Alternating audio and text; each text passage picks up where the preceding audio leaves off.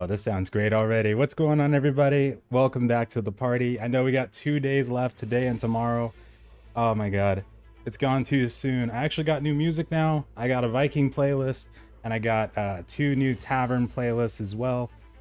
So hopefully those sound better than the usual Celtic ones that I've been spamming the past couple days or so. But let's go ahead and get started. We still got some stuff to do, even though the beta's ending, stuff's wiping. I want to go for that Infinity Crystal, so I'm doing the Great Queef questlines right now, trying to see if I can get that done before the war happens. We got 3 wars today, all happening at the same time. Pretty crazy right now. We're actually not sure what's going to happen there, but we got a pretty good show of force. We got a party split across 3 different territories. Morningdale is mine. Then we got, what was the other one? Ebonscale Reach is being attacked right now by us, and as well as Monarch's Bluff is being defended by us too. So we got 2 offenses, 1 defense.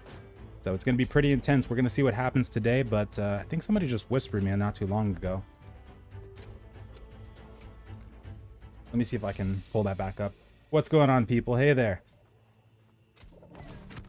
I really wanted to get another piece of gear, like another helmet, because I love this one so much, but I've been looking for a specific type of helmet that I cannot seem to find. I saw it in one of the screenshots, and I didn't even realize until, let me scroll up. You still need the, oh. If you're given some, I'll totally take it.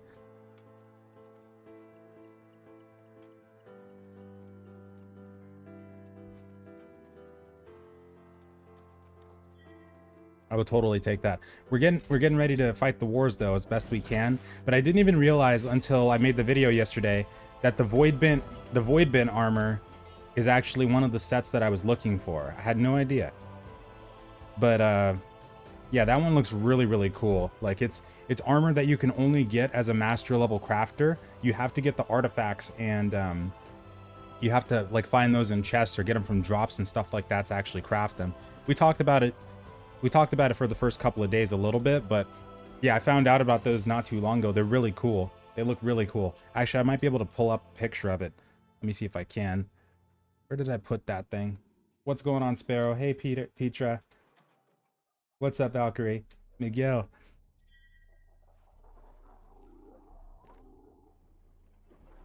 Oh, let me invite you.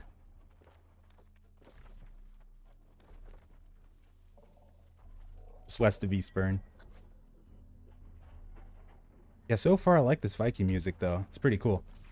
Oh yeah, picture of Voidbent. Hold on. So, cause yeah, when I talked to them a while ago, I know they told me about some kind of armor that you could get that was only going to be craftable if you had a max tier crafter, and that the concept of that was really cool. Yes, this. So yeah, this is like the Voidbent helmet. I saw this one in one of the screenshots that they posted when they released one of the patches not too long ago, when they were talking about some of the unique visuals and stuff that they made. So this is the look of the helmet, and this is the chest piece right here. Now so far, I think this is exclusively heavy, because when I looked on, because New World Fans has this from the database, and when I looked on there, the only Voidbent I saw was this.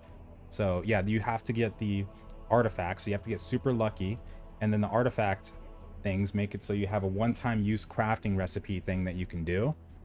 So I think you're gonna need an artifact per piece of the Voidbent that you want to craft, and then the resources themselves are gonna be super tough to get, I bet. But this stuff, from what I was looking at, the like the stats and stuff like that, I think it's gonna be pretty good. I'm super excited to see if somebody can actually make this past launch. That'll be so cool.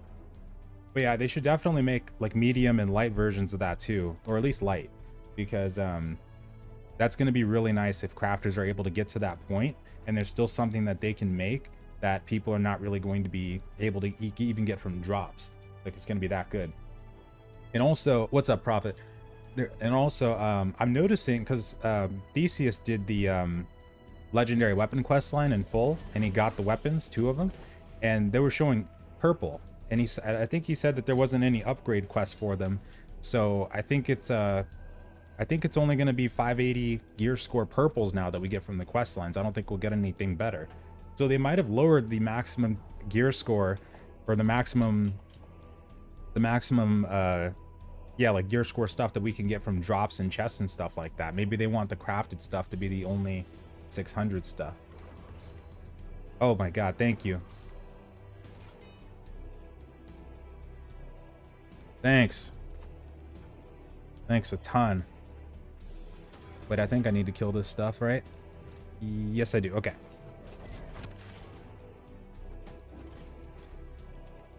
Gotta get this quest done. What's going on, Chris? What's up, Zach? What's up, Call? Who's Father Dante? Are we talking about Devil May Cry here, Dante, or like a different, or Dante's Inferno? I don't know Father Dante, I don't think. I know the other two though. Can the company leader, aka the governor, see how many people have donated? Yeah, the last time I looked at that menu, I don't think I saw anything like that. But yeah, if you were able to see it as a governor, then it would either be on the governor's desk menu when you go there inside the town hall, or it would be in the treasury menu when you first access the company menu. But I don't think I saw anything like that, like how many people have donated or how much people have donated. Waiting all day. I know tomorrow I'm gonna probably start around 3 or 4 because I want to make sure that we're able to go till the end. So I don't want to start early in the morning and start getting tired out by the end of the day. I want to make sure we can go all the way to the last hour, last minute. I'm hoping we can do, because like every time a testing phase ends, or every time we, like during the preview, we had a thing where everybody would gather up in the middle of town. It'll probably be Windsward, and we'll all just like dance and stand around, talk. Just have a like last party kind of thing. Be really cool. So this quest line should lead me up until I get to like Cleves Point, then Mountain Home, then finally Mountain Rise. I think we can finish it in the span of like maybe an hour and a half or so. I'm hoping so, because I want to do those. Trog's got some expedition orbs that he wants to do as well. Absolutely want to do those. What do we do for 30 days? Well, it's gonna, I don't know. We're gonna have to see. I want to go back. There's some things that I wanted to cover before the beta started, but I couldn't. Not before it, but like during it.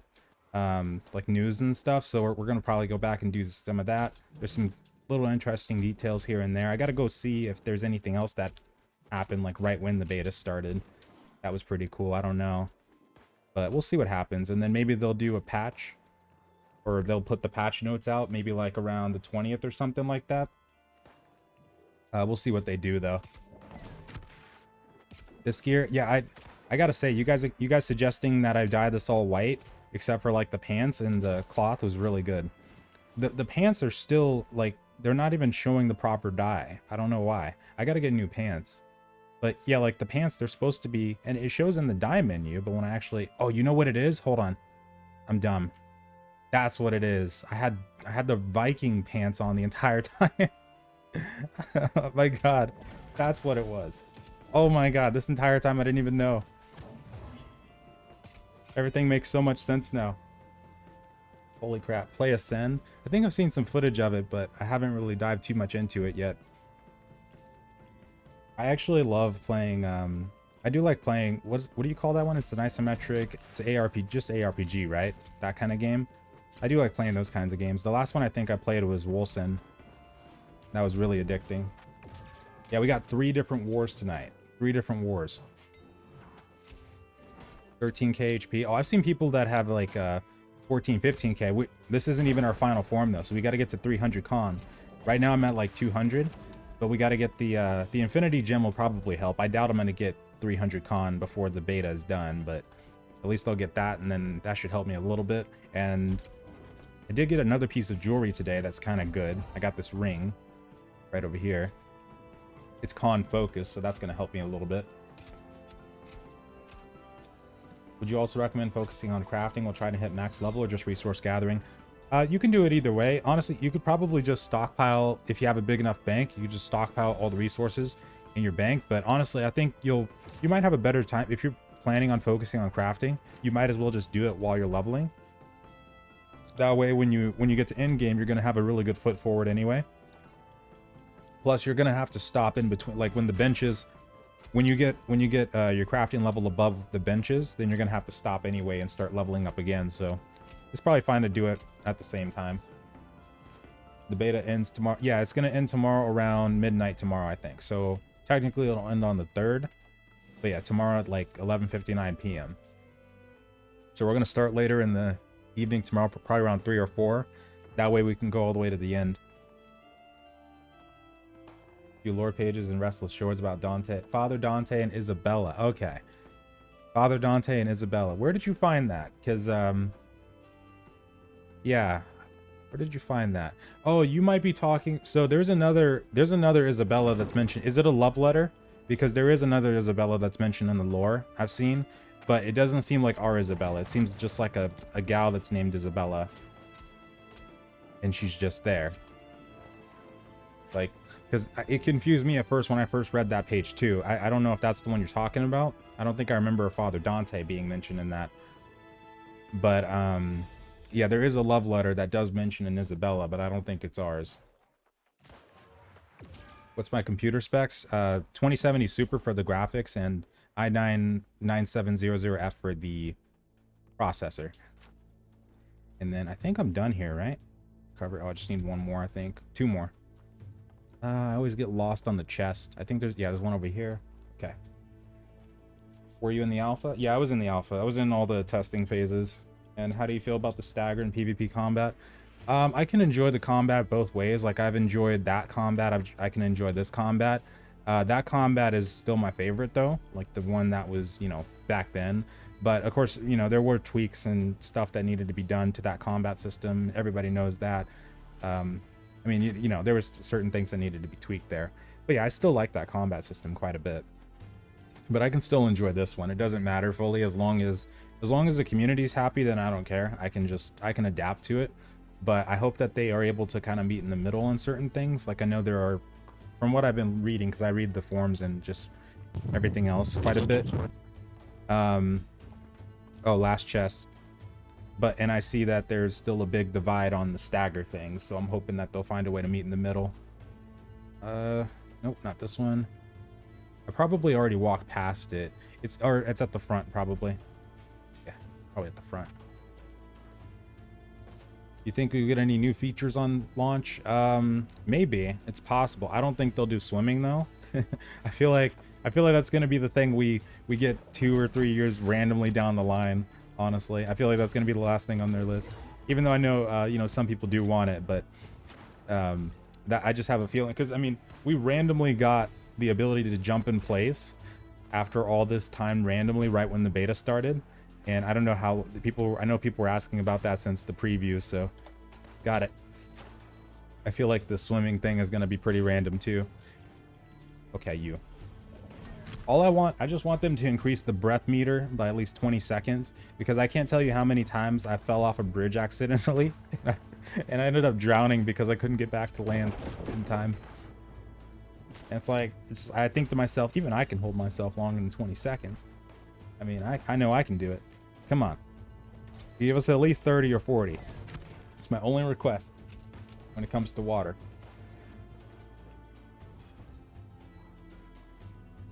Especially the lore. Yeah, I want to find out more about the about that Isabella thing, that Father Dante and Isabella thing. Yeah, where did you who said that too? Where did you find that? That was poke me again too. That was MJ. Okay. Yeah, because I think if that's a love letter, then that's a different Isabella. I've seen that one too. If it's not a love letter, then I'm gonna go check that out. You don't have epic items? I do. Yeah, I do. Oh, and somebody wanted to see my stats. Right now I'm at 210 con, 115 focus, but I'm trying to get up a little bit higher. I'm going for that infinity crystal first and foremost. I need that so bad. You have to do all the quests in the start. No, you don't. You can skip the majority of the side quests. You barely have to touch them. Like I've still got ones all the way down in First Light, I think, that I haven't done yet. Got one there, all across Cutlass Keys. Like, nah. Your main story quest though, you definitely want to do, and if you have any other side quests in the area, then yeah, you'll want to do those too. Did you ever take part in an invasion? Yeah, we did. We didn't really muster enough people to care about trying to actually win one. I've won one before. They're tough as hell, but I did see that some server did actually win one during the beta. That's pretty cool. But yeah, I don't think we'll probably do ours, but we might be able to get people for Outpost Rush though. I'm hoping that after the wars tonight, maybe we'll get enough people to sign up and maybe we can do some of that. And do the stats still scale? No, there's a diminishing returns around the time you get to 300, and that goes for damage stats and constitution too. So everything has like a diminishing return after a certain period. And there's not like a official hard cap, but you're not going to get more than about 500 plus attribute points once you get everything. Once you get all like your maximum tier in-game gear, then you're going to get around 500 attribute points max kind of thing. The key to repair everything at the same time. Oh, just go in your inventory and click on the repair all buttons right down here, or you can hold down R and just left click on everything. It should work the same way.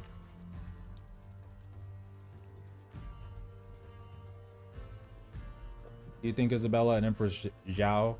Oh, it's Zhou, right? I can never pronounce that properly the first time. Zhou. Or it's technically Joe, right? But I like calling it Zhou because Joe just sounds weird. I don't want to call her Empress Joe, but yeah, okay, so her. So I don't think so. Now there is something in the lore that I saw right before beta started in the not in the like lore like pages, but the files where the Tempest. So the Tempest is what Captain Thorpe labels himself as the master of the Tempest. But I also saw that in the lore there was a page where the Tempest was referred to as a female, and I'm pretty sure it was talking about Isabella. It was specifically the Empress's pages, and she said that somebody in her court said that the Tempest was going to be a special guest tonight, and it said she was known or like rumored to have killed thousands and thousands of men or something like that. So as soon as I saw she, I knew what they were talking about. It was 100% Isabella. Or it could be, I mean, it could still be somebody else, but I'm pretty sure it's Isabella. But either way, the Tempest itself seems like more of a hive mind thing, like we are the Tempest, as opposed to just one thing being the Tempest. Or it's still it could be a dark god. But I refuse to believe, unless they say otherwise, I refuse to believe that Captain Thorpe is the big baddie right now, even though it's shaping up to be that way a little bit, because they blocked off the, like I mentioned in the video yesterday, they blocked off the Merkard Arena. Captain Thorpe is behind there, but the Corrupted Spriggan is supposed to be behind there too. And people were telling me that they are going to add a expedition over there. Like there's a place you can glitch into and you can see an expedition in development. So it's shaping up to be that way, but we also don't know. It's probably going to be Thorpe is going to be the first boss of that one, and then something else is going to be the last boss. So we'll see what happens there.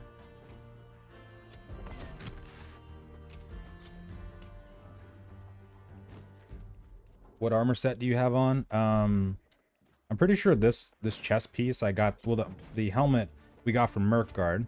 I remember that. We were farming elites up there. The chest piece, I either got it from Wars or an Invasion chest, I think. It was something like that. Let me check it actually, just to see. I need to put a gem in this too. Yeah, Champion Defender. I think this was either War or Invasions. I can't remember if we did an expedition right before I got this or not. But I'm going to start keeping notes of that too once we get to launch. I want to know where exactly we get some of these pieces from. I still don't 100% know where I got the shield from, but I did see that I didn't have it. I apparently didn't have it after I did Lazarus, so I think I got it from somewhere else. This tower shield.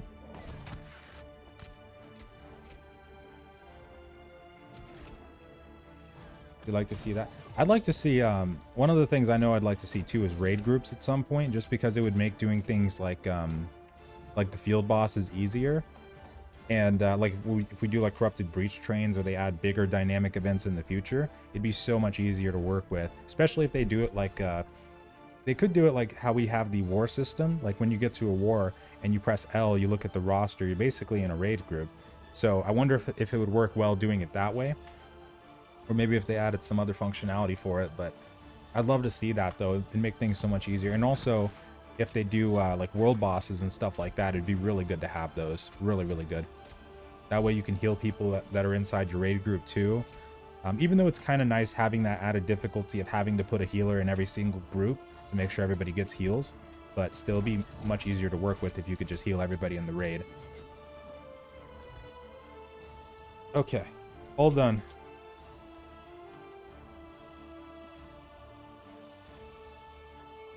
if you use trophy buffs in your house during the process of levelings. I would if I could, but I never even got a trophy while leveling. But if you're gonna do it while leveling, if you get one like at launch, I would totally get the corrupted one. And then also, you'll probably fight a lot of lost on your way up to, you know, level 60. I'd say you're, well, in the mid game area. I'm trying to think about if we fight a lot of ancient guardians before then. I don't think we really do. I don't think we fight a lot of angry. I don't think we fight a lot of angry earth either until we get to around 45 to 60. But I know corrupted. I would use that one for sure. And then I think I would use the lost after that. If you're talking about any trophies you would use. But definitely corrupted though. That'll be useful not just for the portals, but also like Merkguard and other places like that too. And spear bow. Oh yeah, spear bow is pretty solid. Yeah.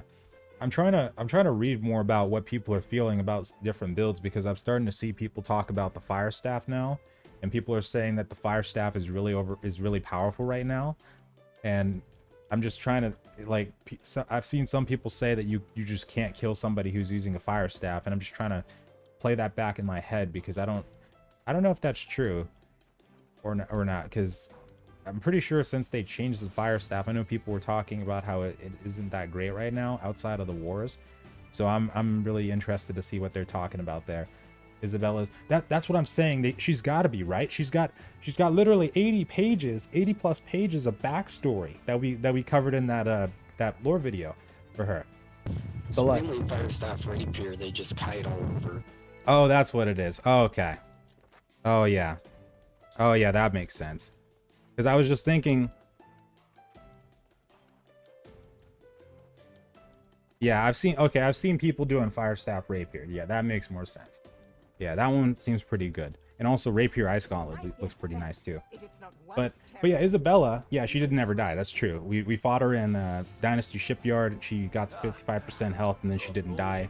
So I think it's absolutely going to be a thing where she comes back. But no, with Thorpe though, you're absolutely right, J.A. I think she's supposed to be the main antagonist because she's got so much backstory already embedded in the game. And then Thorpe, he's just, you know, he came with us. Isabella got here way before he did, as well as the Empress too, I'm pretty sure. So I can't see him being, unless something weird happened when he I don't know, when he got corrupted, but I just can't see him being the big bad right now. I don't know. We're gonna have to see what they do though. We're gonna have to see. But like just power wise, I feel like Isabella's more powerful though. Just based off of like I mean she directly, like all Thorpe did is Thorpe came here to the shoreline. He died on the beach. Isabella, she went all the way from the beach all the way up to Merkguard. She built that entire castle that's up there according to the lore, and then she got from what I'm understanding, she got personally corrupted by the heretic too. So I think that she's probably got more power than Thorpe does. How do you see them adding content patching? No, they'll probably patch it in. I think they'll even do. I think they're probably going to slow down on the zone adding, more than likely, especially after the stuff they've been talking about, like in the conversation I had with them. They'll probably slow down on that. Probably slow down on the weapon adding too, but they'll probably keep doing patches and stuff like that though. They seem like especially after Crucible got shut down, they started speeding up a lot in content adding and stuff like that last year. Oh, I'm sorry, this year. So I think they'll probably continue that to a degree and probably patch a crap ton of stuff in. So I think it'll probably take like 2 or 3 patches for us to start getting you know, a decent chunk of more content, but I think it's coming. There's already talks of well, there was already data mine weapons, but there's already talks that there might be multiple weapons coming in within the next couple of months. I've heard a little bit about what might be happening right now, actually, in terms of testing, and it sounds pretty interesting. Do you plan to put a nature gem on your weapon? Oh, this one I can't. I actually can't, because there's a chain perk on it. You know, this beam that is forming whenever I attack these mobs and is traveling between them and hitting the other wolf. If you have a perk like that, then most of the time it won't let you put an elemental gem inside of it. I have seen weapons before that have the gem already in there, and they also have the chain perk too. But yeah, if I try to put like a amber gem in there, it's not compatible. See how it doesn't even show up like that? I legit can't even put it in there, and this one's cut too. So it's because of this perk, the chain void. That one. But yeah, I've seen an expedition reward that already had both the chain fire and the fire gem inside of it, which was really interesting. Can you click on... No, you can't inspect people. Nuh-uh.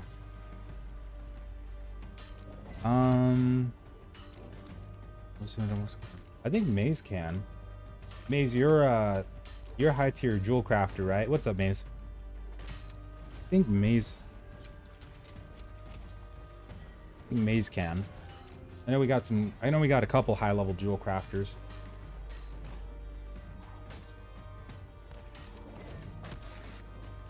Axe, hatchet, light armor for DPS. I've seen a couple people do that. It seems like it's a dangerous thing to do in territory wars, but in PvE situations, though, it seems like you'll get a decent chunk of DPS doing that because of the 20% bonus. So that's definitely worth a shot. And yeah, I'm interested to see what happens on launch. I want to, because they'll probably nerf this build to a degree. They'll probably do something because they gotta retweak the life staff anyway, more than likely, just based off of the feedback that they're getting. They've been retweaking the crap out of it though since the preview. So I don't know what they're gonna do there, but we'll see. But if it does like get nerfed really hard, then I might try Dex Fighter. I really enjoyed playing with Dex weapons. They're so fun. Either that one or I did really like doing Berserk kind of build too with the hatchet great axe. It was really fun. It seems like it's too powerful now though. Like it's a little too crazy, so I might try something else. We'll see. Thank you so much, Petra. What kind of weapons? Apex? Oh, okay. So if what they're saying is true, then the conversation that I had with Amazon Games where they said that I did mention one of the weapons that would be coming next, that is definitely correct. If what they're saying is if what I heard is true, it's a ranged weapon, and we've already seen the footage of it. If that gives you any hints. And the second one is one that has been data mined too, and it's gonna be a magic weapon.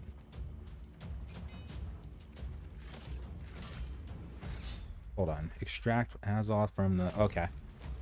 Oh, the statues. Oh yeah. Got it. When will the beta close? Midnight tomorrow. Or not midnight, but 11:59 p.m. tomorrow, technically. Statues. Oh yeah, over here. Here we go. The Warlock. Yeah, hopefully. There's got to be something done there for the rubber banding that tends to happen when we all get bunched up like that. Commented on all the feedback. I don't think they have yet on the stagger stuff, but I'm sure they're aware. I haven't looked at the known issues list again to see if it's on there, but I'm sure it's somewhere. They'll probably try to find a way to meet in the middle on everything that people are talking about, but we'll see what they do.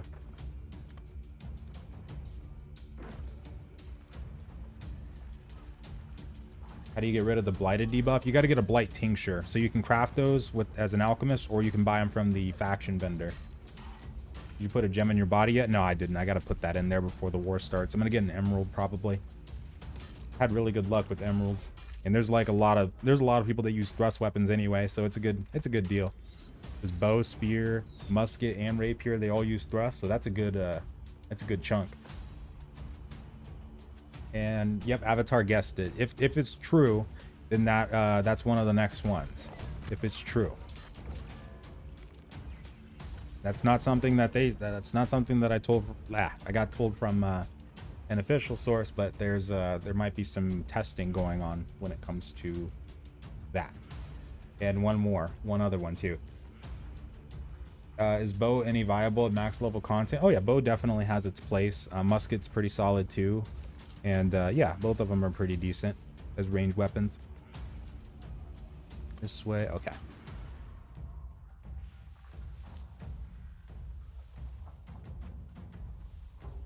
Yep, Jap guessed it. Ghoulie guessed it. I don't know about dual. Tyler also guessed the other one. I don't know about dual pistol. Or I don't know about dual weapons though. But yeah, we'll see what happens there. I'm really interested to see how that goes. Max 20p in your weapon? Wait. Oh, you mean oh, okay. Max 20 points. Not very long. Probably a couple days or so. Actually, you're getting a stupid amount of weapon XP right now from doing Dead Man's Cove.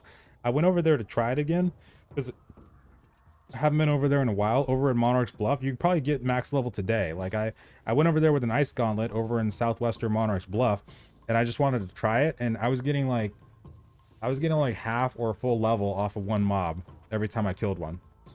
It was ridiculous. I think I got level 6 right now. 5, yeah. That was from about 3 or 4 mobs over at Dead Man's Cove. That was nuts. And then also, I've normally farmed at other spots on the map. Like at low level, I tend to farm over at like Shattered Obelisk or Amrine. But there's other spots like that in the future that you can probably go to as well. Like other elite zones that'll probably be really good. I bet in Restless Shores, this area might be pretty decent. Eridanus, but it's super difficult over there because those dryads, they fight like demons. I don't know about wands. I don't know about those, but that would be interesting if we did get those still. Best pairing with the big boy axe. If you're doing group PvP, Warhammer is really good for CC and supporting the great axe, but for all of the situations, Hatchet seems pretty solid right now. You get a lot of DPS doing that. What gem would you put DPS Hatchet great axe build? Oh, I would go with because the gem that we talked about last time, there's one of them that has like an execute mechanic on it. Which one is it? Is it it's Emerald, yeah, the opportunist one. Since I think both the hatchet and the great axe have passives and stuff like that that benefit you when you're hitting a target at low health, so I'd probably go with the Emerald if you're not going to go with something elemental based. Is Great Cleave all snow? Yeah, it's all snow for the most part. There's also like full-on corrupted areas, but yeah, both Great Cleave and Shattered Mountain are like mostly snow. And there's also the Blighted Wilds. I think there's other spots like that too, in Shattered Mountain in the northeastern side, that are more grassland areas because they kind of connect into Eden Grove. And I need to get, oh, the ancient statues. Okay, it's at the top, I think, right? There only being one healing option. Oh, you mean the life staff? I think they'll probably do more healing options in the future. I hope they do. I think I don't know how everybody feels about it, but when I made that video about the conversation that I had with Amazon Games, and I talked about the Bard playstyle, just a weapon that is support based, that doesn't really do any healing, but just one that's up on the top of a building, I think, and one oh yeah, that's... oh, okay, yeah, it's up there.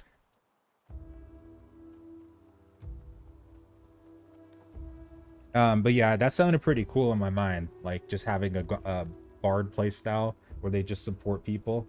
They can just buff their defense, their attack, and stuff like that. That sounds so cool.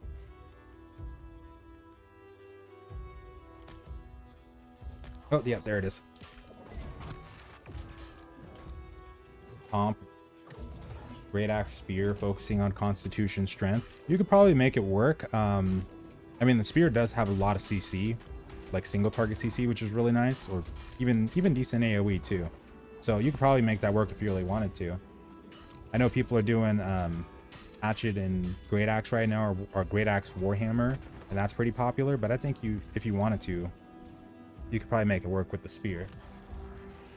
What time is the war? 6 o'clock for the first 3. Like there's going to be 3 all at the same time. So in about 2 hours.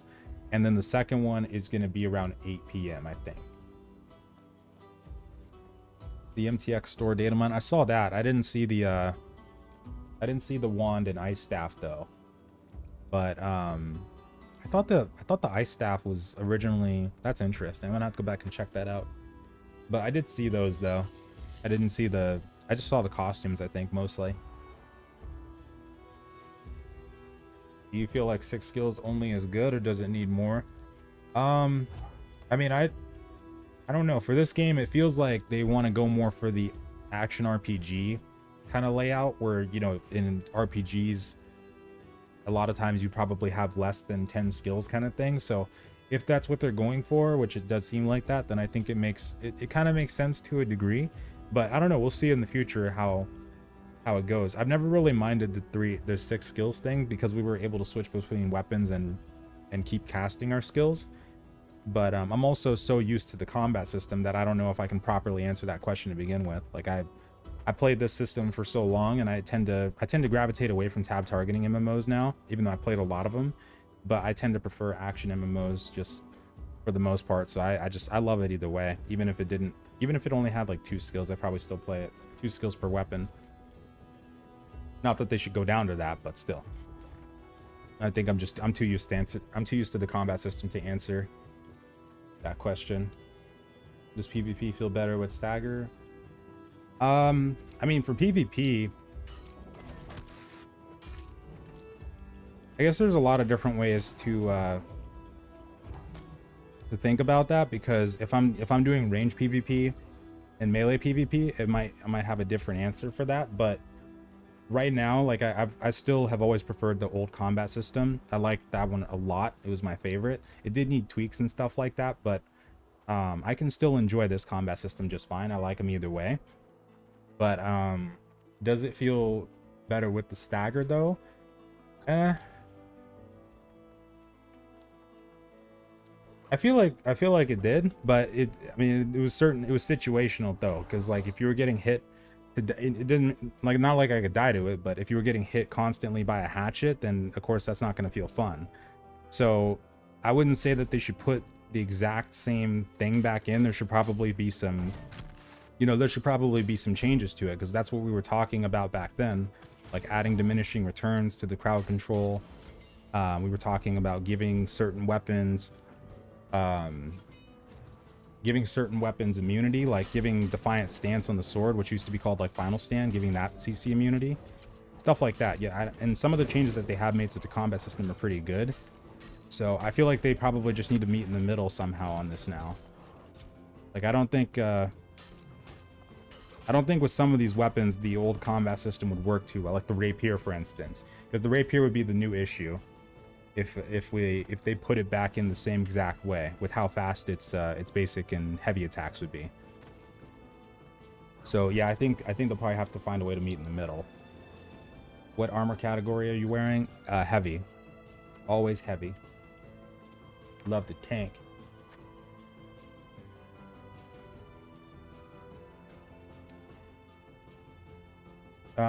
Being people getting the end game. Well, for a while there, like for the first couple of days, it seemed like it wasn't going to be that bad on the leveling side, like it was going to be slower. But then the territory town project thing happened, and that kind of shot everything out of whack. So yeah, well, I mean, we're going to always need more content no matter what. That's going to be a thing that needs to happen regardless. But I hope that they do have something planned for that, like a new leveling method, and also maybe bring back mob farming a little bit, like rebuff it a bit. On the gold gain side too, which would be nice. But yeah, I don't know what'll happen there. I think in its current state, it might get a little tedious, but we only got to do it one more time though, so at least there's that. Just one more time, no wipes.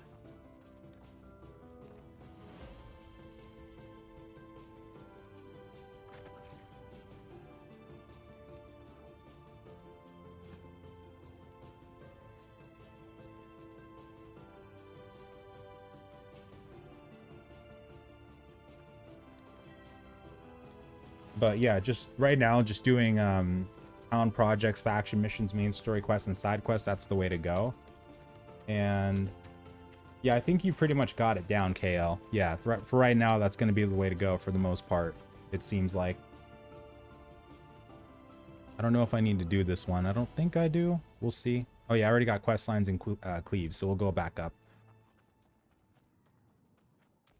They will add a percentage cap to joining factions and release.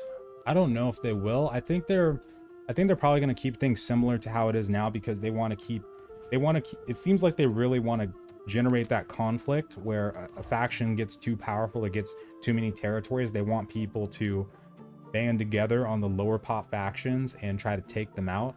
I think they want that that conflict, so they might try to do something else. I know previously though, we've talked about different things, like if they were to add bonuses to the underdog factions, like maybe it could show inside the faction selection screen too, where you get maybe bonus XP for being in that faction, something to kind of get them caught up, so to speak.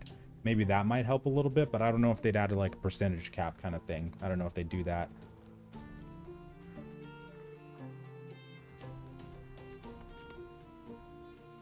Is the paladin build good for PvP? So it's good for staying alive. And one thing that I can't stress enough, because I've seen some curiosities about this, it's not really a build that's built to do damage. Like it's as tanky as you can get, while also being capable of healing. So even as far as like regular tank standards, in terms of, you know, tank that goes con strength, it's probably still not going to do as much damage as something like that. It's way more on the mitigation side and the healing. But in like territory wars, when it comes to staying alive, yeah, this is a really good choice from what I've seen. Ah, the ties that bind. I remember this quest. Okay, I think we can skip to Cleaves Point. Oh wait, I'm gonna do that one. But yeah, in territory wars, it's pretty solid for holding a point down, as well as even fighting off the point, because you have your own heals that you have access to at that point as well. So yeah, it's pretty solid for staying alive. And especially for expedition and PvE tanking. Stealth-based knife weapon. Well, they actually do have, well, and I started thinking about this when I first started testing this, but they do have a system where, like, if you crouch down, I might be able to test it. You can actually, like, walk up on a mob, like, sneak up on it from behind. And it might be easier to do when you're prone, too. But, like, if I, like this wolf, for instance. Like, how it aggroes on Salty, but not me. I used to test that out in the southwestern portion of Dynasty, Ebonscale, because there's a lot of different corridors and like elite mobs over here. So I was testing that out over there, and I found that out, which was really cool. But I think they might be able to do something like that in the future. But I don't know, when you start talking about stealth though, you know, across all games that do it to a certain degree, I think they'd have to think about how to balance that, because I don't know why. Well, you know, most of the time when you look at rogues in other games, they're capable of doing ridiculous amounts of damage in a short period of time. So I don't know what they'll do about that. It would be a really interesting concept to see, though, as long as it's balanced. I don't think it'd be that much of a problem if they don't make it where like they're capable of doing 500% damage with the backstab that automatically teleports behind you and hits you. I think they'll probably be okay, but I'd like to see what they decide to do on the balance side with something like that. That'd be pretty interesting. I'd be totally down for it, though. That sounds fun.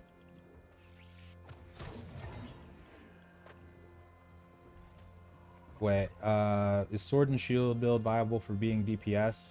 No. I mean, you can go Sword and Shield DPS if you want. I just wouldn't really recommend, like, it's not. Okay, so if you have a choice between taking somebody with a rapier musket and a sword and shield and anything else, and you're using the sword and shield as like a main weapon for DPSing, you're probably going to get more bang for your buck out of doing the second choice, the rapier musket.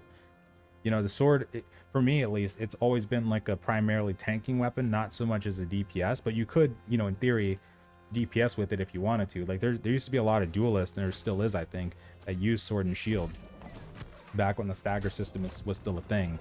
But it's just not something that I would, you know, I would do over another choice if I wanted to truly try to DPS something. But yeah, DPS can be pretty decent in PvP for what and whatnot, though, from what I've seen. And you got that extra CC. The skills used to be a lot better on the Swordmaster side. Like the reverse stab used to be a two hitter instead of just a one hit thing, and the leaping strike had a really good passive that I like called charge strike, but it doesn't have anything like that anymore. Musket or bow for PvP, both are pretty solid, but yeah, it's completely up to you on that. Dex fighters have a lot of pretty decent combinations, and you can do, if you like musket rapier, or you like rapier, you can probably do musket rapier. If you like spear, you could do bow spear instead. But yeah, both are pretty solid. Do you think a wilderness style area where you lose your gear on death would be a good addition? I think we're probably past the point of people accepting something like that. Yeah, I don't think they'd.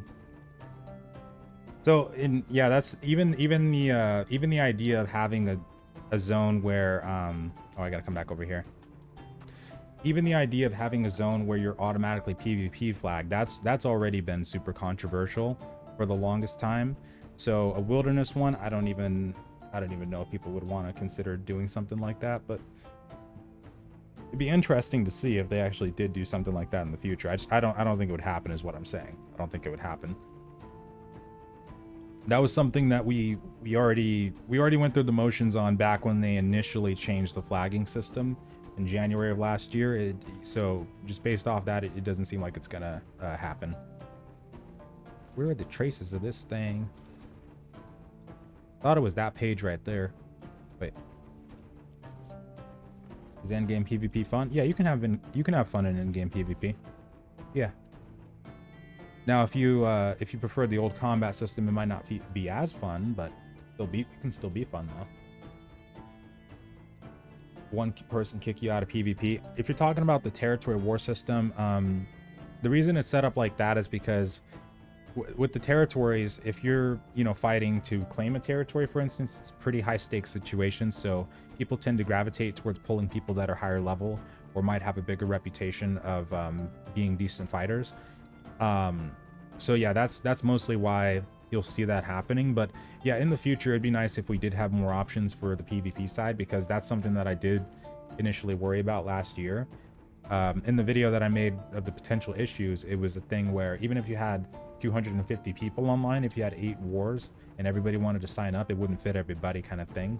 So yeah, we'll see what happens there. But that's why, though, that if you got kicked out of a roster for territory war, that's why the stakes are just super high. And on defense, it's even more so, because if somebody's not doing something correct, or like you have 5 or 6 people that aren't doing something correct and you lose the war, that's it. You gotta start from ground zero, and attacking is a lot harder than defending in those territory wars.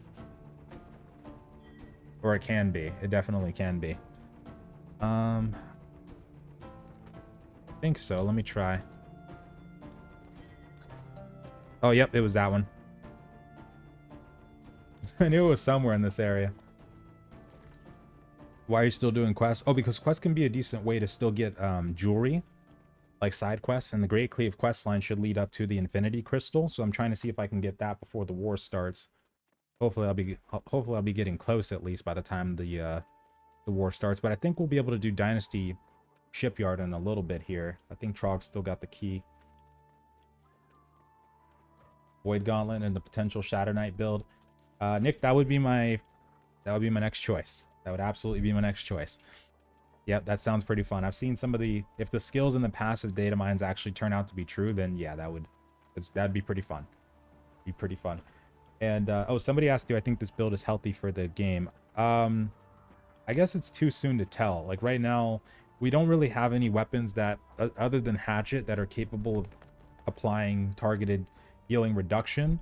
So the only thing that does that is the infected throw, and it only lasts for 5 seconds. So if we had more options for that, then it probably wouldn't be as bad. But it's kind of similar to the Hatchet situation in the preview, where if we had the Rapier back in the preview, there might not have been nearly as many people saying that weapon was busted. So this kind of build might be really powerful right now, but I think once they tweak it some more, because really the life staff is probably what they're going to tweak the most.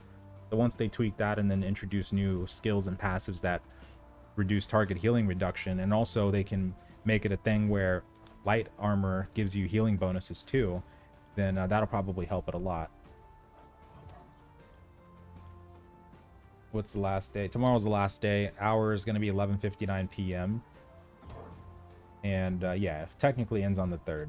But yeah, the build itself, yeah, I think they'll probably tweak it or nerf it. It doesn't matter to me, honestly, if they do. Like, I'm just having fun with it. I'm just happy that we were able to even build something like this. It was really fun. But yeah, if it ends up getting nerfed, then I don't think it'll be too bad. They'll probably nerf and buff, like just like they've nerfed and buffed different weapons and combinations throughout the years. They'll probably do the same with this, and then we'll see what it ends up as. But yeah, Great Axe is probably gonna get the hammer for sure, though. Yeah, that one probably is.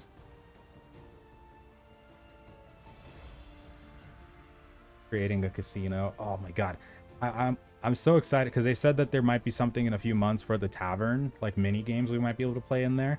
I'm so excited for it. I really hope there is. I hope we can bet money too. That'd be so cool. Oh wait.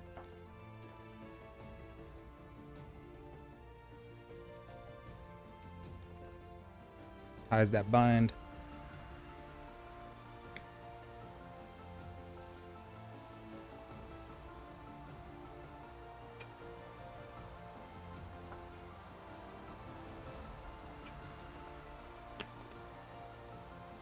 Oh, you joke that you're gonna switch sides when the game comes out. Okay. Yeah. Okay. So, you know, some people can be pretty patriotic when it comes to the faction thing. So that's probably all that is. It's like if you went into faction chat in like Covenant or Syndicate or even Marauder and said that you were gonna join, you know, you said that another faction was great, then you probably start up a storm in chat. But yeah, I wouldn't take it too personal. It's probably just a patriotic thing. That's kind of funny. I mean, that sucks though, but it's kind of funny that they actually did that. But they might not have known you were joking too. Who knows?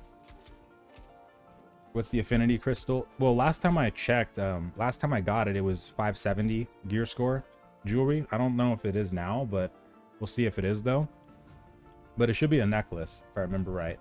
Pretty decent one too. I think a decent one for a tank. Great sword. Oh my god. Yeah, I wouldn't even be playing this if we had great sword. That's the one that that's gonna be the be all end all right there. That's the one that I'll play forever if they introduce the great sword. Absolutely. You think fire staff needs a buff?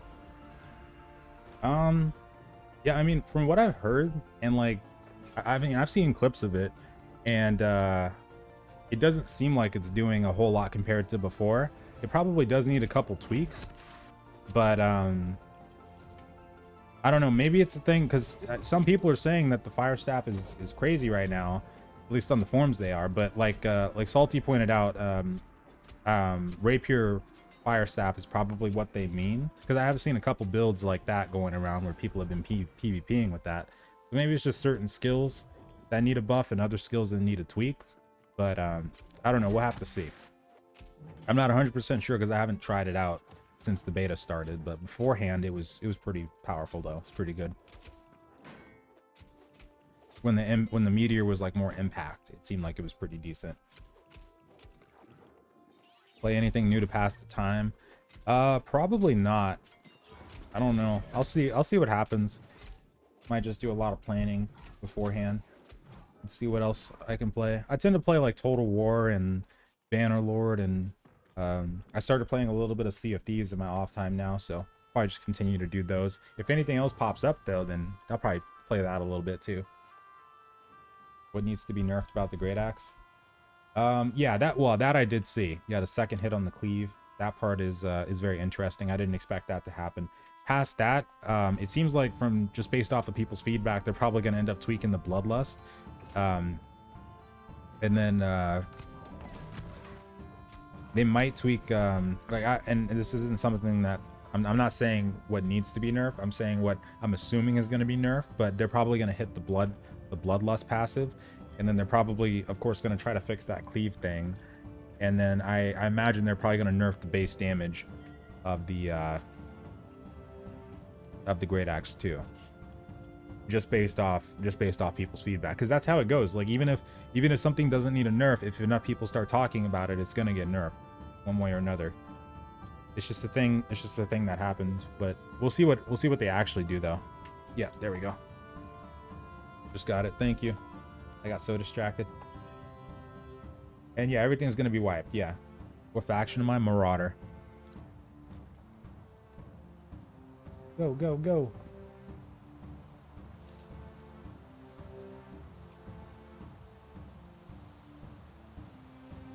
Fire staff does mad damage.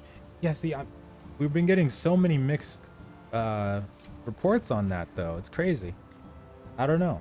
Like when I watch the videos though, it looks pretty good though. It looks pretty solid. It doesn't seem like it's doing as much damage as before, but we also don't have everybody we don't have everybody at the same builds that people had before, where you know they were capped out fully in, and they had really good perks and stuff like that. So I don't know. Maybe it just hasn't reached its full potential yet, but it's starting to, and that's why people are saying it's kind of busted. But I don't know. We'll see. We'll see though. So yeah, they might end up nerfing Firestaff a little bit too, because I did not expect to see. I saw that thread on the forums, and I didn't really expect to see that one now. But if they're talking about like Firestaff Rapier or Firestaff Ice Gauntlet, then maybe that's something that they'll look at instead, as opposed to just the Firestaff. But I still like the Rapier overall, though. It does seem like a pretty well-rounded weapon. And I noticed that people tend not to really talk about Rapier by itself as much. Like they tend to not really say the Rapier by itself is overpowered, at least from what I've noticed. But like it just seems like a really solid weapon. Travel to breakaway for it. Oh, the rainbow one, I don't think we need to do that one. I think that's the one we can skip. Wait. For rainy day. Okay. Yeah, I think the rainbow one is the one that gives you the armor. So I think we can skip that one and keep going. And then once we... Okay, yeah, I think so. I think we're good. Okay. What gem do you have in your life staff? Oh, it doesn't have a gem slot. But if I did have a gem for it, I put diamond. Crit damage from passive, so pokes can hit hard too. Yeah, that's a... I'll have to look more into the build itself though, because that's what I'm mostly seeing though, is like when you combine the rapier and the fire staff, that's what people are saying it's kind of super powerful right now. What's the dungeon that has all tier 5 legendary drops, one of them being spear? Probably Garden of Genesis. Both Garden and Lazarus I think should have legendary ones, the name ones. But actually I have the picture. Hold on, let me see, because I took a picture of the Garden ones last night. Let me go see. Pretty sure it is... Yeah, it's Garden. I got it here. Necklace, bow, earring, sword, and spear. You using the paladin build? Yeah, I'm using the paladin build. Always.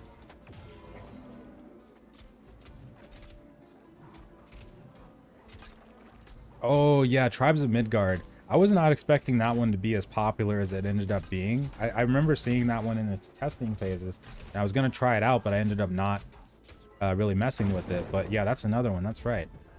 Was kind of curious about that one.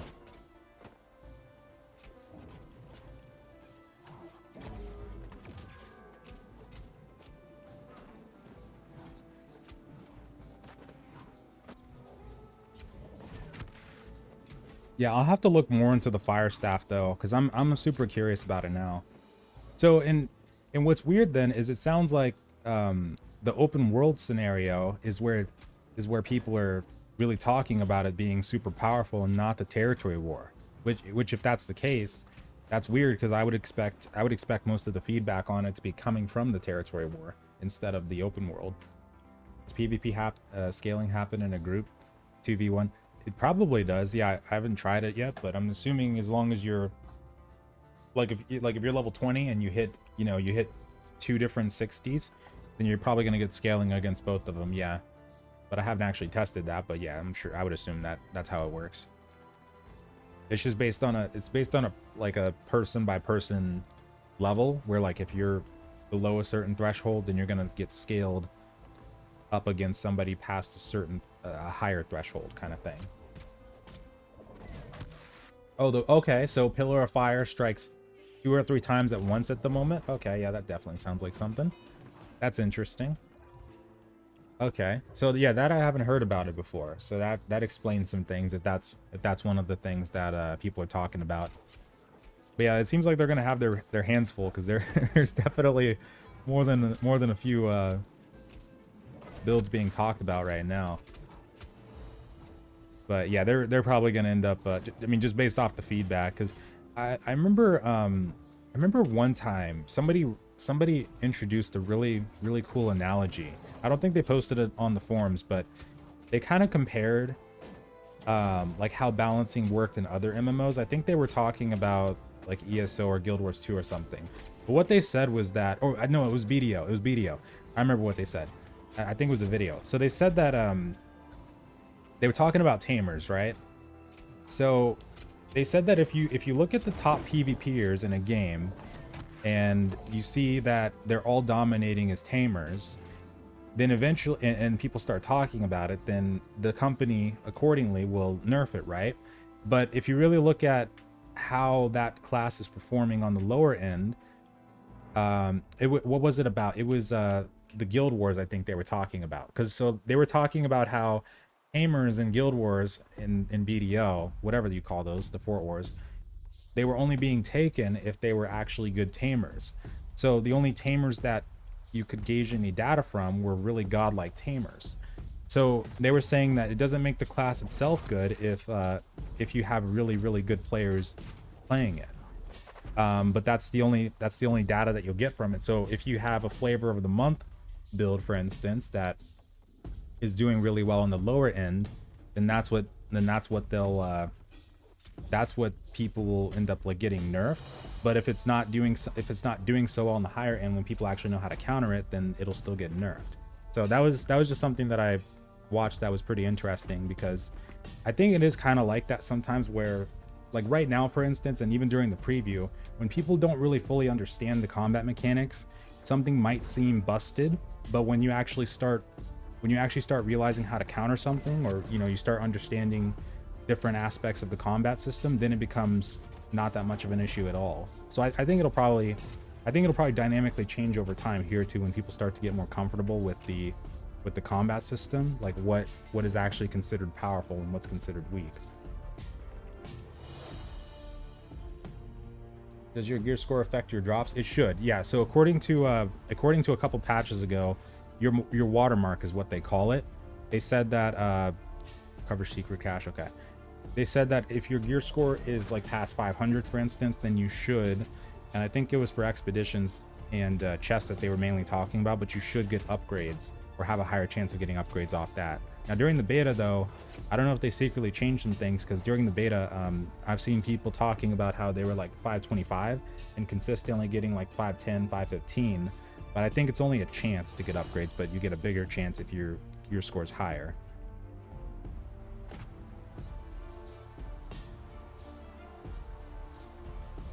But also, like for the healing thing, yeah, once they introduce, because that's the one thing that I did mention in the video, is that for that build specifically, using the infected throw might help it a bit, but they probably need to introduce other weapons that have target healing reduction too, to kind of help it a little bit more. But using Ice Gauntlet, you probably could, yeah. If you're talking about using Ice Gauntlet then Life Staff, that would be interesting. Yeah, I mean, that would be basically like a pure healer would do. But yeah, if you want to do Sword and Shield and Ice Gauntlet, yeah, that'd be a fun one too. I don't know how effective it would be in comparison, because I think when you're using the Ice Gauntlet, well, you'll get a lot of AoE out of that. Actually, that part would be pretty good, and you'll get Entombed. But on the tanking side, I don't know if it'll do as much for you past just using Entombed.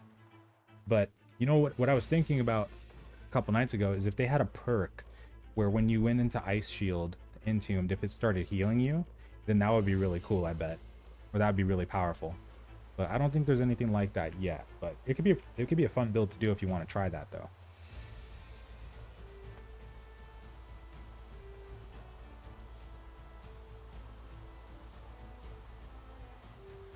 Dual daggers. Oh yeah, that would be interesting to see. Yeah, if they end up doing a stealth build like that, I'm gonna. Oh yeah, I gotta find a secret cache. Let me see. I always get. Thank you. I always get super distracted doing these. Thank you. Appreciate that, Adam. Thank you. Character customization isn't much. Yeah, they'll probably make some changes to that, or continue to make some changes. Since the preview though, they have made additions to it. Like they gave us all the tattoos and more eye colors and more hairstyles and things like that. But yeah, they'll probably periodically change that over time. I don't know if it'll ever get to the point of like, BDO kind of character creation, or I think Swords of Legends Online had a decent one too.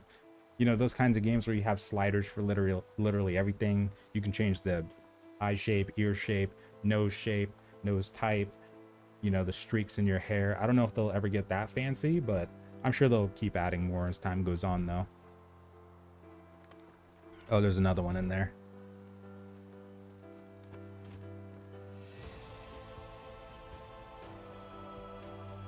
I need 2 more. Freaking whoops. 2 more.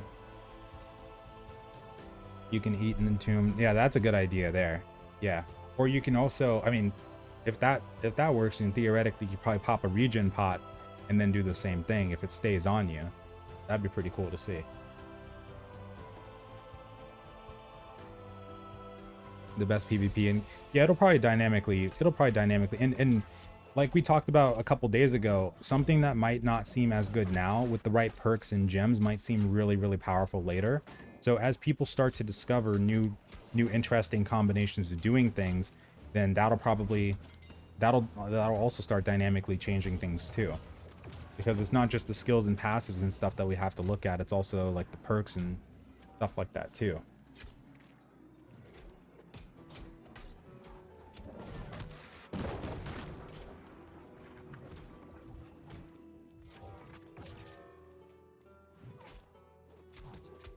Okay, I need 2 more.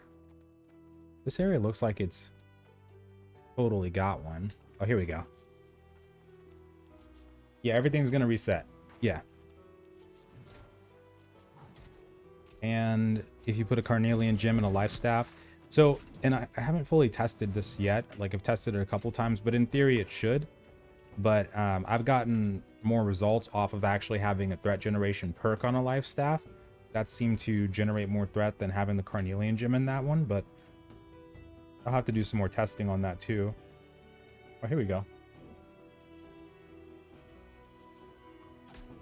It's more of a tank that happens to heal. Like, you're not going to be doing you're not going to be doing as much heals as you would be on a pure healer. Now, if people were standing like right up on you though, you could probably keep them up, but it's kind of risky to do.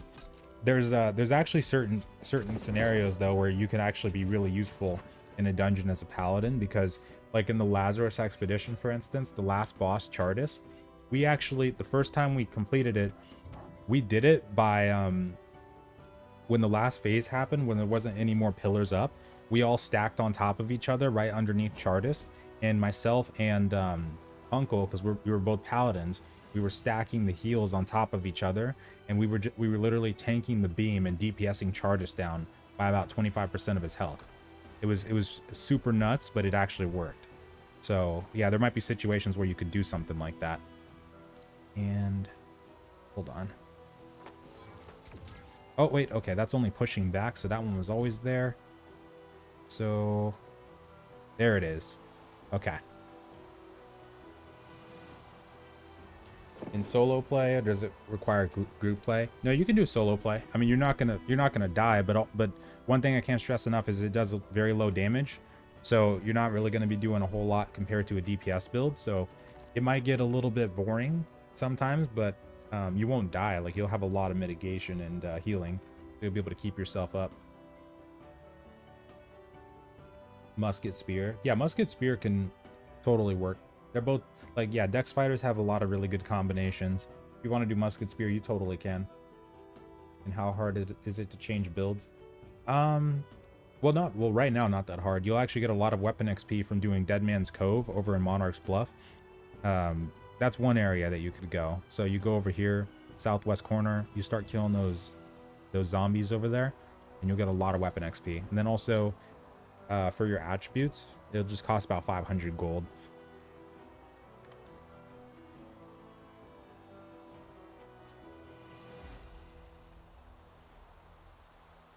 And do you do much solo damage? Yeah, no, it's not really built for doing damage. It's more for the damage mitigation and healing on top of each other. And like in Territory Wars, our job is to sit there on the capture point and act as the front line along with the other tanks, and keep ourselves healed up and keep them healed up too if we can. And then you push, occasionally a push up forward and push your front line on their front line kind of thing.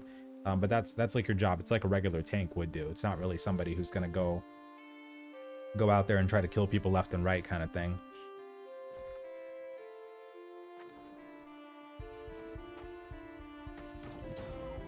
Oops, what? Wrong button. And yeah, attacking from behind is considered backstabbing, so that would give you a guaranteed crit. Wrong.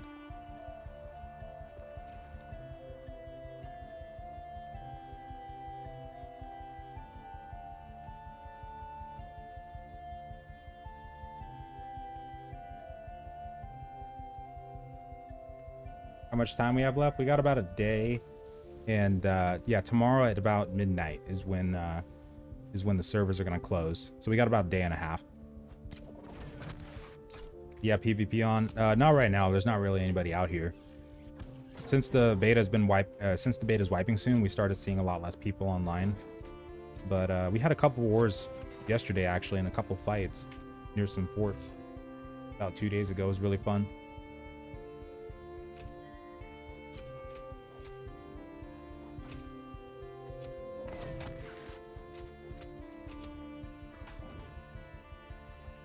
Awesome.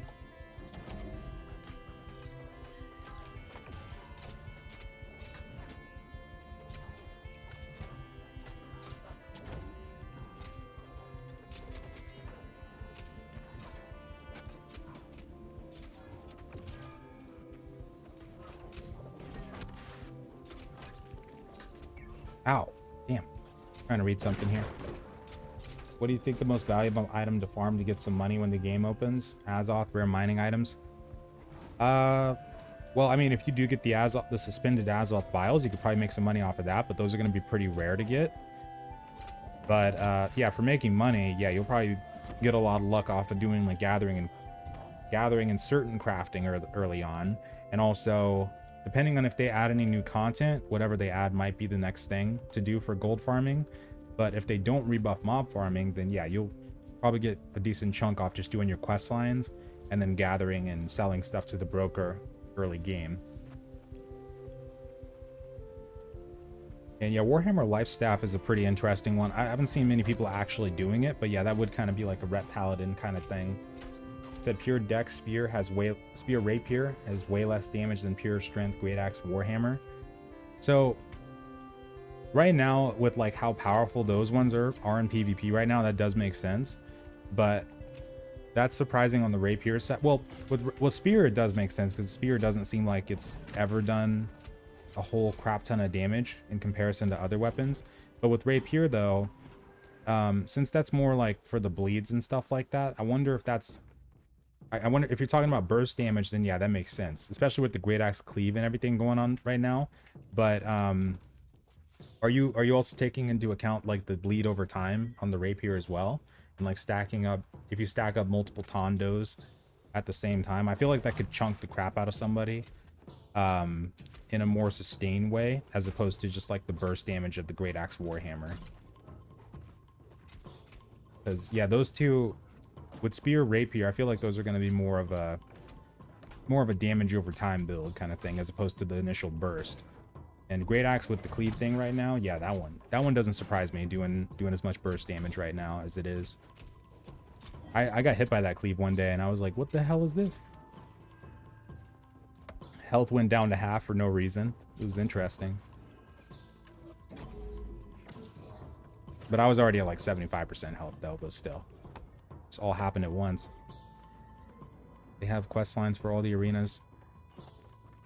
Oh, I didn't even notice that. Salty, that's cool. But he's got the Ret Paladin build too.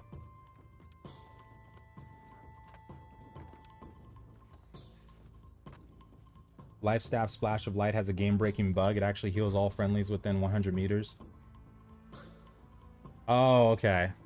Yeah, because I know they just changed that too. Like was it in the beta or the patch right before it where they nerfed the range on that? But that's interesting though. So I guess if you get like 5 different people with life staffs, then you can just keep on spamming Splash of Light. I think we've seen that happen a couple times though. Like with like 2 or 3 life staff users, I don't think people have been doing that in bulk in these wars, but that's really interesting. All the arenas but the corrupted ones. Yeah, it seems like it with the corrupted one. I've heard that they might be doing an expedition.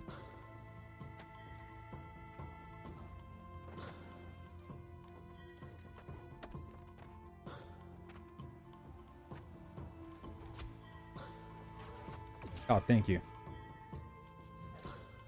Mob grinding spots for 25 to 27. Yeah, I mean, Dead Man Cove, like we were talking about for the weapon XP, if you get a group together, you could probably get some decent XP out of that. But I mean, mob farming in general right now isn't doing too hot right now as it used to. But yeah, Dead Man's Cove might be pretty decent though, if you try that out. Which weapon has the longest stun? Probably Warhammer right now, because they just bumped that up to 2 seconds on the shockwave, and then no, actually shield bash probably. So yeah, probably sword, because spear is like 1.5 on the vault kick, right? Yeah, and then Warhammer, we got shockwave, and the other ones. So yeah, I think sword's shield bash. When you get that upgrade, it's 3 seconds. Oh no, I'm good now.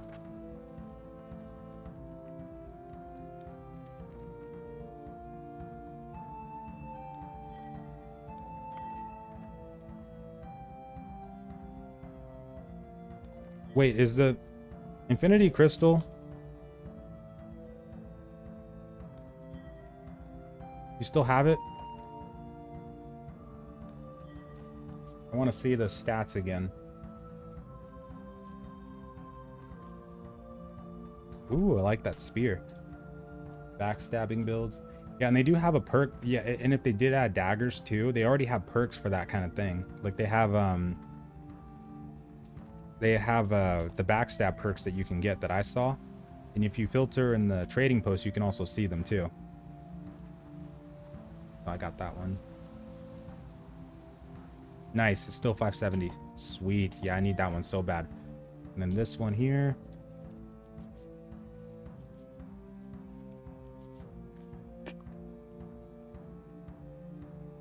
Yeah, there's a quest for the Dynasty Tuning Orb. It's called, I'm on it right now. It's called End of Her Reign over in Ebonscale. So you have to do the, I did the quest that told me to kill the pirates and then told me to gather up all the shrines. And I didn't have to do Flower for the Departed.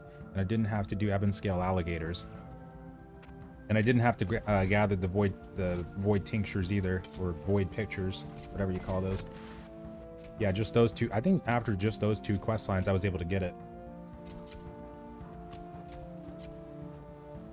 Weird or quirky builds. I've always loved Musket Ice Gauntlet and Rapier Ice Gauntlet. Those are like the 2 that I've always wanted to fully build a character for, but I haven't been able to yet. Yeah, those are really, really cool builds that are kind of quirky and weird. You go intelligence based on those and you'll probably have a really good time. I hear they're doing pretty good right now for the people that are doing it, like the Rapier Ice Gauntlet. Probably doing really good.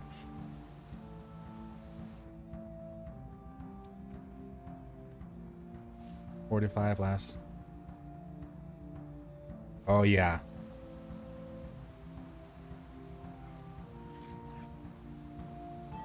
Thank you. I absolutely need that. Okay, I need one more of these. Let's see.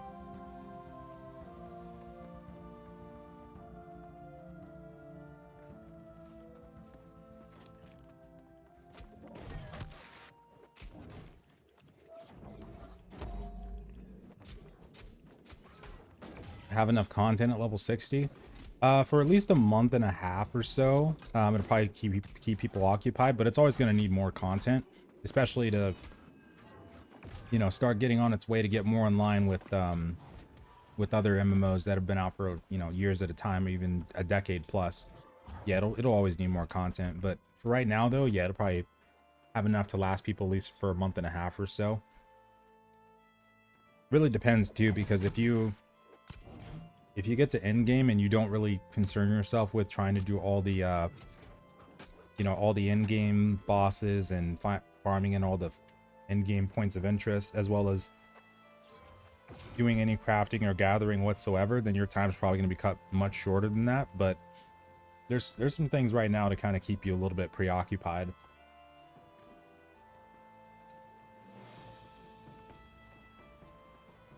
And yeah, after tomorrow, we'll have to wait until full release unless they decide to do some scale test or something like that. But yeah, for the most part, we'll probably have to wait until August 31st.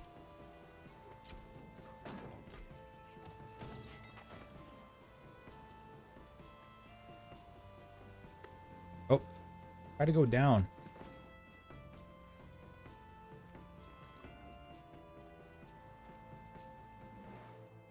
Found it.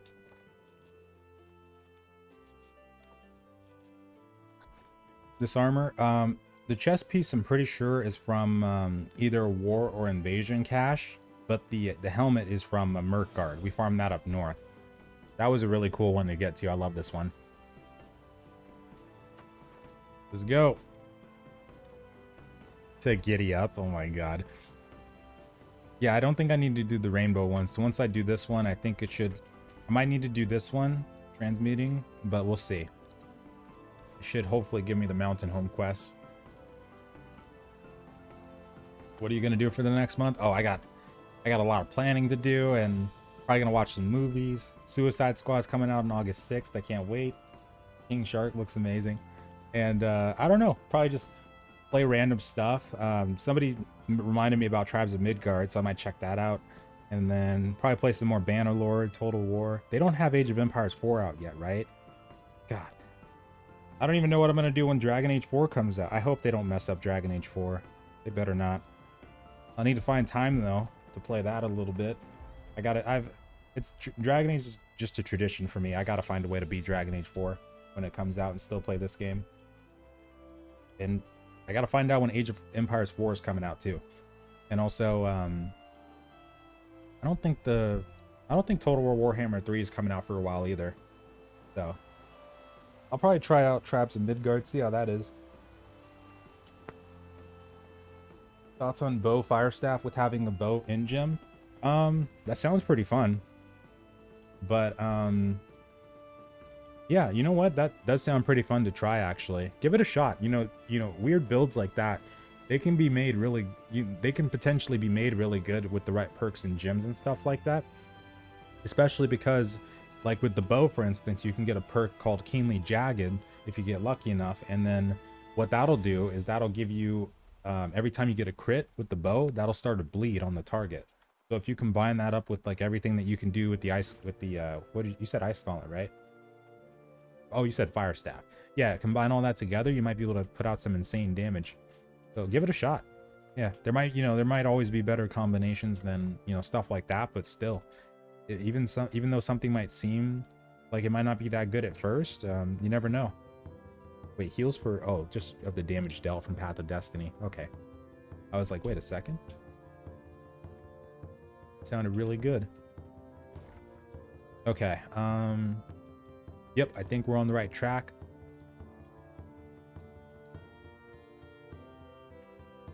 Are you basically playing Paladin? Yeah, for the most part. The corrupted don't go near them. What's the difference between the greens, purples, and yellows? Not much. It's just on the lore side, there's differences there, and then on like the visuals of the faction armor, when you get to the tier 5 portion, there's differences there too. And there might be differences all the way through, I think, actually, when it comes to the armor. But I don't know if they have the Plague Doctor set at the lower tiers or not. I just seen that when you get to tier 5 it's Syndicate, you have the Plague Doctor set there, and then for the Marauders we have like this warlike kind of set.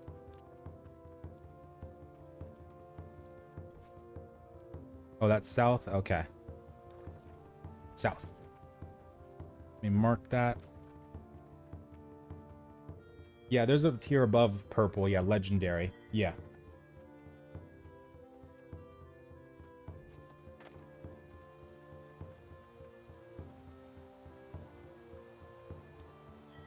I'm so curious about the Ret Paladin thing.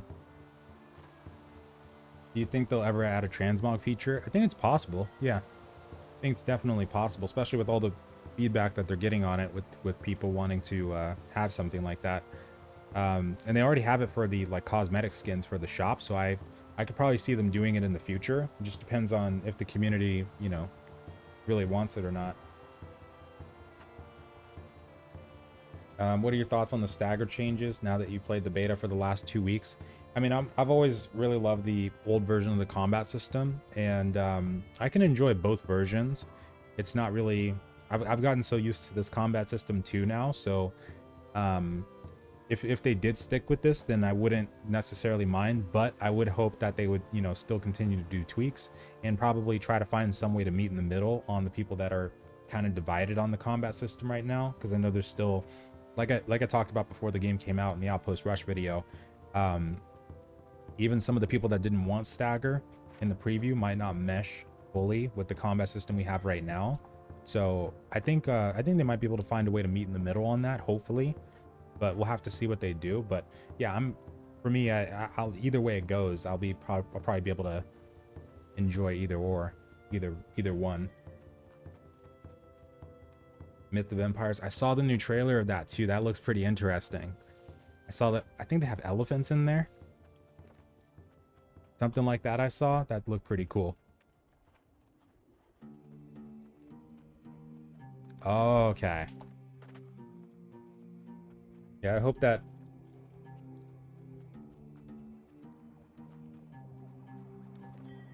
Age of Empires 4 is in October. Okay. Okay, gotcha. Will you play some Baldur's Gate 3? Probably gonna wait until they get the full version released. I did see that they had update 5 in there, I think, or something like that, where they had added some new things. But yeah, I'm really looking for the full release on that one. I can't wait for that. That's gonna be so fun. I'll have to find time for that one too. And then favorite Age of Empires, probably 2. I feel like I would want to say 3, but no, I feel like I know in my heart that it's 2. I just know it's 2. That one, that's... Oh, well, oh, hold on. Because that also includes Age of Mythology, right? So I'd have to think a little bit between 2 and Age of Mythology. Because Mythology, I have fallen in love with over the years. Like, that was my childhood for a big portion of it. So, I don't know. Ooh, yeah, Age of Mythology. That one was really good.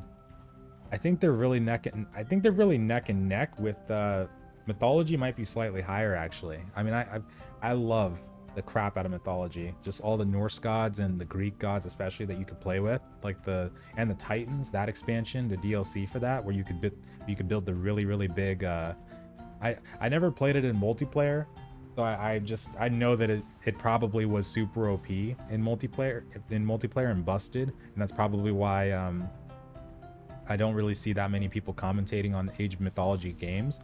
But I love Titans. That was so fun. But I love both of them though. It's just probably Age of Mythology a little bit more. It's probably the nostalgia doing it. And no, not tonight. It's gonna end tomorrow for the beta.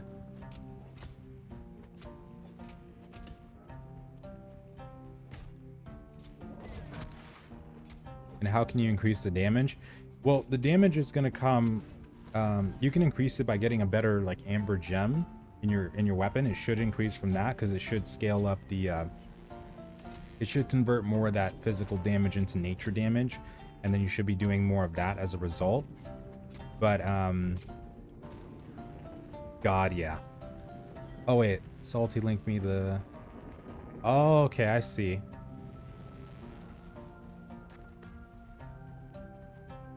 What's going to be your new one? But if you're doing this build, like the sword and shield one, then as a paladin, you're probably not going to do a lot of damage regardless. It's just not, because it's not really built for, even with the Amber Gem, it's not going to be built for like pure damage kind of thing. It's going to be more of a mitigation and being able to heal yourself constantly kind of thing. But yeah, for the most part, just getting that Amber Gem and getting a better one, that should help you a little bit. But yeah, you know, of course, getting a better weapon too. But other than that though, yeah, it's not gonna get a whole lot better, but a little bit.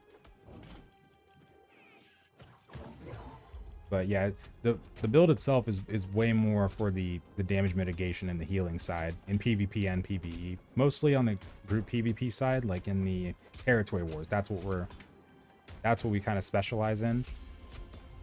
Not as much as like the open world solo PvP. Show your stats. Yeah, right now it's just like about 210 con, 119 focus. I'm leaving the focus right there, and I'm trying to increase my con. But hopefully when we get to about 300 con, then we can switch back to doing focus too and get that up to like 200. And yeah, that currency in the shop is not going to carry over. No. Nuh-uh. Yeah, that I bought the remastered version on Steam too of Age of Mythology. That was super fun. Super fun. And Mordhau, I used to play Mordhau. Yeah, I don't play it as much anymore. Used to play it a lot. I didn't get to play Chivalry 2 though. Oh yeah, that's another thing. I might try. Is that released actually? Might try a little bit of that. I never got to play Chivalry 2 when it was in testing.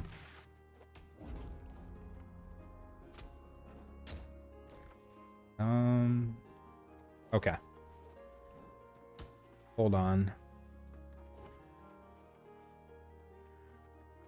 Twisted Smelter entry. Oh, okay. I remember these two. Okay. Yeah, the war in Evanskill is going to be... There's going to be 3 wars all at once. So we're going to be in a different war, but they're all starting at 6 p.m.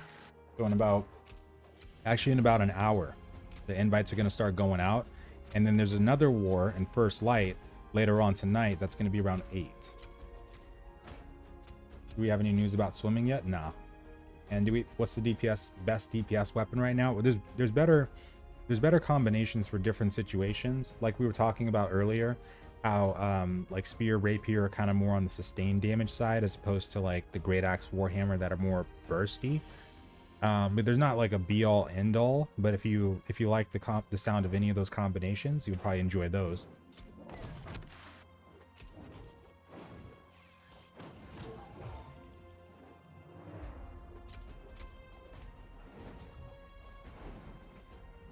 Item drop rate. Well, right now, like if you're having a hard time with the gathering drop rates, then not just leveling up your trade skill will help, but also getting gear that has a better yield bonus on it, as well as like the luck bonuses will probably help. But also I think for fur, because yeah, that one I think is kind of tough regardless. You might have better luck in the Great Cleave area, like if you just go north of Brightwood, where that little ravine is, you might find a lot of wolves over there that drop fur, and that might help you a little bit. DPS sword and shield. That's, yeah, one of the things that you could do if you wanted to try it. You might not be doing as much damage as like a full-on DPS build, but you know, one interesting thing to try, like if you wanted to do sword and shield ice gauntlet, that one might be doing pretty decent DPS if you try that.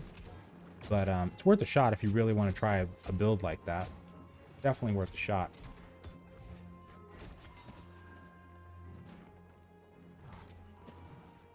Twisted Smelter. I think that's on the ground over here somewhere. Okay. How come you're doing these level 45 quests? Oh, they're gonna lead up to getting the Infinity Crystal jewelry that I'm trying to get before the war starts. I don't know if we'll make it, but yeah, the Infinity Crystal is going to be pretty decent 570 gear score item, so I'm trying to get that one as soon as we possibly can, or if I have to wait till tomorrow to get it, that's still fine too. Oh, okay, over there. I have a bunch of notes on where these things are supposed to be, but I can't check them right now because I got to do some digging in my folders. And Pally heal, build a self-heal, prot tanking. Yeah, essentially that's for the most part what it is. It's like self-healing. You can also heal other people too if they're standing next to you. And then like in wars, yeah, you're pretty much trying to peel people off of other people, and then also as a frontline tank, you keep them focused on you kind of thing, and that's your job. And you try to stay alive while you have them focused on you. Oh yeah, this is the one I got to get after. I got to get Smelter first.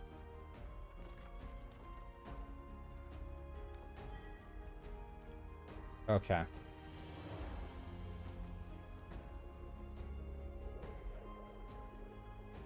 Let's give this a shot, see if we can find it. Should be over here somewhere, though.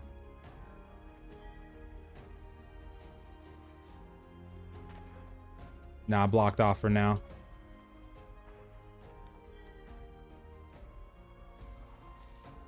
And what's the end game rating scene in this game? So there's field bosses and there's like elite name mobs and elite points of interest, but there's not really something that I'd call a raid. Like those you could probably do with like 5 or 7 people kind of thing. Not something you'd like be required to take 20 plus people into. But I mean they'll kind of, you know, they'll kind of satisfy raiding to a degree, like the field, like more Zool or Leviathan that we fought. But the mechanics and stuff like that, they're really not that advanced, so I wouldn't really call them a raid. But in the future they might do something like that. I'm really hoping that they do more dynamic events and world bosses would be really cool. But yeah, I don't think there's anything right now that would classify as a full-on raid. No, closest you'd probably get is doing like Merkguard or Malevolence Tower. More so on Merkguard's side. You'll find a lot of, there's like close corridors, like really tight corners, and a lot of different elite mobs over there too. Bears, the corrupted commanders, and all kinds of stuff there. And the stats on my shield, oh yeah, hold on.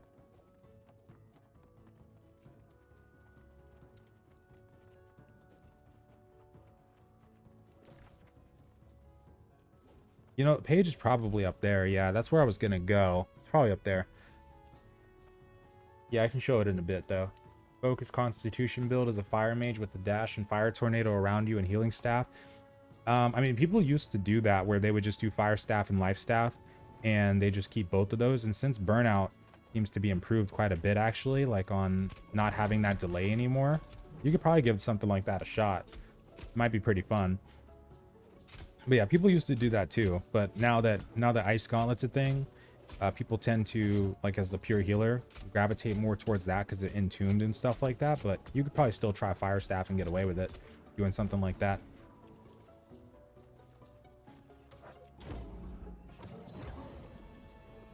And Great Axe Hatchet. Oh yeah, Great Axe Hatchet is pretty strong right now.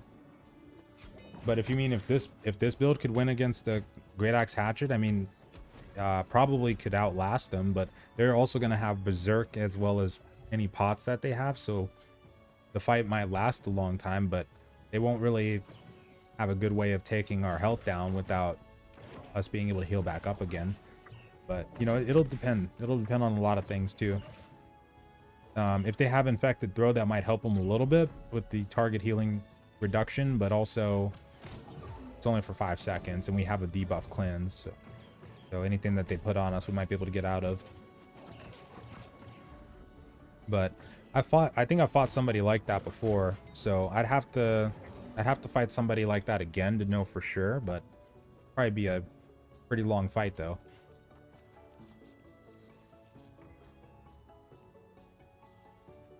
And sword and shield with light equipment load. I mean, people have done that for like dueling. People used to do that all the time for dueling because of the dodge roll. Yeah, and it's probably still a pretty good way to duel people actually. But, you know, in territory wars and stuff like that, what I take, if you're going to take a sword and shield, I'd usually go in heavy. I wouldn't really take light unless you were planning to do like a Great Axe Hatchet or Great Axe Warhammer kind of thing. Because I've seen some people do that and it worked out okay. But for a sword and shield, I don't know if I'd do that though. But yeah, if you want to do like open world dueling and stuff like that with that kind of build, yeah, give it a shot. That'd be pretty fun. And can you use a gem that gives int scaling focus on any weapon and still have comparable DPS? So it's probably not going to be like right. It's probably going to be lower than if you had built with the primary stat. But according to the calculations that were done like a little while ago, it's probably going to be a little bit close to that. Like maybe it'll be down by about 50, maybe 100-ish damage kind of thing. But it's worth a shot though. It's worth testing. But you probably won't be doing better damage though, unless they change something. Let me see. Okay.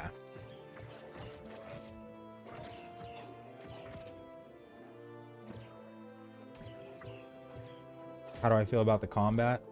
I can still enjoy the combat just fine. I still, you know, am able to like it. But yeah, Like I said before, I do love the old combat. That one was super fun. Super fun. But yeah, I can enjoy both just fine. But I think they'll probably try to meet in the middle on all the feedback that they're getting with the new combat system. Hopefully they'll find a way to kind of make it where people aren't really too adamant against this new combat system because of the lack of stagger and stuff like that. Hopefully they'll find a way to solve that.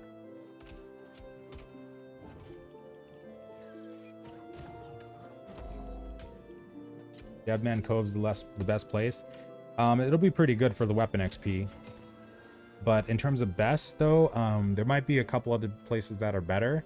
But I know when I went over there the other night to test out my Ice Gauntlet, it was giving a crap ton of XP on the weapon side. So it's probably up there, if not like the absolute best. It's probably up there. It seems like it's even giving too much right now because I mean that was nuts. I think I got to level 5 on my Ice Gauntlet in the span of about 3 or 4 kills. So that was pretty insane.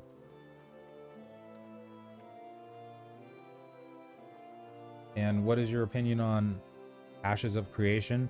I never backed Ashes. I mean, I've always followed it loosely. It's one that I hope, you know, I've always been of the opinion that I hope multiple different MMOs, multiple different upcoming ones work out as opposed to just one working out. Because if you get a bunch of different people all in one MMO and then you get a bunch of conflicting ideas, sometimes it might, you know, it might pull the game in too many directions, and then it might become like the jack of all trades where it does everything but it doesn't please anything correctly. So you know, having multiple places for people that prefer different kinds of play styles might be a good thing. So that's one of the ones that I, you know, hope they do good, like Pantheon, for instance, for people that prefer the old school MMORPG experience. I hope that they actually work out with that too. But yeah, I haven't actually backed it or anything like that. I don't think I'll actually play it or anything like that. But I think it looks like it's getting better though. I've watched a couple of the other vids that they did not too long ago when they opened up the testing. Or it looks like it's got potential, it seems. And how do legendaries work? I'm trying to think. I'm pretty sure you can equip more than one at a time. Yeah, I'm pretty sure, because I know we had back during the preview. I don't know if they changed the rules on that though. I don't think they did. Yeah, I don't think they did, because during the preview that was a thing where people had multiple different ones and you were able to equip them just fine. Like we were getting them out of the caches and stuff like that. And we were just equipping them left and right. So yeah, it should be fine. You shouldn't have to worry about that. But I haven't really seen anybody with the legendary this time around. They appear to be really rare right now. And the legendary weapon quest lines are giving epic grade equipment right now.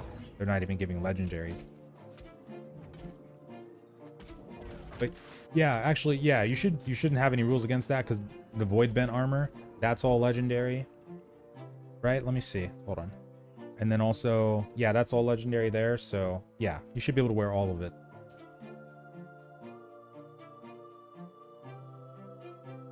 Yeah, that's the one. Yeah, for some reason I was trying to think about it, but when you mentioned Destiny, I was probably getting it mixed up in my mind. But yeah, you can wear all legendaries. Just like how oh yeah, in the testing phases, the Beastmaster armor, I saw a person wearing a full set of that too. That takes that's 200 armor crafting, I'm pretty sure. It was Beast Hunter. Yeah, Beast Hunter. And then on the actual bench it should show up as legendary. And we need 2 more of these. Okay.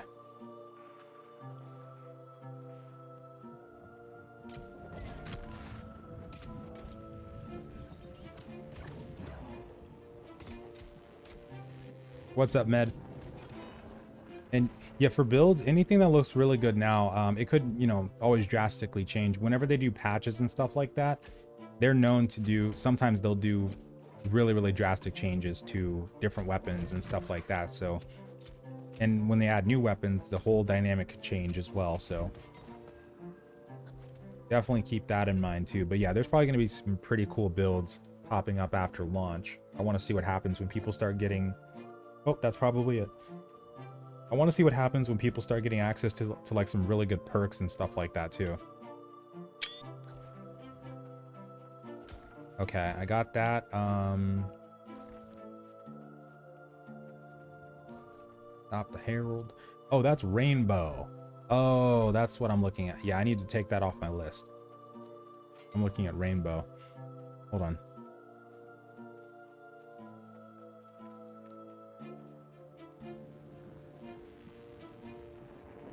Rainbow.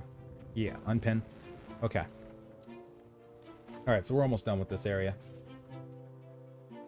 Brightwood Isle, also good for leveling weapon masteries. I haven't actually, I've hardly ever tried Brightwood Isle. It might be because I feel like any elite area, like I'm going to check out Eridanus later on probably, and that probably is going to be doing the same thing that Dead Man's Cove was. But I hardly ever even leveled in Brightwood during my time in the testing phases, unless I had to be there. I got in and got out of there as soon as I possibly could. Like most time I spent there was just for the quest lines and sometimes doing faction missions. Like there was one iteration where I did a bunch of faction missions there to level, but I never really looked at the Isle that much though, past just doing the faction missions, or paid attention to how much weapon XP was giving me. But I wouldn't be surprised if it is pretty decent though.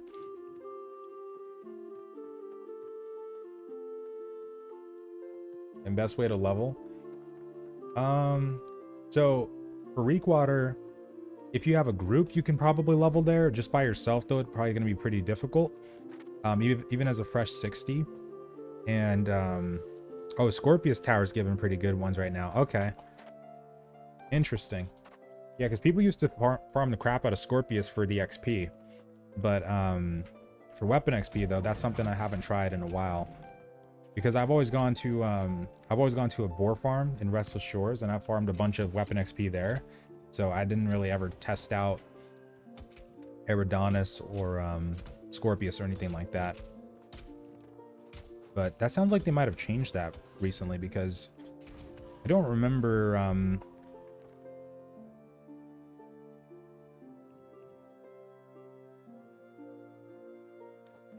I never went over there that much.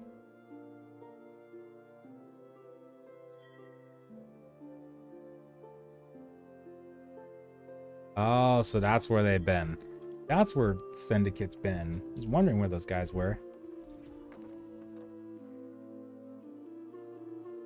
Gotcha. So yeah, Brightwood Isle is probably going to be pretty good for weapon XP too then, if that's the case. Curious. Very curious.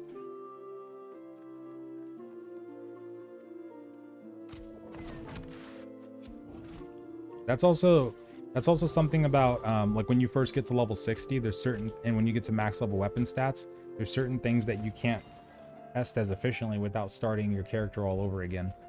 So that's something that I never really, like in Alpha 3, I never really tested out, was the weapon XP gain on Scorpius. That's really cool. Appreciate that, Brian. Thank you.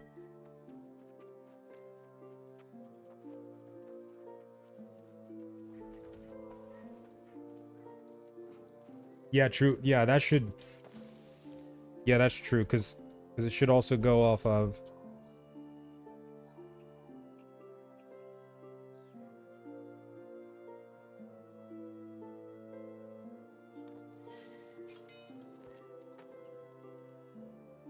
Yeah, it makes sense if that's what it is like. Are we getting a new weapon on launch? We don't know for sure yet, but there's some rumors going around that they might already be testing new weapons. 2 of them to be exact, 2 new weapons. So we'll see what happens there. I don't know if we'll get the I don't know. Even though that appears to be in the works from what I've heard. I don't know if we'll actually get it on launch though. Maybe like a month after though, maybe. But the fact that we've heard about them testing 2 potentially, that sounds like they might do a 2-in-1 situation. Be really cool.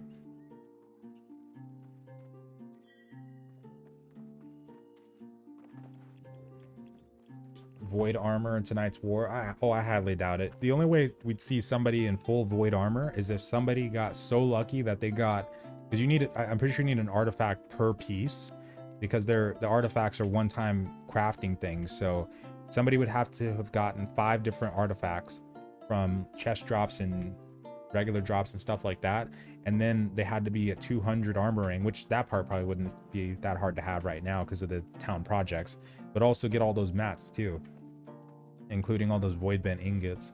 So I doubt we'll probably see anybody doing that or having that. I don't even think there's even a tier 5. Let me see. Everfall might have one. They got a forge there, so yeah, that might be possible there. But nah, I don't think anybody's gonna get that lucky. Even at launch, I can take like a month and a half before we even see 2 or 3 pieces on somebody.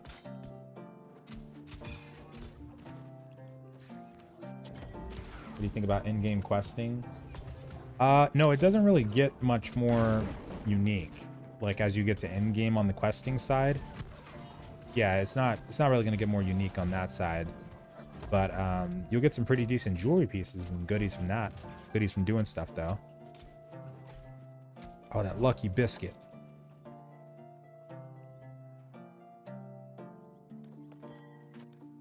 You can't craft. Nobody's got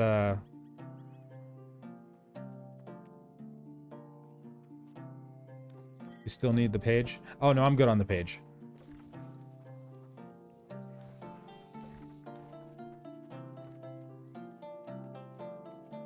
Just the boss now. Wherever this guy is. Hold on. Is he in the church? He's probably in the church.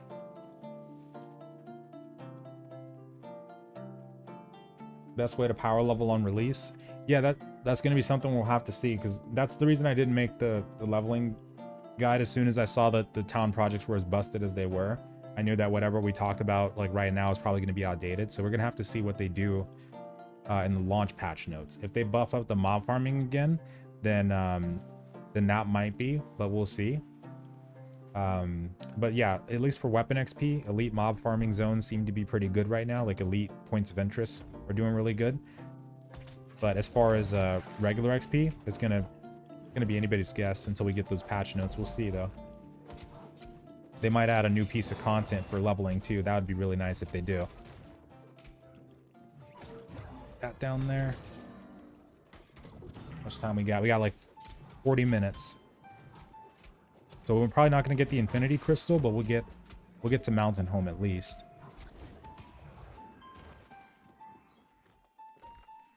Okay.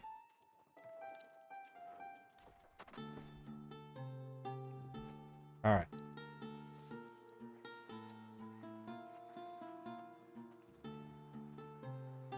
Should you leave your unequipped items in the shed of the settlements? Yeah, if you don't have them, you know, like you're not using them and you're not going to use them for a little while, then you might as well just use, might as well just put them in the bank. That way you don't have to worry about them getting damaged if you die, because they will lose durability if you die, even if they're in your inventory. Use telly. I don't know if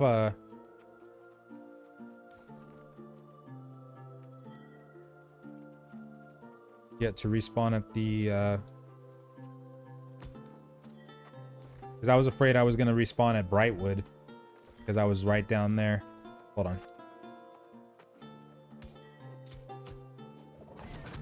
Oh, you meant the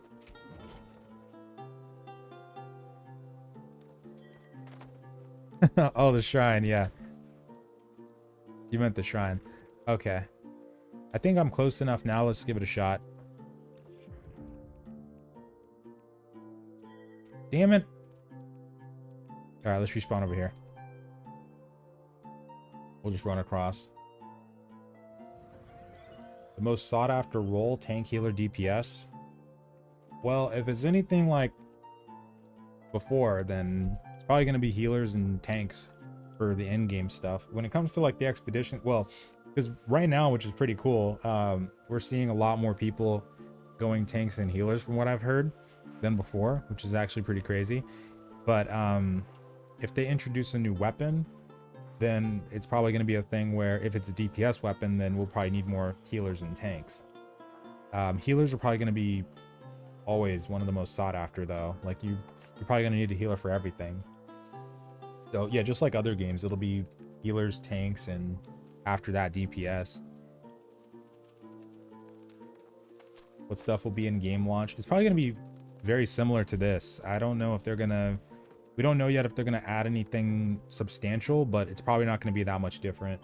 On the leveling side, that might be improved.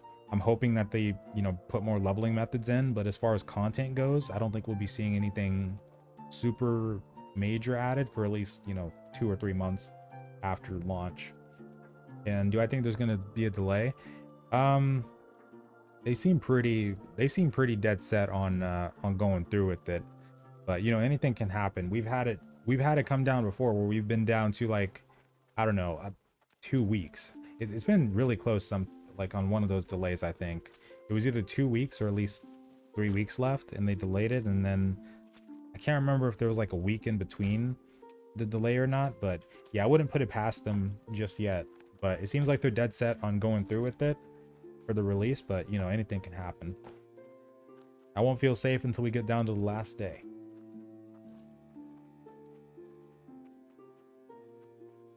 Do you think it'll be better if they added one more spell for each weapon?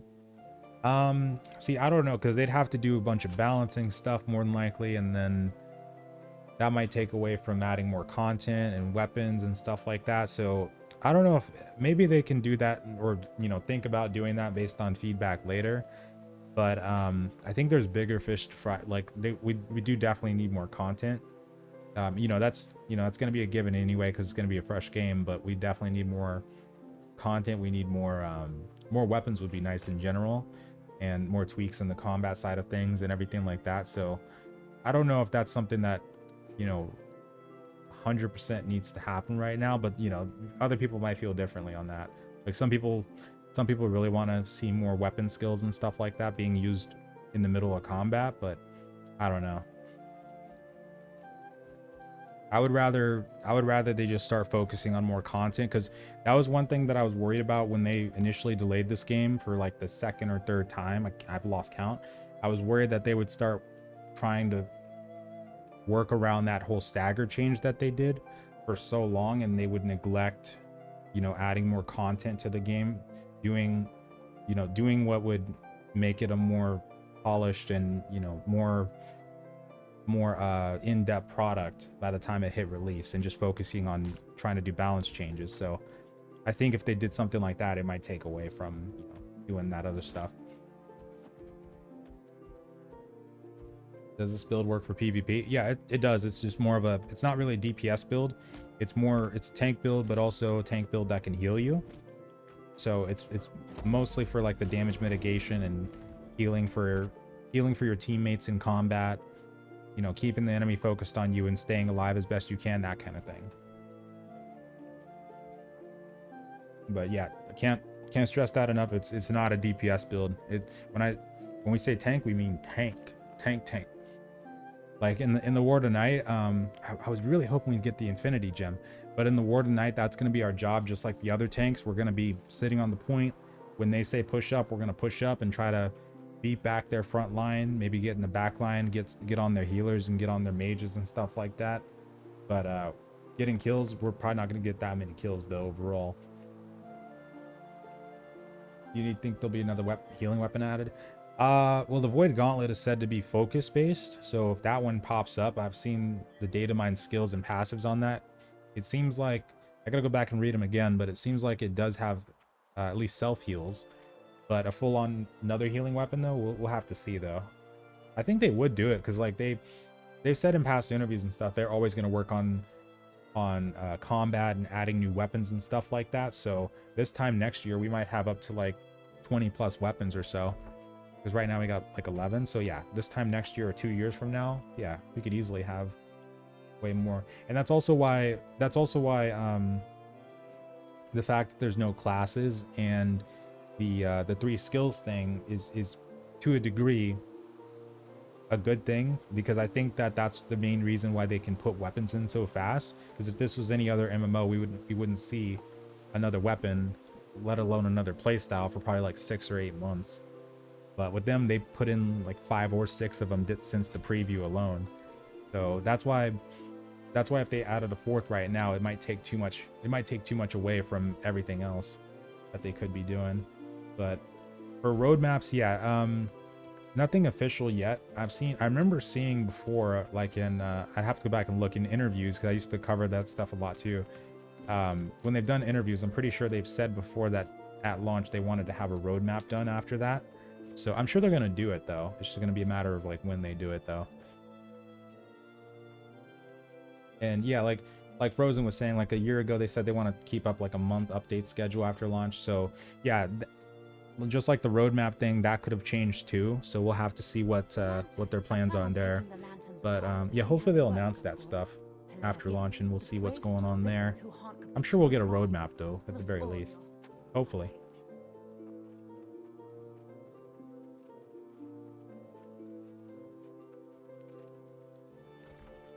I think we should get close. This next quest should give us Mountain Home, or we might be on Mountain Home. Let me see. Okay, yeah, we're close, I think. We're close. Or we're like a couple, just like 2 or 3 more quests away. We'll see, though.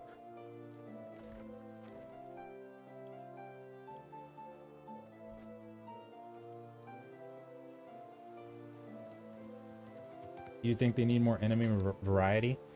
Well, okay, so when I made that video yesterday about showcasing all the bosses, normally when people would ask me if there's like enemy variety, I would say like you're not going to be fighting, you know, like the lost zombies for the entire game. It's gonna differentiate a little bit where you'll start getting different types of corrupted, like in Ebon Scale, they have different types of, you know, fighters and soldiers down there than they do in the north.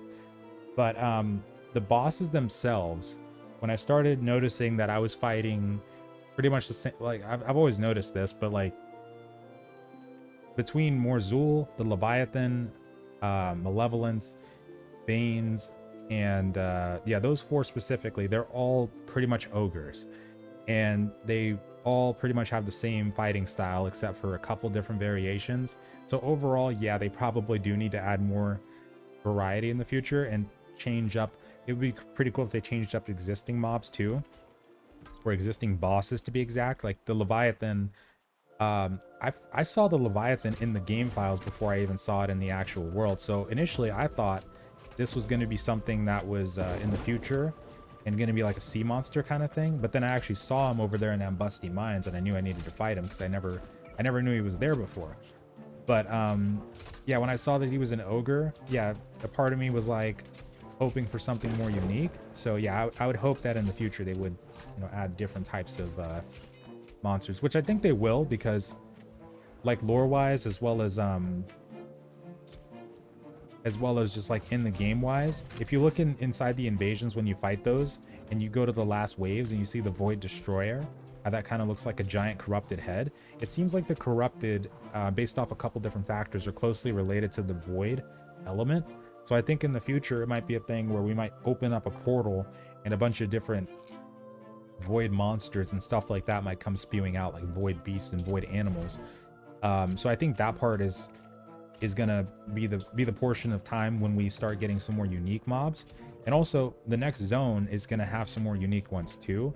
As a matter of fact, the area is over here, and I can't say the name of it, but it's a zone that has been data mined as well as glitched into in previous testing phases. And in those testing phases, people were actually showing some of the animals we're going to be coming across. And if you're looking at it and you see the type of terrain, you can probably guess what kind of creatures you'll probably be seeing over there. This is more of an accurate representation of what you're going to see, as opposed to this, because I think somebody guessed tundra, and it's not like snow. It's quite the opposite. But yeah, I think they'll add more diversity in the future. But yeah, the current mobs though, like bosses at least, I would like to see some more uniqueness there in the future, for Leviathan especially. I want to see something bigger. How do you keep aggro as a tank? So for people that use Hatchet, it's easier for them to generate aggro because they have Berserk, because they'll have, you know, that carnelian gem in their hatchet, so they'll be able to get an extra taunt. But for us though, yeah, we pretty much have to rely on the third skill in our light attack chain, as well as our shield bash and defiance stance. It can be tough, but if you time it right, then it's not that bad. And yeah, you guys guessed it. Yep, exactly. But I can't say the name, that part's under NDA. But yeah, so people have seen the types of creatures that are going to be inside that zone if they continue to go through with adding that zone, because they could do a switcheroo. Because we, about a year ago, people were thinking Queensport was going to be the next one, or a couple months ago, and then Evanscale ended up being the next one. So they could always switch it. But if we get that zone, then there should be some uniqueness there. And it looks like it might end up being a pretty big zone too.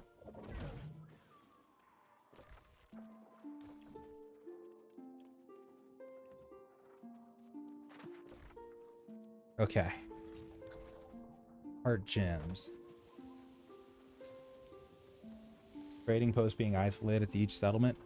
I've never really worried too much about the trading post, because with the system that they've got going on, they want it to be like a, you know, like a localized market for each settlement. It kind of makes sense to a degree, because if we did have it where it was like a global thing, then I mean, it's probably going to happen anyway, but if it was a global market, the markets might crash much faster, because certain areas are better for different resources, and then you can just flood the markets from those areas, as opposed to if it's localized, then, you know, you have to import those resources, and that might keep the price at a steady amount.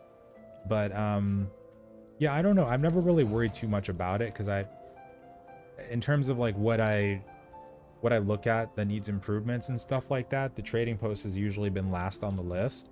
But I know some people probably don't like that it's localized, but in the future, maybe if they had more mechanics for like transporting resources between towns, it might not be so bad for that. But at least right now though, with there being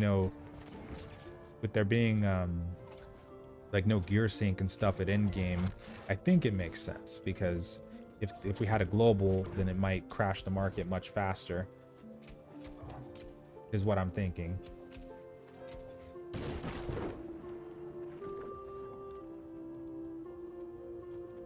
Sweet.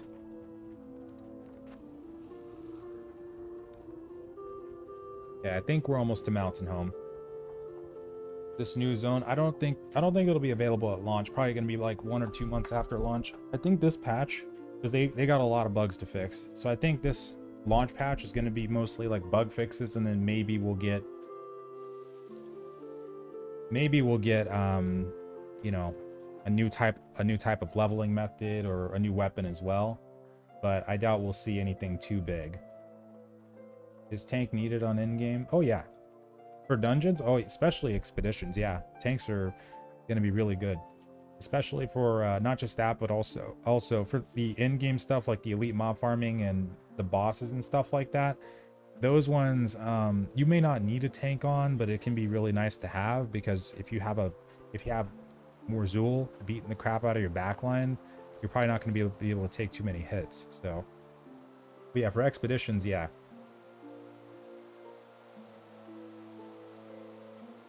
See gameplay. That's something that, oh my god, they know that people want naval stuff. That would be really nice. But now the conversation I had with them, because I did make 2 videos about this when I had a conversation with Amazon Games, and I couldn't record the conversation, but I was able to make a video on what we talked about. And one of the things that I asked about, one of the last topics, was a naval system and expansions, what their plans were for that. And what they said was that the naval thing would be something that they would start thinking, maybe would be something that they would start thinking about around the time that they did an expansion, but it wasn't anything that they had planned right now. So like, they've talked about it, but probably wouldn't happen for a while, is what I was getting from that. So I don't think we'd see that for a while, but it would be really cool though. And also like, eventually it would make sense for us to get off the island anyway, because like the story behind the Dynasty shipyard, the expedition, is that the Empress is building an armada of ships, right? So when we go over there and defeat her, there's just a bunch of ships just laying there. but also we don't know how to get off the island like the corrupted do. So, you know, there might be something that we need to learn there over time, story-wise, and also the way things are going. Like if you look at the lore pages and stuff like that, it seems like the corrupted really want to break out of this island and go conquer the old world. So when that happens story-wise, then we should theoretically be able to follow them. So that would be really cool to see. And do expeditions have matchmaking? Not necessarily matchmaking, no. It's more of a thing where you go to the expedition and you can invite people from people that are standing around outside, or you can just look for people in global or recruitment chat. But no LFG like dungeon finder thing right now, no matchmaking.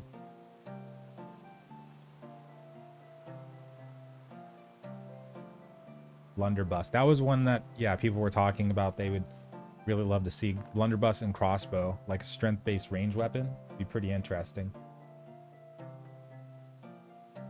And hatchet, yeah, hatchet is pretty solid. It's always been pretty powerful. I mean, to a degree. There's been some cases where I think there's been at least 1 or 2 iterations where it wasn't doing too hot, but no, for the most part, hatchet's always been pretty useful, because you have that undying perk where you can, you know, if your health goes down to 0 and you get, you know, a little bit of time where you're prevented from dying, that's always been super useful to have.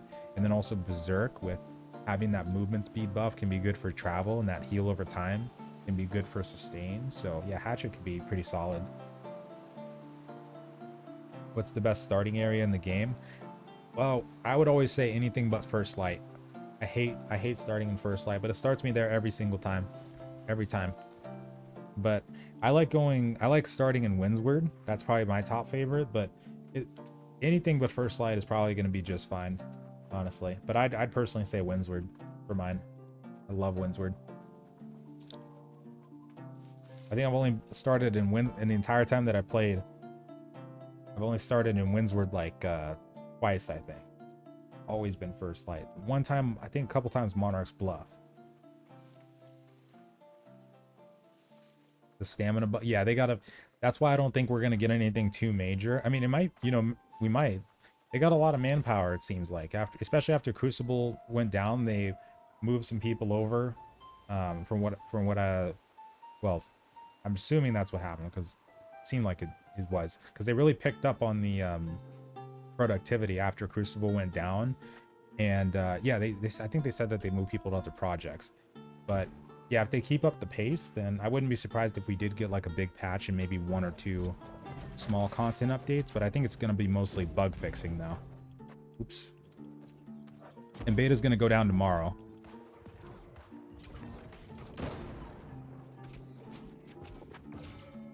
Should be tomorrow night at about 11:59 p.m. And yeah, they pretty much are for the starting areas. I don't know. I don't even know why at this point. I just don't like First Light starting there. I think it's because I've started there so much now that I just don't. It's nice to get a breath of fresh air. Yeah, Everfall's pretty solid too. I think it's also like the areas themselves too.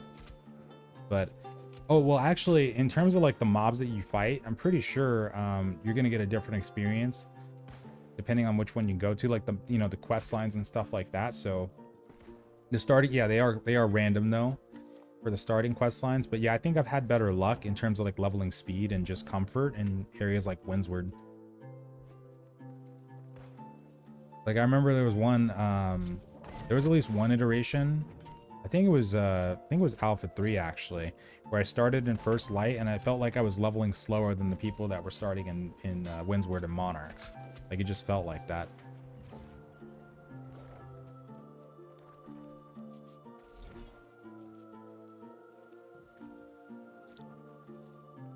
What city is the best, do you think, to make your inn?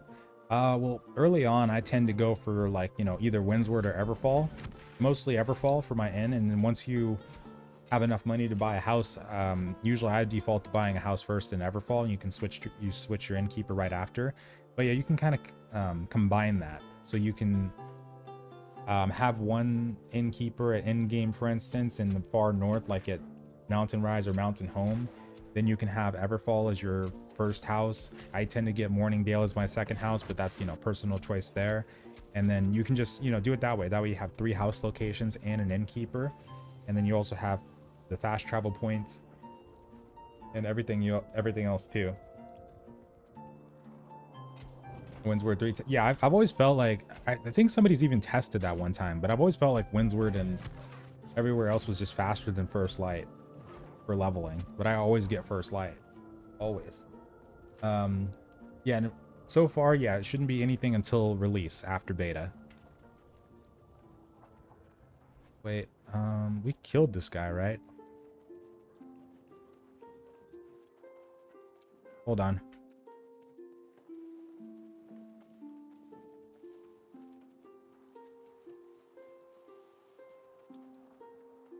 Where is this bastard at? She died right here. There should be a bag. Yeah, I thought I looted him already. Oh, yeah. There it is. Got it. Got it.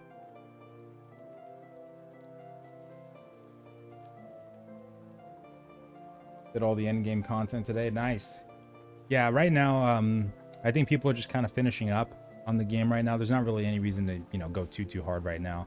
Just for fun kind of thing. But do you think the game is ready for launch a month from now?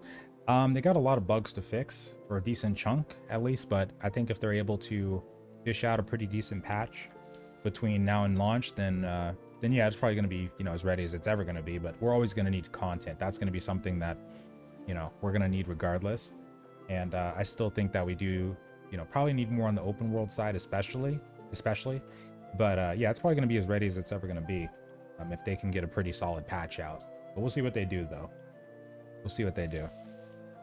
It could benefit off of, you know, getting more time, but it seems like they're really going to go for it this time and try to get it out instead of doing another delay. So yeah, we'll see what they do. But as long as they get a decent patch out, then hopefully we'll be fine.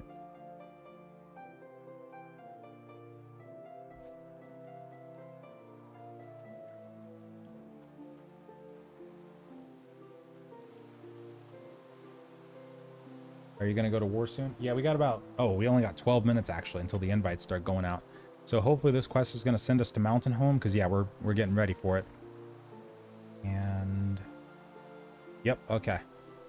So after this quest, we're gonna go back down south, make sure we're good to go, and it's gonna be time for war. I didn't get the Infinity Gem, but that's okay. We can get that later. After the war, we'll probably be able to do some expeditions. Probably be able to do some of those, so that'll be nice, and then I'll get that Infinity Gem later. And you know, my HP isn't the cap. No, you can get much higher. I could probably get up to like 16, 17k if I had like 300 plus con, and then I had a couple different perks on my gear, like the Infinity Gem has, where it increases your base health. No, you can get up pretty high. I think even during the previous testing phases, you were able to get up to like 20 plus k at certain points there. But what territory wars are you going to pick during release? For the ones during release, yeah, I'll probably do the same. I'll probably do the XP ones, and then territory standing gain right after, and then territory tokens after that. I'll probably stick with doing that like I did this beta, just to get that initial burst to 60, because I'm probably going to go for, at least in 1 or 2 of the regions, getting to 300. So I probably won't have to worry about, you know, choosing those early on. Ooh, nice. Yep, let's get that. All right.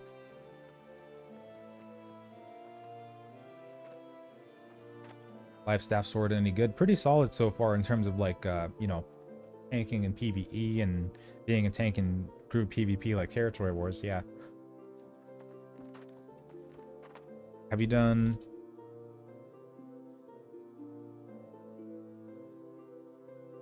There we go. Are you worried about the big guilds streamers dominating servers?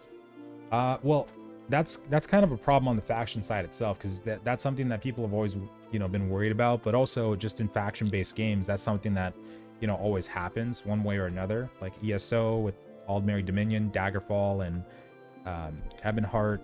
Then you've got games like Blade and Soul that have blue versus red, and you know, other games like that. There's always going to be an imbalance to a degree, but yeah, there's probably things that they can do to help that, you know, like giving bonuses in the future maybe to the underdog factions, maybe like XP gains and stuff like that. But yeah, I think it's just going to be something that's bound to happen because they introduced the faction system in general. But we'll see what they decide to do though. But it's not going to be a thing though where you're always going to, it shouldn't be a thing where you're always just locked down.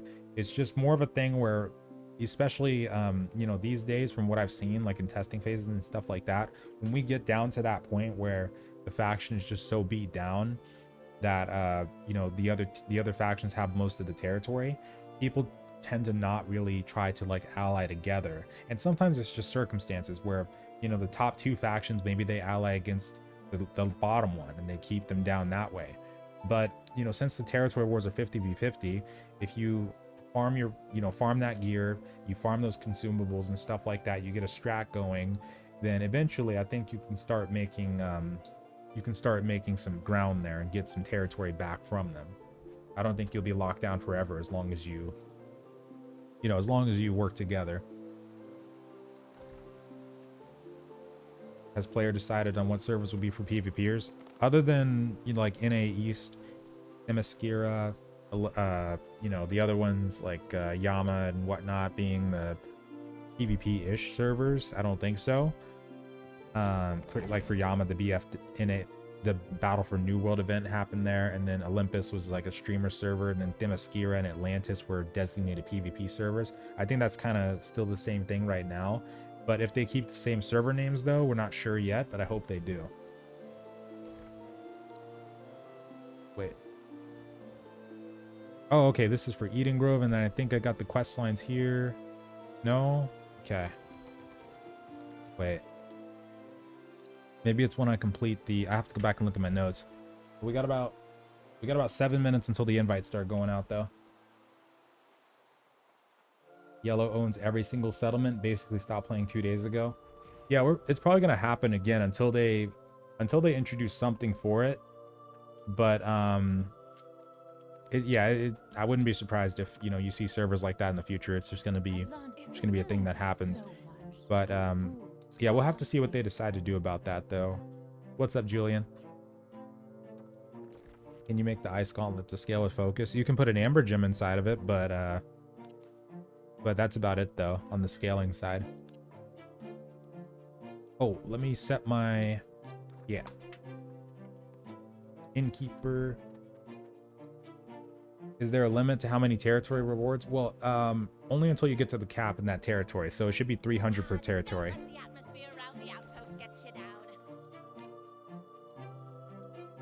Hey, let's go.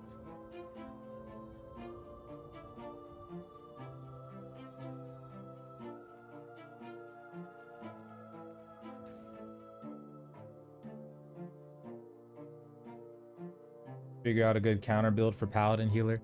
Yeah, I'm sure like as time goes on and they introduce new weapons, like the Void Gauntlet might be... Actually, I don't know if I saw too many target... I don't think I saw any like target healing reduction things on that one, because some people data mine the skills and passives and stuff like that. But in the future, they might have other weapons that might be capable of doing stuff like that too, like reducing target healing. Like maybe the pistol, for example, might be able to do something like that.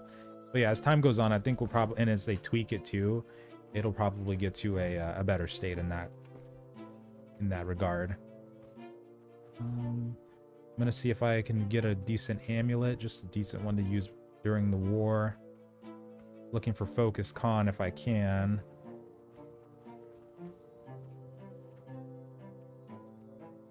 Do you have the lifestyle perk that gives your party more HP? Yeah, I do, and it does count for me. Yeah, it does count for me too. That's int focus. And yeah, that's correct. That should be correct, Ogston. Yeah, should be only active for the currently selected weapon. Except I've noticed on some weapons, well, you know, like there's certain skills, of course, that stay out and about when you switch. But as far as the passives, though, most, if not all of them, should be like that, though. Oh, I was gonna say, does that say more threat? Dang, 18 focus too, or 16. How to claim unclaimed territory. You got to be in a company and then you just walk up to it in the fort and buy it. You got to buy it for 100k though. But you just walk up to it in the fortress and you can claim it there. There's a lot of necklaces here. Holy crap. And oh, these are tier 3 though. We're getting, wow, there's a lot of tier 2 necklaces here. Oh my. Okay, I might go for the folk. Let me see what the current stats on mine are. It's con, right? And health increase, which that's pretty good. That's kind of why I wanted the infinity gem. What's up, PJ? But let me see if I can find another one like this. Con, 16 con at least.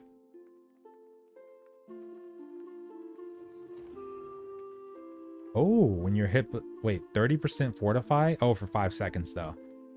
Still though, that's pretty cool. Stay away from Themyscira. Oh, okay. That's the one with all yellow. Dang. Wait, is I know Pax is on Themyscira, right? Is are they yellow on that server or purple? And yeah, Yama, well, Yama's the one that the Battle for New World event was on. I don't know if they classified that as like an official PvP server, but yeah, Atlantis was called a PvP server though. That one was.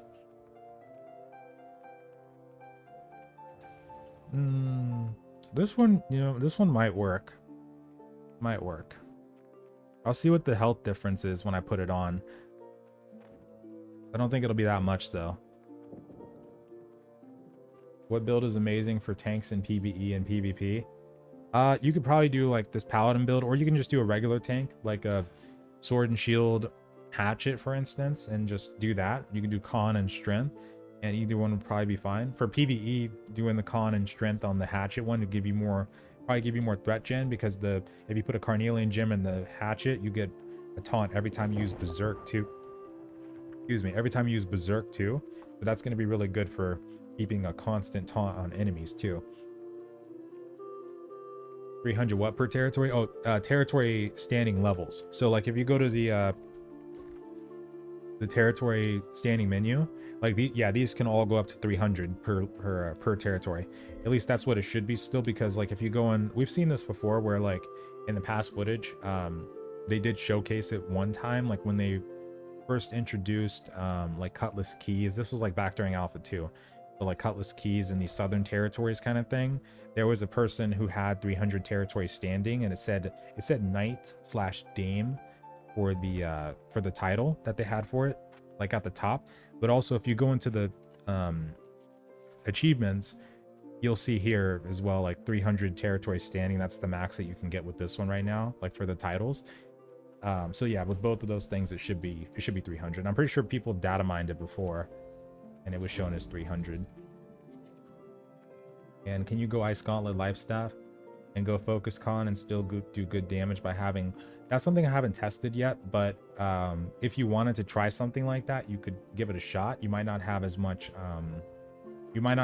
damage as like an Int build though, but you might still have decent damage doing something like that though. Okay, I'll go ahead and give this one a shot though. Let's get that amulet. Invites are about to go out. So, oh, this one's a focus one too. Yeah. Plus we get the spectral ward, so that's kind of cool too. Give it a shot. It's expensive though. Okay, I'm at 13. Yep. Okay. So, damn. Oh, damn. But maybe I could just use that for the war, because that does also say less arcane damage too. I'll use this one for PvP. And then, oh, let's get the emerald too. Let's make sure our gems are good. Rapier musket. Yeah, rapier musket's pretty popular right now. You can totally rock that. Pretty decent combo. Let me, hold on. Let me make sure. Whoa, who's selling? Oh my God. Craziness. Wait. Oh, I just thought to myself, there's probably some cheaper ones there. I wasn't paying attention. Okay. Oh, well, it's the last day anyway. Or second to last day. Okay. Thrust forward. Okay, I think we're good. For the most part. Plus, this should up my gear score anyway by having this necklace on, so that'll help. What have you been doing for gold? Oh, I was pretty broke before today. I was gifted some gold by a couple people that were like really, really nice about it, but really, really nice to do that. But before then, I was just doing like quest lines, and we were farming expeditions, and we were selling the bind on equip gear that was coming out of those. Oh, they are Cov on Themyscira? Okay, gotcha. But yeah, for the most part, I've just been doing that, selling the gear that we got from expeditions and high level farming that was bind on equip, and then also doing a little bit of gathering, selling stuff on the trading post here and there. But yeah, that's pretty much it for the most part. And then your side quests and main story quests should give you a decent chunk of money too. Most dominating faction. It's going to vary from server to server. Like they were just saying, in Themyscira, Covenant is really popular right now, but also like in general, Syndicate is normally more popular.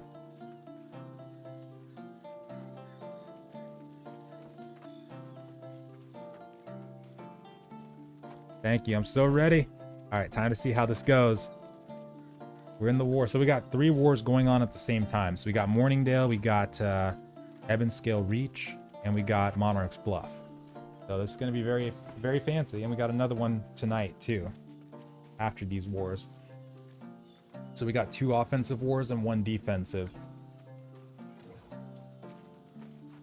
What's this infinity gem? Oh, it's a necklace that you can get from doing the Great Cleave quest lines all the way up, and it's about 570 gear score and gives me about what was it, 10% increase on my max health, something like that. And it's a strength gem, but the perks are really good on it though, and the gear score.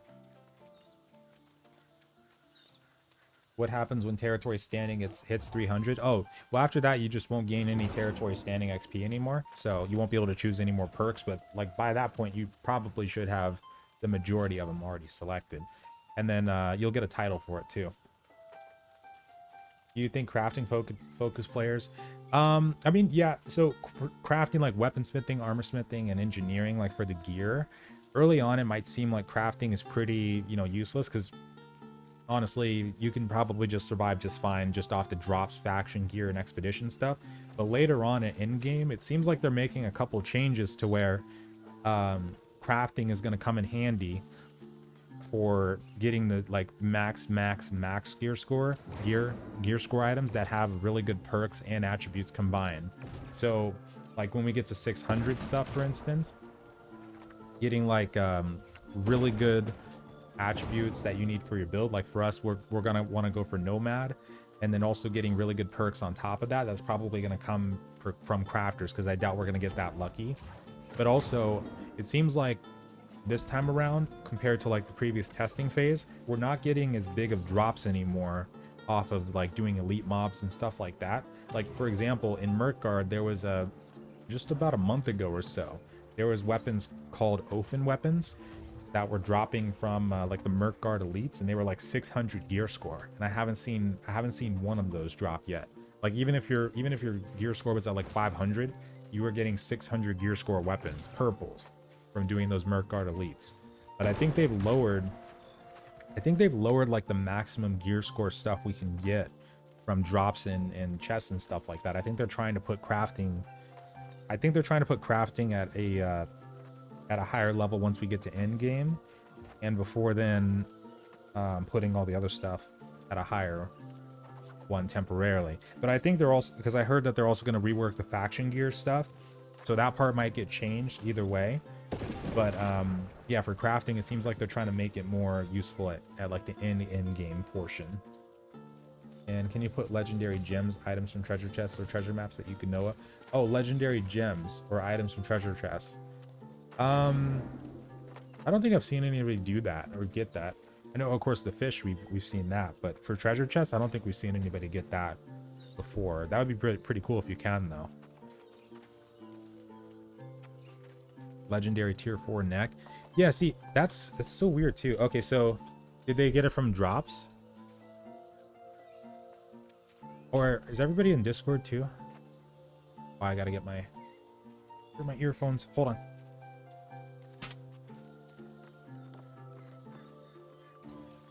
Sure, I get in there. I think they're in Discord for the Morningdale War. If you lose the war, well, we're attacking right now, so we wouldn't lose anything other than the cost that it, you know, everything it costs to get in there. But if you are defending and you lose, then yeah, you would.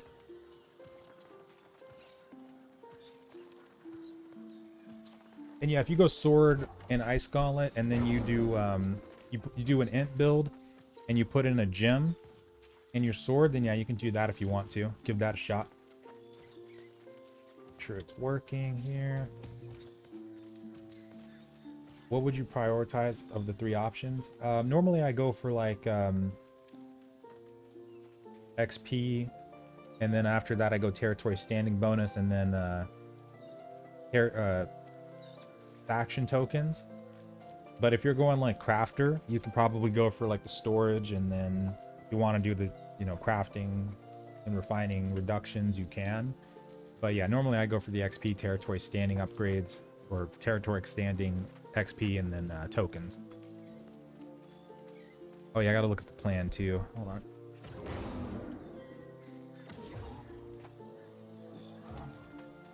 Okay. Let me get situated.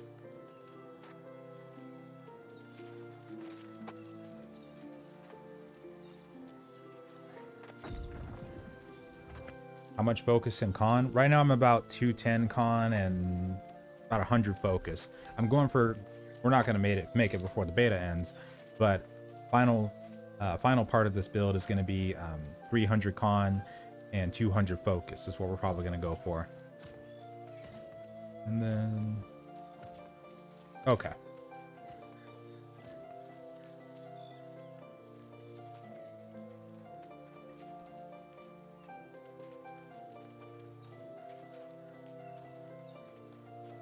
Needing an orb for expeditions.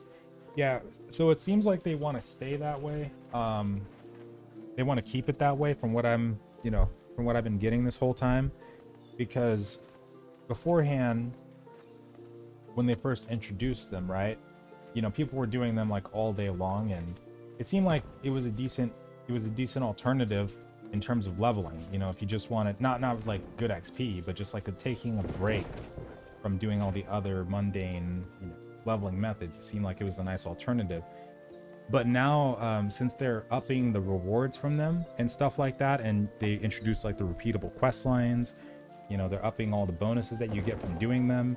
It seems like they're going in the way where they don't want it to be a thing you can do all the time.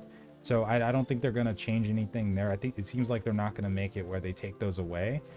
But I'm hoping they at least, you know, give more methods of progression and, you know, more stuff to do in general in the future, because it would have been nice to be able to do those all day long and maybe, you know, get some decent XP from doing it and stuff like that. But yeah, we'll see what happens there though.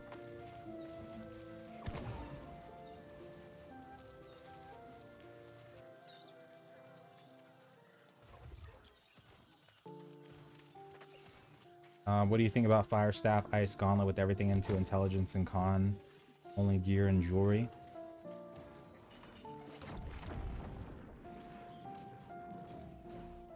Fire Staff, Ice Gauntlet. Yeah, it's like a regular mage build you're talking about. Yeah, intelligence and con, only gear and jewelry. Yeah, you can do something like that.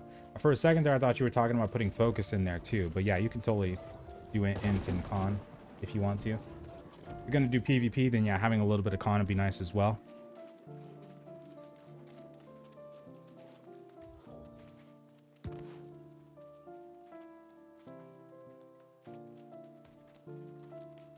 What's up, Dan? How's it going?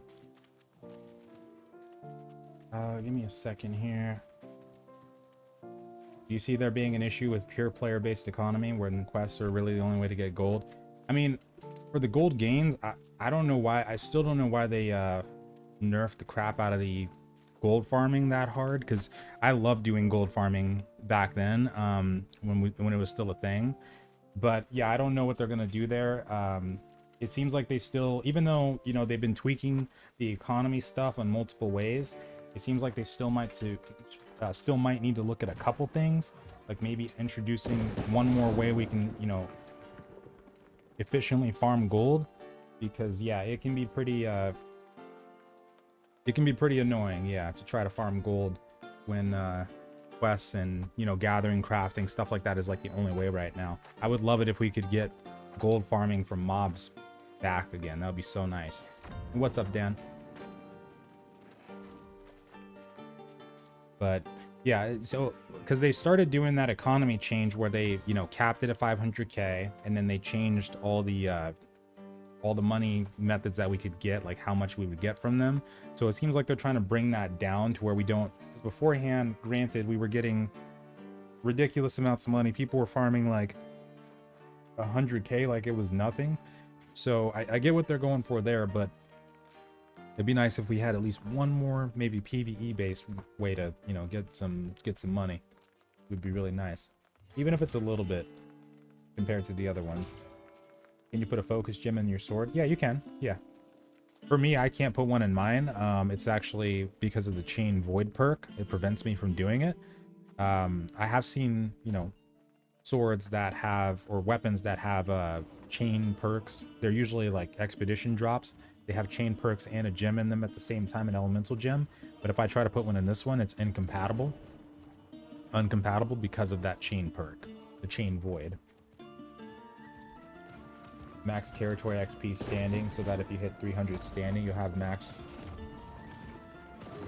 Oh, you mean like once you get to 300, then how much XP you're gonna need to like fully max out? Yeah, I don't know if there's something like that. Say it in Discord. So mute yourself. Oh, sorry. I'm talking in game just to tell people. But yeah, 300 should be the max though. Tell you in game. Mute himself in Discord.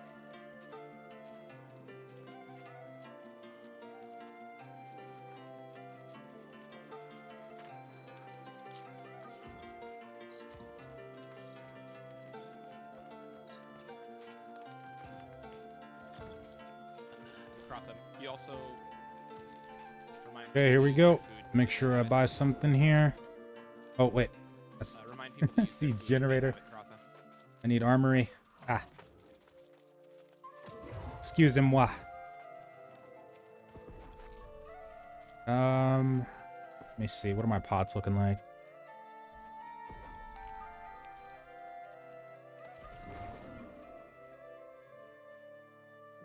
All right. I got you, bro.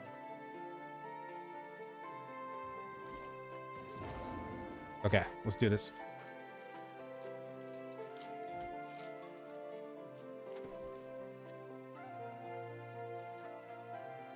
Oh, you meant mine. Oh no, me. I'm okay on mine. I could probably keep this stuff here because I don't really care about this stuff. But yeah, no, I didn't put mine in the storage, like my unnecessary stuff. But yeah, in general, it's probably a good idea too. Actually, I'm probably gonna salvage most of this stuff. I would only put it in the storage if I'm gonna use it later, for the most part. But I'm just gonna salvage all this stuff. Wait.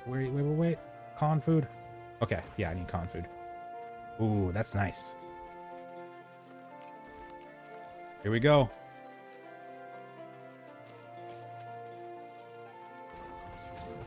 Go, go, go, go, go.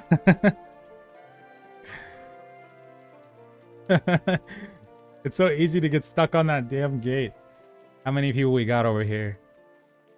Wait, is there nobody over here? Oh no. Oh no, I think they decided to stay out of the war. Wait.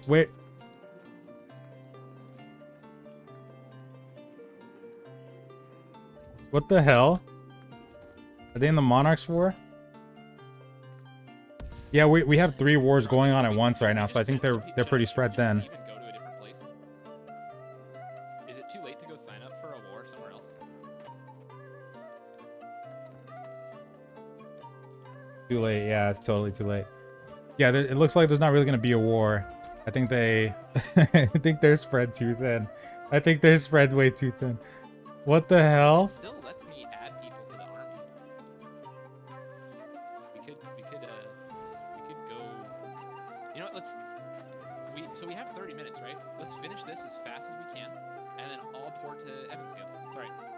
Worth the shot. Let's do it. Okay. Oh my god. Do you know where the legendary quest lines for the spear, fire staff, and ice gauntlet were?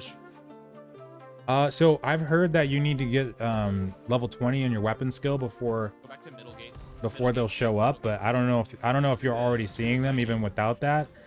But I had notes on where to find those ranges, but they should actually pop up on your map now, like when you unlock the weapon quest lines.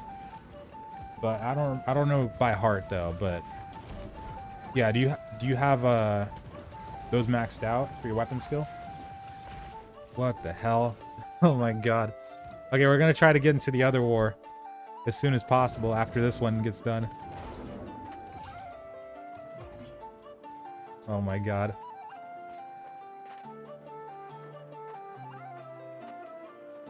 Quickest war ever.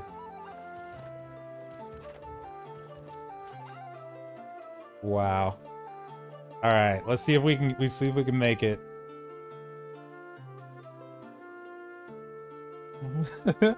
Good game, people. Good game. God, that was intense. I was so sure I was gonna die right there. Oh my god, where did they go?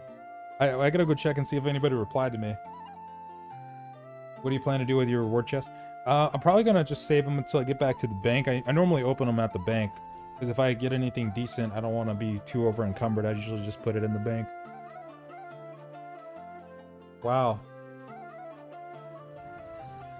Oh, okay.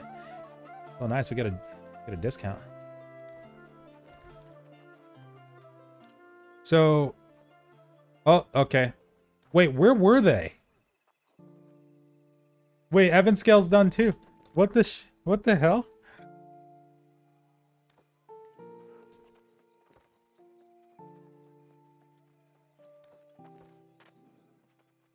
Let's push. Wait, what's the siege window on Everfall? Because oh, it's probably too late.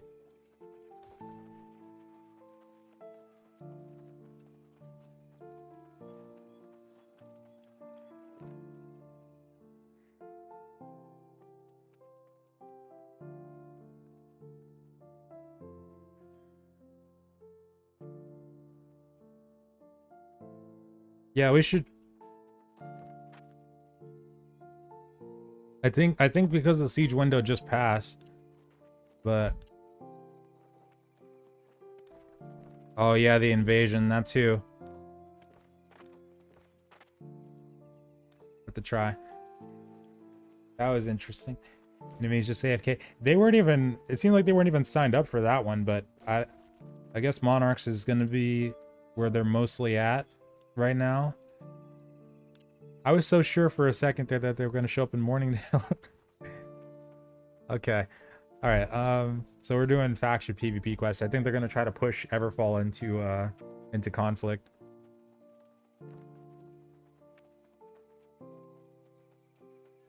And then we do have a war in First Light. They do have people signed up in First Light too.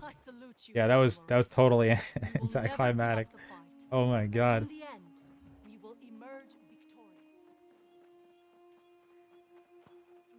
That was so strange.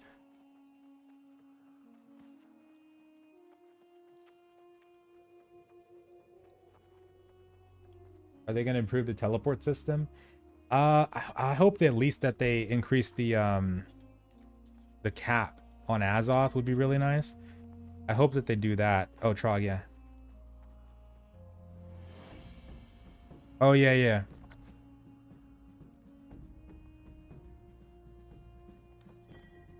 Let's do it. Theseus. Push it into conflict real quick, and then we'll go from there.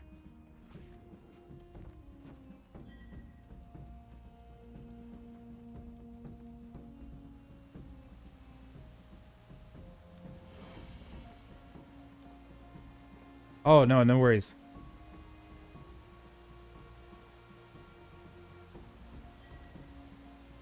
Is that a crouched syndicate person there? Who is that?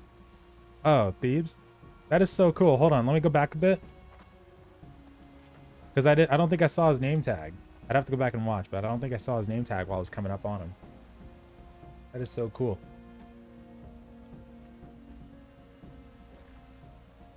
Another Q&A with the devs. I don't know if I'll be able to. I probably won't be able to for a while. Because the main reason why that even happened was because of the MTX thing. But in the future, I'm gonna make sure if it ever happens again that I get more questions from the community, and I also make sure I take a look at all the feedback that's been going on and make sure I relay some of that stuff.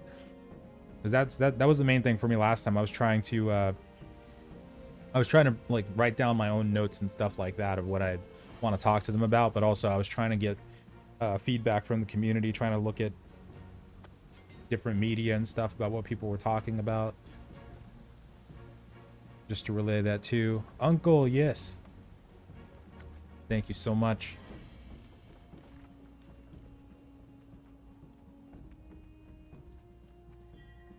Purple defended with 5 people at five 5 people. Holy crap. So is Morningdale, yeah, or Monarch's Bluff is still going on. Damn.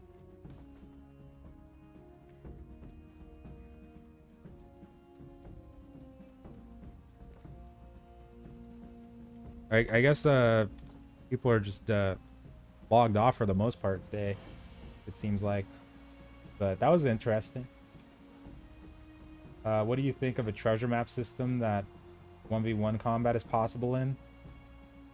You mean like, oh, okay, so you mean like some games how when you do, what was that game that I played that had something like that, where if you had a treasure chest, you went to the exact spot and you loaded into an instance to actually get the treasure kind of thing? Is that what you mean, T-Croth?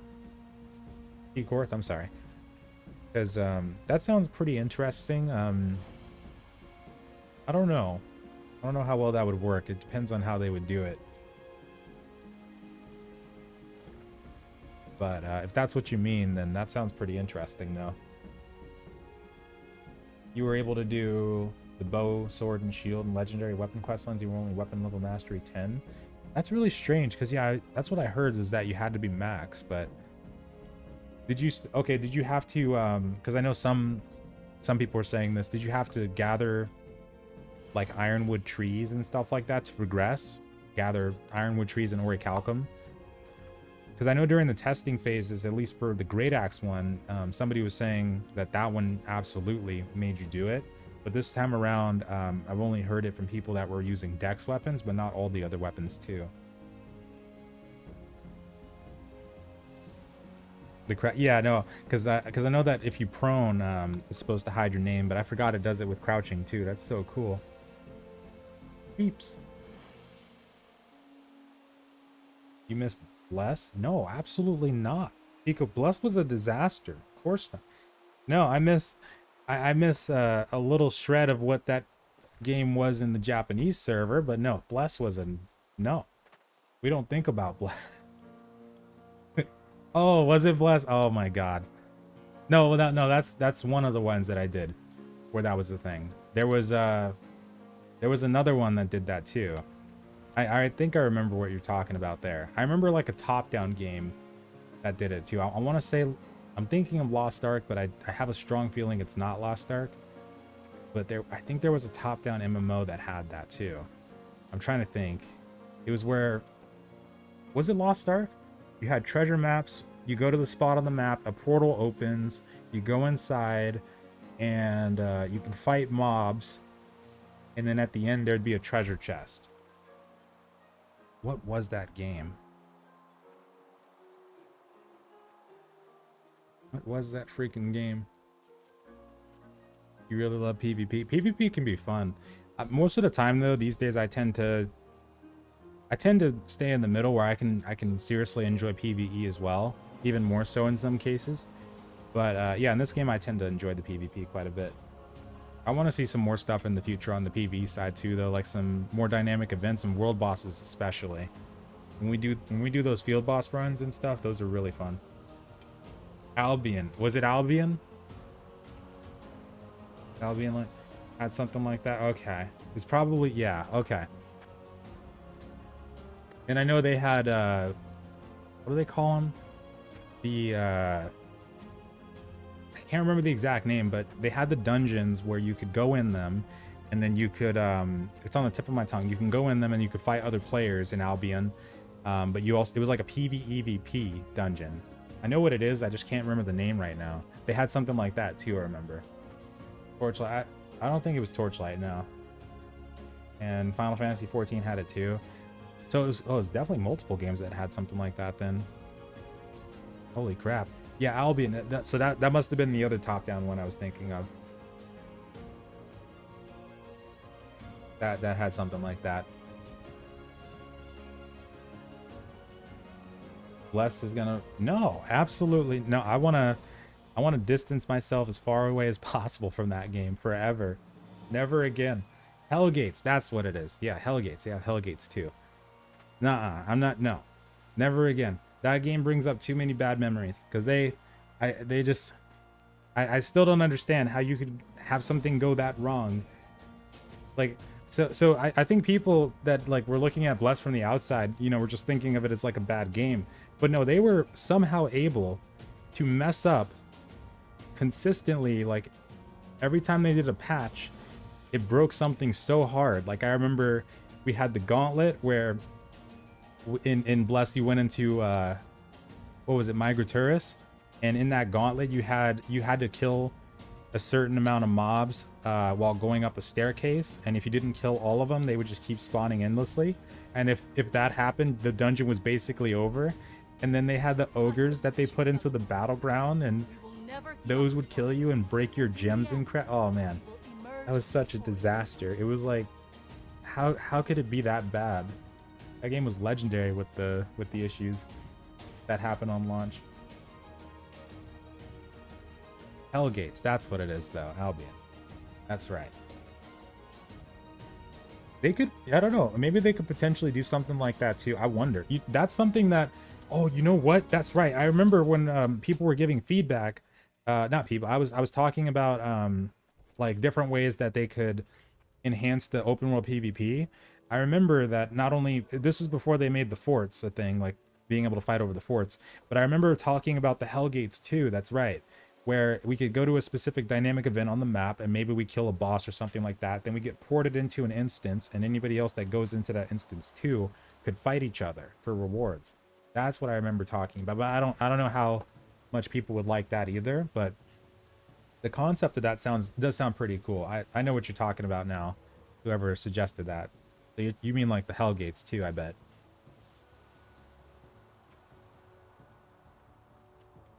I don't know. I feel like, because like with the dynamic events, that was one of the other things, is like having dynamic events that specifically flagged you up for PvP.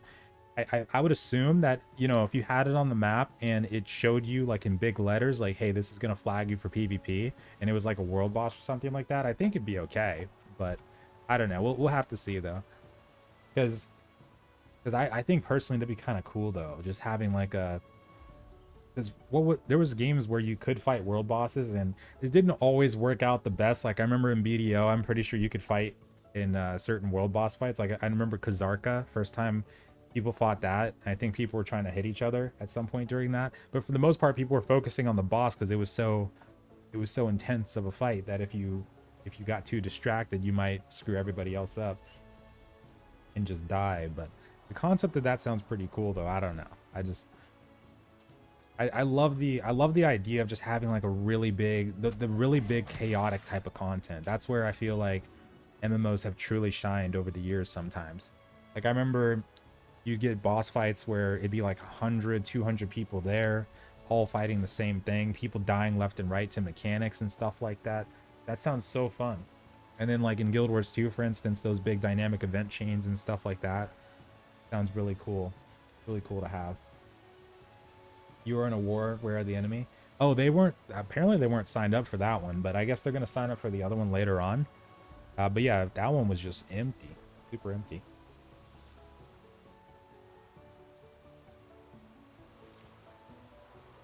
Yeah, honestly, that does sound super fun though. Like, cause you know, it doesn't have to be a thing where you know, you lose your gear, for instance, if you die. It's just having that PvP flagged. I think that's something that might be pretty cool.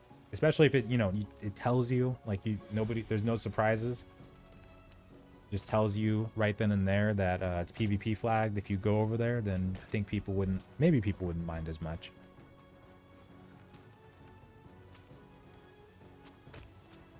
Oh, these stupid wolves. I hate fighting wolves. I just want to run away from them half the time because they're just not even worth the time to swing at them.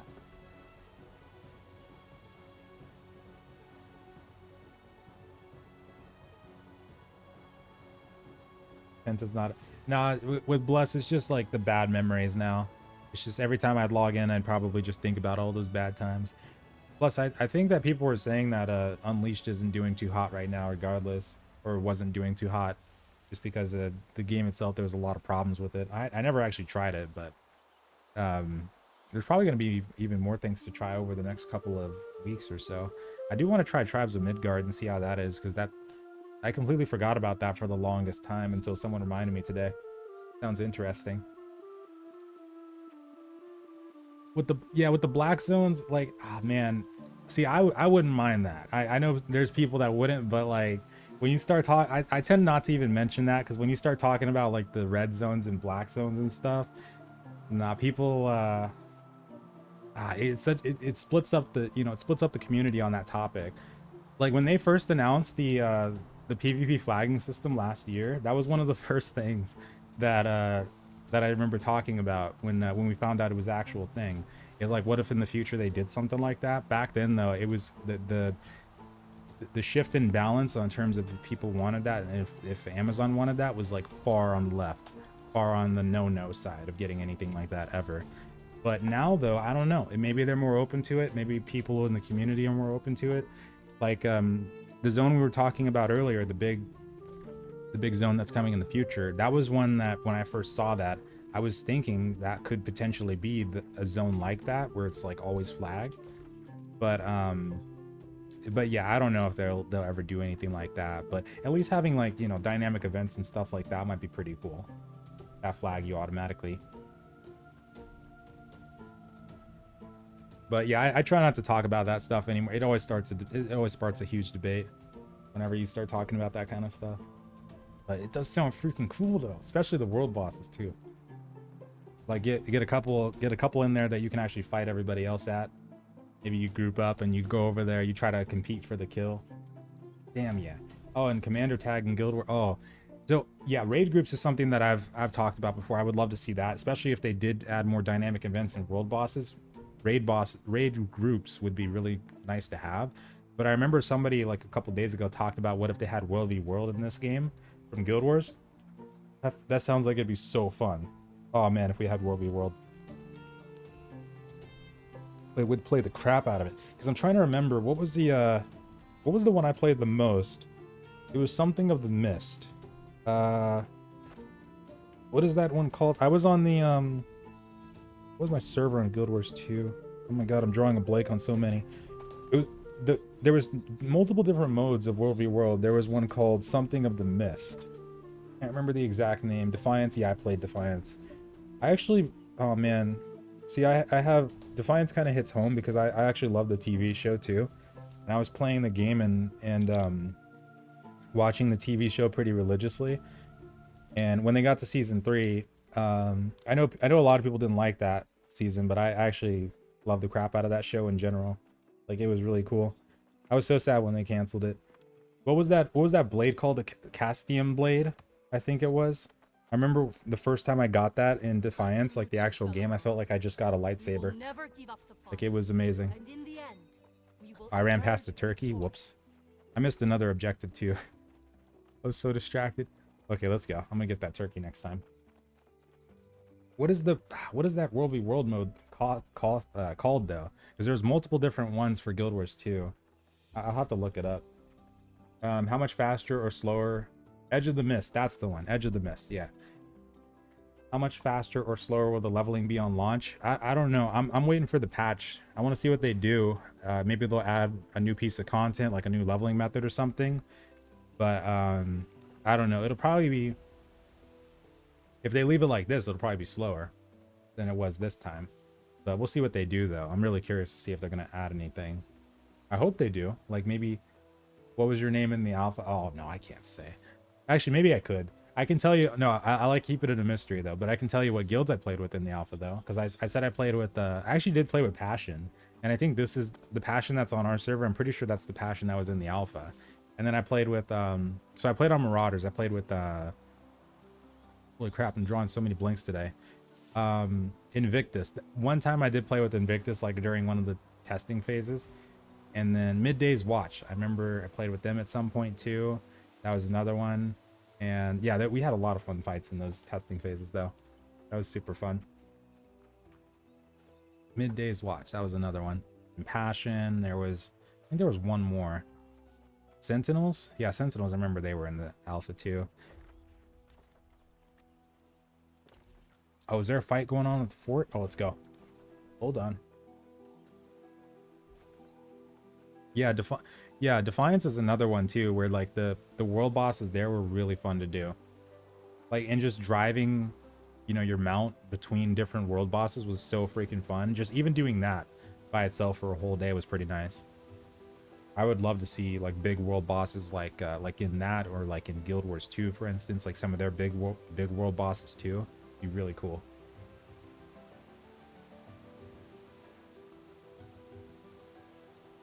Instance PvP gathering zone. Yeah, I feel like I always felt like if it's like a thing where, you know, it shows you on the map, hey, this is gonna flag you as soon as you get in, like the forts, for instance, right? People are fine with the forts because it tells you, and they know, because you have to flag before you can enter it. So you get a dynamic event out there, aside from also having like PvE based ones. But yeah, you get a dynamic event out there that tells you, hey, you come over here, you're gonna get you're gonna get flagged. I think that'd be okay.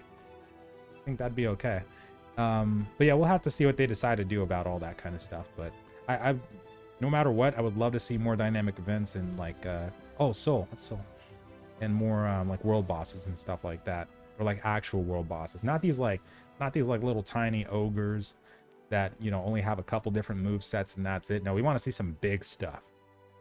We want to see like a giant like an actual stone giant or something like that, since they're going from, oh, you know what, actually, speaking of that, because they did have an article interview not too long ago with MMORPG.com, and one of the things that they talked about was like how they plan to pull more from like folklore and mythology and stuff like that in the future. So could you imagine if they had like an avatar of hate or Poseidon, for instance, like because yeah, kind of like in God of War, how when Kratos fought Poseidon, he surrounded himself, what did he do? He surrounded himself in water kind of thing, and he was like inside of a construct that he created. Something like that in a game like this would be really cool to fight. And then maybe if we had like since we're not going to get naval, but what if we had like on the shoreline, you know, you just had like an actual, maybe a kraken or something that was just like beached on the shoreline, and you fought it there. Might be pretty cool until we got naval content way in the future. Or like, you know, they could do a lot. They can bring Medusa in here, put her in there. Maybe, I don't know if they do this, but like making a version of Kronos, like a gigantic version of Kronos that we had to fight. That'd be so badass. But I doubt that would happen. But still, if they truly are gonna go folklore, mythology, and stuff like that, there's probably a lot they can pull from. Tiamat and Kronos. Yes. Oh my. I don't think they'd do Kronos, but I'd love the hell out of it. Like, imagine a boss that's so big that he goes up to the skybox and he goes past it. You're literally fighting his feet.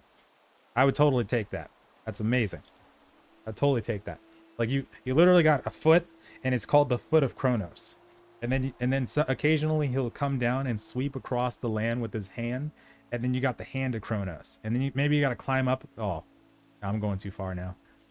I'm going too far. One day though, maybe, like they have a wide open canvas. They have so much that they can pull from, like hydras and all kinds of stuff. In I've seen King Arthur. I was trying to gather the rest of those lore pages, but I saw King Arthur's stuff too, and I got to read the rest of the other new ones that they have. They got a lot more now for the lore.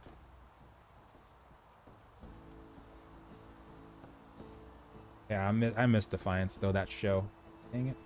Have you gone full Constitution? No, I'm still Con mostly, and then Focus secondary. And are you going to do a beginner's guide? Oh, yeah. Yeah, absolutely. Definitely.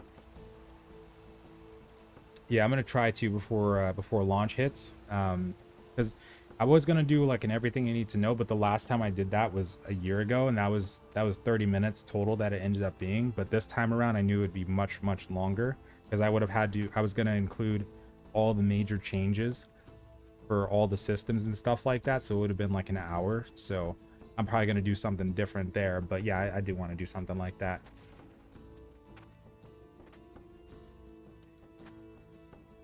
Life staff and paladin builds. Oh yeah, they probably will. But yeah, people are talking about other builds too, like the great axe, and even the fire staff now is getting some threads too. But yeah, they'll probably tweak these builds and, you know, nerf them or buff them or something like that. They'll probably do. But I'm okay either way. I'm just super happy that we were able to even make something like this. Was really cool. So I'm super curious to see what they'll do for like future weapons and stuff like that. When they make because there's rumors that they're going to be doing 2 more weapons in the near future, like not before launch, I don't think, but like maybe 1 or 2 months maybe past. I might try something like, when they get those out, I might try something else, like kind of like we were talking about earlier, like a void knight. That sounds really cool.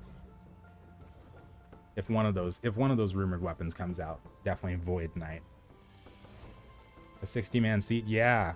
Maybe like because the invasions was another thing. When they first introduced the invasions, or when we first even heard about them, I thought they were going to be so different. I thought it was going to be like a thing that took place in the middle of a field or inside the settlements itself. Like maybe we had to barricade everything, and then we just had hordes of corrupted all coming at us. Something that was more open-ended. I think if in the future, it'd be really cool if they did make something like that too. Like maybe, oh, I know some games have done this where, you know, maybe, you know, people might get annoyed at it depending on, you know, how they do it, but like settlements that you're in, like this settlement, could actually get attacked potentially. Like I remember seeing games where you had it where dynamic events would happen sometimes, and maybe you'd have like zombies or skeletons or something like that attacking the towns. Something like that might be pretty cool to see too. And yeah, if they do a 2-handed sword, that's probably going to be like my main weapon for life. If they do when they bring the great axe in, that's probably it for me. That's going to be it. Just till the end. How many more hours until beta ends? We got probably about 12 hours and some change. So 12 hours from now, or sorry, 24 hours from now, it'll be 6, and then it's going to end tomorrow night at around 11:59 p.m. So about is that 30-ish hours around there total? 30-ish hours. A huge spider boss. Ooh, yeah. I tend to have a fear of spiders, but you know what? That would sound kind of, you know what? Get like a giant cave. Oh, this is going to be so scary if they do it. Get like a giant cave we have to go in, and there's a bunch of different corridors and stuff like that. Maybe it feels like a maze, and we have to find our way to the boss to begin with. Like we have to find our way without dying, and then occasionally there will be mini spiders coming down from the ceiling and stuff like that. Oh god, that'd be so scary but so fun. Defiance, the one set in St. Louis? I think so. It sounds like Defiance. St. Louis, yeah. Can't fully remember if that's where it was though. I'm getting mixed up with Fallout right now. Whenever I think about Defiance now, I tend to think about Fallout 2. Enemies? Then it's war!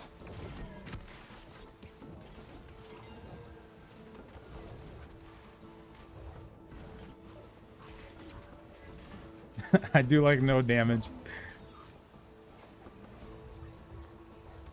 Oh, cool, staff. Anything on the crafting side? Yeah, crafting, if you're talking about like equipment crafting, yeah, that's something that'll come in more handy at late game, because like early and even when you first get to late game, you'll probably be able to survive off of mostly the what's it called, the drops in faction gear and stuff like that. Like you can, right now you can buy 550 gear outright from the faction vendors, which is pretty nuts. So yeah, crafting gear, that's going to come in like right at 600. Like when you want to get the perfect attributes and perk combinations, that's when that'll come in, more than likely. Oh, rip. Damn. Right, what it is. So they just declared the invasion for Everfall, so we can't even declare on it.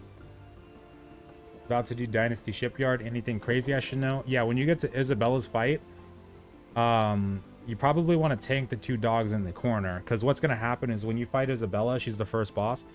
At 55% health, she's going to retreat from the battle, and then her dogs are going to come out, her tigers. So it basically becomes a boss fight where it's 2 different bosses at once. And if you don't taunt both of them at the same time, one of them's going to get in your backline and probably mess up your healers and stuff like that. So you probably all want to go to the corner as soon as you're done fighting Isabella, and then taunt both of them and fight them there. And also, if you kill one before the other, according to one of the recent patches, the other one should get a huge damage bonus. So yeah, that too. And then also when you get to the Empress, she's the last boss. She's going to be doing some crazy AoE stuff, but also she's going to be putting down pedestals periodically during the fight. And what happens is any spell that she does, her pedestals can mimic too. So she might be doing like a dragon breath AoE cone thing in front of her. It's going to mimic on the pedestal. Good idea to probably kill those as soon as you can. But I know we fought her one time where we ignored the pedestals. We just kept moving her around away from them. So it depends on what you want to do there. But yeah, those are a couple things to know about that one. How detailed is the housing? Oh, the housing right now. So there might be, probably at least 1 or 2 other games that, have more detailed housing, I would say. Maybe like BDO in terms of comparing it to that. This one's not as detailed, but they've expanded a lot on the housing. There's a lot of different furniture items.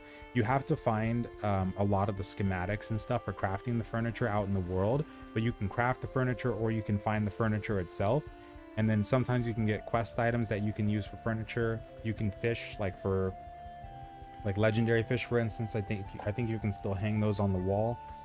But also, yeah, like the quest lines, if you do the Barkimedes quest, you can get Barkimedes as a pet dog that you can put in there. And yeah, they've added a lot of new furniture items since the preview.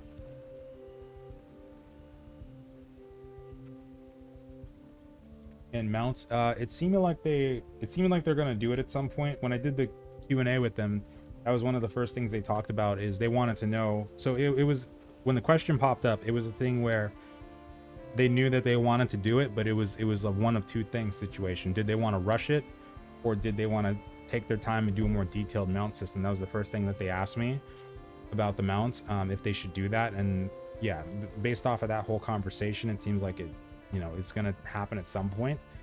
We're just not 100% sure when. But also, they could always go back on that later. But yeah, it seems like they really want to do a mount system in this game. But probably gonna make it not too soon, because one thing that the community has always talked about when it comes to mounts is that the world just isn't big enough right now. Which, yeah, once you get to the point where you have multiple house spots and you get a lot of Azoth, or a decent chunk at least, and you have an innkeeper, you don't really have to worry about travel too much. But yeah, we'll see what happens there. But it seems like they want to do mounts now. You should only be about 5 hours. And no, they said I think it said, hold on, let me double check on the website, that unless they updated it somewhere, if today's the last day, then oh shiz. But no, I think it said that it was going to be 11:59 on Monday, right? Yeah, August 2nd at 11:59. I think I had to read that twice when I first saw it, because I was like, wait, does that mean midnight August 2nd, or no? But yeah, I think it continues all the way until tomorrow night, unless they said something on Twitter or something.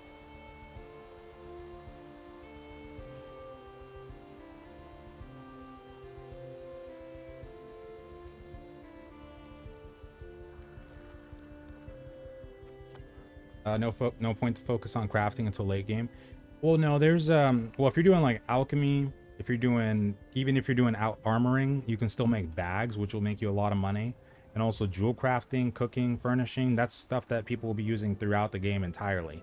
But when it comes to the equipment, like weaponsmithing, armor smithing, and engineering for the equipment side, people might not be buying as much crafted gear until you get to the end game portion, like when you're making 600 gear and stuff like that. So that, yeah, that's the only thing with crafting. But like for the other trade skills like Arcana, jewel crafting, cooking, furnishing, oh, you'll be using all those throughout the game probably, and buying stuff from those throughout the game, especially like when you get to end game jewel crafting, because right now, like from the side quest, that's the main way we get our jewels, and then occasionally from, you know, expeditions and stuff like that. But yeah, people will probably be buying some jewels once they first get to end game though. Yeah, that'll probably be a decent one. But yeah, especially furnishing for the housing trophies, and then, you know, cooking food. People always need food, better food, like not just the regular recovery food, but also like gathering food, crafting food, and attribute food. Like I've, you know, had to eat some of that in the war. And then Arcana, you know, potions are always going to be selling for sure.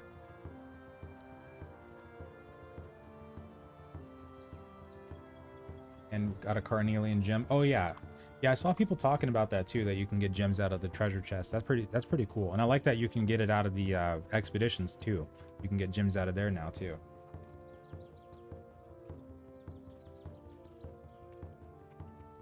Wasn't the beta supposed to be closed already? Yeah, it should be closing around tomorrow night, unless they said something on Twitter or something, or like a new update. But it said August 2nd, 11:59 p.m. though.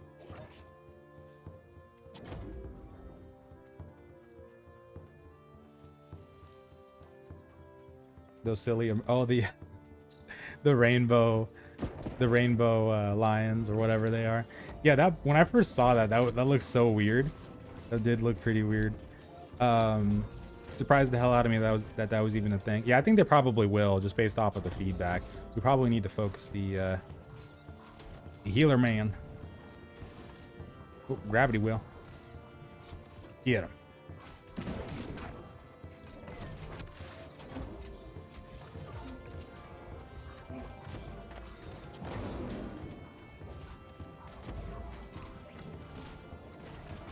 Oh, might be able to DPS him down, actually.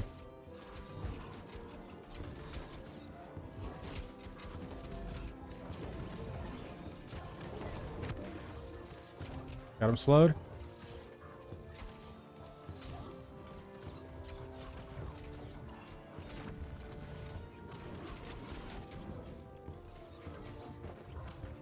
We got Trog on us right now, too, right?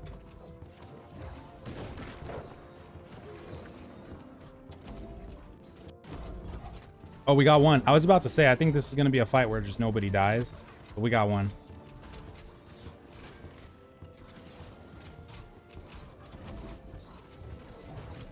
Oh, nice. I got to look at that again.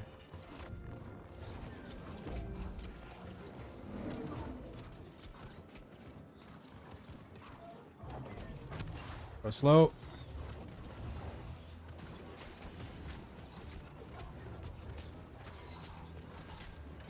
Did one of us die, or is that them? I think that's them.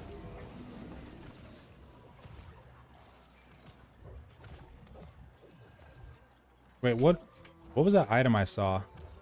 I think I already grabbed it. Something random. You're running this in max graphics? For the most part, yeah. It should be pretty much on very high, except for a couple different things, like the effects and the shadows. I normally turn those lower than they start out with.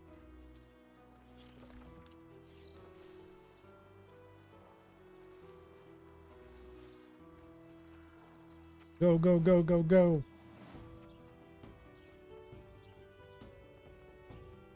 If they allow you to fight on it. Well, one thing that I know that, like I talked about during that video too, is that, and I know this has been a concern for people, is that if they were to do mounts, there would have to be a way, either they'd have to dismount you when you do PvP missions, or it would be really easy to kill kind of thing. Because yeah, that could definitely become an issue where if people are using those and then you're not able to catch them, then that could really suck, especially if they're spamming PvP missions. So yeah, that's something that would need to be balanced too. And yeah, that's something that we did talk about there as well. Not just I included in that video, but we did talk about there too in that convo. But yeah, it probably would need to be something for that too. So Lost, if you should stick to your spear bow, pure damage dealer. Well, no, if you like damage, then you don't want to. This one is not going to be more of a damage build. It's more of a tank build. So if you like tanking, then yeah, you could probably enjoy something like this. But if you like damage more, you're probably good where you are for your build. And also, like when you get if you get a bow that has like keenly jagged on it for the perk, to where when you crit, you get a bleed on people. That might be pretty good too to have when you get that. So yeah, if you like damage, you can also try Rapier Musket too, because that's a pretty popular build right now, doing decent DPS. And see how that goes. Oh yeah, it was a good freaking fight. Hell yeah, no worries there. What do you lose in PvP when you die? Just durability on your gear. You don't lose any, you don't drop anything or anything like that.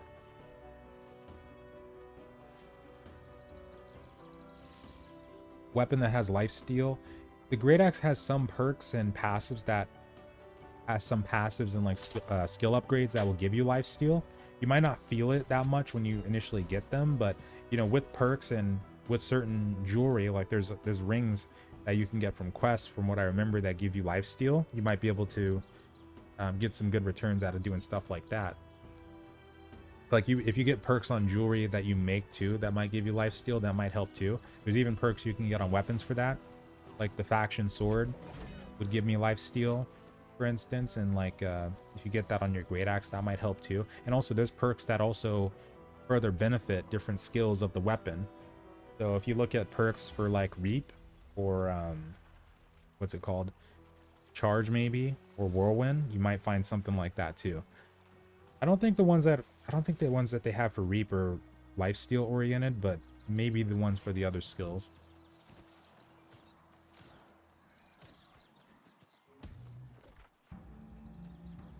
Hold, deliver asset. Okay.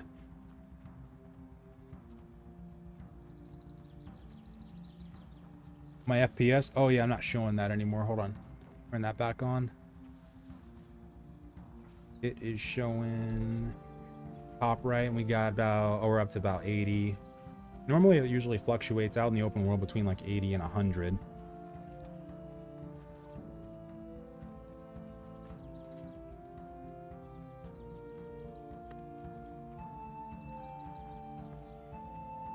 Why don't you get XP for PvP? Oh, you should. We just don't get XP because we're already 60. But you should get XP for killing people too. And also like drops. You can get actual like gear drops and stuff like that too. When the person's alive for more than 30 minutes, you're supposed to get better rewards. And I remember when we were playing early on and we got into a couple fights, I remember I killed one person and I think I got like about 30, like around 30% XP. Like it was a big chunk. It was a big jump. It was pretty good. But haven't really seen too much of that since then though.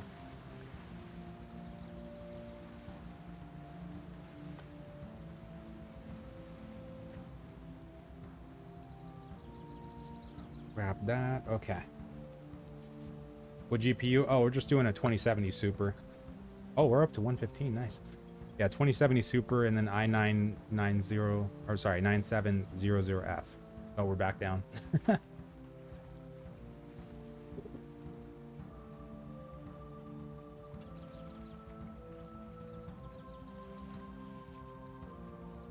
Oh yeah, that's the one I was thinking about. Yeah, I remember we saw that earlier today. The perk for one of the Warhammer skills. That was that Path of Destiny or Shockwave? It was leeching Path of Destiny, I think, right? Where you, I think it was like 20% of the damage dealt with the passive Path of Destiny. Something like that. Best websites. Oh, you got New World Fans. You also got the New World Map website if you want to look for resources. But yeah, New World Fans has a lot of different information about the game that you can check out.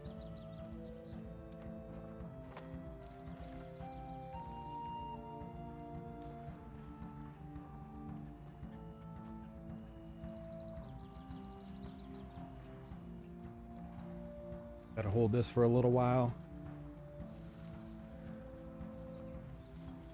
Yeah, winning wars. Oh yeah, and like doing invasions and stuff. I remember when I was 51, I think we did an invasion and we got like almost 10k XP or something like that. even though we lost and we didn't really do that much for contribution. So you probably get a decent amount doing that too. I know in the testing phases, people were actually taking people that were like 57, 58 to the arenas. I think even now it shows on there that you can get like 17, 18k XP per arena. And people were able to gather up once you got the quest line. I don't know if it still works this way, but back then, once you got the quest line for the arenas, like the Eden Grove Spriggan, then you were able to get drops of the key too. So one guy was able to get like 20 keys for the Eden Grove Spriggan, and he brought some low levels in there, some like 57s, 58s, and they were able to get XP really quick. Because those fights were only lasting like 5 to 10 minutes.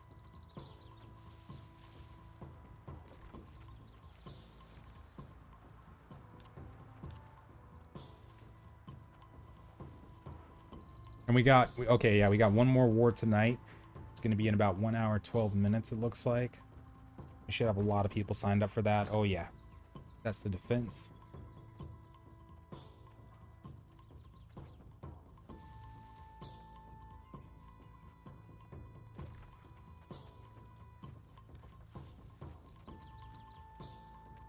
They don't really have like a arena or like small scale thing right now for PvP. Aside from, of course, we have the forts and the open world fighting that happens.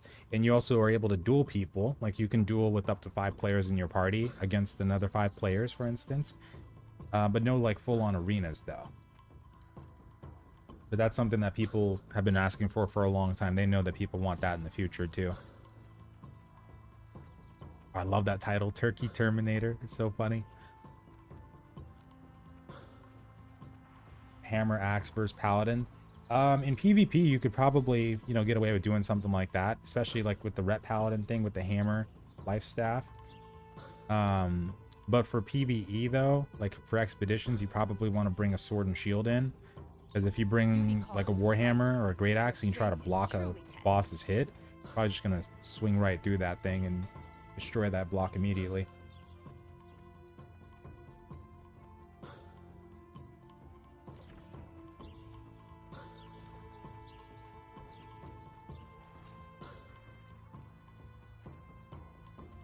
Oh, and for the PvP XP. Yeah, that's a good question, but I would assume each person should get their own. And you'd also probably need to initiate in the fight too, because there's a thing with the credit system where you have to do like at least 15% damage to get credit for like a named boss, for instance. But you also have to, like, your party members have had to do some kind of action within the span of like 2 minutes. So like heal something or fight something kind of thing. So yeah, I think it should be individual on the PvP XP when you kill somebody, but I don't know. I haven't fully tested that yet. It might be split though. That's a good question though.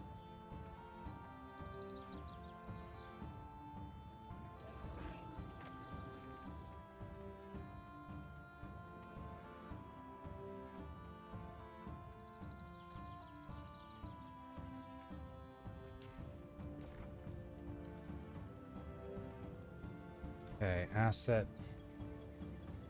Are you getting 10 FPS? Oh crap. Yeah, I'm using a 2070 Super on mine. It should be let me double check actually what the exact model is. Yeah, it's a NVIDIA GeForce RTX 2070 Super for this one.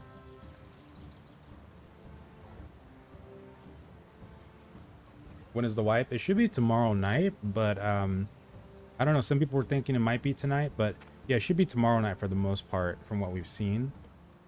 Let me yeah, because it says on the website that it's supposed to end at August 2nd, 11:59 p.m. So I think they mean like, you know, August 3rd midnight, but technically tomorrow night. What I think they mean there. Oh dang though, yeah, it's 10 FPS. Even when you like lower the settings, still 10 FPS. Dang.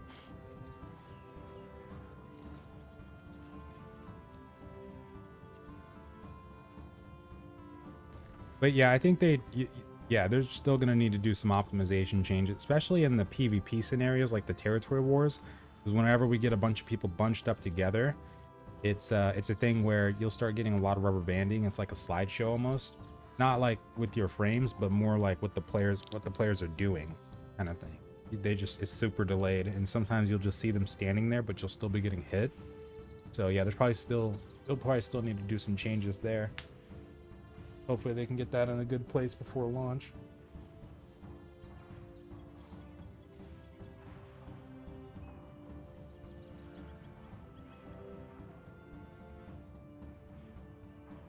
But yeah, it should be tomorrow though for the reset. And can you maintain all content? Yeah, we've Uncle Father, who's in my party, he was able to maintain the because I was doing when I was in a party with him, he's a paladin too, so I was going healer. So all I had to do was respec my stats and the focus. But yeah, he was able to maintain everything, all the expeditions, and I was able to maintain the expeditions too. And the only one I haven't maintained as a paladin yet would be I think Lazarus. But yeah, for the most part, you could. You definitely could. And the cool thing about Lazarus is that, so when you're fighting Chartist, the last boss, and you get to the last part where you have to DPS him down really quickly because he destroys the 2 pillars, and then also, you know, he's gonna beam you again. So you have to DPS him as fast as you can. Well, what we were doing, oh, I didn't deliver the asset. Dang it, I'll do it next time. What we were doing is we got on top of each other, like everybody was all standing at the same spot, fighting him, like right in front of him, and we were dropping down 2 heals. So his heals and my heals, and we were able to DPS him all the way down doing that. It was really, really cool. But yeah, and Paladins help also for like fighting Taxodius, because what happened when Taxodius, or what, no, what's his name? The I think it's the caretaker. Yeah, caretaker. So he's at some point during the fight, he like splits the party up, and then what happens there is that you have to destroy the mushroom thing on the inside of the ring that he generates. So as a paladin, you're able to keep heals down while your healers split off in the party and can't do, you know, like direct heals on you as well. So that was really useful to have in there as a paladin tank.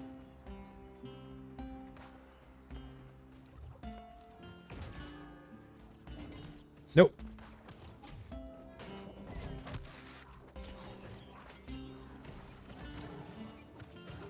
Got him.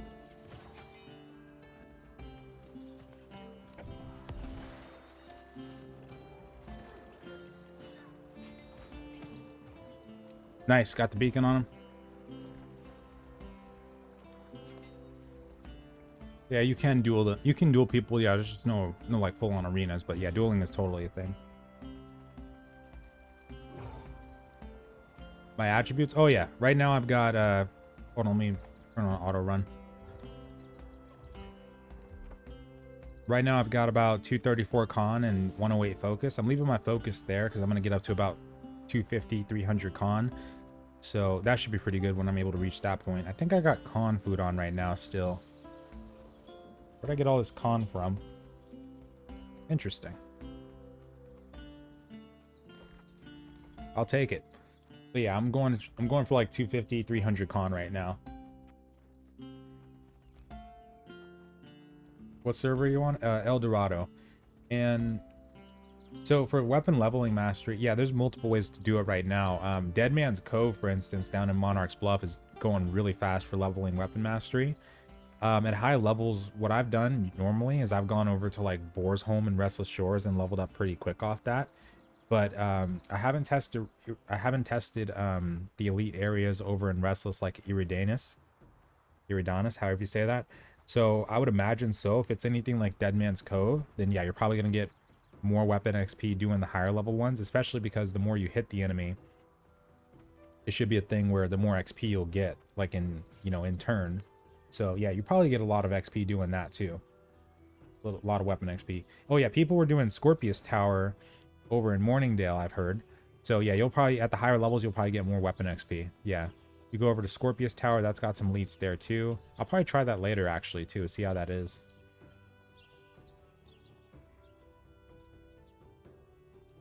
What mushroom thing for Taxodius? When he does the ring thing. At least I've seen it. I've seen it one time in the testing phase where like I was actually inside the ring and there appeared to be like a mushroom thing inside there that we had to destroy. Or maybe it is where you just have to keep on fighting them. I have to look back at the footage too though, because pretty sure I saw something like that in there. Or on the inside, when you fight Taxodius, you just have to like keep fighting him, and you were able to get out of that ring that way when you fought him last time. Or no, not Taxodius. No, I meant the caretaker. No, I got them mixed up. Not Taxodius. Not Taxodius. The one that puts the ring around, like splits off your party. So like what we did on the last one that we did was I stayed outside when I was healing, and I just ran around the ring and I aggroed all the mobs, and then everybody on the inside just DPS the boss down until the ring was down, and we just linked back up. But no, not Taxodius. I meant the caretaker. Because I think it was, what was it? Caretaker, Taxodius, and the Blighted Greenskeeper. Those are the bosses in there, right?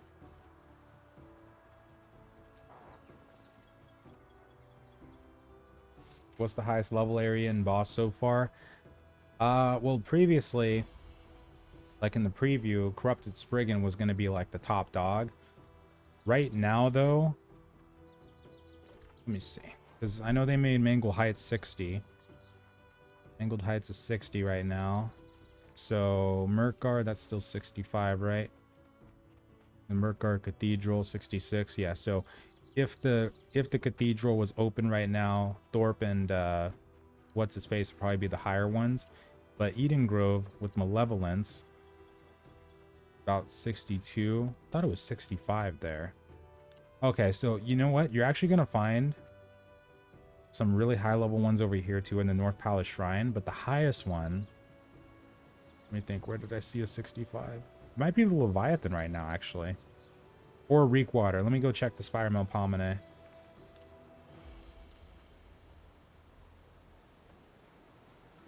Yeah, it's going to be, yeah, 65 is going to be like the most that you'll find right now.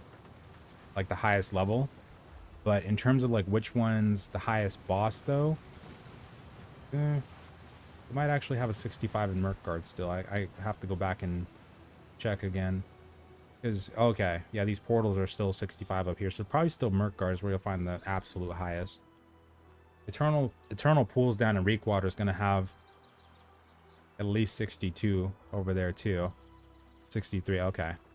Yeah, but 65 is like the highest. And then you'll find multiple different points of interest and bosses around the map that are going to be around that level.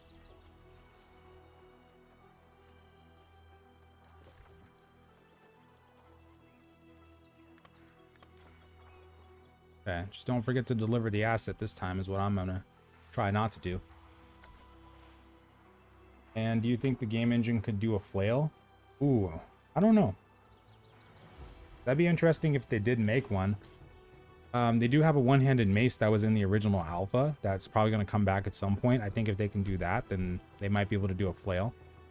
But I don't know. We'll see, though. We'll see if they decide to do something like that. I don't see why they couldn't, though. Yeah, if they wanted to. But all I want to see that one-handed hammer come back, and I'm hoping that it's going to be a weapon we can use with the shield. I'd really love to see if we can have that be a shield weapon. And best AoE weapon? Well, for melee, Great Axe is going to have a decent chunk of AoE, like AoE damage over time. Warhammer is going to have a lot of CC on the melee side, but Fire Staff and Ice Gauntlet both have a lot of AoE damage.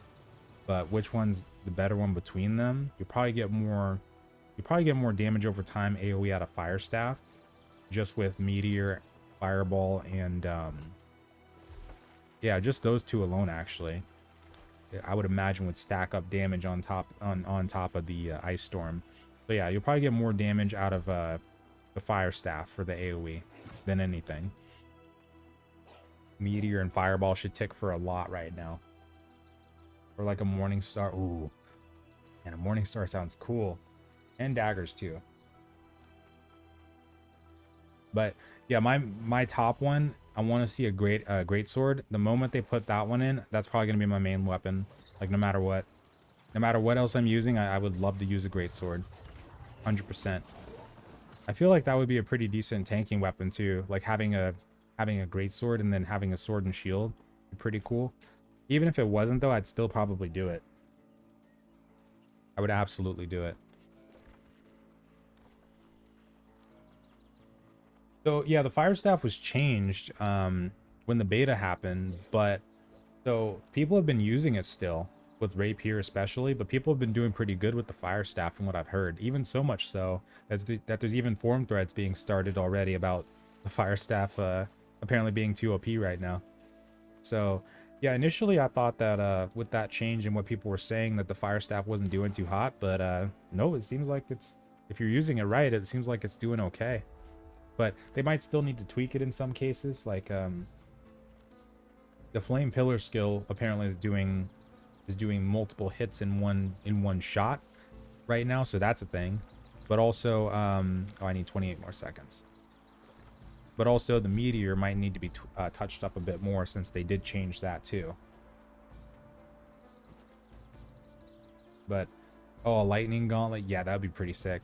I think if they did something like that too, because beforehand, even before they got the magic weapons like the ice gauntlet, they did have different mobs around the map that were capable of you know, doing elemental magic. Like they have a lightning ghost right now, even still. They have a poison one too, or it's like a, yeah, it's kind of like a poison one. I think they have a different elemental mob for almost everything. Like they have an ice one like this one too right here, kind of thing. I'm pretty sure they have a poison one though. Yeah, poison one.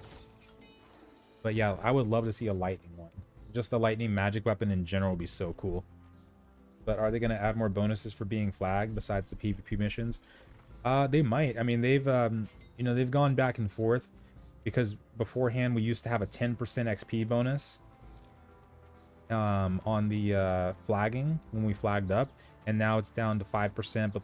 But beforehand, like a month ago or so, we didn't have any bonus on that other than what we got from killing people, like the XP gains and the rewards we could get, the drops. So since they added the 5% there, I think in the future, yeah, they might add more bonuses for being flagged. But we'll see though. Disease, yeah, that's the one. Yeah. Yeah. Oh, lightning mace. Ooh. Well, we could, because what we could do too is like if they put the one-handed hammer in, then I bet it'd look really cool with a lightning gem in there. I'd probably go with a I feel like I'd go with, if I want to do a paladin build with that, I'd probably go with an arcane gem. Did I really like, oh man, ah, screw it. I'll do that next time. An alchemist weapon, that sounds pretty interesting. I feel like that might be something that they would consider trying in the future, but I don't know.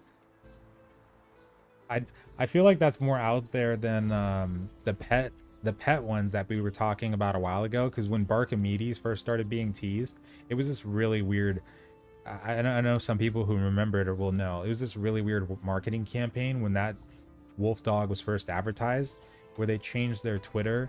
Like they changed the profile picture of the New World Twitter, and they started talking like Barkamedes and stuff like that. It was out there. So around that time, people were talking about maybe they would do pet classes or pet weapons where you could summon a combat pet. And I feel like that is probably going to be less likely to happen than like an alchemist weapon in the future. I feel like if they have a pet class, they probably would have already had an alchemist one too. I still remember that though. That was interesting. That was very interesting. They've done some curious they've done some pretty curious marketing things in the past. Like the armor fashion week showcase that they did, that was funny. Hope great swords, great. Oh, better scale with strength. I hope so too. At least strength, but secondary int, that might be pretty cool.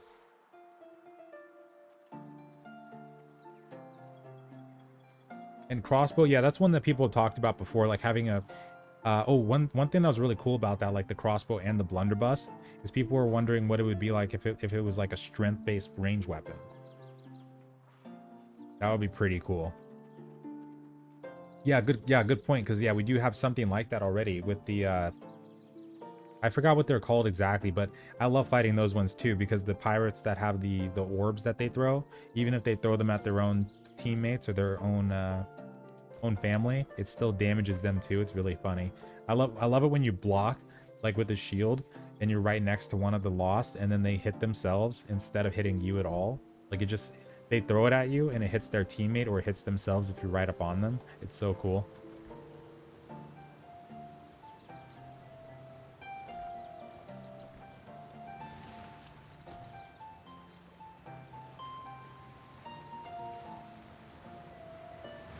What US West server are you playing on? El Dorado, yeah. And I'll be playing on this one too if it's the same name at launch. I hope it is.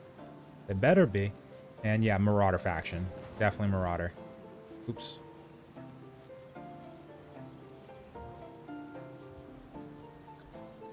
Okay, go, go, go.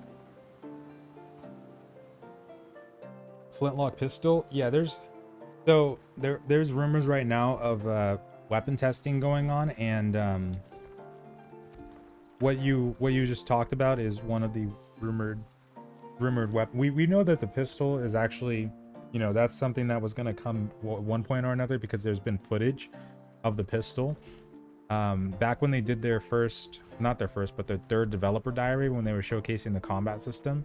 There was actually a part in there where they showcased the flintlock pistol. Could probably actually find it right now, since... Is there anybody over there? Somebody over there, hold on. I need to get a picture of this too, but yeah, there's actually a hold on. There's actually a pistol that was showcased a while back.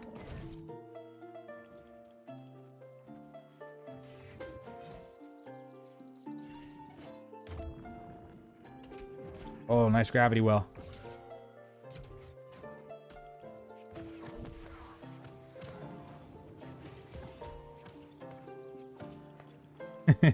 Damn it. Zigzagging.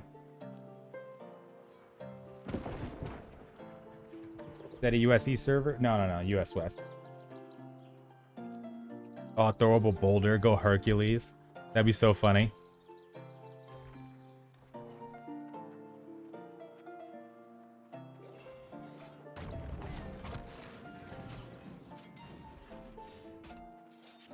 Oh, that was close as fuck. Oh, okay, that one got me. That ball kick, though, was close as fuck. Holy crap. My life flashed before my eyes right there. I barely blocked that. That was really good. Oh, wait, they're Witchers. Oh, wait, no, I didn't even see the guild tag. I'm sorry.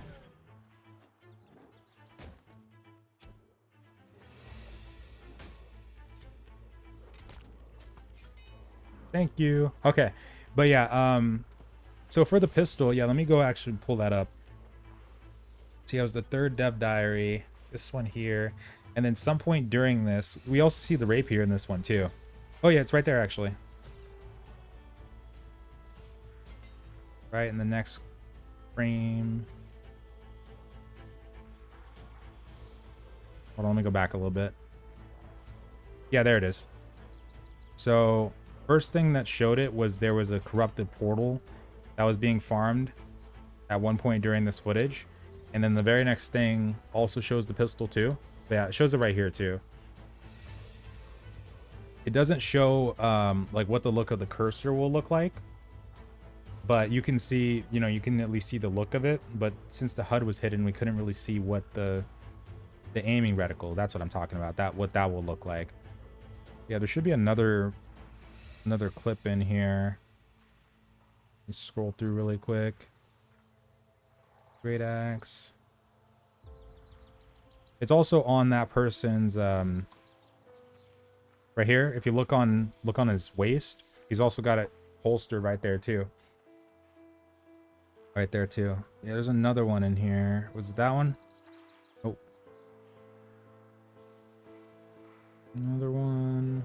There it is. Yes. Cool. This is a better look at it too. So I don't even think they have this on their YouTube anymore. Yeah, there it is. But yeah, this was like their third developer diary, and they went through and they hit a bunch of their old videos and stuff like that. I don't know why, but I think if I still go back, it's unlisted, but if I go back to my playlist, because I have a playlist in here that has all the dev diaries, then it should be, yep, Call to Arms. Yeah, see, yeah, it's unlisted though. but if you have it on playlist or something, you can still get to it. So it was done on March 16th. I remember covering this one, and yeah, so that was of last year too. So we know it's a thing. It just hasn't arrived yet. And then yeah, it's right here. That's not the only one too. Like there's a there is like a halberd type of weapon that was showcased when they first introduced the oh my bad. They were waiting on me. There was a halberd weapon that was first introduced when they first talked about the corrupted breaches, like way back. It was, where was it? Right over here. Yeah, first screenshot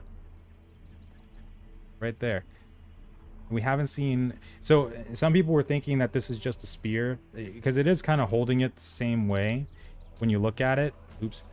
But I don't know, maybe this will pop up in the future as like its own kind of weapon, because I don't think I've seen a variation of that in game for a spear, so maybe that'll be its own thing too. Like a polearm, yeah, and polearm was actually, that's right, polearm was actually data mined too, so that could be polearm.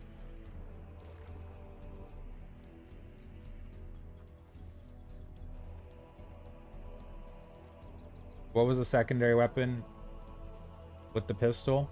It was a musket. So, well, yeah, the first guy that we saw, he had a musket and then he had a pistol on his waist. So yeah, it's probably Dex. But the other one, I don't know what that one was. But I don't know if it will hint at it, because when we saw the rapier in that video too, at one point during it, you actually saw somebody holding a rapier and a shield at the same time. Like he was holding both at the same time. And we can't do that with the current rapier. But it was so weird that that was actually showing like that in that video, because I initially thought maybe that the rapier was going to be like a variant of the sword, but you could use it with or without a shield kind of thing. But when we actually got it, then it ended up being just, you know, without a sword or without a shield on its own. But yeah, great sword would be awesome. And yeah, we're a paladin build. Yeah, and like with great sword, like there's hints there too. And like for instance, a long time ago, they released a screenshot that I keep in my folder. This one here, this is one that I always harken back to, because this definitely looks like a greatsword. And this is like right next to somebody using a great axe too. And this is back before they put the great axe back in the game. So, because it was in the game in the first alpha, and then they took out the great axe for a while. But this right here, this is like 100%. Without a doubt, a great sword. If they put that back in, or if they put this in at some point, with how badass that looks, I would use that 110%. Yeah, we've never seen it like past this. And then also, this is an old GIF, like a picture of an old GIF that they had on their Steam page, and this was when we first saw the tower shields too. And I covered this in a weapon video that I did last year. About all the weapon, and I talked about the pistol too, all the weapons that we've seen hints of. But this over here, this looked like it's super skinny, but this looks like an early version of a great sword. You look at the pommel right here too, and it looks very similar to the pommel that was in the screenshot. That circular thing there, right there, looks very similar. So this is, when I saw this, it looked like a great sword. And like you look at the was the hilt, like how long that is too, and how he's holding it. Even though I think somebody said that if you hold a rapier like that, it looks like that too. But the pommel and the hilt really looks like it could be a great sword in the future. But if they made two-handed weapon, 2 skill trees like now, one-handed weapons, 1 skill tree, splitting the sword and shield. You know, I was actually thinking about that, like when we were doing the ultimate weapon video. And I talked about how, like, since nobody really uses the hatchet throwing tree for the most part, some people do use it and like it, but I wonder if they could switch that out for like a shield tree, or maybe add a 3rd tree for the hatchet where you could use shield. How cool that would be. But I could see them doing something like that in the future. Maybe, who knows? I mean, that would be pretty cool if we had something like that. But how many hours do you have in the game? Like all in all, like about 3,000 at this point, 3,300 around there, 3,400, because I have since the beta started, got about 200 plus right now. And then before the beta started, it had about 3,150 around there before the beta started. But that's across all the different testing phases and stuff like that, and the preview too. We're getting a decent amount of tokens from doing this right now too.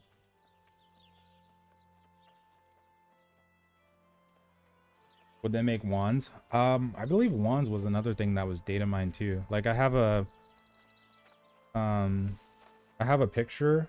Hold on, let me go back to it because I don't think I can actually, because they don't like it when I shouldn't say like, they don't want people to actually like cover like in videos and stuff like that the data mine content. But in terms of like what's been data mined so far, I think wands was on here. I'm looking at it right now.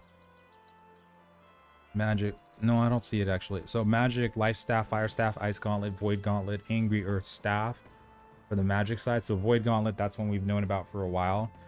And then for the melee side, yeah, in the two-handers, polearm is in there, and that's separate from spear. And then longsword's in there too, and that's in a two-handed one, so that's probably the great sword. And then they have a couple other ones. They have pistol in there too, and that comes from some of the data miners that have been posting on like Reddit and stuff like that. But yeah, void gauntlet, I saw the abilities on that one too. That one sounds pretty interesting. Really, really interesting. And flail, I don't know if they do a flail. I don't know, but I know people have been suggesting a lot of really cool weapons though. I would love to see the majority, if not all of them, make it in the game at some point. I want to see the great swords so bad, but like at the same time, there's so many cool ones that they could make. Dual hatchet, oh man, if we could go dual hatchet, I would reroll right now too. That would be so fun. Oh, that would be so fun. Or dual swords. Dual swords too. What's the proper build name for that? Like was that swashbuckler? Or dual swordsman? Or it's a different type of rogue. Like a duelist? What's the proper name for that? Instead of using daggers, you use in various different games, and I think maybe there's a name for it in D&D. I feel like it's either swashbuckler or no, swashbuckler I think is sword and pistol, right? And then two swords is probably something else. Not saboteur, something different.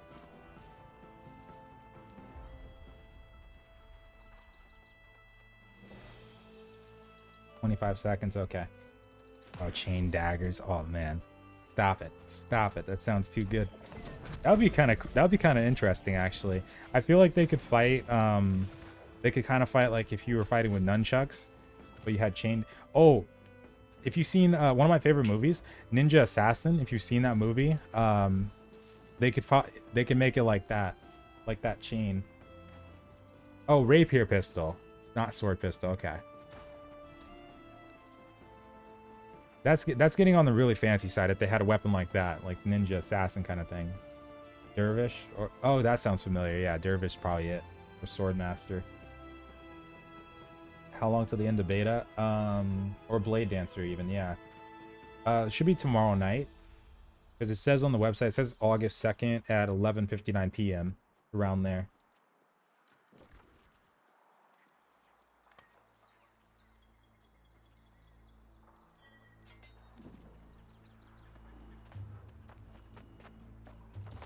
Fight outside Everfall. A lot of people out there. Bard. Oh yeah, if they did Bard, that would be so interesting. I'd love to see it. Because when I was thinking about Bard too, I was just thinking about all the old school MMOs, like how useful and necessary that kind of class was, and I wonder what that would do for this game. Especially if they started adding like a really difficult, maybe like world bosses and different types of dynamic events and stuff like that. I feel like that'd be so cool. I still...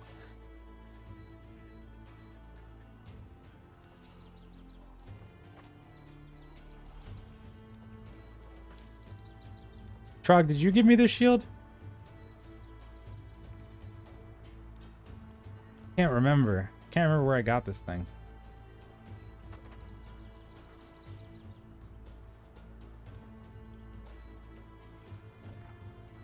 Either somebody gave me it or I just got it randomly and I still don't remember where I got it from. Yeah. I still don't remember. That's the yes. What's the strongest build at the moment? So like in terms of the be all end all, there's not really something like that right now. Hatchet and Great Axe are doing wonders in both cases right now, PvE and PvP, and like Warhammer Great Axe for territory wars. But there's also other, you know, other weapons that are better for different what's it called, situations. Like rapier musket's pretty good right now for, you know, open world PvP and stuff like that. And but yeah, Great Axe is really killing it right now. Really killing it.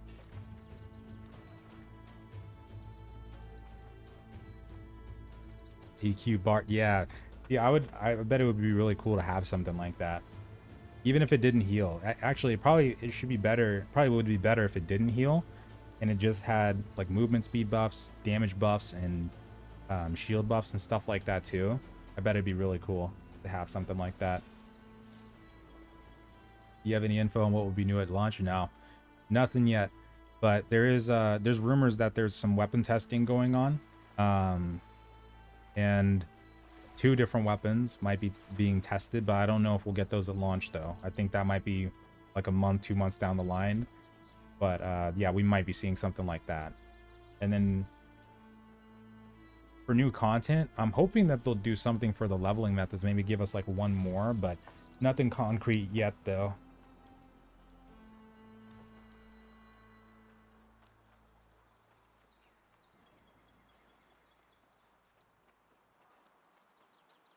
How do you make a bard in New World? You can't really do one right now. Not fully, at least. I mean, well, not really, like even halfway, but that's something that they really would have a fun time implementing, I bet. Like, it'd be so fun to play with something like that. Having an actual bard sounds so cool. But no, you can't make one right now, though.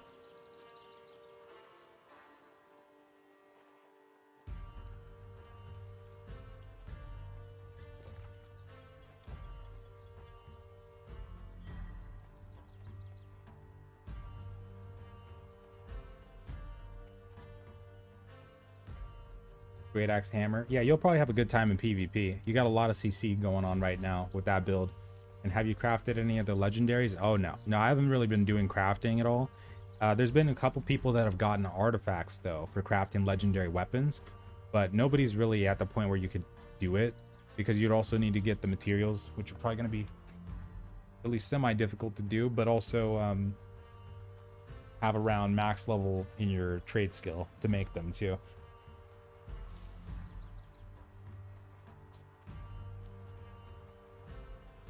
Oh, so what's up, Felden? And yeah, right now, the way it's looking, once beta ends, we probably won't be able to play till release. That's correct, yeah.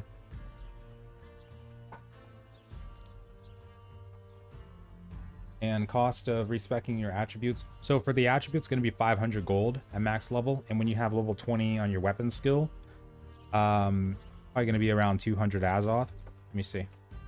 Yeah, 200. But if you're going to respec to a different weapon, then you don't have to respec your weapon. So you just, you know, choose the other one instead. But yeah, for the attributes, 500. Oh, I got to get up there. We're so close. It's so far. I might just get the breastplate on my chest piece and then, let me see. Or maybe I could replace those pants. Maybe. Are you going to use the paladin build for launch as well? Oh, hello. Yeah, that's one of the schematics. Oh, snap. Thank you.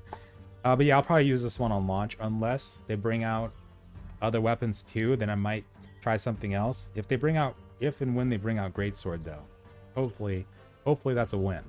Then I'll probably switch to that for life. 110,000%. Oh, crap. Wait.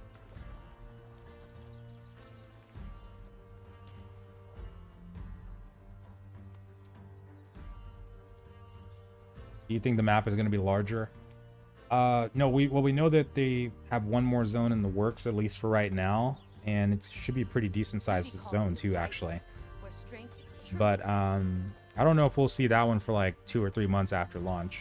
Until then, but yeah, I think it's probably going to be around the same size. If they did put out that one zone, then you'd see the map expand on this side, one more zone this way.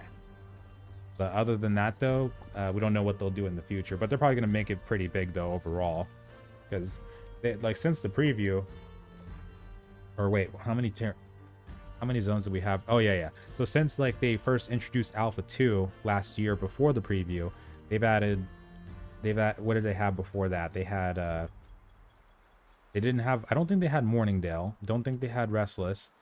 They definitely didn't have Reekwater, Ebonscale, and First Light Cutlass I think came later too.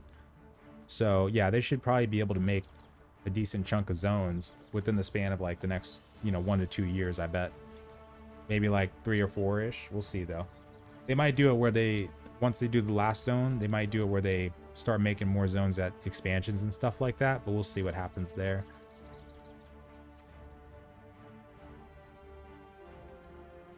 I think we didn't have oh, and Eden Grove I think was also not there. I'd have to look back again and see what the map was back then, but I don't think Eden Grove came till later too.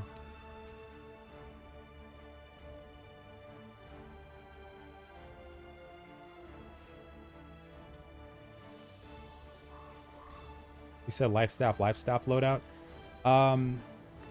Yeah, it shouldn't really do anything for you to have, because like when you have 2 life staffs, for instance, then whenever you cast the spells, it's going to share the cooldowns.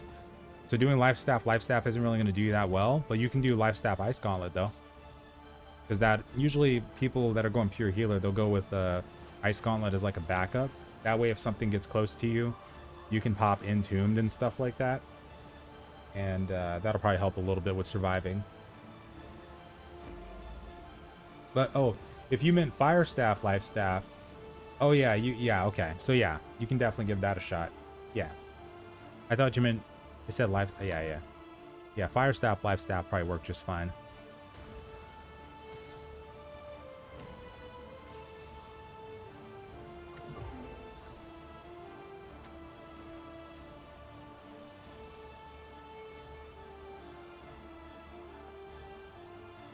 My game when release.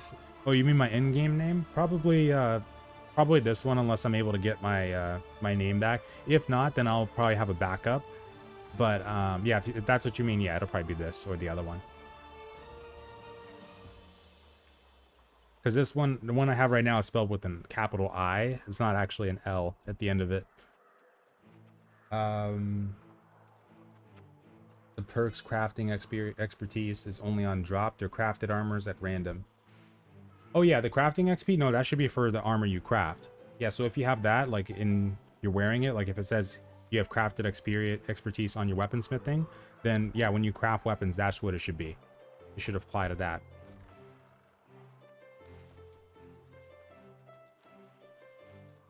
Oh, hello, big one. Aura. Bring it.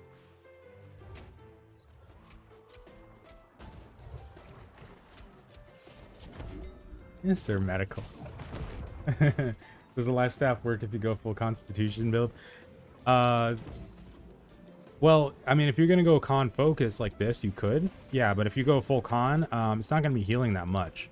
So, yeah, because if you go full con too, you're gonna run into diminishing returns at a certain point there. So you might not be getting as many gains as if you'd gone like con strength or con focus kind of thing.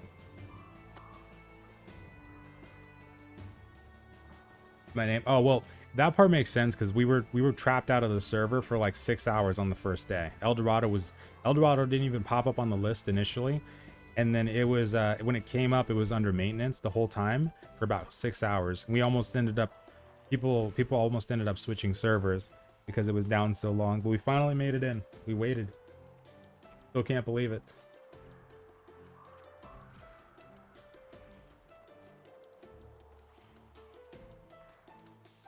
Best combo with the musket. Well, there's multiple good options there. You could probably go musket rapier if you want, though. It's a pretty popular combo right now. It's pretty fun too. Give that a shot. If you want to get really weird, you can also do an int build and do like a musket ice gauntlet. See how that goes. But yeah, you can totally do musket rapier.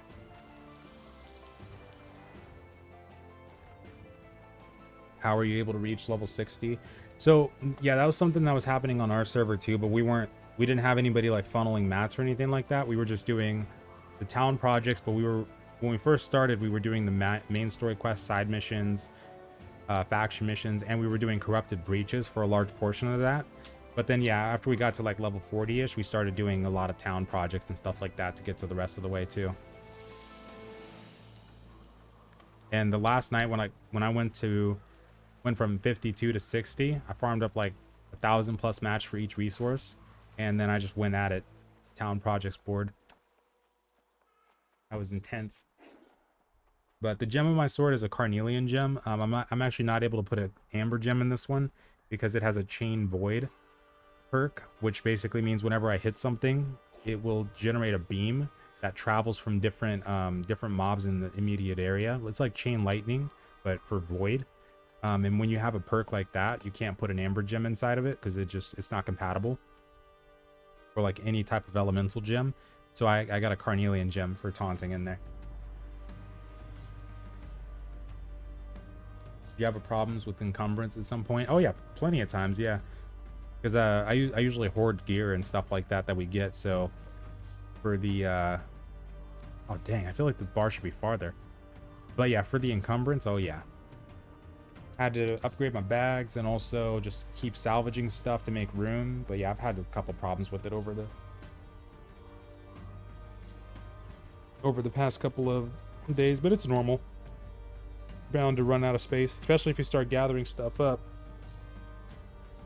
You just got to get better bags and stuff. Do you think the queue times will be even worse on launch? I feel like probably not, because on beta, this being the first public showing of New World, I feel like at launch, some people might already be burned out, and you know, some people might not want to play right then and there. They might want to wait a little while, but I don't know. It could be like almost as bad. But I feel like they'll probably be more prepared this time. They'll probably have a lot of servers, and they might do it where they have more servers this time, and then they bring them down and merge them as they need to, kind of thing. But yeah, I think it'll probably be okay. Because like with the beta, I think that's like the main. I think that was like the main thing, like showing for New World, where like everybody wanted to jump in because it was like the first time of experiencing it publicly. But we'll see though. We'll definitely see. And yeah, if that happens again, Kenny, I'll probably try that. But yeah, I think people are probably gonna, now that they've seen it and played it, they'll probably be more, you know, they'll have more restraint when it comes to. Some of them will have more restraint when it comes to playing on launch. Like they might not be, you might want to wait for updates and stuff like that instead. And no, I'm mostly Constitution and then secondary focus for my stats. So I got about 234 on my con and then 108 on my focus. Oh, and we got about, hold on. The war is about, okay, we got about 10 minutes until the invites start going out for the wars, and then after that we should be able to do a couple expeditions. The level 35 dungeon has a chain quest like the 25 one does. Oh yeah, so go to get Starstone Barrow, go to Everfall, and then inside the tavern or the inn, there's going to be a guy upstairs in the inn, and you can get the quest line from him. He's going to make you go to this like Achernar gate over here, and then he's going to make you go all the way around visiting these different obelisks. And then after that, you'll get the key. After you do all that.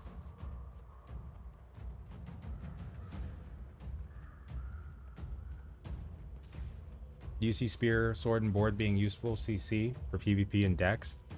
You could probably make it work, yeah. There might be better choices like doing spear rapier, for instance, like for the extra mobility. along with the extra DPS. But if you wanted to go sword and spear, I mean, I've wanted to do that too in PvP for fun, and yeah, it can be a fun build.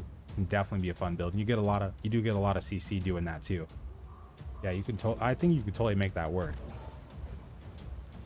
And I think somebody asked about bow spear. Yeah, bow spear is a pretty solid combo. It's absolutely a pretty solid combo. And Dynasty Shipyard is a 45, but yeah, Evans or Dynasty Shipyard should be. I think that one. Let me sit over here and check my footage. I'm pretty sure that one's around 50. Yeah, Ebon scale is 50, but the area over near Dynasty Shipyard, you'll actually find some 60+ mobs over there. Yeah, like Imperial Palace. On the way down to Dynasty, you're gonna see some 60+ mobs, so make sure to watch out for that. But yeah, I think Dynasty itself is like 50+. Let me go check something.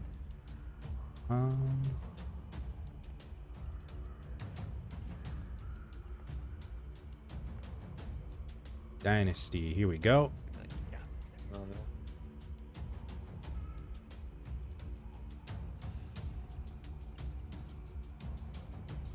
I'm looking at the Empress fight.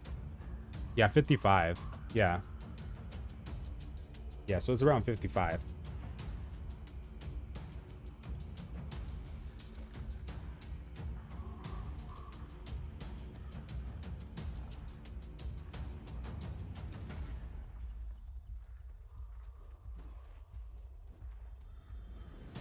Getting high gear score items. Yeah, well, if you do expeditions, that's a good way to get some decent drops. If you get lucky, you can get some legendaries as well as purples and stuff like that. And also, if you have a group, you can go up to Merkgard all the way to the north. There's different like points of interest and field bosses and name mobs you can farm all over the place. But if you go up to Merkgard, you can farm like the elite priest over in this section, over near this portal. And you can farm them over and over and get some decent elite pieces off of that. But yeah, you'll have multiple options there. You can also do the wars, the invasions, outpost rush. I actually did make a video yesterday about ways you can get some decent gear score stuff too. But yeah, those are different ways that you can also, you know, get gear score get some decent gear once you get to max level. Sweet.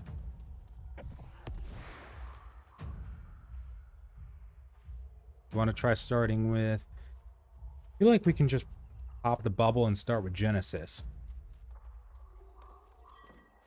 I feel like what's her name, Scylla, that last time that we fought her and she bugged out, that was just absolute because we've done Lazarus before, but the second time that we tried it, Scylla bugged out like mad, and she started doing some crazy stuff towards the end of her fight. Killed us multiple times, so that was intense. But I think we could probably just go for Genesis first. Okay, we'll do them backwards. Great sword expert. You had great sword expert? Yeah, because to get that title, well, some of them have been bugging out. Like, I think my character has the spear one right now, even though, or he did before. But yeah, the spear one, and then you also get these ones when you get level 10 in a weapon skill. And yeah, like if you get to level 20, you also get like Blade Master, for instance. But you saw a great sword one, huh? That's interesting. I wonder.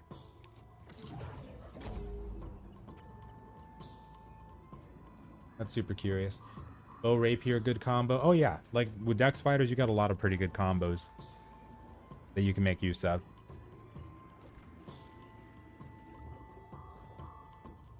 Okay, asset.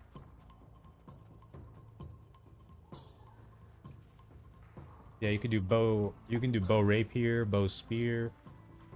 Yeah, bow spear is pretty solid. And sword hammer. Yeah, sword hammer is also another one. Like if you're tanking, for instance, you can do that. Especially in PvP, you get a lot of CC out of doing that. So PvE, you might get more bang for your buck doing sword hatchet or sword life staff. But PvP though, you can get that extra CC from the warhammer and use that. And ways that get gold out of the economy. Other than the repairing and stuff like you know, stuff like that, I don't think so. Because like if you pay taxes on stuff, that should go to the company, right? So getting it completely out of the economy, not really. There's probably at least one or two things. But not really. But there might be more ways for that in the future, though. We'll see, though. But we're running heavy on my armor. And beta should end tomorrow. We'll wait for the video on how to gear up. Oh, no. I already made it. No. I already made the video. Actually, I made it yesterday. Yeah, if you want to check it out later, it should be an in-game gearing guide video. And it should also apply for launch, too, assuming they don't drastically change a lot of stuff about the gear drops, which normally like throughout the testing phases, it's been a thing where like going to Merc Guard, doing invasions, wars, and stuff like that has normally given you rewards. So that should definitely apply for launch for sure.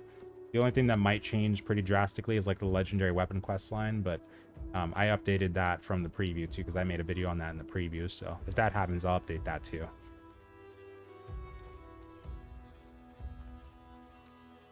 And my stat distribution right now, I got 236, 234 on my con, and then 108 on my focus. And I'm going for 300 con. I'm going to switch back to focus after that.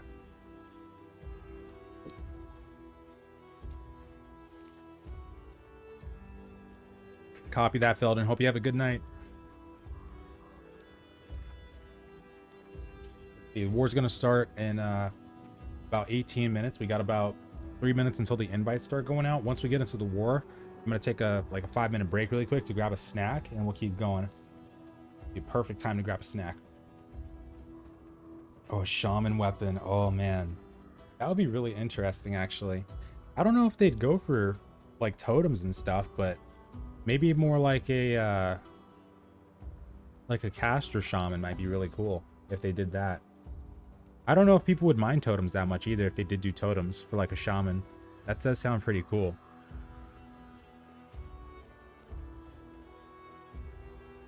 $50-50 dex in it. No, if you're gonna go rapier musket, then you'll probably be better served just going the full full dex and then secondary con and doing that instead. Might be the better way to go for you. But you can also get some decent builds out of doing like int builds if you wanted to with those weapons too. But oh yeah, respecking. That's true. That's right. I forgot about that.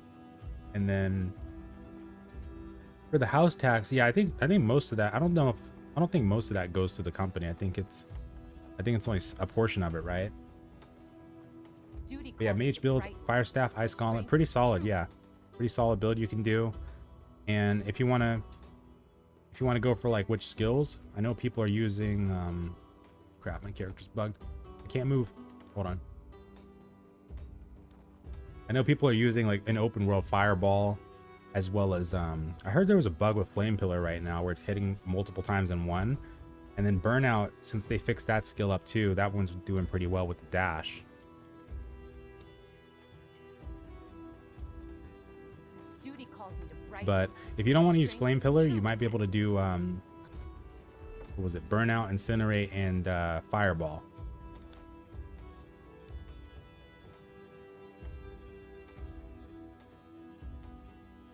And we're on defense this time, so earlier we took 2 territories, so now we're on defending. And then oh wait, they got a war too. Oh wait, what? Who's you and your mom? Who declared? I might actually fight on the I can't fight on the, damn it. So okay, so somebody on Marauders declared on Cub. Damn it, I don't want to fight Cub because Cub's super friendly. They're really cool. Wait, the invites. Oh, there it goes. Okay, here we go. Yeah, this is closed beta though, and we got probably about 210 hours of what I'm rocking right now. At least 200 plus. I haven't checked in a couple hours though.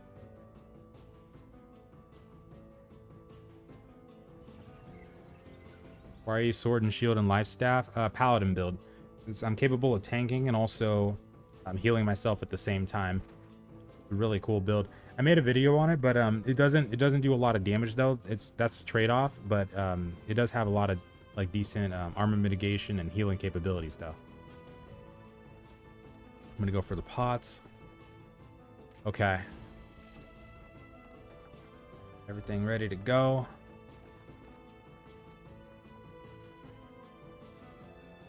Okay, I'm gonna grab a snack real quick. On attributes. Oh yeah, I've talked about the attributes periodically. The attributes right now though, I'll probably wait until launch to see if they make any other changes to them and all the other stuff. But periodically over time, yeah, I'll start making more videos like about specific things like attributes. Yeah, but I'm gonna wait till they reveal what's gonna happen at launch though. I'm really curious about that. And yeah, exactly. Tanks don't do damage. I tend to stress that though, because I still get questions about if the build, you know, does damage. And no, it's definitely not a damage build. Tank. But okay, I'll be right back really quick. I'm gonna grab a snack really quick. BRB.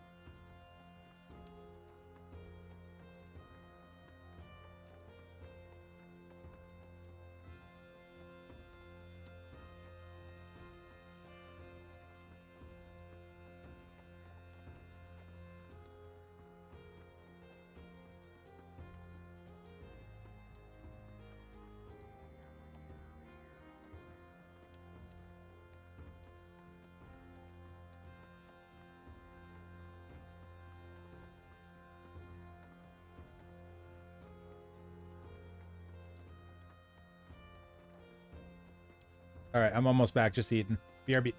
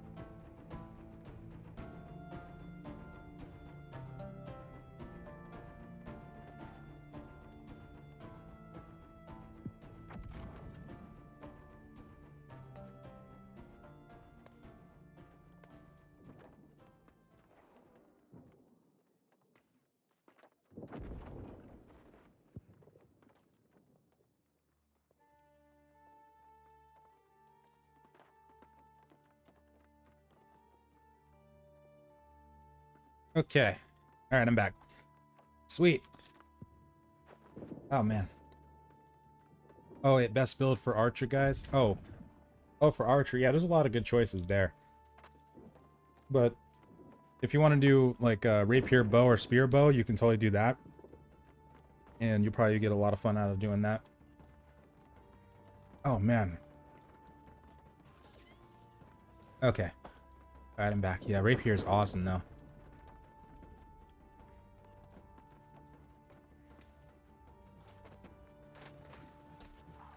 Oh, yeah, let me put on my earphones so I can listen to what they're saying.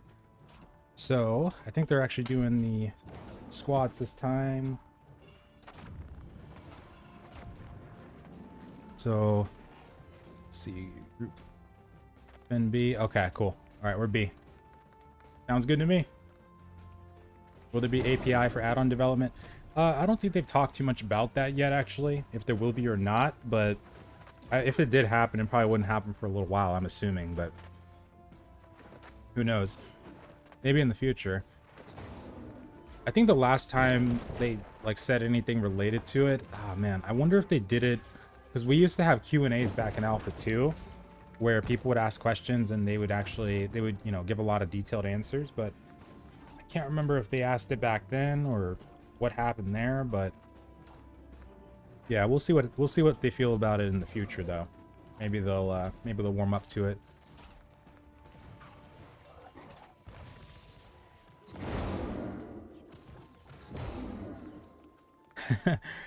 Why do people grind the beta so much? Doesn't it feel like a waste of time? Well, some of us just don't have like, you know, well, okay, I should word it differently. So honestly, it can be pretty fun to just, you know, play the game even if it's in beta, like just making friends, experiencing everything there is to experience, even though it's gonna wipe. You know, sometimes we don't even have like main games. Like this is our main game, so even in the testing phase, you can still have fun with it. That's kind of why like I played it for as long as I did, like even in the regular alphas, for instance, even though it was gonna wipe, I was still having a lot of fun and still enjoying the crap out of the game. So I didn't really have another MMO that I played or fall back on, like not a main one. So this is it for me. But for other people, yeah, like this is their first time coming in, so they probably want to learn everything that they possibly can, you know, develop plans and tell their guilds about different methods of progression and stuff that they can do in launch and, you know, stuff like that too.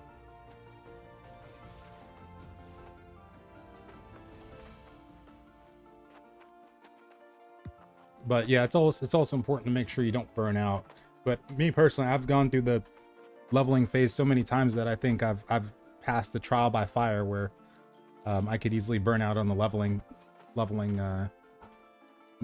progression methods. Like I'm so used to it at this point that for me it's just going to be another run to 60 once we get to launch, and this time no wipes, so that's going to be amazing. Just one more time, I'm so ready.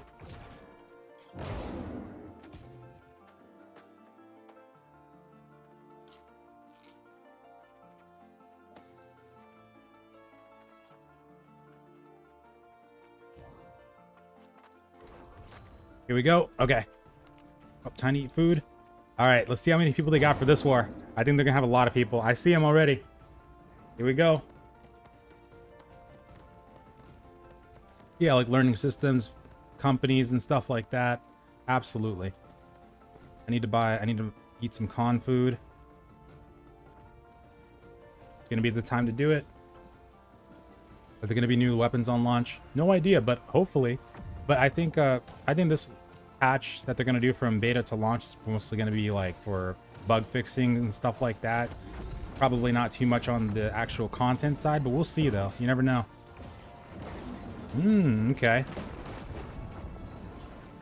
I think we can push up on this one. I'm gonna push up.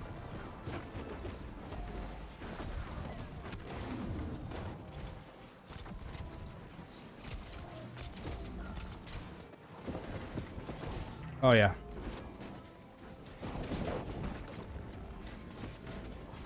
Oh yeah, we're good. Thank you, Trog. I felt that.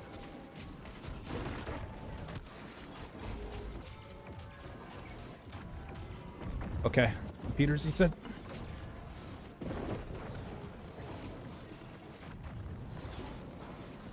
Yeah, I was thinking to myself, we could totally push up.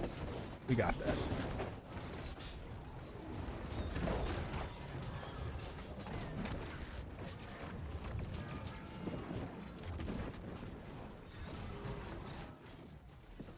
Darn gravity well. All right.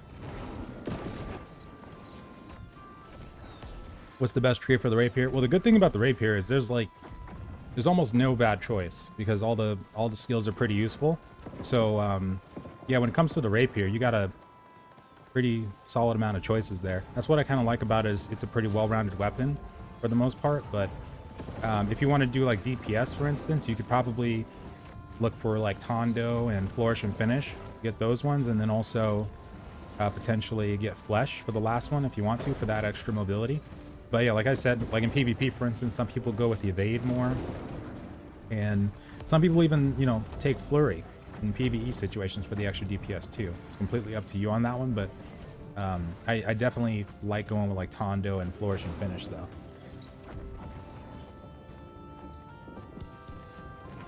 Oh, hell yeah. Okay. On the way.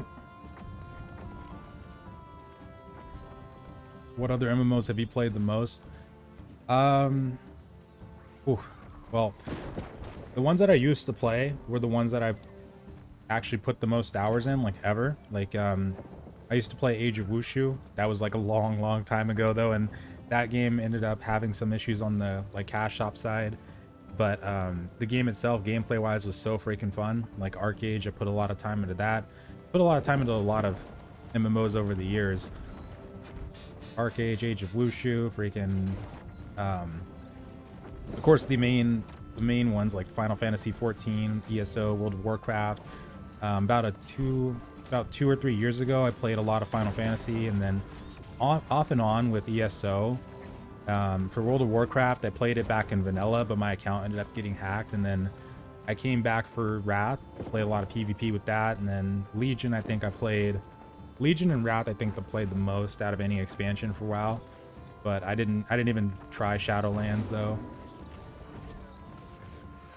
And then there's been a lot of other weird ones that I used to be a really avid game hopper, so I would just play a game for 1 week, and then normally there would be a bunch of other MMOs just waiting right then and there. It used to be so many different game portal sites and MMOs coming out left and right. It was crazy. Oh, and RuneScape was my very first like MMO. That one I played a crap ton back in like 2003-ish, 2004. It was amazing back then. And then I played like games like Pirates of the Caribbean Online, Shaya, Souls of the Ultimate Nation, Rohan Online, Pirates 101, Runes of Magic, Air Force Story, Long, Swordsman Online, Nine Dragons. There was a lot. I used to game hop all the time. Luminary. I remember IJJI had Luminary. That's right.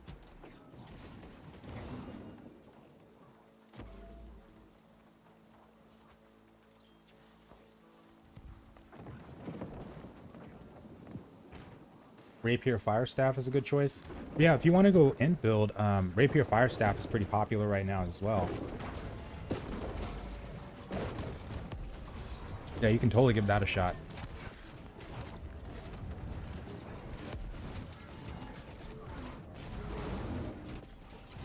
But, oh god, the ones that I played more than 1,000 hours though, those were like way back when it was rare. It was rare for me to put more than 1,000 hours in unless it was like an older type of game. And I wish I had got to play Ultima Online in its prime. I also wish that about EverQuest. I played EverQuest for its 20th anniversary, just to kind of get a little bit of that experience, see how it was. And then also for like Dark Age of Camelot, I played that on the Phoenix private server, but I didn't get to play it back when it was like really popular. I wish I did though. But at least I'm glad at least that I got RuneScape as like one of the first ones, if not the very first. No, it was the very first MMO. But I'm glad that I at least got to experience that one, if not the other ones in their primes. That one I got lucky on. Oh, and Star Wars Galaxies was another one I wished I had played back in its prime too. Tank seems unkillable. Well, no, we have a lot of damage mitigation, so we're able to, you know, take a beating, and we also have a lot of healers that are popping like Sacred Grounds and stuff like that, and we can also pop our own heals. So we're not unkillable. Like their repeaters, for instance, if they're able to get a lot of decent shots on us, then they can, you know, they probably get some decent DPS and get us down. But yeah, there's not really a lot of like healing reduction skills right now in passives, so it's kind of hard to, you know, get a tank locked down and kill him. But that's also our job though. Like our job is to make sure that we're as beefy as possible so that they have a tough time killing us. But in the future, they'll probably tweak this build, for instance, and then also they'll probably introduce weapons and maybe skills and passives that make it where you're able to reduce target healing efficiency more often. So that might help as well once they do stuff like that. What can you make a video what to do for a new player? Oh yeah, I'll probably do that before launch. Yeah, because most of the stuff I want to see what they're gonna do for the patch notes and wrong way. I want to see what they do for the patch notes and stuff like that for the launch patch notes. So after that, I'll probably make even more videos like that too. Absolutely.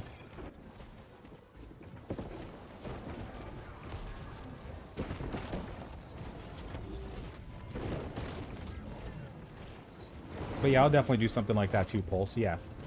Yeah. Oh my god, this is going super well.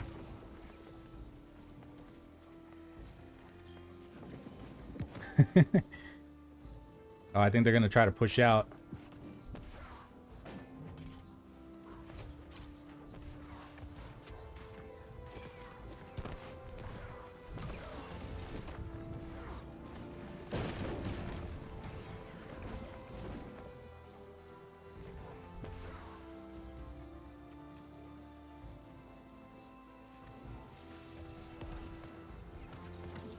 Ah, damn it. Missed it. Missed it by that much. What graphics card? 2070 Super. And yeah, I only stream on YouTube. That's correct. I used to do both. Like I stream on Twitch and YouTube during the day. But like trying to do a few hours of Twitch, a few hours of YouTube, it was super hectic. So I ended up switching with just YouTube. Because they had the thing where if you were affiliate, you couldn't stream on the same... You couldn't stream on two different ones at the same time. So I was like, okay, I got to pick. And there was other reasons for that too, like why I switched over here, but yeah, I do this one.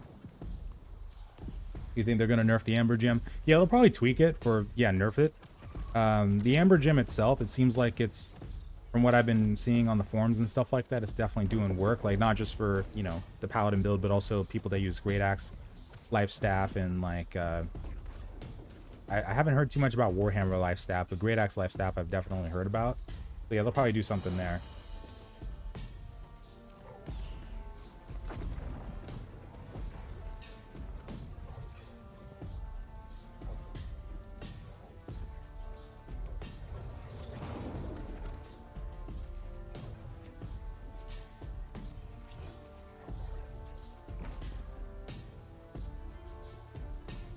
Probably buy some more fire traps, maybe. Dang, that fort looks really good though, like just from a visual standpoint. I like it. I hope that in the future though they make more open-ended like war systems though. I would really love to see like a 75v75, 100v100, or maybe like a three-sided battle, like the Outpost Rush but much bigger. Be really fun.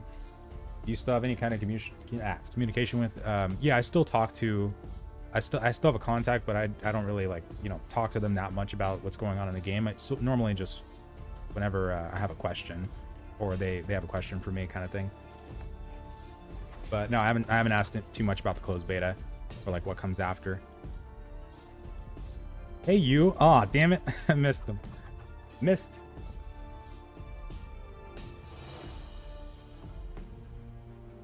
Would you agree that attack? Oh, I would absolutely agree, especially because somebody reminded me of this. So Life Staff used to have a skill, right, that had a projectile shield that you could form like around yourself, and it could block a siege engine fire. We don't have that anymore. So when we get to the flag points, it's like you were taking all those repeater shots and cannon fire and stuff like that, and you know, there's really nothing to defend against it except trying to out heal it and out dodge it. But yeah, that skill, that was really, really good to have whenever you were attacking, because you could shield people from that, and people had to come up on you. They had to, you know, they had to focus your Life Staff users and get them off the point, get that shield down. So yeah, right now, especially, it's definitely harder to attack than defend. Oh yeah. But yeah, just always, traditionally, it's always been a thing where attacking has been harder. But yeah, especially right now, though, without that spell. I completely forgot about that spell for the longest time. Yeah, they reworked. They took that one off, and they took off the siphon that Life Staff used to have. The dash, of course, they took that off too, and smite. So yeah, life staff's got a whole new loadout.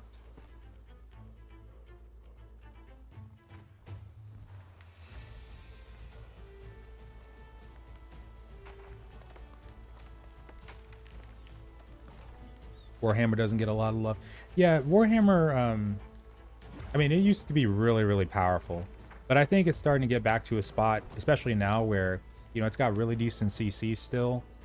And it seems like it's definitely doing work in group PvP. I think it's getting back there. Getting back to that decent part. I've always loved Warhammer, but there was a couple things about it that I didn't like when they first switched up the animations, for instance, and some of the skills. I was really hoping that they would switch those back. Ow. But that's more like a small thing. It's not really a huge thing. But yeah, since they've been buffing the CC and stuff like that again, it seems like it's in a much better spot now.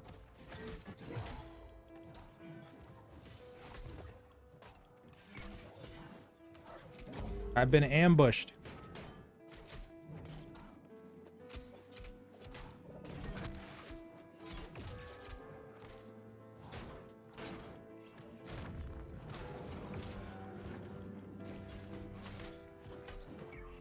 Ow.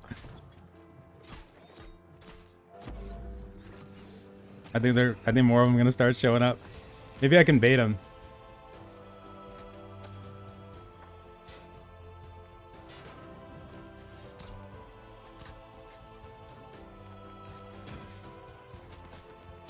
Oh shit, he's got a repeater up. Ow. No. He's got a repeater.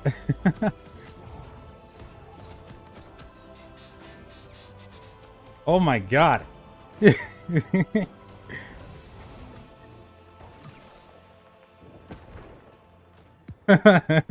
got him. We got him out. Okay.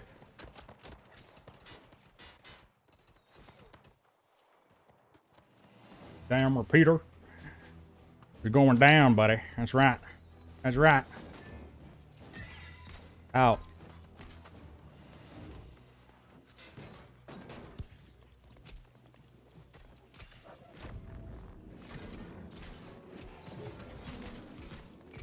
Yeah, here we go. Here's some people now.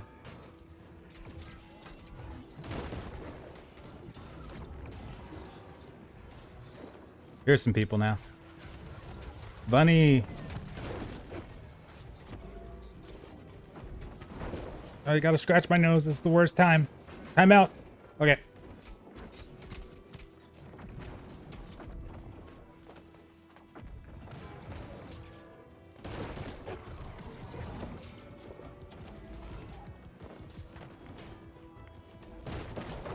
Oh, they're getting low. Got him. Crazy that you're just here comes the cavalry. Yes. Yeah, that was really good. That was really good.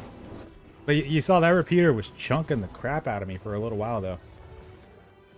You saw someone get 1 million healing? Oh, that's MVP right there. That's MVP right there. Hell yeah.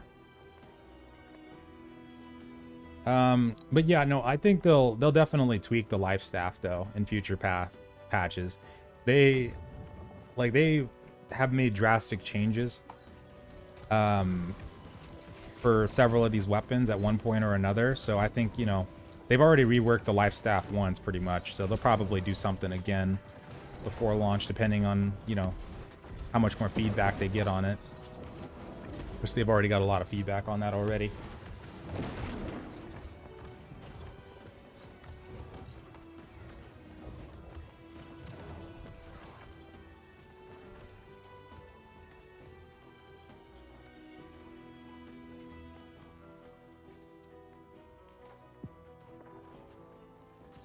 Damn, that was cool. That was super cool.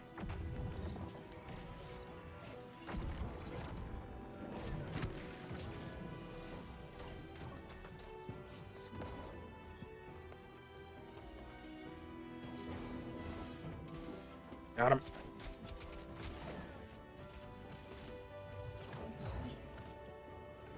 But yeah, I think once we get more weapons that have, or more skills and passives and stuff like that that have target healing reduction, that'll also help too.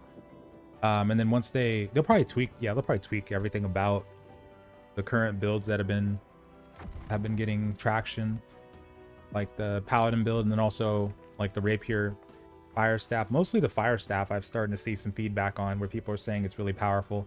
And then also the great axe too. They'll probably do something about that too. But yeah, we'll see what happens though. Either way, I was just having a lot of fun with this build though. Overall, I'm super surprised that we were able to even do this. Like back when I first found out about the amber gem, and I started thinking about it, it sounded like really good, but I didn't actually think how effective it was gonna. I didn't think about how effective it was actually going to be, or I didn't think it would be this effective. Nope, you missed. He almost got him revived too. Nope. Ow. Whose heal is this? Is this ours? This isn't ours. There we go. So they're coming out again.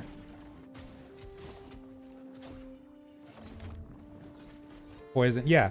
Yeah, once they get stuff like, because right now, like the infected throw, you know, with the disease, that one does have it, but it's only 5 seconds kind of thing. So they probably need something that's like a 10-second one, 10-15 second. And maybe like, yeah, put it on the poison shot. Is it on the poison shot already? Hold on. Oh, cool. I got that achievement. It's not on the poison shot yet, right? Yeah.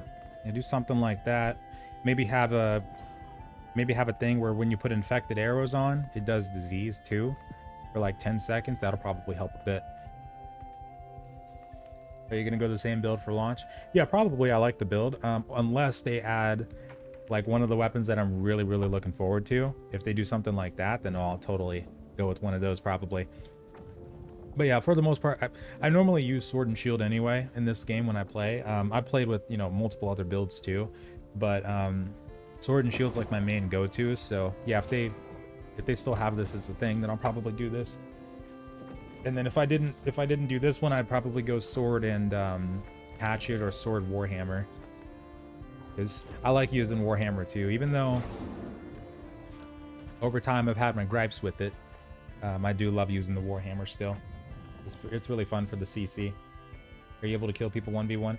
No, the build itself, so that's kind of the trade-off, is like, despite the damage mitigation and healing output, it's got very low, you know, damage, you know, especially because it's a tank build.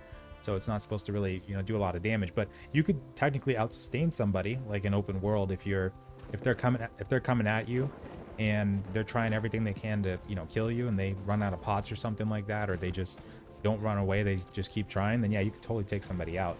But alongside the damage being low, we also have a lack of gap closers, so there's that too. So the build could be out CC'd, could be out kited, and that would be pretty effective against it as well.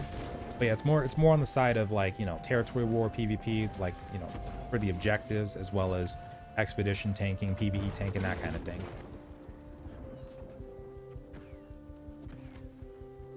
Not so much for like the open world 1v1s and stuff like that.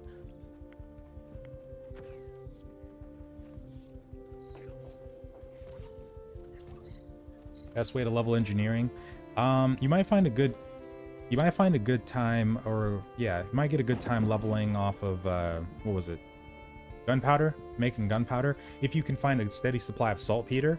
But also I tend to go with like spamming arrows when I'm doing engineering. Just spam that all the way up to plus 50, and then you start making flat bows after that, and that'll probably get you up there pretty quick if you can't do a lot of gunpowder.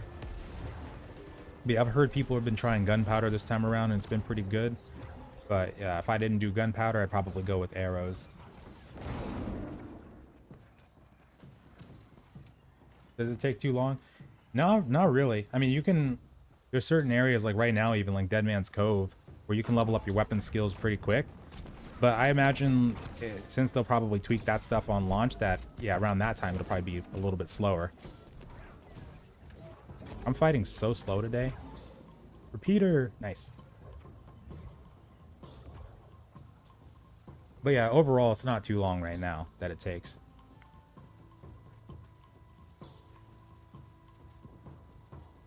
And yeah, everybody's going to start over again at launch. Since no more wipes, you're going to go as hard. Well, no, I'm probably gonna like, you know, be relaxed about it, but me being relaxed is still playing probably like, you know, 12, 14 hours a day. But I'm probably not gonna be as like concerned with getting level 60 as fast because yeah, no more wipes. That's amazing. I'm so down for that. But yeah, I'll probably just, you know, still go at a moderate pace. Because even when I was working from home, like when I work customer service and stuff like that, I still normally play like 12, 14-hour days. Because if I was working like customer service or something like that from home, then most of the time I could just you know, have my other monitor or other computer up and just be playing at the same time. Not effectively when I'm on some calls, but still, I managed to do it somehow. What's up, Scarl? Thank you so much.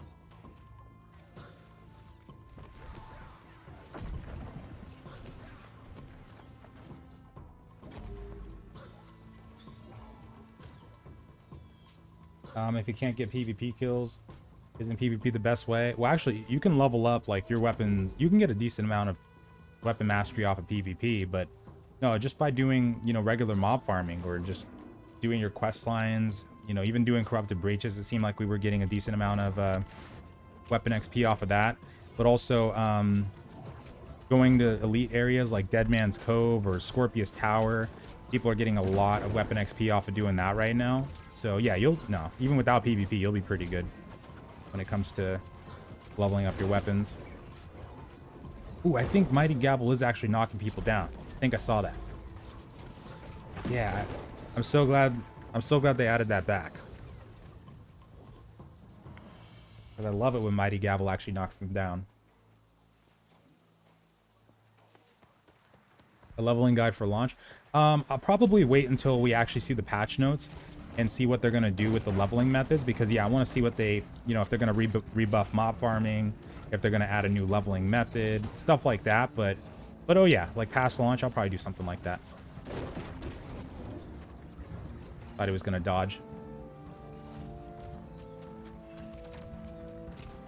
Oh shiz. Hello.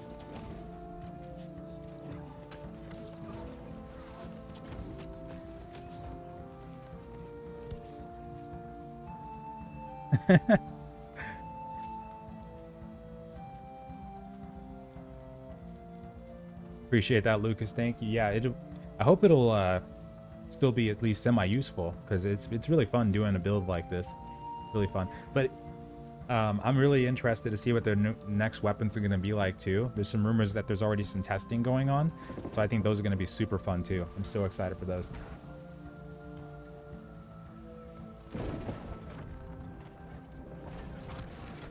Oh crap, I tried to block that, I couldn't. It's river, right? Yeah.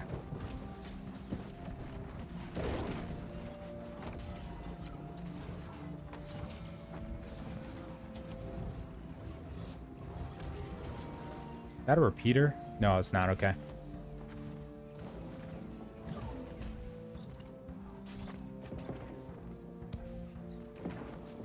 Any tips regarding mana potions? Hard to find the necessary ingredients. Oh yeah, I'm pretty sure you can just buy some from the faction vendor too, I think. Yeah, that's what whenever I'm not playing a build like this that, you know, has a decent amount of sustain for healing, then I normally just buy potions and stuff from the faction vendor. Just do a couple do a couple faction missions and you can buy them from there. But for making them though, what do you need for that? You need water regents, or which ones you need for that if you want to make them? Like if you're leveling alchemy. If you're leveling alchemy, I'd probably stick with the healing ones. It might be easier. But yeah, if you need mana pots, I normally get them from the faction vendor. And yeah, should end tomorrow for the beta. Oops, I'm looking at something.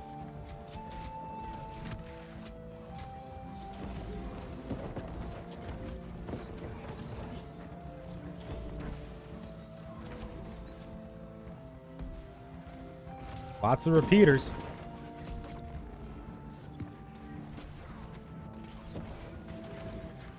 Got him off.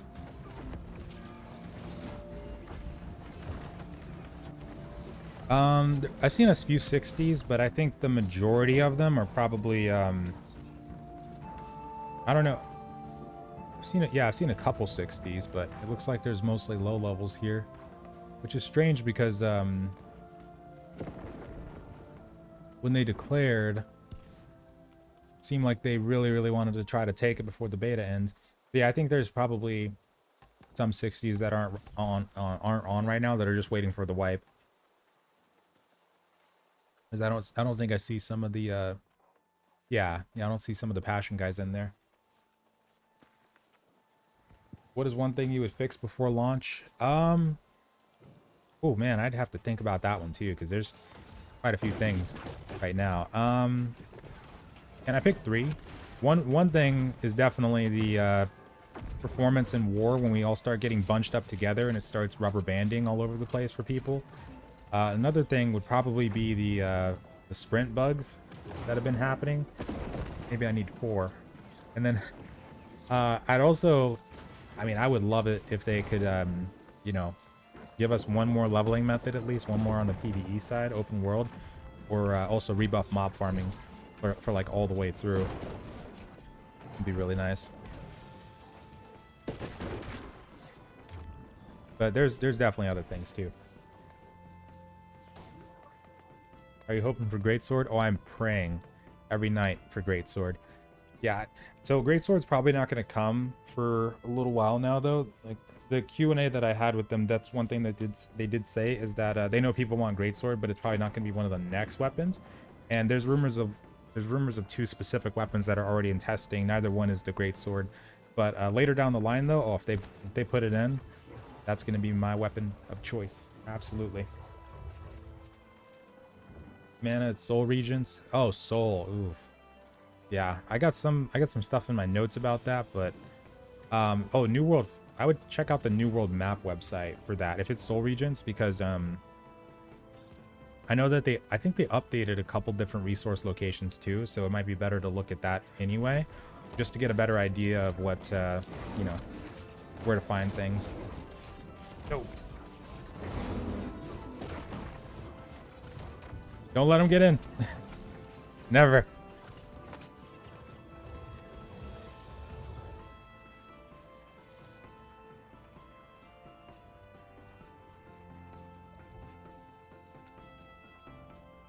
Any merit in delaying the release again?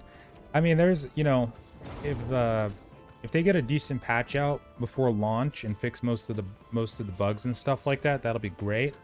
You know, of course they could probably benefit off of delaying it again, but with how many times it's already been delayed and just, you know, from what they seem to be pushing right now, it seems like it's probably not going to happen, but I think it'll be okay either way. They just need to, you know, keep the pace up, make sure they're very receptive to player feedback, and, you know, add more content in as soon as possible. But we'll always need more content, especially because it'll be a fresh game. But yeah, I think you know, maybe 2 or 3 months down the line, it'll start getting to a place where we'll be getting a lot more. You know, everybody will be getting a lot more out of the game in terms of the PvE and PvP content. But yeah, I'm interested to see what they do the first couple months, I think. Oh, I should have checked my stats. Whoops.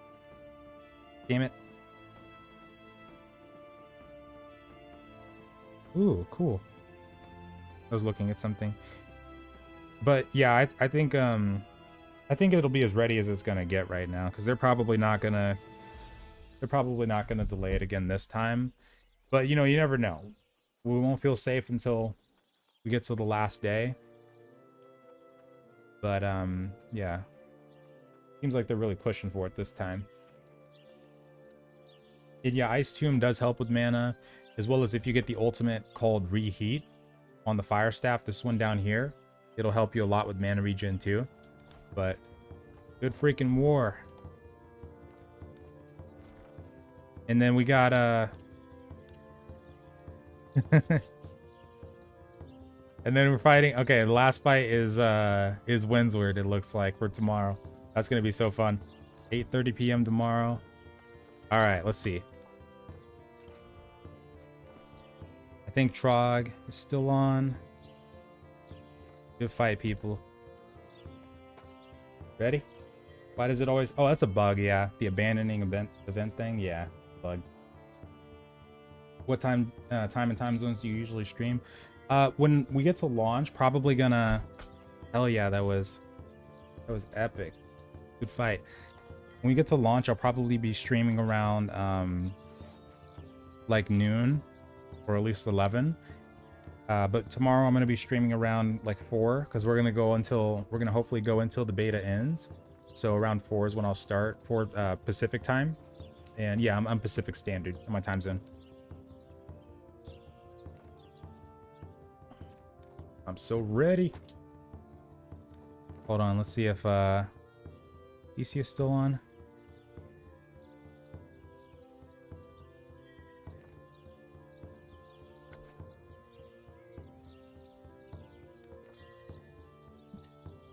Dior said I look like a Louis Vuitton runway model with that fit. Awesome fight that was. Wait, is Dior oh yeah.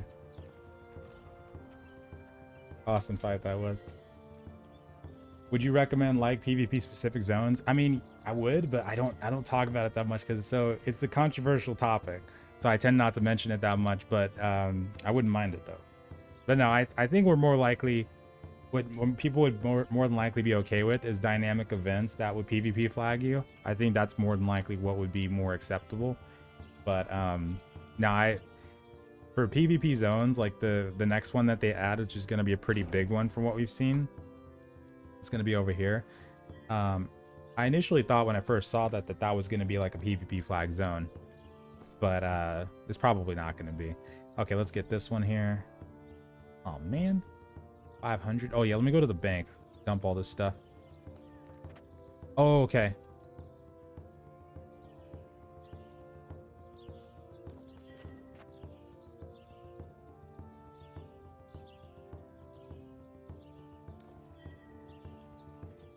Okay. Oh wait, let me see.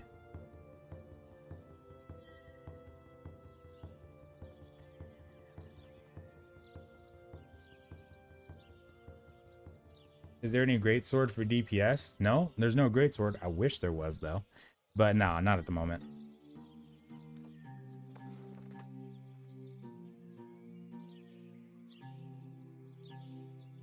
See you in launch, man.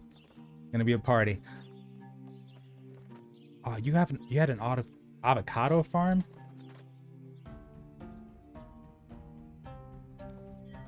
Lucky. Show my attribute points. Oh, battle mage. Yeah, you can make a pretty fun build out of that. If you want to go rapier, ice gauntlet, or like rapier fire staff, you totally could. And then also, you can do sword if you want. Do it that way. Yeah, absolutely. You have a lot of fun with that. PvP servers with full loot. Now that I don't think. That I don't think would happen. I don't think would happen. What? Okay, so I've been able to play and enjoy PvP games in the past, and I know when they first changed up the flagging system in this game, I made a video about that, and that was one of the things that I talked about. But no, I'm pretty sure that would never happen, at least unless there was like a lot of feedback given on it. But yeah, that's why I don't really talk about that anymore. I more so talk about the dynamic events, as well as like the PvP zone thing. More so the dynamic events, because when they started, getting a lot of feedback on the flagging system, one of the things I remember them saying is that if they were to do like PvP servers on their side, they're saying that they wouldn't, it would be like too many resources having to go to different types of development, because they'd have to develop 2 different types of games essentially. From what I remember, it was very long ago, but yeah, it didn't seem like they were too into the idea. Just overall, they wanted to just do a full-on switch. But in the future, though, we might get, dynamic events that are PvP flagged. We'll see what happens there. But how would a battle mage work? So you basically, just build int, and then you just put an int gem, like an elemental gem, inside of your weapon, and then you can do DPS that scales off of that int gem. Oh, pain. Okay, let's see. So and the war spoils chest is a it's just like a chest that you can get gear out of. Same with all these other ones, but I'll probably wait until we get to the bank before I can open up the rest of these ones. And no, it shouldn't end in a few hours from what we were seeing on the website. It should be going all the way until tomorrow night.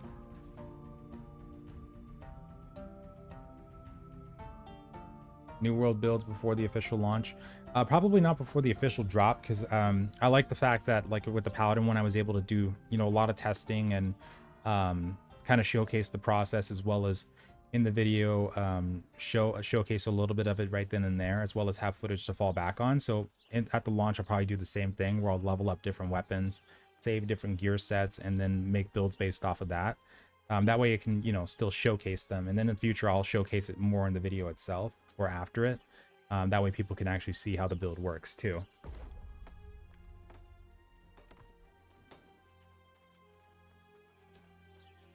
Do you think the lightning damage gem will be very strong since there's no weapon that does pure lightning damage? Well, yeah, most people, you know, when it comes to the elements, I don't think I've ever really seen anybody who builds for lightning resistance. That's true. But no, I don't think that'll immediately make them super powerful. But yeah, one thing that is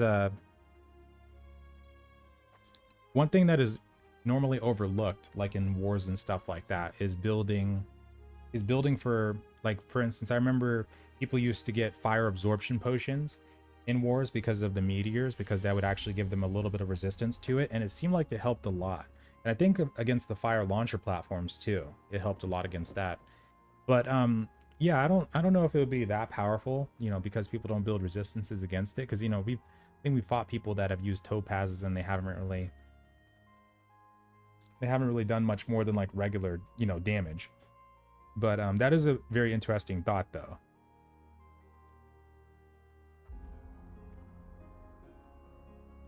Yeah, and in the future, I think that there might be something you could do with that. The fact that people don't normally build for that kind of resistance. And maybe you can, you know, if we get to a point where we can get resistances for multiple different elements at once, then you can go with lightning. That way, that one's normally not going to be the one that people build against.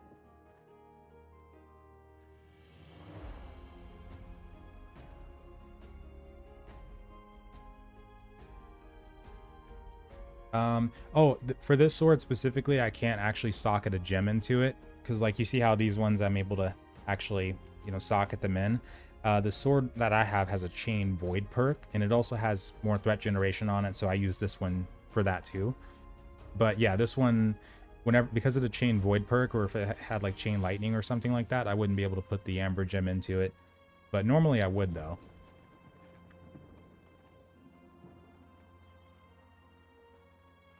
But also now that I'm gonna do an expedition too, it's good that I still have the carnelian gem in it. But hell yeah, he went ham. Okay, we just need 2 more DPS here. Let me see.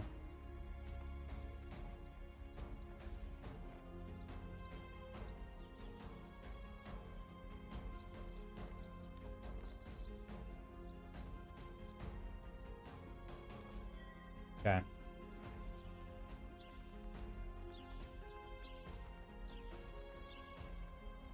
Yeah, it was kind of like that too, their response, like not wanting to split the player base. It was a little bit of that too. Look at all these people right here. Oh wait. Wait.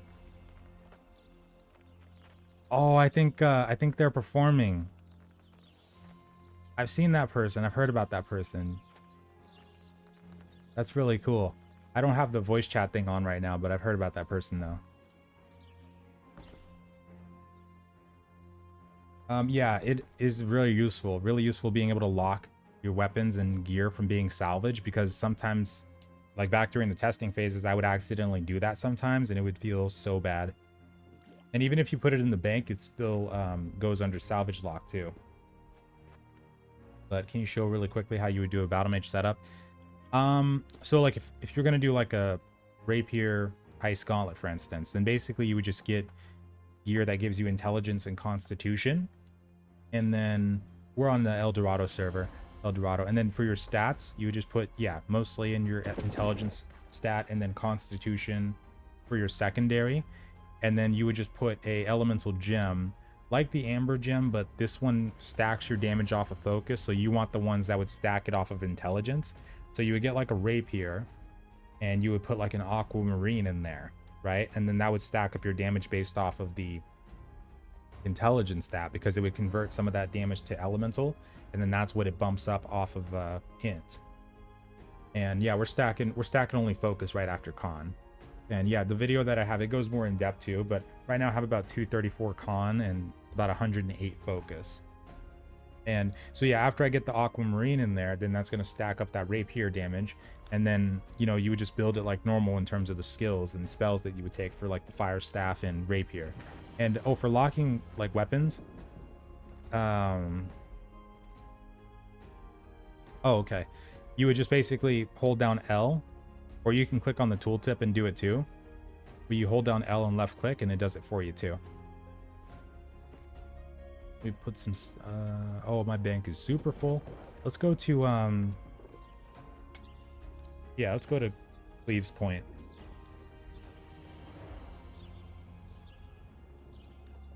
Holy crap, you're up there though.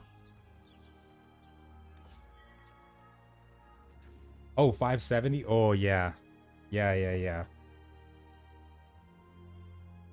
don't worry, I've done stuff like that before too. But yeah, in the future, you just hold down L and left click it, and that'll help it a bit too. Make it to where you won't have to accidentally salvage stuff. Since there is a life staff for life motes, a fire staff for, yeah, like, so yeah, for the motes, that's another thing, but I don't know if that's their, you know, immediate goal, but it does seem like in the future though, we're gonna get different types of magic. I made a video on this before where like in previous article interviews and stuff like that, they've even talked about how in the future they do want to introduce more magic systems, more magic schools, you know, not just the ones that they have now. So yeah, I think they'll do that in the future. Like the ones that I talked about that in is the videos. What was the title? It was New World's Got the Magic. It was a pretty cheesy video title, but yeah, that's where I talked about like the previous article interviews where they explicitly said that they want to have more magic schools in the game too. So it already started sounding like around that time that they wanted to do even more than fire and life. All right, we're gonna need to get 2 more DPS.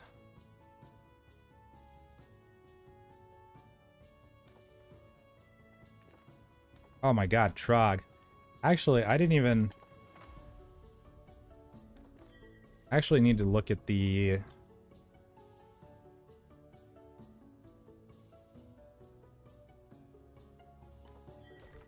Okay. Let me put this stuff in the bank really quick.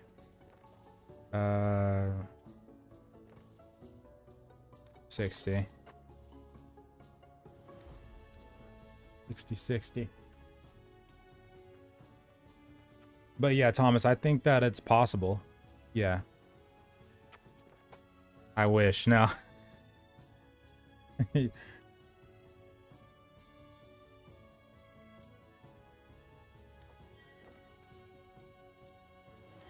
Too much damage. I should have put the thing in there. 60. Okay, let's put some of the stuff in the bank.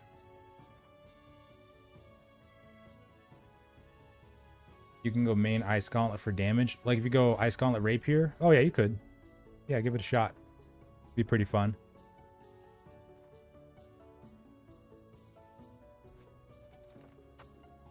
Uncle. Damn. Hold on. Because we're gonna have to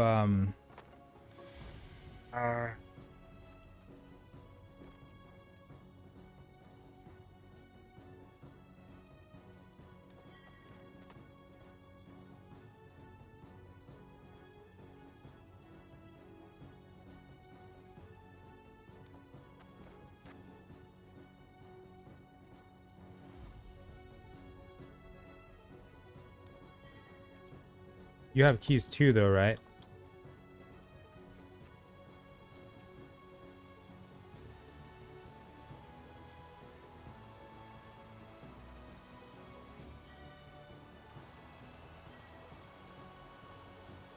Copy that.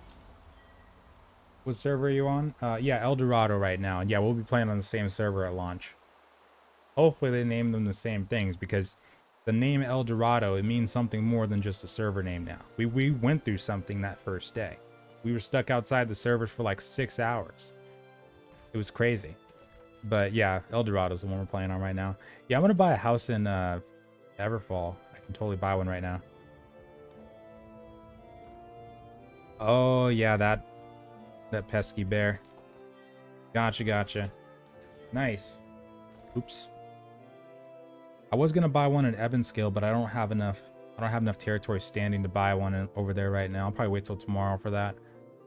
Till then, Everfall it is.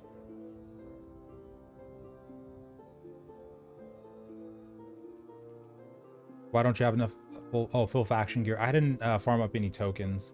Hardly any. I can buy a piece right now, which I'm going to do that before we get into the Genesis dungeon, but I didn't really farm up that many tokens over the past couple of days. And I also didn't have money, like that much money at all till today. But now that I do, I can probably get a couple more pieces.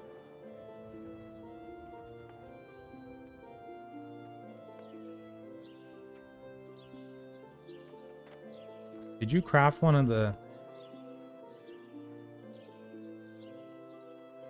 Can you explain what thrust damage is? Yeah, thrust damage is like piercing damage. So certain weapons will do different types of damage. So like swords do slashing, rapiers, bows, muskets, spears do thrust or piercing, and then like warhammers do strike damage or blunt. But also sometimes when you execute different skills, it will change the damage type. Like for sword, since my shield, if I were to bash somebody with it, it would be, blunt. So it would convert to strike damage if I do shield rush or like a shield bash. And then if I do a thrust on my sword, like I charge up my heavy attack, instead of it being slashing, that's thrust damage. So yeah, thrust is just basically piercing though.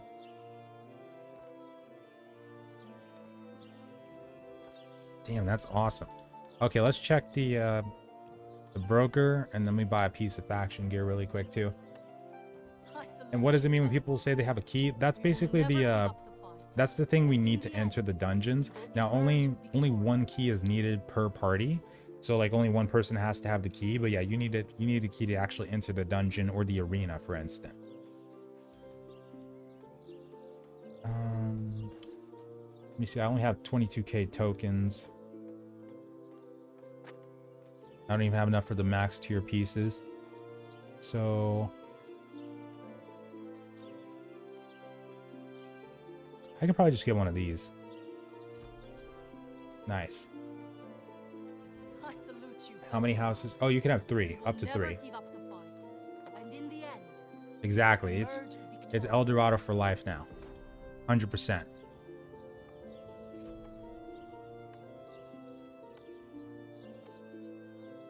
And how long till the end? Probably about 25, 26-ish hours from now, around there.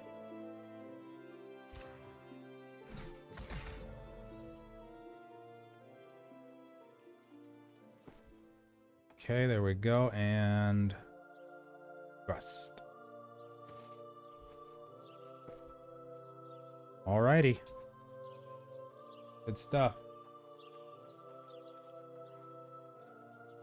And yeah, exactly. Like Mr. said, certain mobs are weak to thrust damage, for instance. Certain ones are weak to slashing, but also the elements too.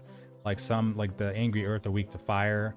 And the Ancients, for instance, have their weaknesses, their strengths, stuff like that. And the Corrupted are resistant against ice.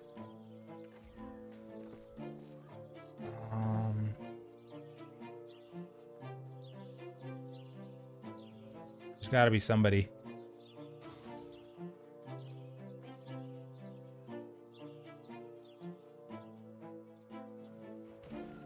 Will you be posting when the New World beta ends?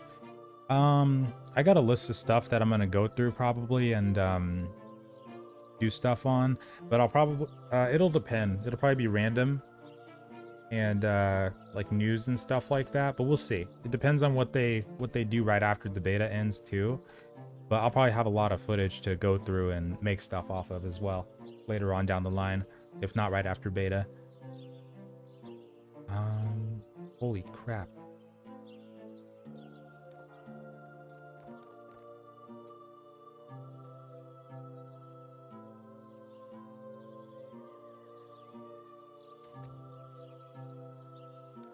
Come on, we just need 2. Just 2.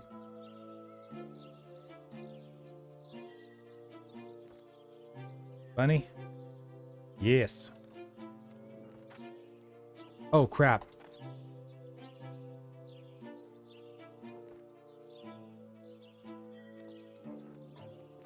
Oh, okay. Yeah, we got to unflag. Okay, hold on. Let me close the party. Flag. Completely forgot about that. And frog. All right. Any legendaries? No, we didn't get any legendaries. But somebody got a legendary hatchet schematic though. Not the full-blown hatchet itself though. But yeah, a lot less legendaries this time around, I've noticed. A lot less. Oh, you know what? We probably don't even have... I was going to see if we could get some people for Outpost Rush, too. We probably don't even have enough people for that online. We need, like, 32 60s for a match to officially start. When do you do thrust damage? Yeah, when you're using a bow, then thrust damage is, like, whenever you shoot the bow. Like, the arrows themselves will do the thrust damage, or they should, at least, for those. And then if you, like, put a gem on it, like an elemental gem, then it'll convert some of that damage to elemental too.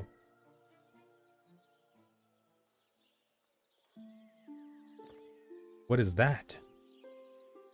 Oh, that looks awesome. Wait, hold on.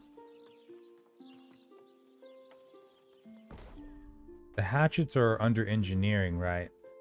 Oh, you know what? Should give that to Payne. He told me...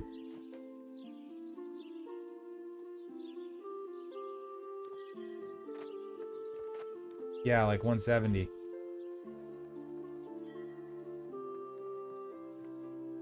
Nice. We're going US West for launch. Nice. All right. If you join our server, then welcome to the party. It's gonna be fun. Yeah, hopefully they'll bring out at least one more like content update. I'm hoping we'll see at least one more piece of content when we get to launch, though. You can only hope, though. Oh yeah, let's check the broker out. See what we got. So, okay.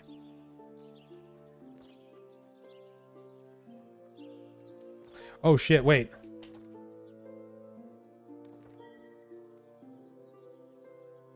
Shit! Hold on. Hold on. Trog, wait.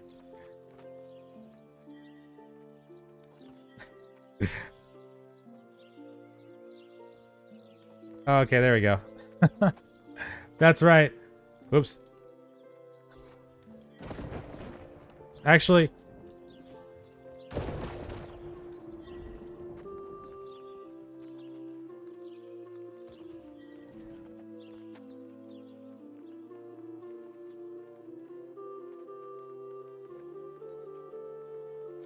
Damn it. That's my bad.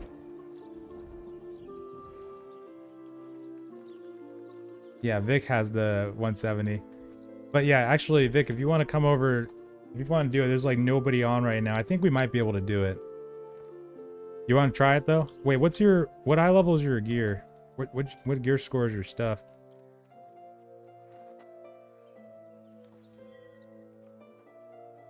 August 2nd, Monday. Well, yeah, it says August 2nd, but it says 11:59 p.m. That's why I think that's why I'm thinking it's tomorrow. The chests. Oh, these chests, I'm just saving them for like if I need resource parts. I'm not really going to be able to do anything with the stuff inside of them since they're all like 49 for the most part, so I'll probably just salvage them when I open them. But yeah, normally I just... Oh, maybe this one. Nah. Normally I just keep them stockpiled up and then I open them next to a bank or just when I need repair parts.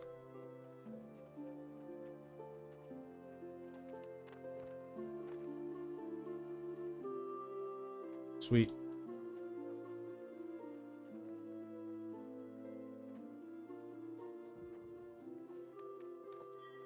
Are you going to stay green faction at launch? Yeah, we're going to go green. Yeah. Marauders. And do you think the PvE in this game is a challenge? I mean, you know, you'll get a decent fight against some of the stuff, but you know, not like, it's not really like okay, hello. No, there's nothing that's like raid difficulty or high end, you know, ultimate difficulty or savage or stuff like that in other games. Nothing like that just yet. But yeah, overall, like the AI is pretty good, and for some enemies, like when you fight the dryads, for instance, they can be a little bastards sometimes. They fight like devils and stuff like that. You'll see from time to time, but yeah, overall, like it's still in the early stage, so you're not going to see anything, you know, incredibly difficult that you can't take down with enough time or people, kind of thing. But yeah, hopefully in the future, I would love to see more difficult content too, and see how they, you know, evolve the current systems that they have now. Like instead of like at least on the instance side, instead of the expeditions, they could, you know, potentially do raids and stuff like that. But also in the open world, would love to see world bosses, harder types of dynamic events, bigger types of dynamic events, stuff like that. But yeah, right now it's kind of like on the early side of the difficulty. But yeah, the AI system though, for some of the mobs is pretty cool. And 1v1, v2. Oh, for the paladin, well, it'll have a lot of sustain, so they'll have a hard time with trying to kill you. But in terms of you DPSing and trying to kill them, it might be a little bit of a challenge because you won't do a lot of DPS. But you'll be tanky and you'll be healing for a crap ton of health while you're in the middle of the fight. So you could probably outlast them, but if it's like a, you know, DPS and a healer, then it's just going to be a standstill fight more than likely. Ooh, I like that sword. What is that? Is that on branch? That's on a... I kind of just want to take that just to see what it looks like, because that looks really cool.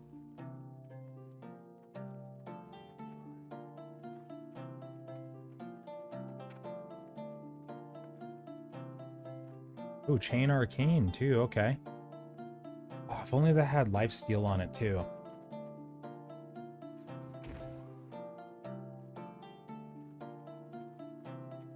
What do you think about having crafters' names under the items they craft?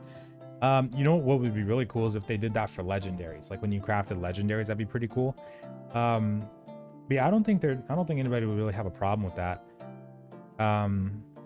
But yeah, I don't know if they do that or not, is the only thing, but that sounds kind of cool.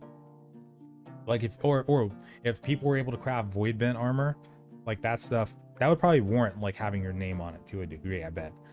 Because that stuff is probably going to be pretty difficult, not just to get the artifacts, to get lucky enough to get that, but to actually craft. Oh yeah. I bet crafters would love that. Heavy, 21 strength. I like the look of this. I wish this was heavy, because that looks kind of cool just judging from the tooltip. Profane boots.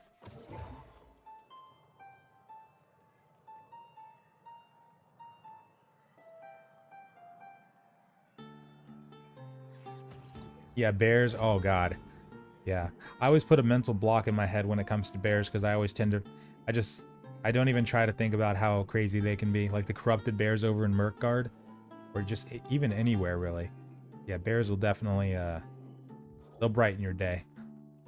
They'll yeah, they'll keep you on your toes, that's for sure. They'll wake you up in the morning. Yeah, not that many high level pieces I'm seeing. So okay, I think we're good there. I don't have the infinity gem, the infinity crystal yet, but I think we'll be okay. I should probably look at attribute food though. On food.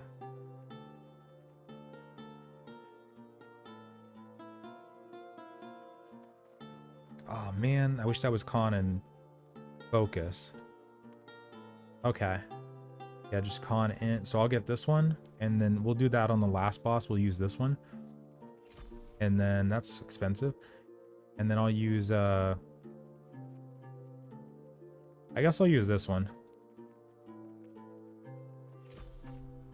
The enchant system. No, you're not gonna have to worry about like fail stack. There's not like a +5 or +6 or you know, try or pen. There's not really a system like that.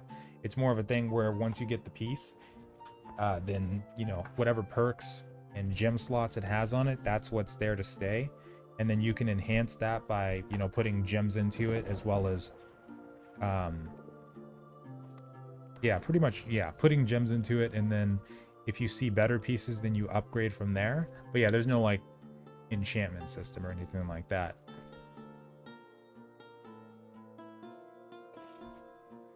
Oh, this thing looks so cool. Hold on. When it's holstered like that, oh, my other sword's in the way. But when it's holstered like that, it looks really nice. Look at that. Now, this is the kind of one you'd want a gem slot on to put an elemental gem into. That is awesome. That is so cool.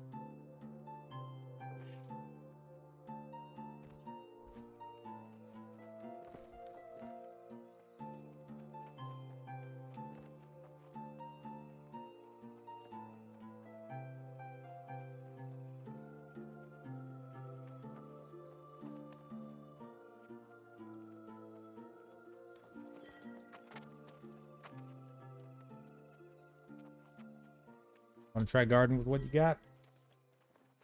Yeah, yep. Oh, God. Nothing like that, luckily.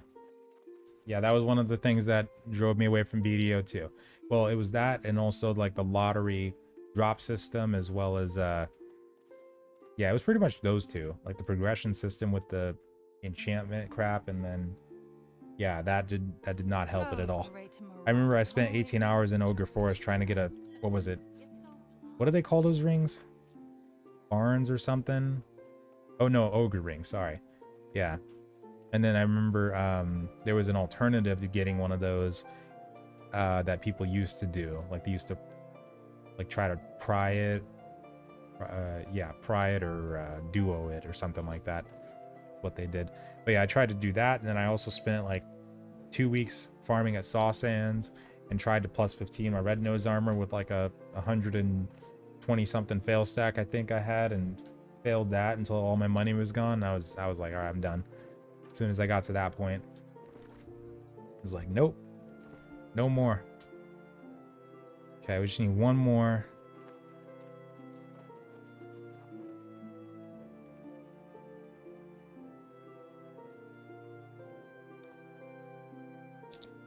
Do you think the transblog should be put in the game? I don't know if I'd see any reason why it hurt having transblog. I mean, we have a lot of unique gear pieces, and I know that I felt it before where I felt a little sad about having to get rid of something for an upgrade. Definitely felt that a couple times for sure. So yeah, I don't think people would mind it too much if there was something like that, like for regular gear, because you can do that with the cosmetic stuff. But yeah, I feel like they might even do that in the future, because they already have it set up for the you know, for the cosmetic cash shop outfits. So like for regular outfits, I could see them doing something like that too.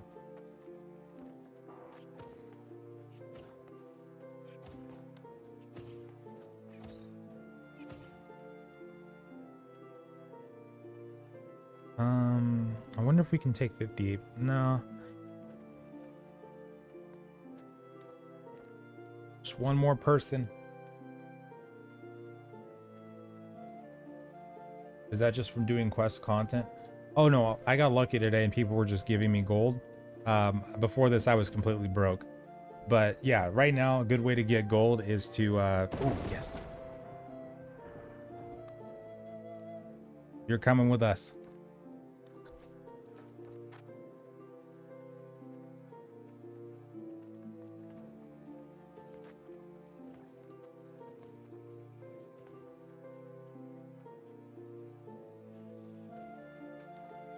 Okay.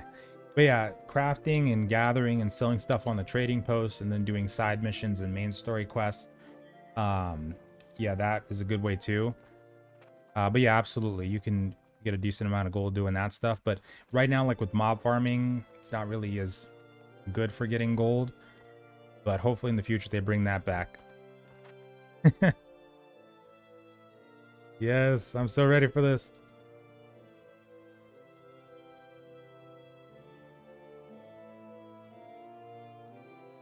Oh wait, hold on. Wait, they're both Witchers, right? Oh yeah, cool.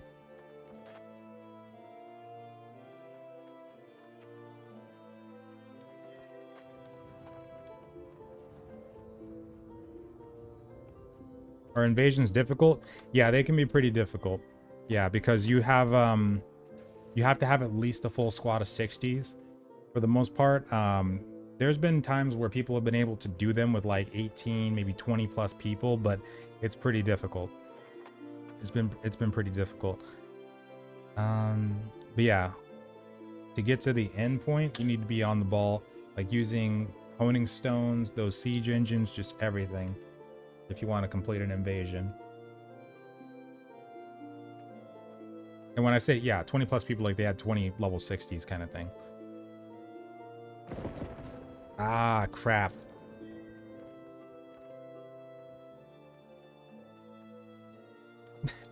Yeah, oh yes. Oh, yep, let's go. Gonna mark it.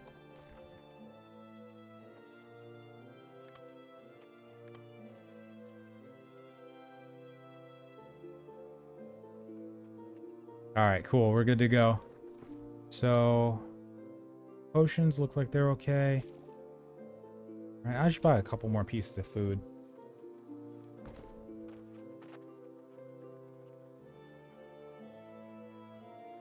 Yeah, let's do that.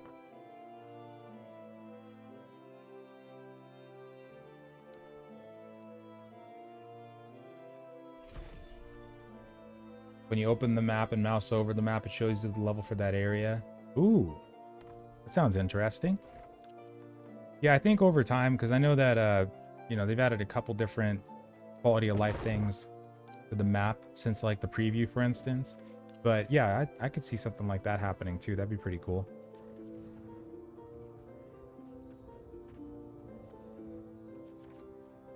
And yeah, it does get reset, the in-game currency. So you're good. You're good.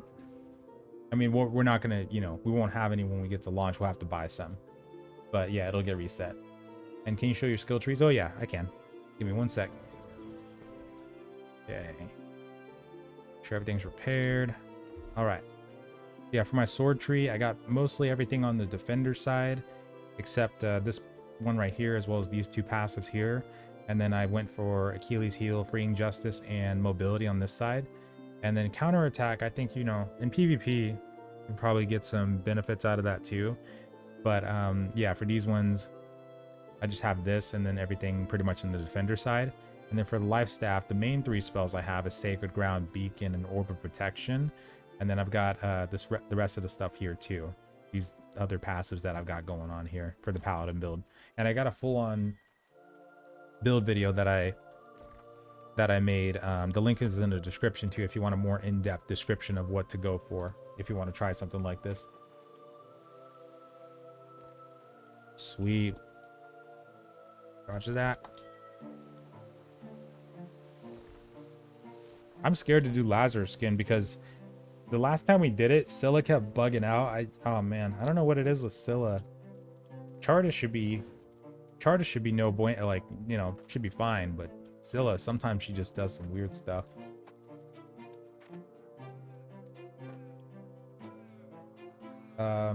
Oh yeah, when you put like honey or you put like any food item, it should do the same. Like if I had something really heavy right now, like maybe if I had, you know, 200 water, then I could probably put that on my bar too, and it'll do the same thing. Yeah, that's actually, it's really cool, really cool that we're able to do that. Super cool. That's a lot of honey though. Wait, what were you doing with 2k honey? Damn, that's a lot of honey. The level 60 battleground, do you have to wait in queue? Yeah, you do. Yep. But no, it goes with, so it's not really a faction-based battleground because it's 20v20, but there's two different sides in there. Yeah, two different sides in there, and they're not tied to the factions. So yeah, when you get in there, you're going to be fighting alongside and against people from all factions. But you only need 32 people total, even though it says 40v40. You can do 16 versus 16 matches if they kept it the same. So yeah, but you do need everybody to be level 60 though. And yeah, anybody from any faction can queue and end up with the same people. Basic name of that staff. Oh, it should be the yeah, Dryad Life Staff. Yeah, I like the look of this one. It's pretty cool. This one I'm pretty sure we did get in Garden of Genesis. I can't talk today. I hope we get lucky. I want to see if I can get those yeah, this right here. This charm. That's good. That's really good. At least on the focus side. And then that sword too. Oh, this is more of like a, yeah, this would be more of a sword if you wanted to do like a bow build. Like one of those kinds of build. It even has a, oh, it has keen. Because it has keenly jagged too. Oh yeah, this would be a really good dex build sword. Keen and keenly jagged. Damn. And backstab. Yeah, actually, if you were doing like a duelist build, this would be a perfect sword for anybody that's like an actual duelist. Like in the open world, or just goes into towns and does 1v1s. Because you got that backstab damage, so if you were in light armor and you could dodge roll behind somebody and get that, dude, that's gonna hurt. That guaranteed crit, and then you got the keenly jagged right below that. That's fun. Yeah, that's interesting. Are you tank? Yeah, we're tank build. Yeah, that's correct. Very interesting.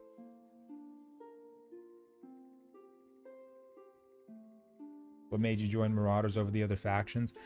I like some of the backstory is pretty interesting for me, but overall they were like the warrior fighter faction, so I gravitated more towards that.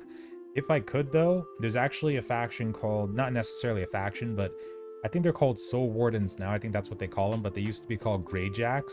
The Greyjacks in the lore, and they're actually like these ranger guys that you get quests from in Greatcleave. Those are like the frontliners for fighting against the corruption. If I was able to, I would totally join the Greyjacks, because those guys are pretty badass. I love those guys. Like the lore that you'll find out about them and whatnot is pretty cool. But Marauders, I think, are like the closest to that, because they're like a warlike faction, like fighters kind of thing. So if I can't have Greyjacks, I'll take the fighters. But no, you can't capture. Yeah, these zones specifically, these are all owned by the enemies. So you can't capture any of these. Like Eden Grove is the home base of the Angry Earth. There's no settlement there. And same thing with the Great Cleave and Shattered Mountain. There's no actual like settlement. There's outposts, you know, like footholds, but no actual settlement there in any of those zones. And how would you build a sword bow build? If I had something like this, then... So I still wish that they had reverse stab as a two-parter combo, like a two-hitter. But yeah, this would probably be the one time I'd take Whirling Blade. I'd probably switch out you know, I'd probably switch out Defiant Stance actually, because if you don't get hit, you won't really need to worry about damage mitigation, would you? So yeah, I think you could probably go Shield Rush or Leaping Strike, but let me see. It's a target in the back. Yeah, you know what? With the Dex build like this, you could potentially go Leaping Strike. Shield Bash is going to be good either way for that CC and fully upgraded in this situation too.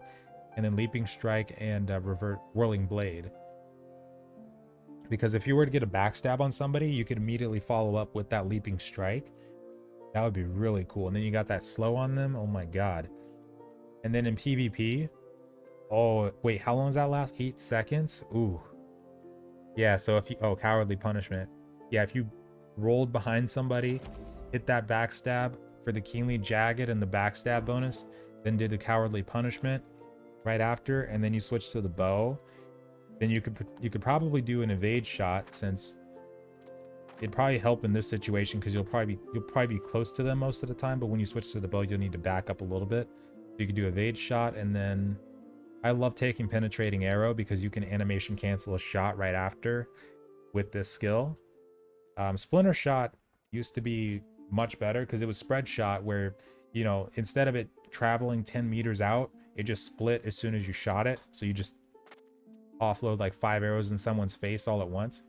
But yeah, I'd probably take Evade Shot and then Penetrating, and then It would be a massive toss-up between poison shot and rapid shot. Be a massive toss-up. But that sounds so fun though to try. Yeah. I think somebody should totally give that. Somebody should get this sword one day and give that a shot. See how that goes. Oh, and it even has 12%. It has cruel gem, so 12% damage against targets with an active crowd control status effect. So you could probably do this and also have you could probably do a spear build with this too, like sword and shield spear. Oh yeah, this would be pretty cool for that too, because the spear has multiple different ways of CCing somebody too. You got the vault kick stun, of course you got the knockdown, but you also have the slow and the cyclone. Ooh, that'd be fun. Yeah, poison shot, especially if you get that direct hit on them with the 200%, that would be so good. Yeah, that sounds like a fun build. Whoa, that looks awesome. I hope we get a really good looking helmet out of here.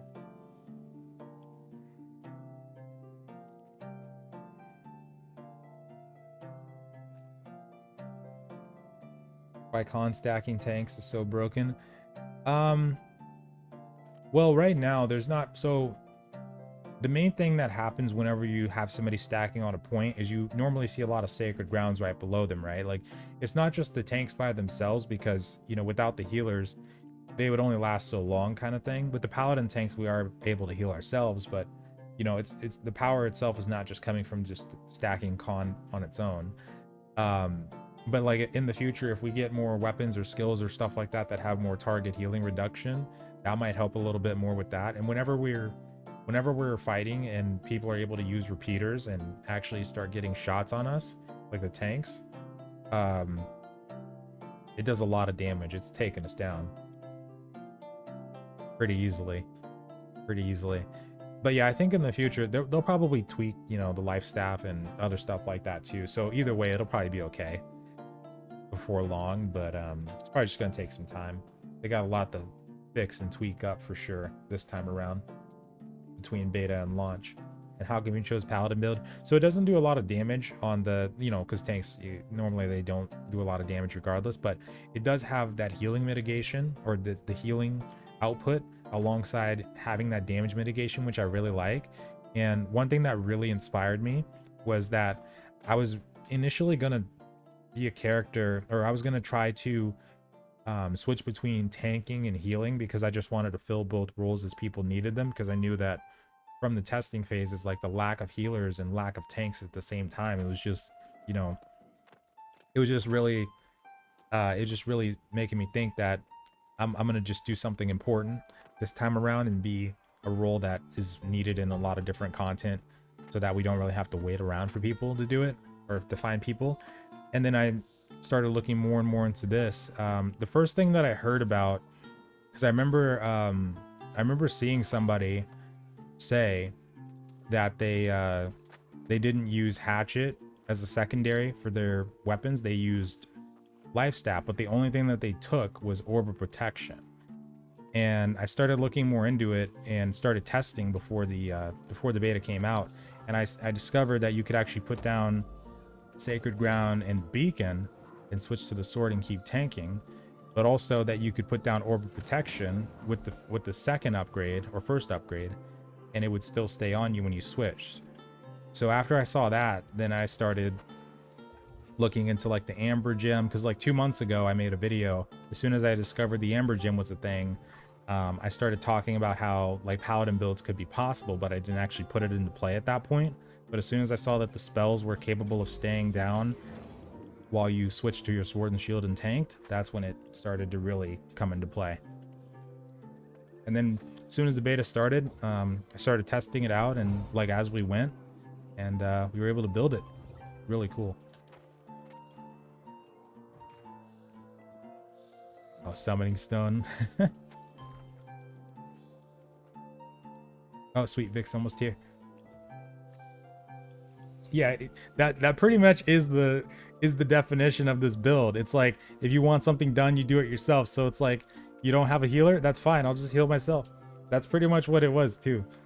And there was also a couple bosses that kind of inspired it to, like help inspired it too. Like inside of this dungeon, the caretaker, the one that's able to split up your party during the fight, where you're going to have a scenario where the healer's going to be locked out because they're going to be staying back to take care of the mobs with the other DPS, and then we're going to be on the inside trying to keep the boss under wraps and take the wall down. Well, when we're away from the healer, having our own heals is going to help a ton with that. So I'm excited to see how this build does in there. I mean, I've already, done the dungeon, but I'm excited to actually tank that boss because I've only done healing before on that side, on that boss. Oh, sweet. Thank you. All good to go. Do you have a healer? Yeah, we do have a healer. Trog's our healer. Oh, yeah. Okay. Party time.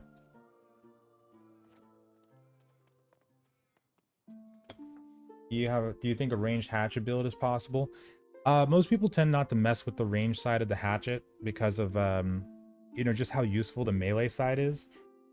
But I mean, if you had the right perks and gems, maybe you can make it work to a degree. It's just that if you're gonna go ranged, it's most people would probably just gravitate towards the bow or musket. But there's at least the target healing reduction that you got from the affected throw, so that part's nice. For trying to counter healers and stuff like that.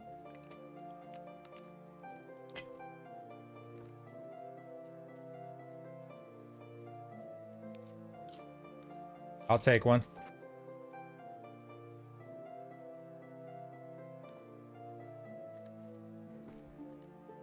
Actually, I think I might have gathering food. Let me check. No, I don't think I do.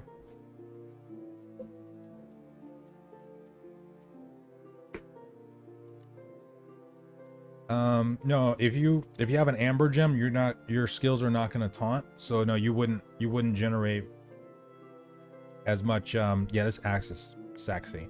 You wouldn't generate as much threat. No. That axe is hot.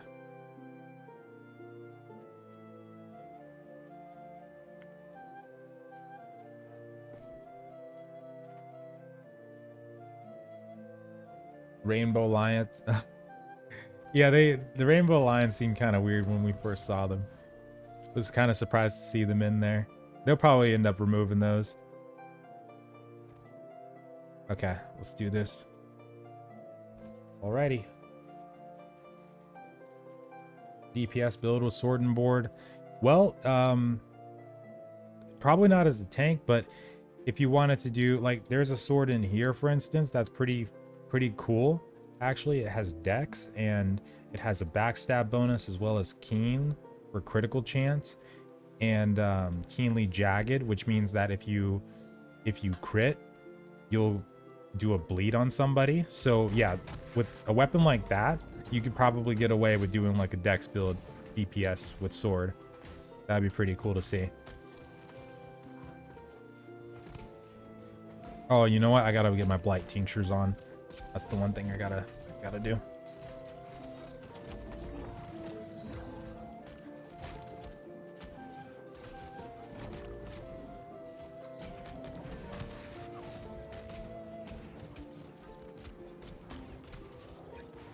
These bastards on me.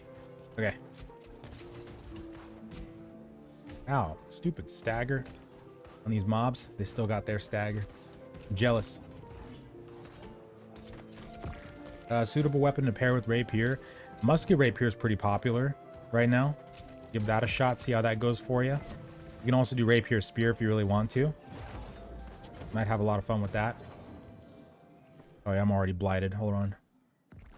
Gotta get the blight tinctures. All right.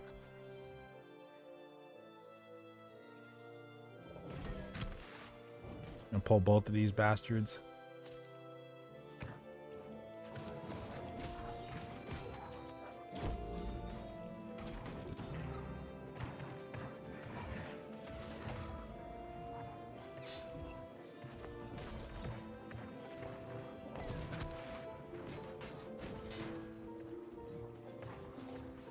Ow.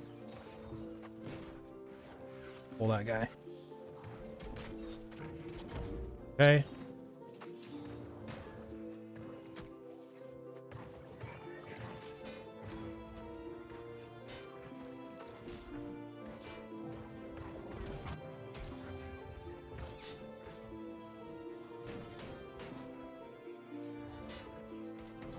Okay.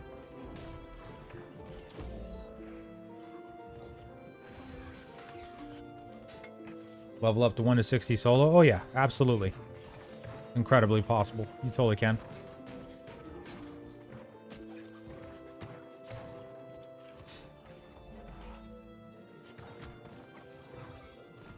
Beefier than I thought.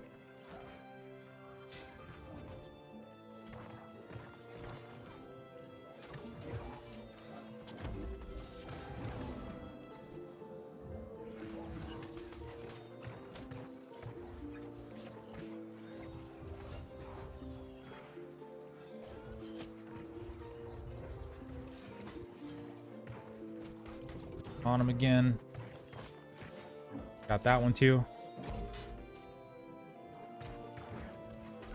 Launch plans. Oh yeah. Yeah, once we get closer to launch and hopefully we'll get some patch notes, then we'll have a better idea about how things are going to go. But yeah, for the most part, like server wise, as long as they keep the names the same, hopefully they do, then it's going to be El Dorado for sure. Consecrated Black. The late game mobs heal. Oh yeah, you'll see mobs occasionally that are capable of healing themselves. Oh yeah. For like them healing other enemies though, you don't really see that too often. I think I can there might be one or two that do though. I'm probably drawing a blank on that. I feel like the Angry Earth, there might be a variation of one of them that does that, but I can't think of one right now though. And oh, how's this build for PvP purposes? It's more of a, in territory wars for instance, it's more of a build that's built for holding objectives kind of thing. So in PvP, that's your ultimate goal, is going to be holding objectives, like in territory war for instance, keeping the enemy focused on you, making sure that your teammates aren't really taking the brunt of the damage.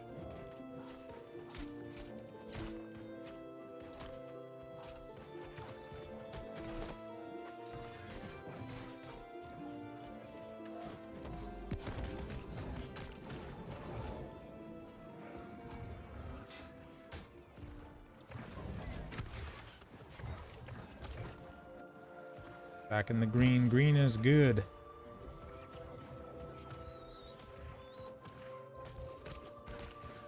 Fastest way to level up. Right now, fastest way is probably going to just be keep doing your main story quest, side missions, and town projects and faction missions all the way up. But it's probably going to be pretty hard to get to 60 right now with the nerfs that they did to the the town projects and stuff like that.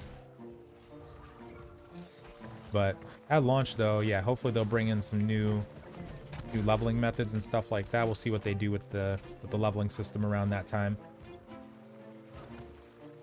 And no, Sacred Ground shouldn't stack with another one now. Oh yeah, Blighted. Concentration.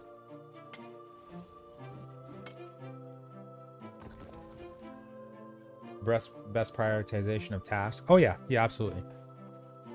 Yeah, something like that will definitely do. Yeah, absolutely chilling. And sword and shield that does solid damage. Well, yeah, like there's builds that you could probably do like with the strength and con build. For instance, like strength con, sword, and then you could do hatchet, or even sword and like great axe, for instance.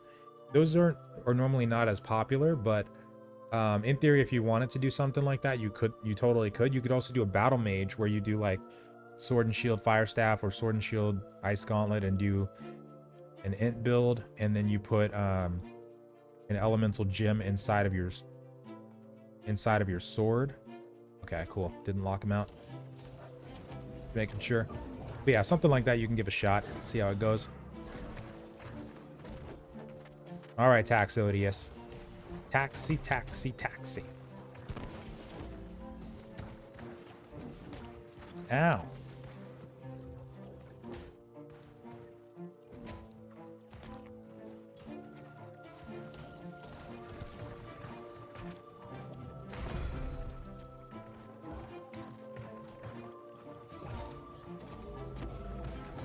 Okay.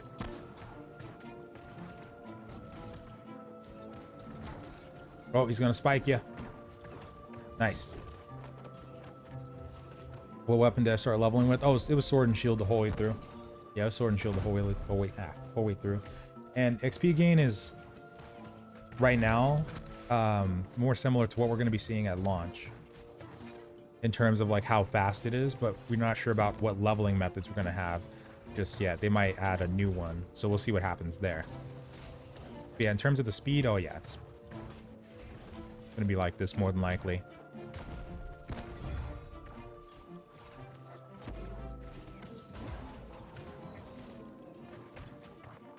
Favorite expedition? Ooh, that's a toughie. I'm probably going to say Dynasty Shipyard just because it has Isabella in it, and I feel a little biased. But I just have to. I just have to say Dynasty just because of that. Second favorite, though, probably Lazarus.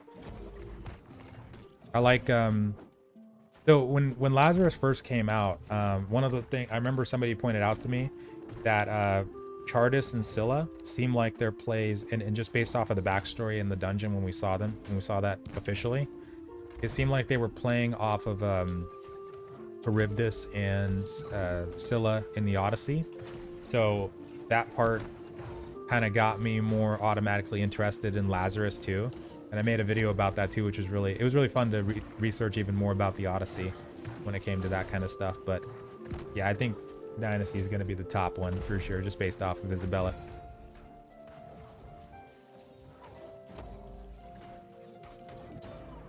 Company? Oh, I'm probably not going to have a company, but I'll still be playing with the Marauder faction though.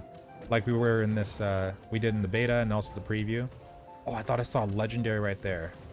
Playing with my emotions game. Oh, it was the stupid blight seeds, that's why. Sweet. Okay. Imbued Shrine. Oh, okay, I remember this one.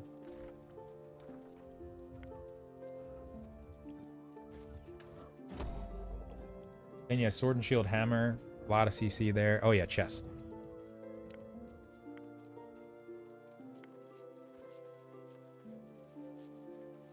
Hatchet better paired with. You can go Hatchet Great Axe. A lot of CC or a lot of damage there, just DPS in general.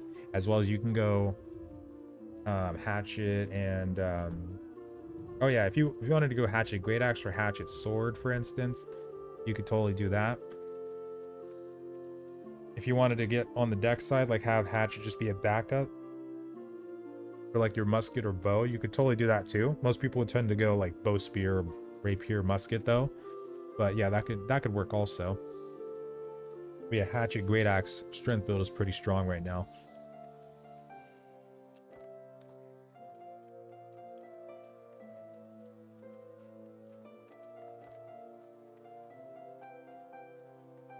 Ooh, is that a tower shield? Wait a minute.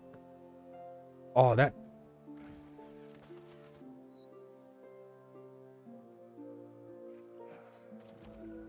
shield has keenly jagged? What? That's crazy. Come here.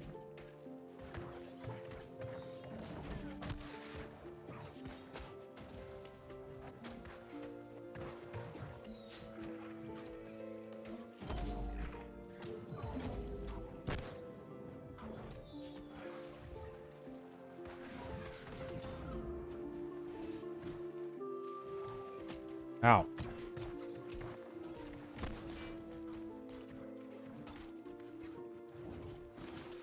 Probably shouldn't be standing in this because of the blight thing, but still, we're good. We got the tincture on for a little bit more time. Best bow skills for PvE and leveling. Oh, for PvE, yeah, I'd probably go rapid shot, penetrating shot, and poison shot for those. And then for like territory war or just PvP, most of the time people would take, you know, you could probably fit evasive shot in there somewhere. But yeah, for PvE, oh yeah. Or even, I think I've seen some people take rain of arrows even sometimes. But PvE though, yeah, I'd probably go penetrating, rapid, and poison.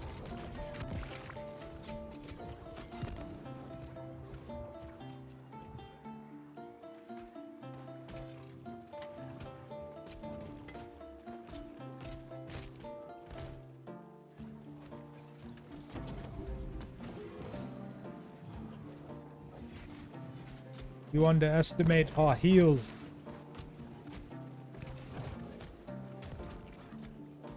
I find Lazarus is like, I don't know why, but Lazarus feels harder than Garden right now. It's because the past couple times we've done Lazarus, something's gone wrong with the bugs and stuff. And Garden, I just feel, is going to be a piece of cake in comparison. Hey, come here, you dummy.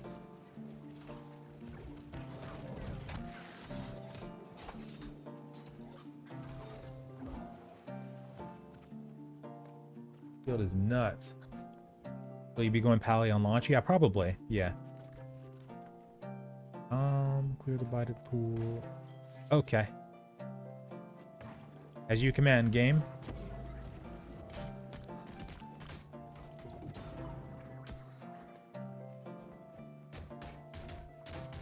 Yo.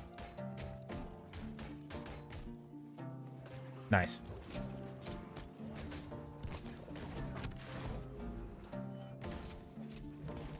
Get a lot of those little bastards in one place and they start to hurt.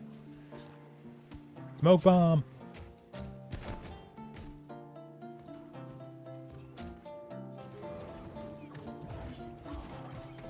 Okay, there we go. Got him.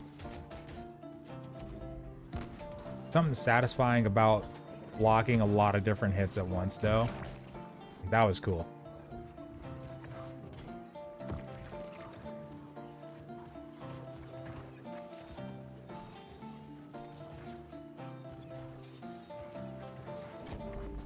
Best battle mage build, sword, rapier, or spear. I'd probably go rapier when it comes to battle, because that's secondary int scaling anyway. Plus you got a lot of mobility with that and decent DPS. So yeah, you could probably do that if you want to go battle mage. Because yeah, people have been having a lot of fun with that one. Rapier fire staff, rapier ice gauntlet. Oh yeah.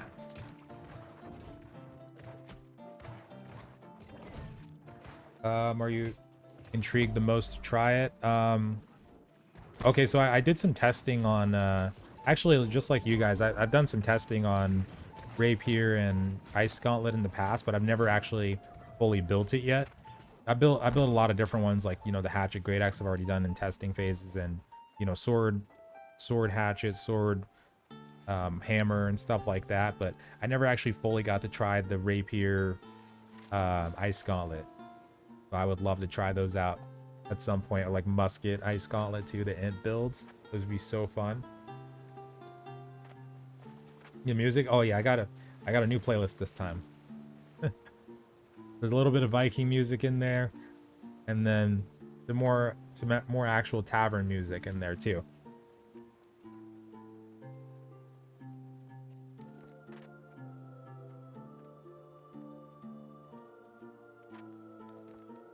Sapling.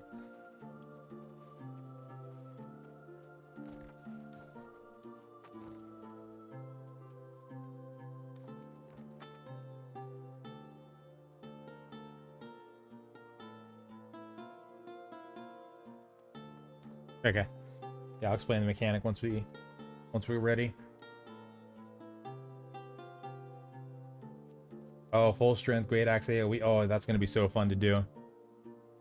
That's gonna be a fun combo. Redacted, nice. Ice Gauntlet Fire Staff. Oh yeah, like a regular mage. Yeah, you could totally have fun with that. Pretty decent combo there. Rapier Ice over Rapier Ice Gauntlet. No, I'd actually go Rapier Ice Gauntlet on that one, just because it's got more mobility, as well as, you know, it's got those bleeds, but it also has Flourish and Finish that combo pretty well off of the bleeds. Plus, if you want to go evade, that's even more mobility there too. But I mean, you can probably get away with doing both, but yeah, I feel like Rapier might combo better with it, especially with the secondary scaling. Copy that in, and this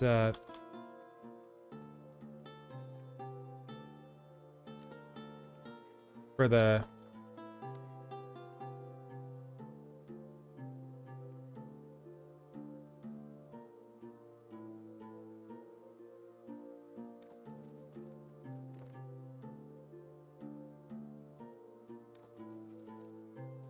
Okay. Yeah, we just defend the tree once we plant it.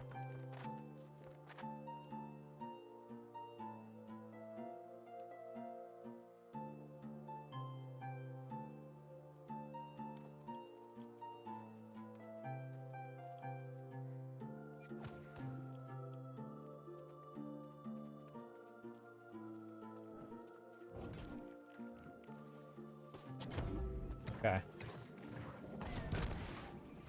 No, I think they're probably going to release it this time, but you can never be too sure.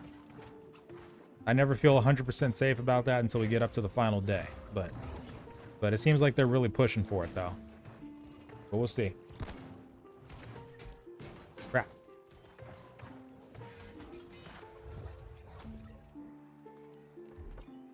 Natural selection.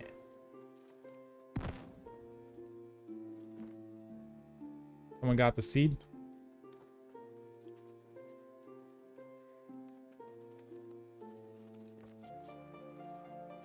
Do this. Okay. Here they come. Taunt.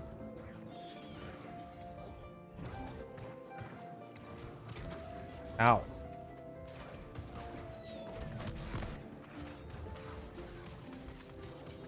Little bastard here. Got that one. Hold on. Coming to you. Don't want to miss that. I do not want to miss that shield bash.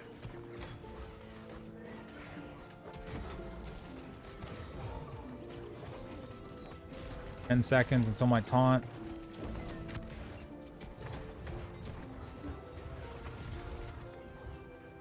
One-handed spear and be able to use it along shield in the future. I would hope so, but I don't know if they would. But that'd be, I'd totally take something like that. A Greek hoplite build, yes please. That'd be so fun. Oh shiz. Taunting. Can't put a heal down, but that's okay. Still holding. Get inside the green. Green is good. Thank you.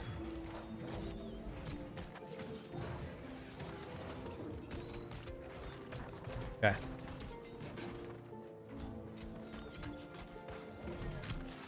We got it. We got it. Other class. Yeah, absolutely. Other weapon builds. Yeah, for sure. Okay. Want those. I didn't get the other ones.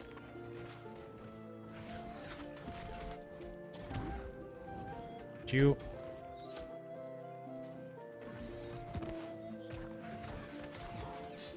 My shield called? Oh, this is Dryad Tower shield. I'll get the full name in a second, but yes, Dryad Tower one. I love this one. I still don't fully remember where I got this one from. I know I got it before we did Garden of Genesis. We got it before we did Lazarus, so I would assume, though, you could probably get this shield in here, though. More than likely. And probably just somewhere else that's Angry Earth related. You.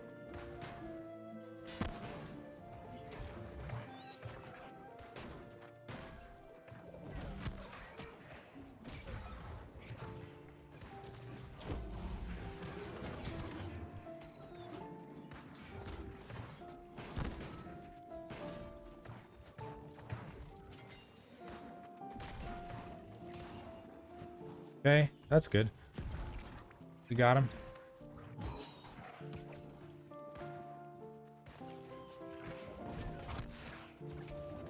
On him. Hopefully these are the last two. Those beta should be finishing tomorrow night.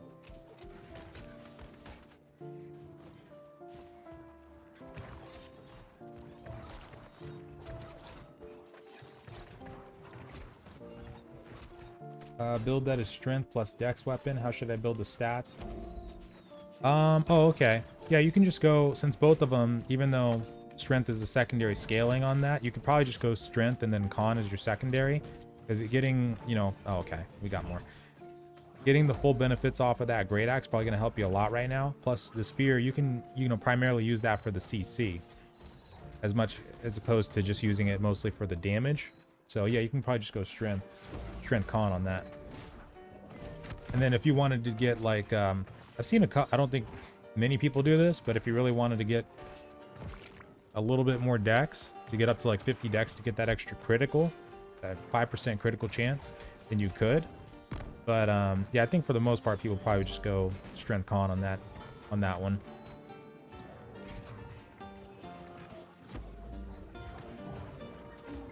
Ow. Totally got it.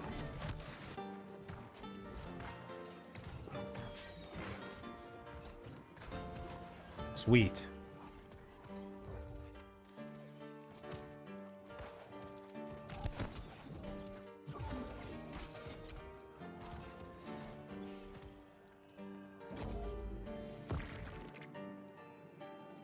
Oh, hold on. There it goes. Sweet. Okay. Purifying flame. And then we just go south into the sanctum to fight the caretaker. Caretaker? Hate the caretaker. I hate and love the fight of the caretaker. You can be kind of annoying. Oh wait. I think there was a chest. Oh, never mind. I'm gonna pull him.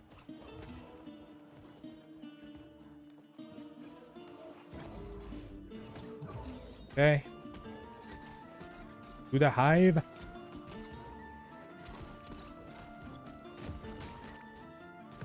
Green. Yeah. Gonna stay green.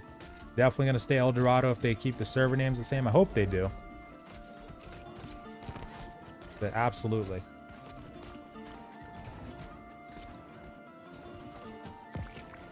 Rapier, spear is better PV. They're both really good in both situations. That's the thing, because with Dex fighters, you have multiple good choices. So yeah, I'd say both of them are, you know, good for both. Honestly, just whichever one you prefer, you can find a way to use it. Is how I'd say for both of those weapons. They're really good.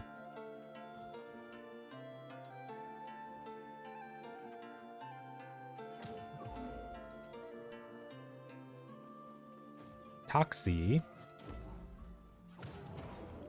Fight him here.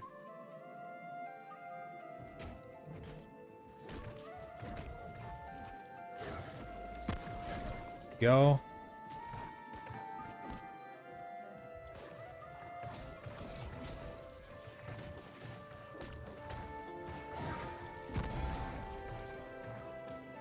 Where can I go to see the Void Gauntlet abilities? They have a post of it on Reddit. I don't know if it's still there, but yes, it's probably still there. Probably just buried deep down. But yeah, it should be over there.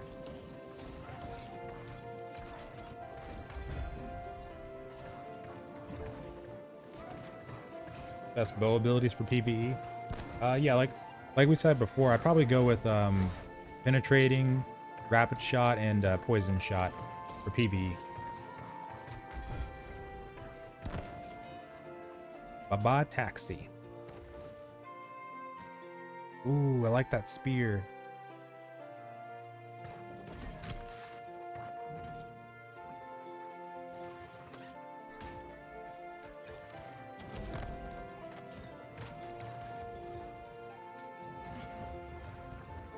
What's going on, Andrew? I know, feels like it's gone too soon.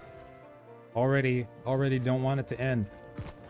But you know what? Hopefully they'll, you know, get some pretty good bug fixes going. I hope we get a pretty decent sized patch for launch too, and hopefully they'll do it a couple days before or so we can like review it and talk about it before then. But yeah, I'm ready. No more wipes after this. No more wipes. One more time. Everything's led to this. I can't believe it. What video card? 2070 Super for this one, and then i900F.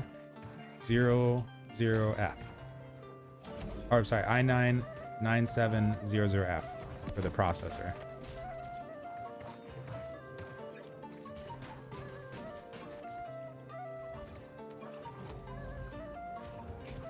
Oh my god, I did not even realize that was a drop. Oh, that would have been bad. Ooh, Oh, what is this? Fire vine. Oh, it's buying on pickup. Oh, that is really good though on this. Oh my god. Keen and vicious? Oh man. And it's int. Why's it gotta be bind on pickup? Why's it gotta be beta right now, actually? Damn. That would be a really good one to have on launch if it was not bind on pickup. That's amazing.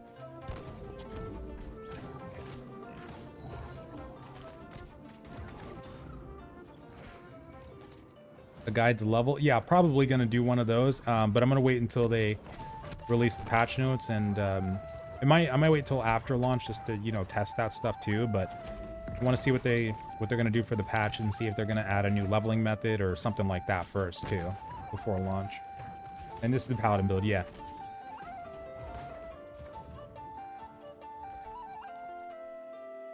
Okay, caretaker. So I'll have to explain this one a little bit.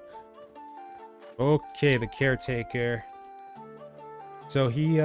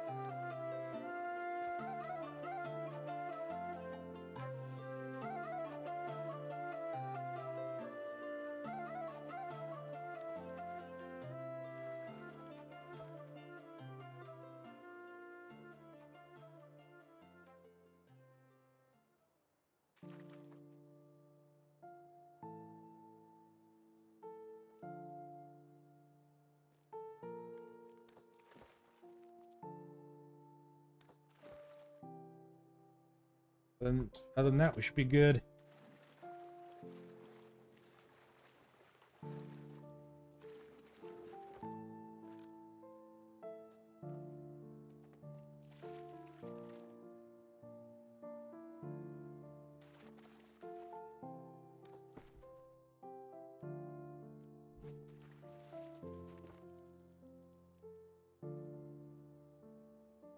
Once the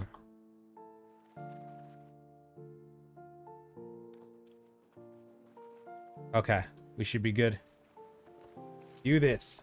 Gonna repop food. Popping food. I'm gonna do this one probably.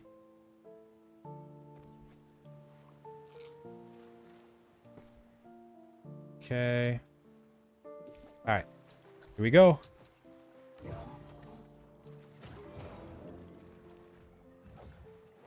Hey, you. Oh, crap. I forgot there's a little bit of time before we start fighting him. Hurry up. Times are running. There we go. Come here. Oh, I think he's slightly confused right now. There it goes.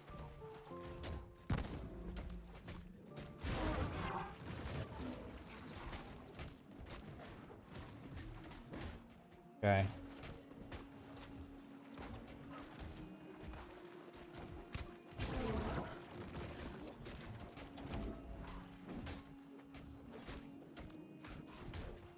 Generating a decent amount of aggro though so far. Doing good on that. Get my attack chains in. Okay. I'll wait till he puts down the ring to do the defiant again.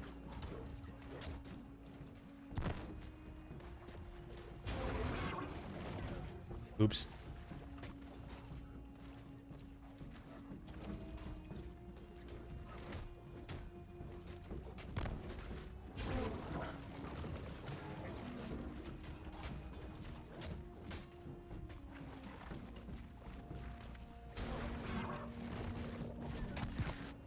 Okay, here it comes.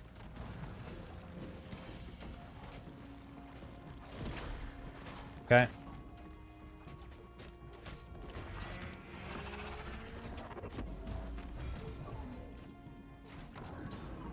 Kill the cap, and then got that. Good. Get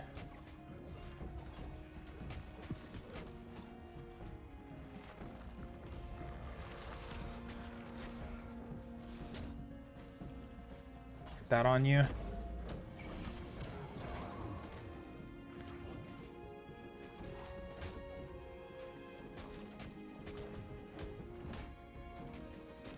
Oh, it's got a tick. Nice.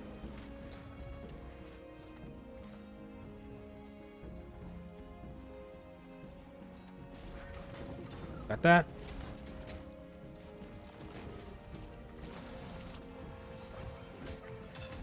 Watch out.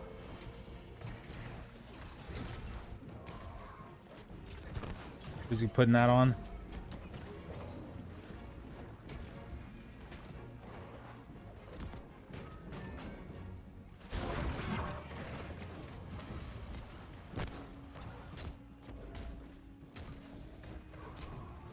Stupid smoke screen, damn. Okay. Again.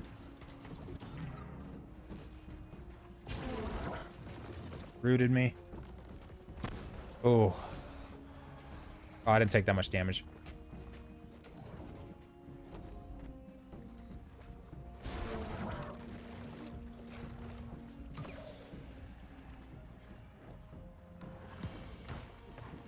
It's just a lot of damage, damn. Awesome.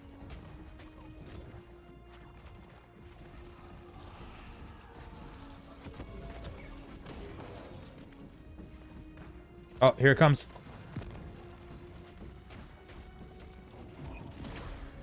Okay.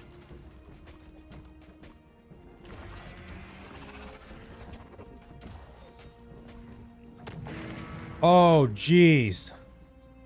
What? What the hell? Well, that's new. Normally... Oh my god. Yeah, never seen that. But I think it's a... Oh, okay. I think it's an enrage timer. Okay. Ow. Damn, caretaker. Normally, after the first time that he does the ring, it usually dies after that, so I never even get to that part normally. Ouch. So, I don't know if that was the Genesis cap. I think it was a mix of that and maybe that Genesis cap.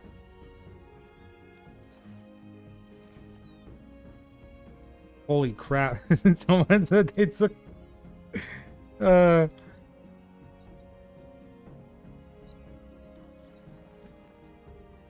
okay. Holy crap. Yeah, okay. Okay, so when you're outside,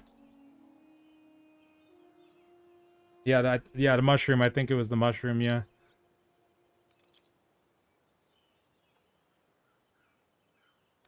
Yeah. Yeah, people are saying I saw that as soon as we died too. Yeah, there was a mushroom, the Genesis cap.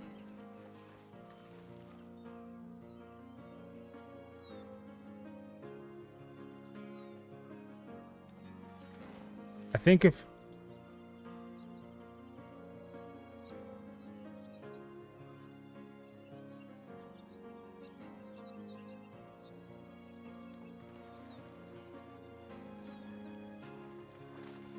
Yeah, that thing. Yeah. Genesis cap. Yeah, the shroom that he oh, okay, here it comes. The shroom that he puts down when he does the ring. We didn't destroy it that time. I saw it when we died too. So we got to kill that thing. That was some damage though. Damn. I guess that's probably why I don't normally see that happen, is because most of the time people destroy the cap. But yeah, we should have it now. That was crazy. Ow.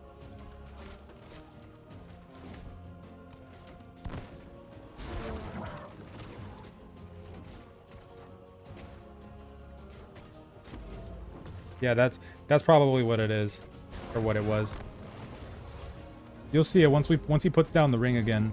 he'll put a little, it pops up pretty early on. It's a little mushroom cap that he puts down, a Genesis cap. We gotta, it has like 1 health, but you have to destroy it.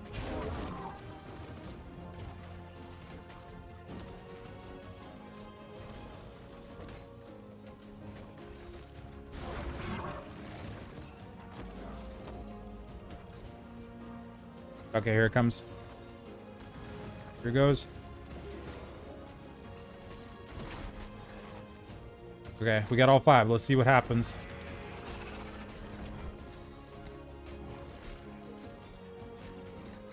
Is it up? Oh yeah, we got it. We got it.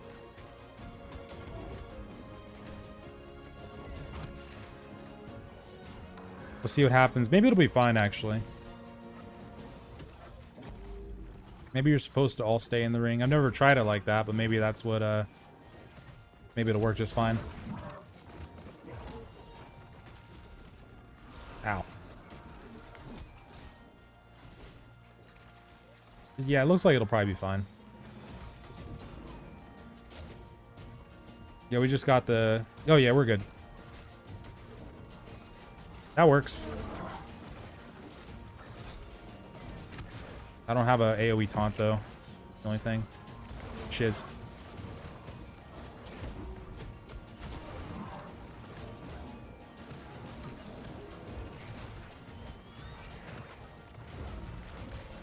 Sorry.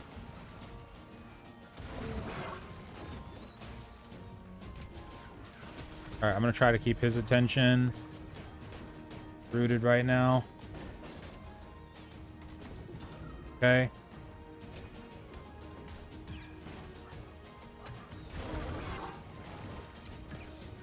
Don't you die on me. The Trog die? Oh, okay, we're good.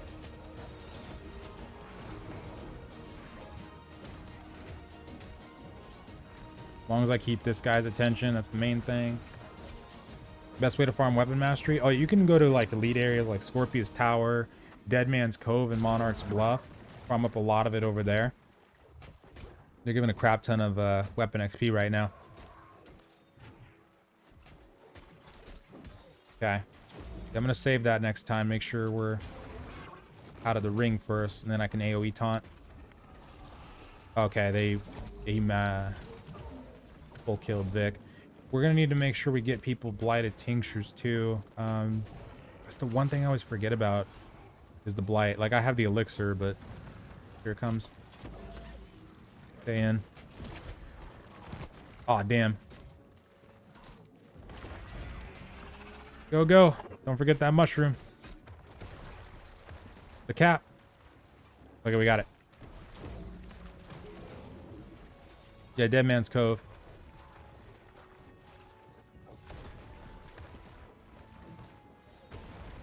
Yeah.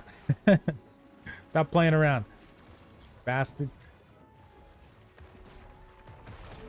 Okay.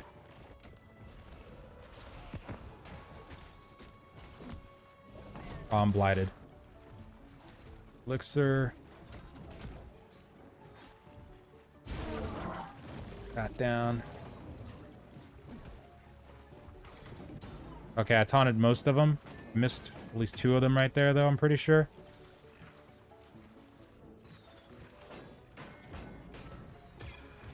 Ooh.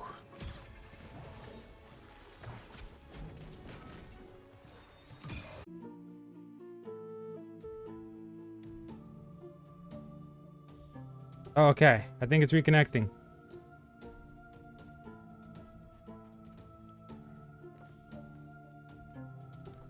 Okay, I think it's working again. Sorry about that. Can you hear me? Are we back? I gotta refresh. Hold on.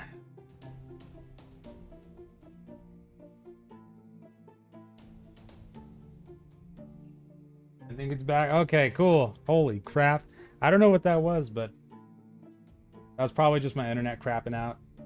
It happens every so often, like once in a while, but hopefully it's okay now. Holy God. Okay, cool. No, we we didn't time it. We didn't kill it, no. He's still right here. All right. Yeah. That'll probably do it. As long as we...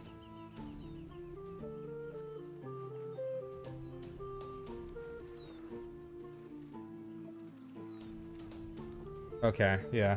And some of the gears from the faction shop, like a few pieces, like, well, actually just like my pants really, and that's it. The rest of it is all from like other stuff out in the open world. Okay, so yeah, we're gonna do it differently. So we're gonna do Trog and Pain outside, and then us three inside. Okay, let's do this. Here we go. That was really weird. How do you repair all like that? Oh, there's a button for it in the inventory. Just at the bottom here, you just click on repair all, and it'll do the trick. All right, let's do this. No matter what, we will kill this bastard tonight. We will kill all these bastards tonight. But yeah, he should be cake now. Sorry, he should be cake now. We're just gonna kill the cap, and then we're gonna keep Pain outside so he can kill the mobs too, with Trog, and then we'll all just be inside dealing with him. Crafting gear with crafting mods. Oh yeah, like that's a thing too, because I know people like early game, since people are, you know, doing faction gear mostly and getting drops and expeditions and stuff like that, people don't really need that many crafted pieces early game. But end game though, like when people start doing the crafting food, the trophies and everything like that, and the crafting modifications too, that's where the really good stuff's going to come from, I think. But yeah, we'll see what happens there at launch, like when people get to that point and are able to make really, really good pieces. Because I know I'm going to be buying any nomad gear I see and cleric gear, more than likely. That should give a lot of different stats if we get the really good stuff.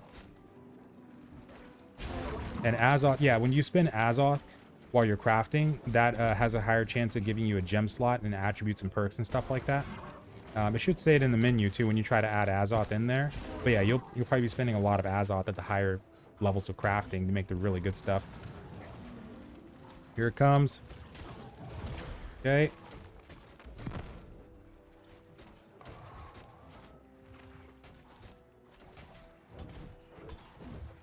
And there's the cap. It's down. Cool.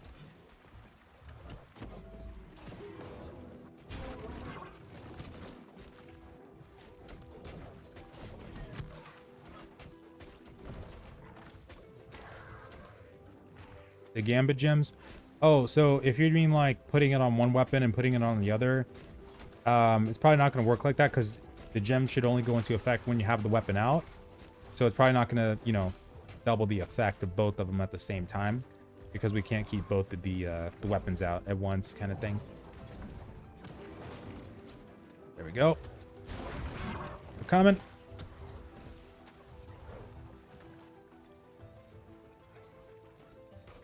Yeah, this works pretty good. This works pretty good.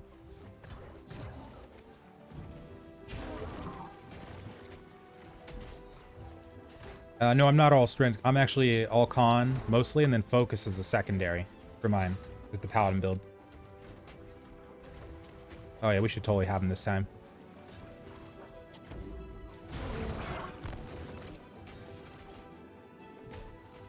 Oh, on armor, yeah. Like if you mean weapon, yeah, you can't do it. But if you're talking about armor, yeah, absolutely. Yeah, it should all stack. Like just if I had all emeralds in my armor, then yeah, it should stack like that too.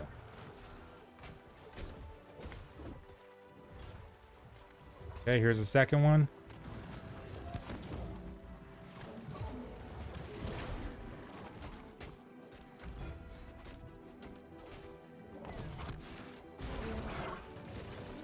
Die, you bastard. Genesis cap down. Okay.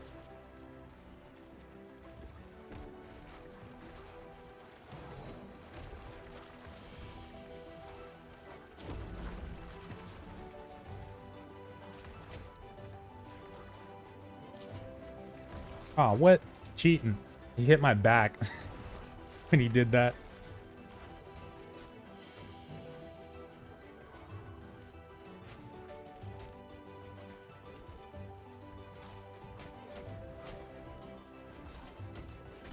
Okay, there we go.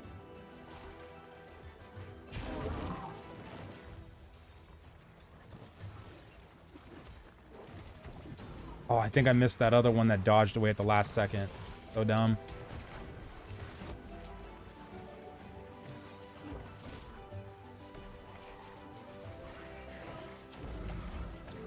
Yeah, the blight thing is messing the healing up. Can't really heal you. Oh, here he is.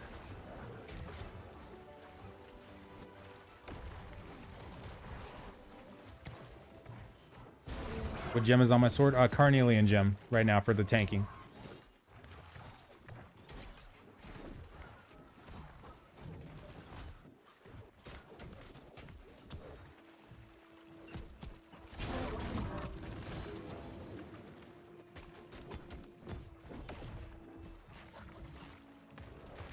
Ow.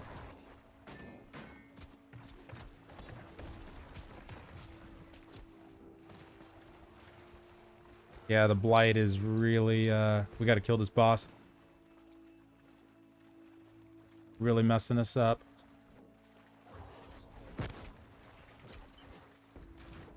Okay, here he is.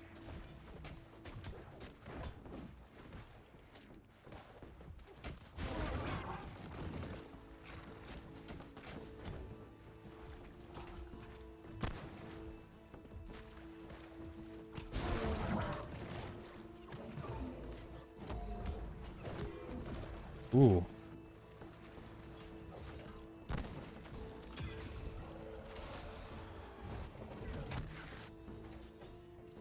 He's gonna do it again, and we won't be able to survive the next one, I don't think.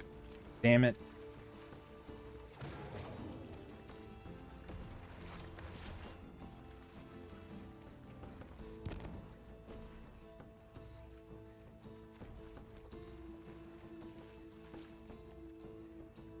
Darn blight.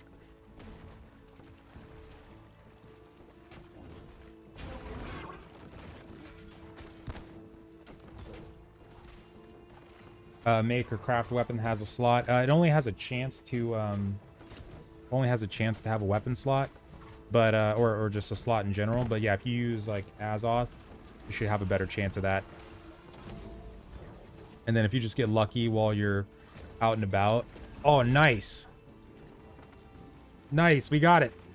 Then yeah, you should maybe get it through that too. Oh my god. It's got rally too, and 27 focus.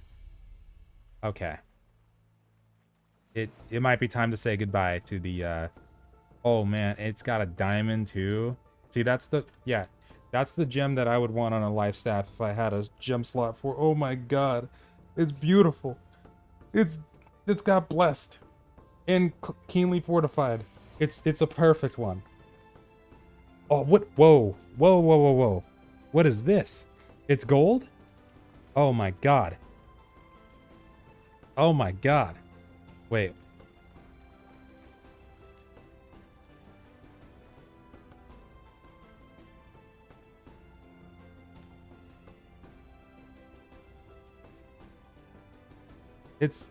It's glorious. It's actually glorious. Oh my goodness. This is the kind of life staff that would be perfect at endgame. That is hot. Damn. Okay, well, we're good on life staffs for the rest of the game. It's official. Finally. I never get decent loot, but I'll take it.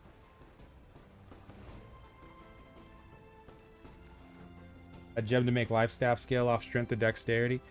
Yeah, they don't have anything like that, but in the future, though, it'd be pretty interesting if they did have something like that. But yeah, there's not anything like that yet, though. Oh my god. Fuck yeah. Oh, that is so good. Okay, so we're at 131 focus. We're actually not too far off from that 150 focus milestone. You know, I might actually be able to go for like 250 con right now. Let's go for 250 con if I can. Just to get that extra damage reduction, and then boom. Beautiful. Wait, am I using con food right now? I'm not. Okay. Beautiful. Oh my... Wait. What? Oh, son of a biscuit. No, I did have the con food on. Damn it. Or wait. I had something on. Yeah, it doesn't matter. Okay, 240 is close enough. I'll take it. Whatever. 14k. 502. Oh yeah, nice. Nice on that. But no, that life staff is perfect. It's so perfect. Oh, I didn't even realize I had one of these too. Barbarian, keenly jagged. Hell yeah. Yeah, we could only do the int ones and the focus for the scaling. Yeah. You're gonna. Oh yeah, true. Good. Oh man, why does it have to be beta right now? Damn it. We're good on life stats for 22 hours. Exactly. Yeah. Why is it? Damn it! It looks so good. It is so good. Oh man. I think I was wearing my 10 con one. Yeah, I was wearing.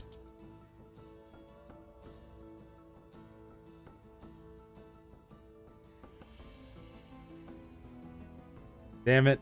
But still though, it's gonna be great. Okay, so we got to use the staff to burn these. The torch. Yeah. And then oh, we don't have to kill this, but we can. We can.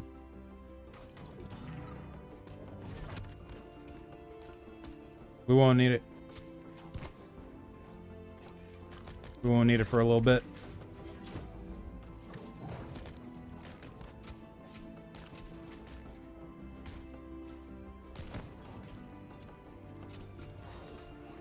Dodge, I think.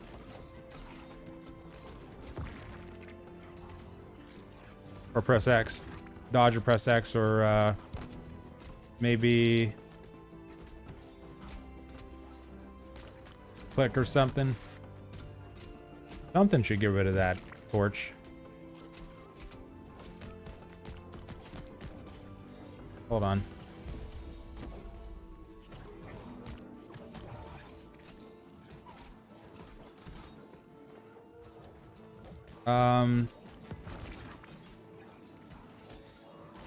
Try your number keys. Maybe that'll do it.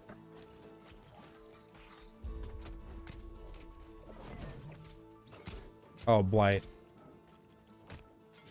Yeah, luckily on the last boss, we don't have to worry as much about the blight, I don't think, from what I remember.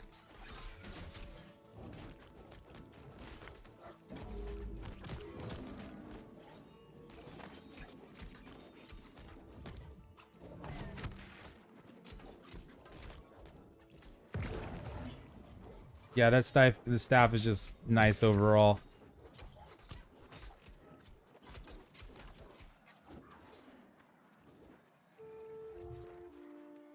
Oh yeah. Oh, there it goes.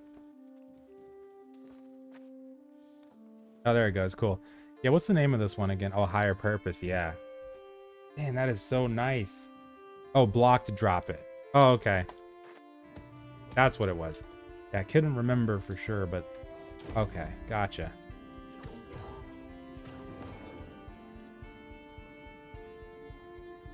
Once we clear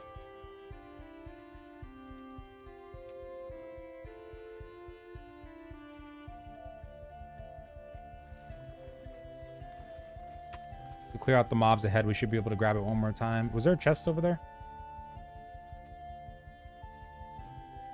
Yeah, that, oh man. I'm gonna do this dungeon at least 5 times in a row when we get to end game in the real launch, because I want to get a life staff like that. That is so nice. That is so nice.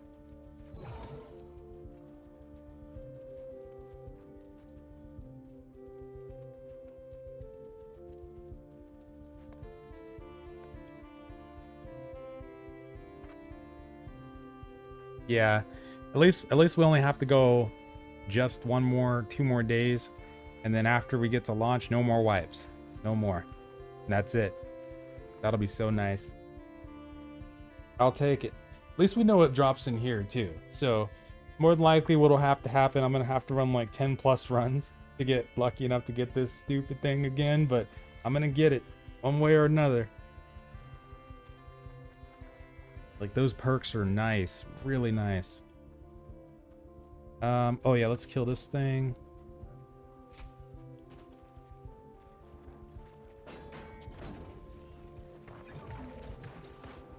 And let me get that one too.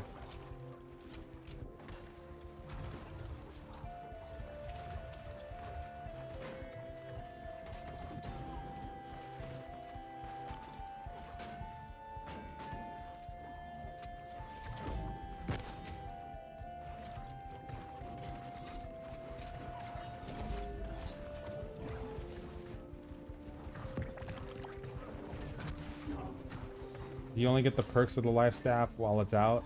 Yeah, yeah, it should only be like while it's, well, hold on, let me ow, stupid thing. Yeah, it's pretty, I'm pretty sure it's only while it's out kind of thing. And that's when you get the bonuses.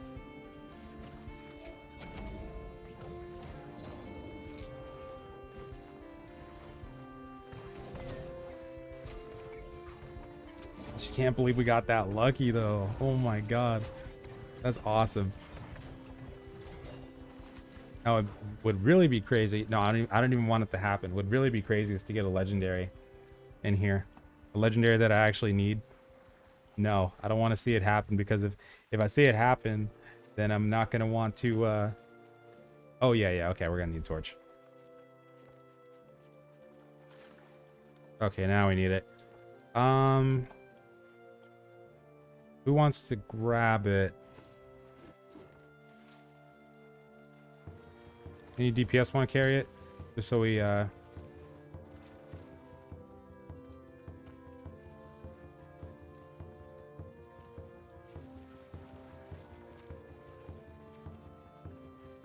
let's roll.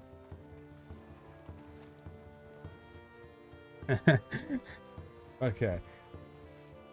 Let's do this. Appreciate that, Rise. Yeah, I'm super stoked to see what happens at launch. I hope they, well, firstly, there's a lot of stuff to fix, so hopefully we get a pretty good patch going with a lot of bug fixes there, but also like later on down the line, I'm really curious to see what kind of content updates they're going to introduce. How many more blight elixirs I got? Okay, 5 of them. Okay.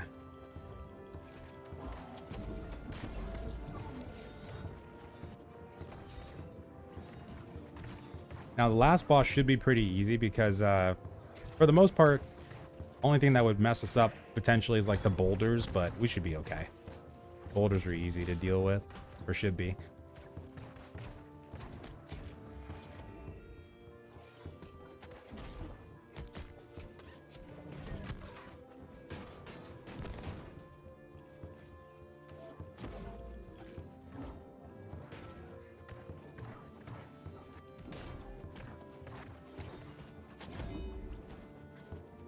Okay.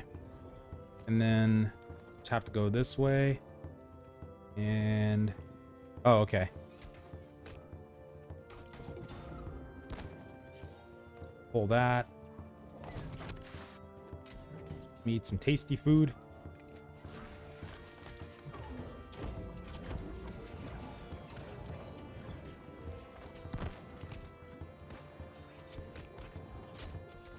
Uh-oh. That's new. Come here.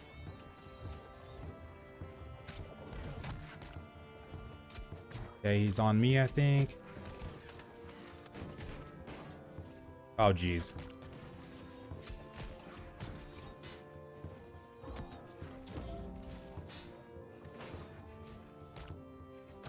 We gotta kill the hive.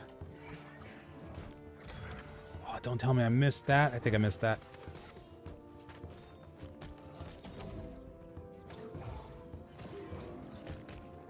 Okay, there we go. We're good.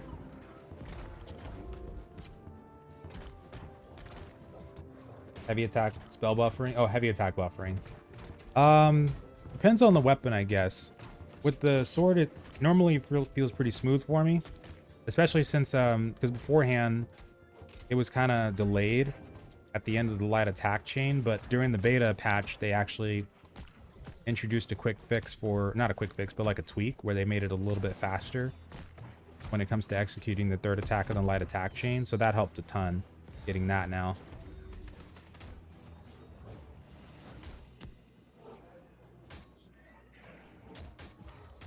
Sweet, thank you. Okay.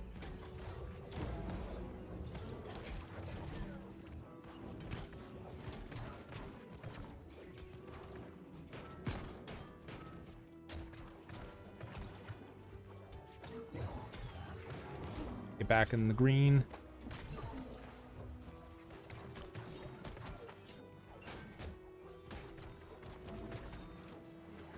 Will beta be open tomorrow or is it tonight? It should be tomorrow as well. Like it'll be open until like around 11:59 p.m. tonight or tomorrow, sorry. So we should have at least one more day.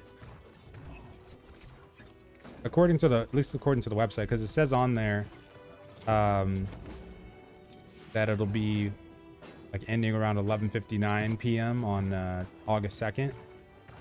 But I think, yeah, we should have at least until tomorrow night.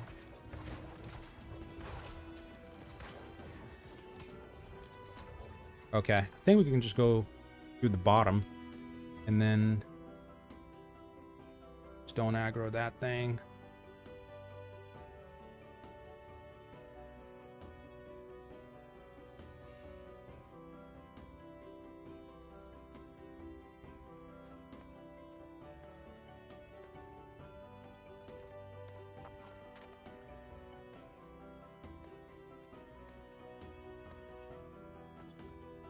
Yeah, a little bit longer.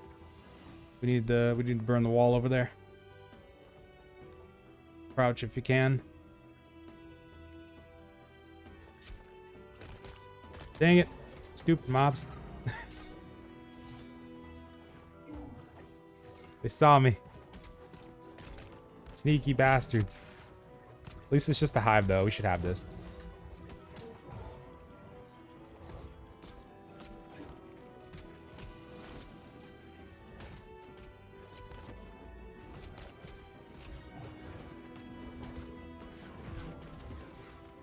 Whoa, a little staggery, or a little delay right there. Heavies. Yeah, I remember I was talking about that before the, Bowman. Before the game came out in the beta. I was kind of curious if they would do something like that, but I know the community's kind of split on that right now when it comes to even adding them back to heavies, but we'll see what happens in the future though, what they might decide. Oh, let me switch back to this. Caught up. Okay. Got you.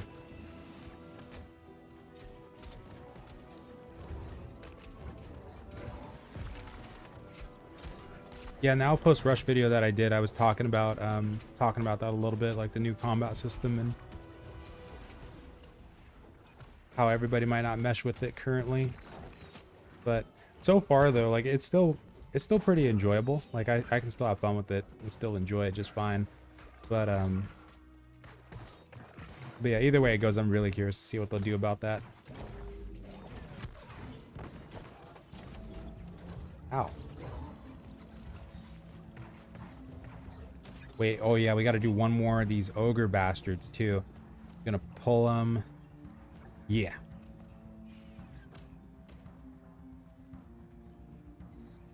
Yes, we got him without the mob.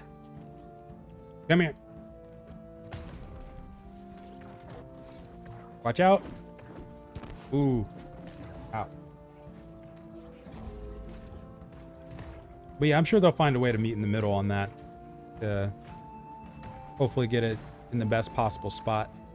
I'm super excited to see what other weapons they're going to come out with later on though. Ouch. Oh, shiz.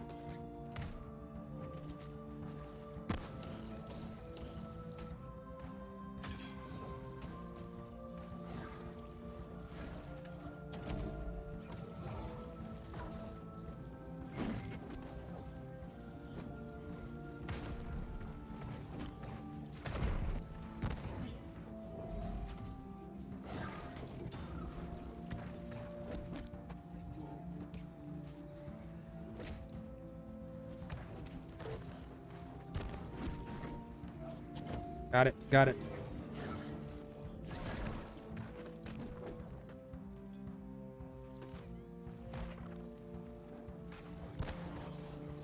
Oh, hello. Yeah, that's a prowler, right? All right, and that's a fiend. Okay. Think we should have him.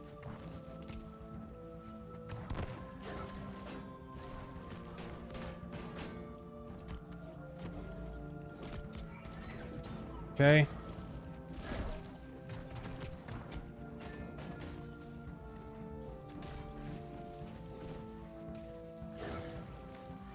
I can't deal with that shaman just yet.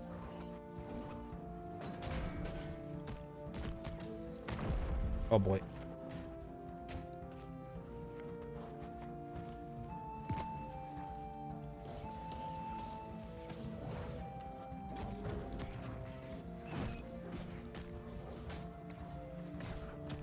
Okay. Okay. Oh snap. Okay. Trog's DC'd. Got it.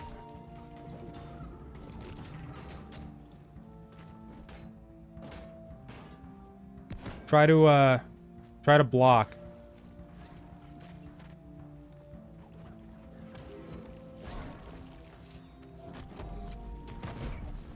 This is what we trained for. This is why we're paladin. And then, oh yeah, there shouldn't be a queue, so I think Chalk can come back in pretty quick.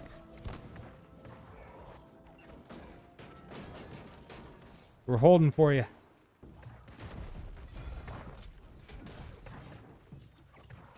Trying to get in? Okay. Gotcha. Oh, no, no, no, no worries. We're still holding. Still holding. This is why we ran the drills. Oh, he's dead. Nice. Okay, we're good. Yeah, we're good. I'm trying to switch back to my sword. Ooh. I love the light armor in here. It looks so freaking cool.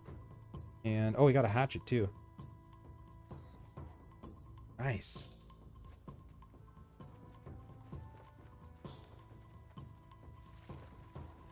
Sweet. Okay. So we just have to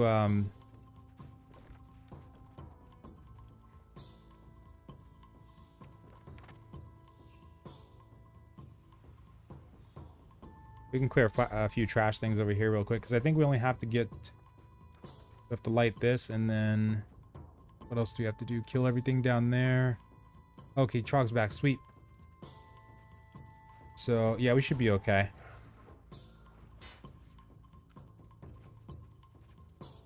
Before we go back and get the torch.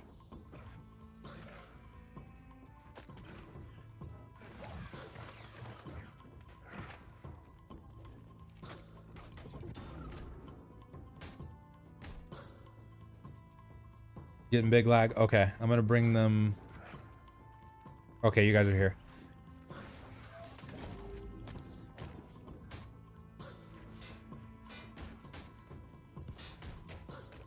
Hope so. When it comes to the servers being the same for launch, yeah, I hope they are. But we'll have to see, though.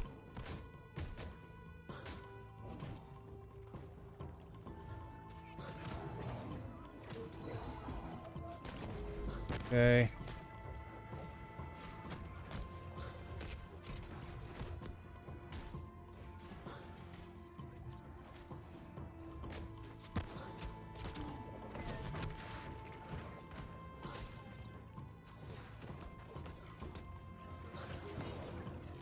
We are totally owning this dungeon, though. We're doing really good now. After that caretaker, we got back on it. Ow. I'm still so happy about this staff. I know it's going to be gone tomorrow, but still.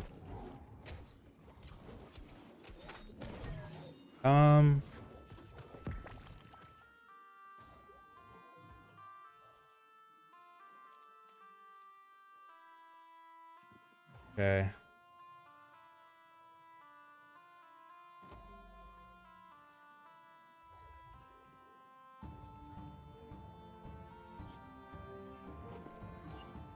Got the non-tradable ones.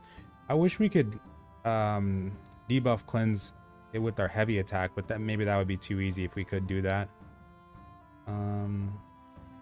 Yeah, those are gonna be... That's probably gonna be the worst thing, is the blight.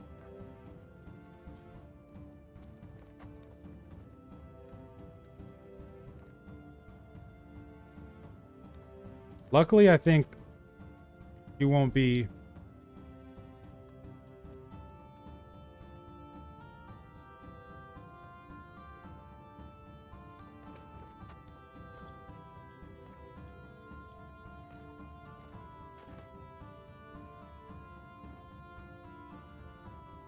Can't remember fully, but I don't think I had to use a blight tincture on her though, on the last boss.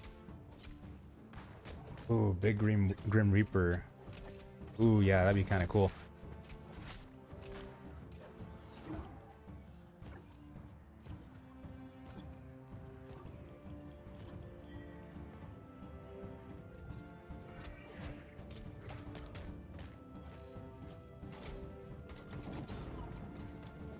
Oh yeah, I got a whole chart for that. Hold on. What's weak to...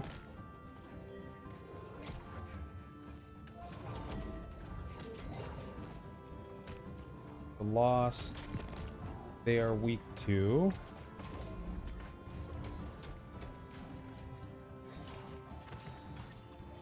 Yeah, strike, ice, nature.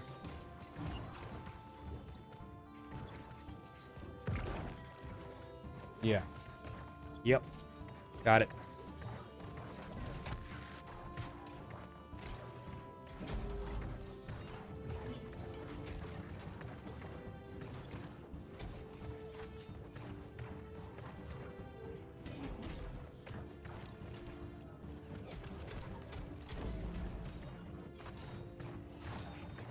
There's one mini archer boss I think we have to kill still. Unless we got him already. I can't fully remember.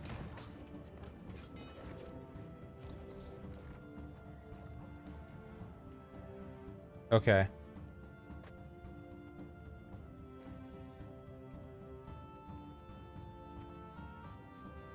Now we carry that torchy. And then we should be on our way to the boss. Not too long after that, I think.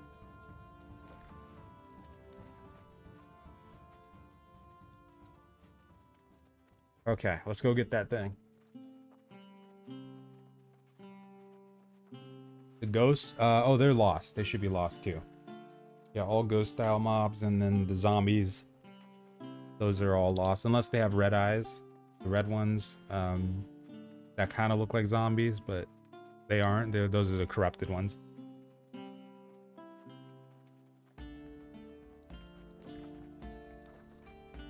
And DPS spear or hatchet.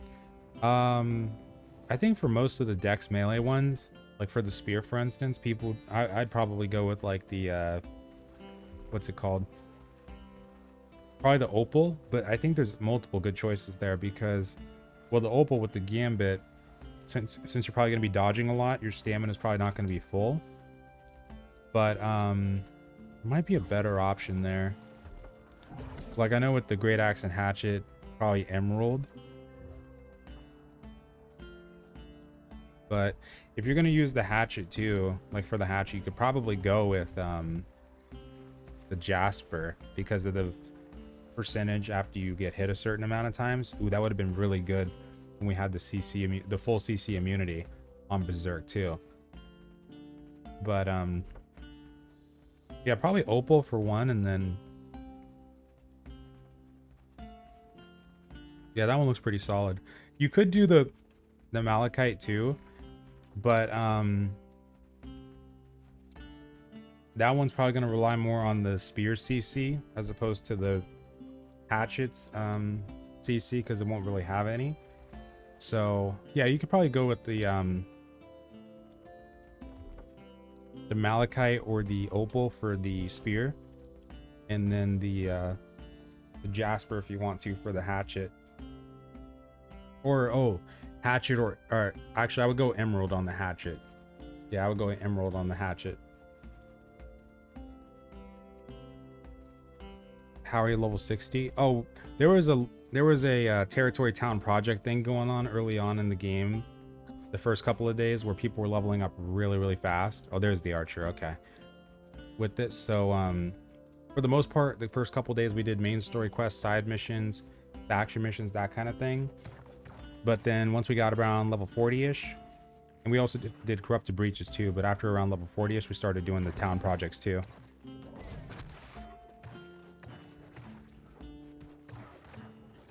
And when's the closed beta ending? About 25 hours from now.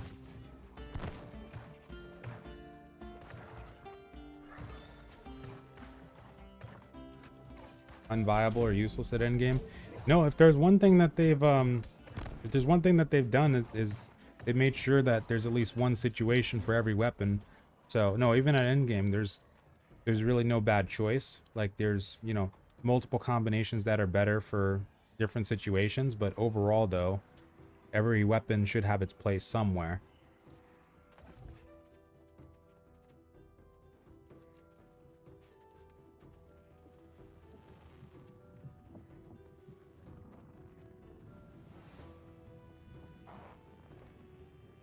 Oh yeah.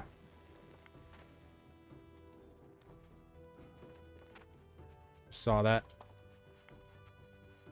Yes, I can jump up here.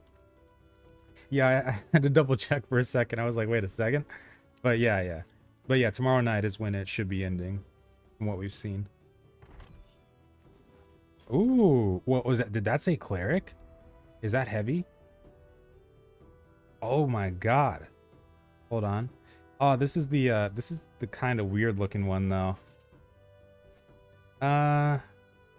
It doesn't fit. It doesn't seem like it fits as much as this one though. Yeah, this one's starting to grow on me. But the stats are good though. I'll keep that just for, maybe I'll do that for like the next war, the last war that we do. At that point, we won't have to care about how we look. That's funny. What gem should... Oh, if you primary heal? Oh yeah, the one that I would go is the diamond. Like the one that we have in this life staff. Because you'll get an increased damage and outgoing healing output while at full health. And as a healer, you're probably going to be mostly at full health most of the time. So yeah, I'd go diamond for that one. And then for like if you have the ice gauntlet, for the ice gauntlet, that one, that's a good question actually. Yeah, because for the life staff, definitely diamond. For the ice gauntlet, oh yeah, here we go, malachite. Yeah, slow, stuns, roots. Most of the time they'll be slowed if you're doing the ice storm. Sure, that should help. But yeah, absolutely for the life staff on diamond. Let's do it. Do it.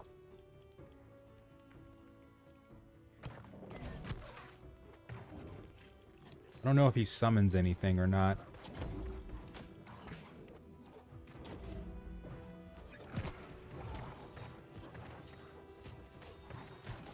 Bow viable. Oh yeah, Bow's got its place in PvE and PvP. Yeah, absolutely. It can be viable for expeditions.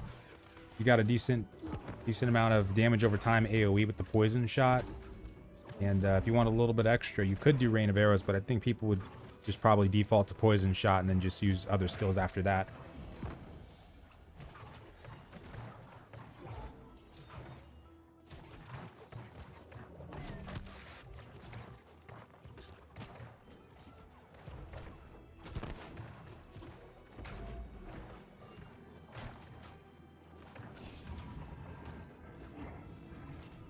Every time I see an orange glow, I think it's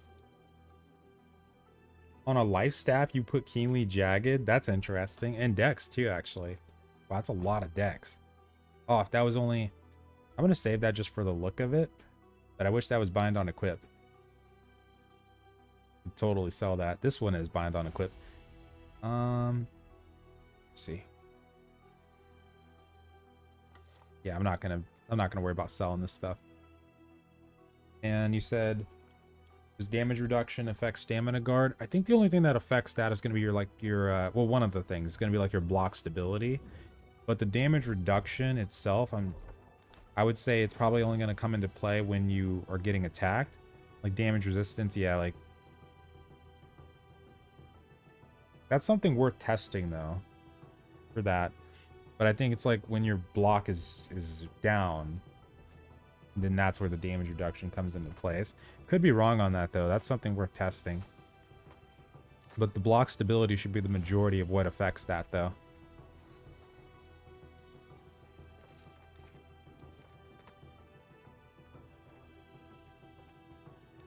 Only thing to watch out for is periodically.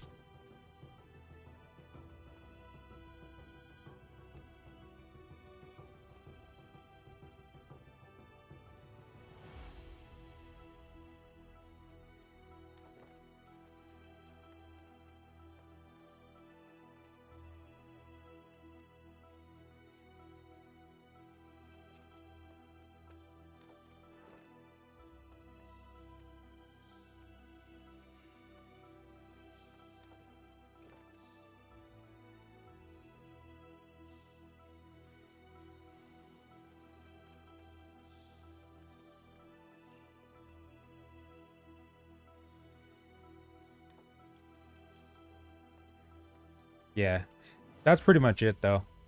We just got to get behind the boulders and then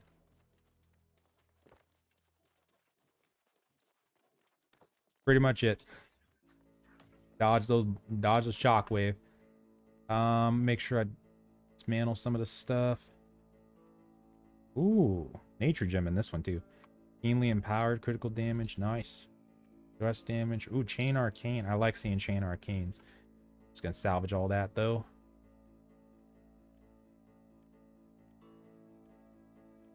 All right, here we go. Popping food.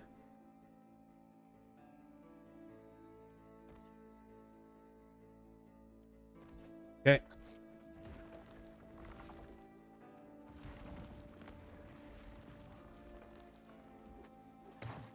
You find the fact that we can't vendor stuff for gold unsatisfying? Well, with the new economy changes that they made, it does make it a little bit harder to get gold right now. But I don't know. We'll see what happens in the future. I would personally love to see mob farming make a comeback when it comes to gold farming. That'd be great. But yeah, we'll see what happens there. I know they're still in the process of testing stuff and trying to get everything in the right place. But yeah, I want to get at least one more. Maybe she's hitting harder than I remembered. Want to get at least one more like PvE farming method when it comes to gold, though. He's being feisty.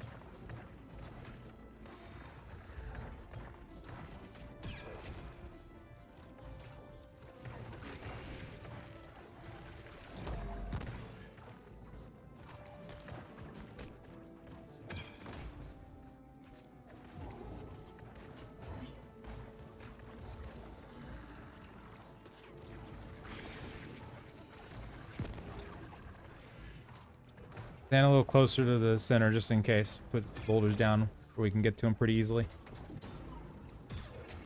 Ow.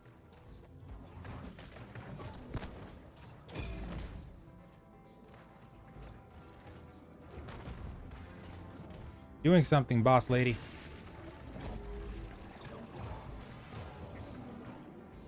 Looked away for a second. But in the future, though, I'm really curious to see what they'll do about that, though. Beta ends in it. No, it should end tomorrow. Shouldn't, unless they said something new on Twitter or something. I haven't checked yet, but I'm assuming they haven't really said anything. But yeah, it should end around the same time tomorrow.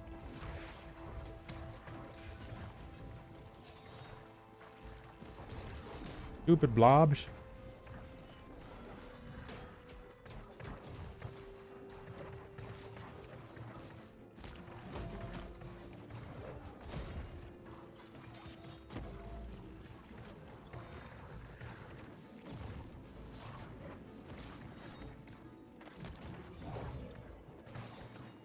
Don't forget to get behind that thing. We're gonna need to. No, this is the blighted greenskeeper. From this is the Garden of Genesis. Ouch.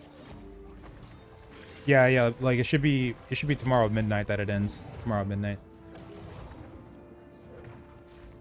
Okay. Get ready. AoE!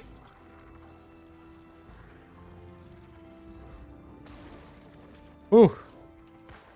Nice.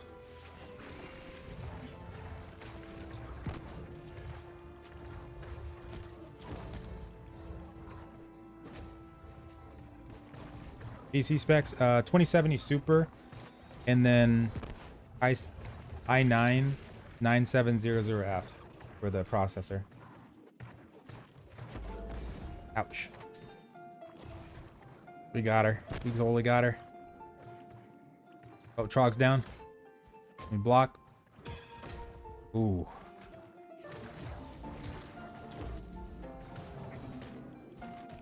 Someone's got to get Trog.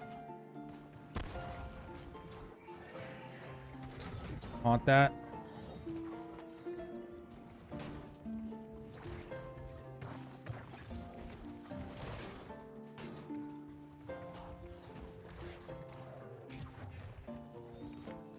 Okay. AoE, AoE, AoE, AoE. Oh, you're so lucky. Hatchet power. Hatchet power. That's awesome. Plan to raise the level cap in the... Ow, crap. Yeah, on that one, I don't know if they do. But maybe we'll see around the time of an expansion or so, if they're going to actually do that. Oh, shit. Oh, shit.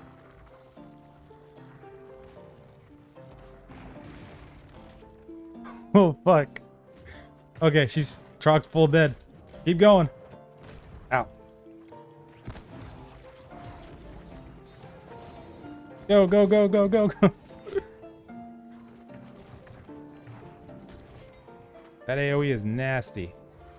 Wait, what the fuck? She dead? I thought she... Watch out. Am I... Okay, was I seeing something or did she... I thought she had like 25%. Yeah, I was gonna say. She had like 25% health left, right? Yeah, I'm looking at the replay. What the hell?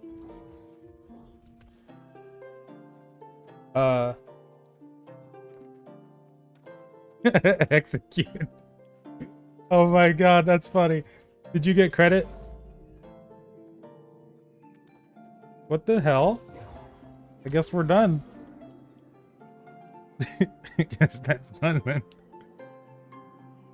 Does your paladin build solo easily? Not easily, like the damage side of it, you're not going to be doing as much damage as like a DPS build, but you won't have to worry about sustain. Like you'll be healing yourself, so you won't really die that easily. Oh my god. Oh, those look awesome. Oh, 590? Damn. And it's got a big carnelian gem in it. Whoa.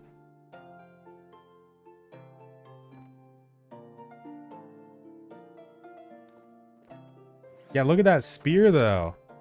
That spear is insane. Oh, 29 con. Oh, look at that. That's actually like a supporting tank spear right there. 29 con. Dude, that's crazy. And a lifesteal too. Wow. But are you gonna make a leveling guide? Probably later on once we find out what they're gonna do for the launch, like the patch notes that they're gonna have. Hopefully they'll have some patch notes for us, so they'll tell us, you know, what they're gonna do with the leveling methods and stuff like that. But after that point, yeah. And it'll either be before launch or like after, depending on what they do. Beta's done in 1 hour. Wait, seriously?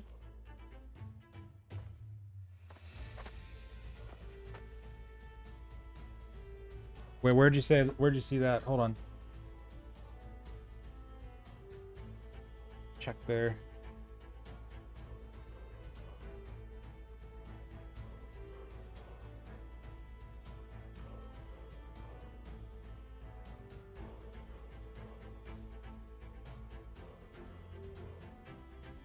Yeah, okay.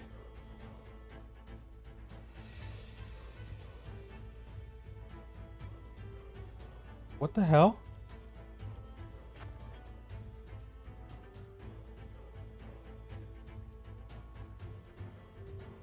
AM? That would mean tomorrow morning, though. Yeah, but on their Twitter though, it does say final night in Eternum. So okay, hold on, I need to.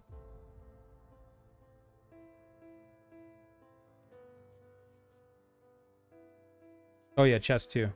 But yeah, on their website it does say tomorrow. It technically says tomorrow because it says August 2nd. Let me go back to that.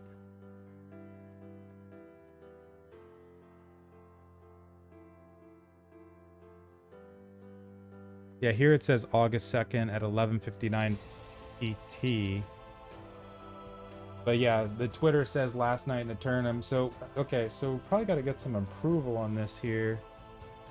If it was tonight. Yeah, that's true too. If it was tonight, there'd probably be some type of warning. That's why I wasn't really too concerned, because like, let me go to the forums.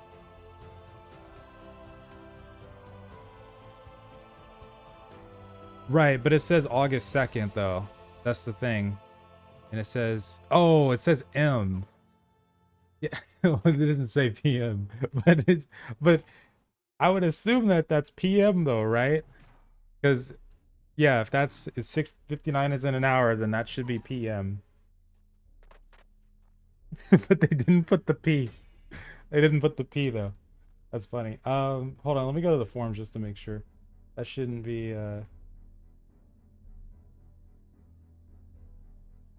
it wouldn't be the first time. They've had some conflicting things pop up before. So let me see.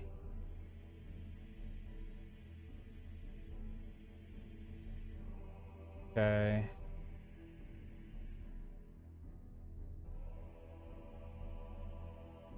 We should have 24 hours left. That's on. Yeah, people were asking on the forums too. When does the beta end? But it should be 24 hours from now. I don't know why they posted that on the Twitter though. Okay.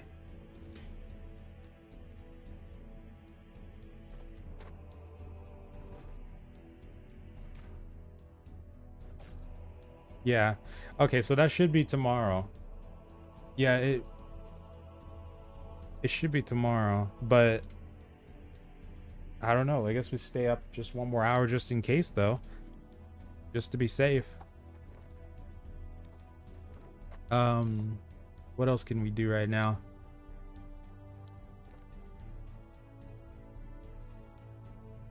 Because right now, yeah, it's not August 2nd in PT, and 11:59 p.m. that should be like August 2nd, 11:59 p.m. should be tomorrow night. But I don't know, just in case. Yeah, where'd you get that helm too? Oh, that one looks super cool too.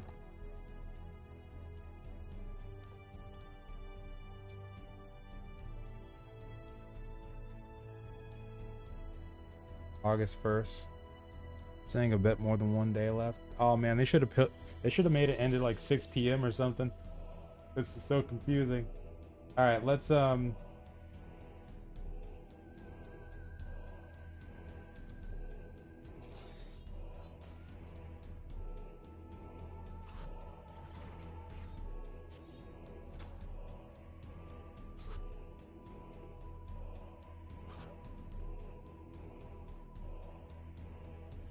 favorite ice cream? Oh, definitely strawberry. We can try Lazarus and see if we can get through it.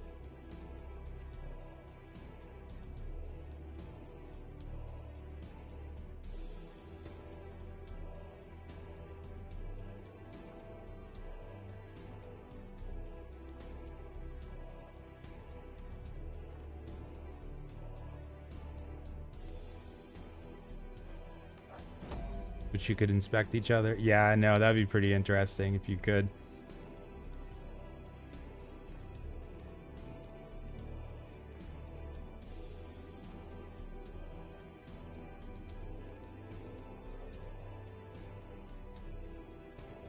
That was an awesome run though, still.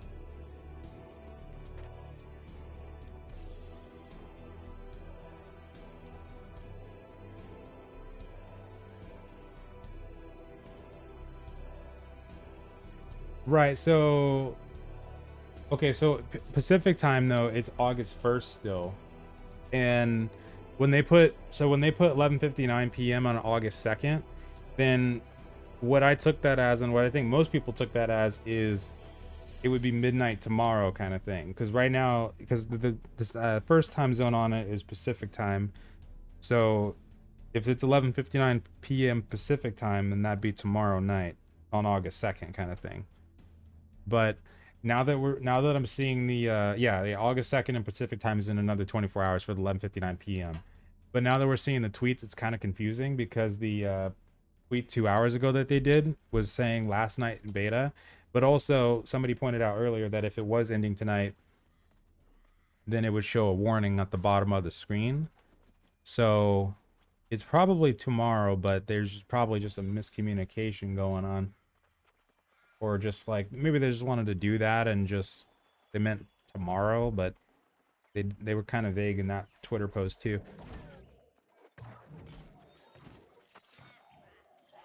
But I'm thinking it might just be safer to just stay up another hour just to be safe though.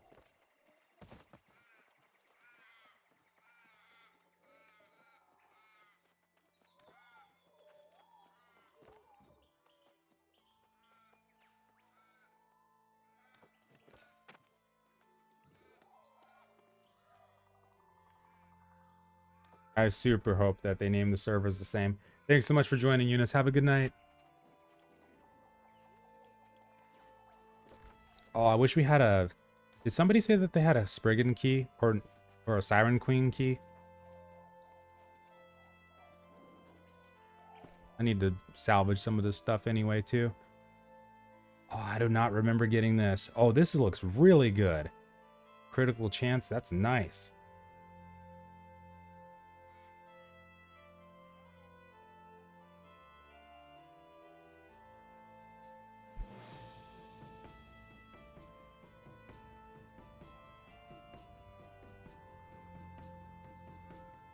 Yeah, I'm just gonna play just in case, But oh man, I didn't even see I got this one. Oh, this one's actually bind on equip too.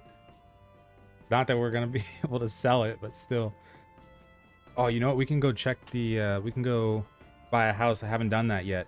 Go decorate it really quick too. In the meantime.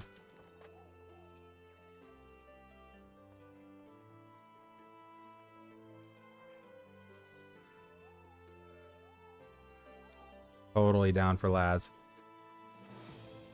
Let's see. Maybe we can get one more person. I feel like Laz is gonna be harder than Genesis though. I got a feeling. Because every time we do Laz now, it just seems to bug out for no reason. Let me go to a shrine. Oh yeah, I never got Star Medal. I never ever got Star Medal. I should have though.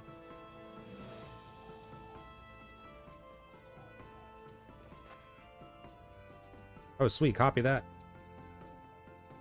What did you build this time around? I'm doing Paladin build right now. I should be able to. Probably just salvage some stuff. So I'm doing mostly con and then secondary focus.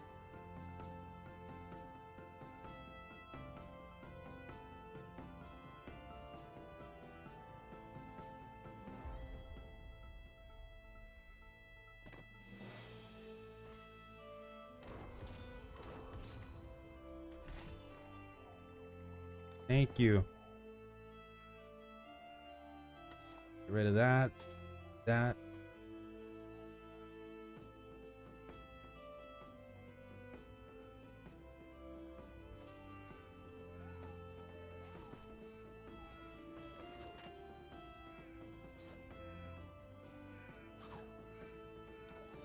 Oh, it's north of the settlement in Reekwater. I'm gonna go ahead and go to the respawn.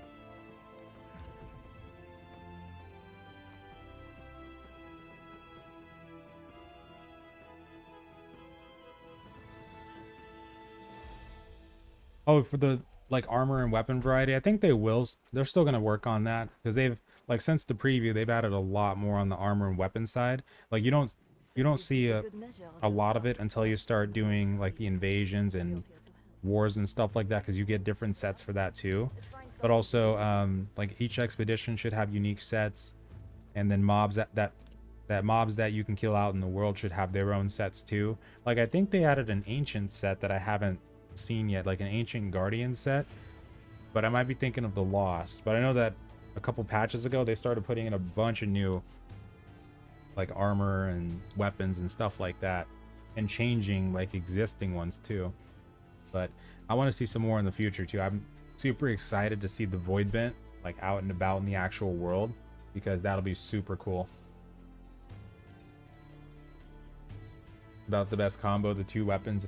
Well, the thing about those is that that stuff is always drastically changing, like in terms of what's the best and, you know, what's viable in general. It's always changing because of how many you know, how many updates and things that they do whenever they patch stuff. So it'd be hard to say without it probably being outdated the next month or so, but I'm curious to see what those patch notes are going to be like for the launch itself though. If they do something pretty big for that, then I'll definitely see about doing something like that too. Ooh. Oh, I love the look of this house. It is so fancy. Got my upstairs here. Now I suck at decorating, but I probably could mess around with this. Let's see who's online.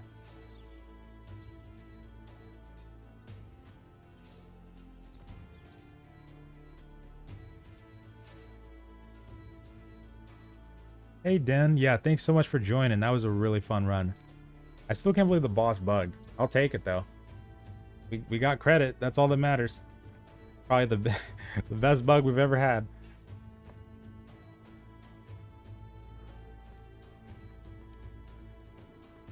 Yeah. Oh, I didn't even see this other area here too. And plus the house is red. That's my favorite color. So it's probably going to be this house. Doing a quick search around. I don't know. Was this a house you can buy? Okay, no. No. I know there's a house that's pretty popular that people tend to buy over here. Yeah, this one over here with the lion right out front. So funny. This one's a pretty big one too, it looks like.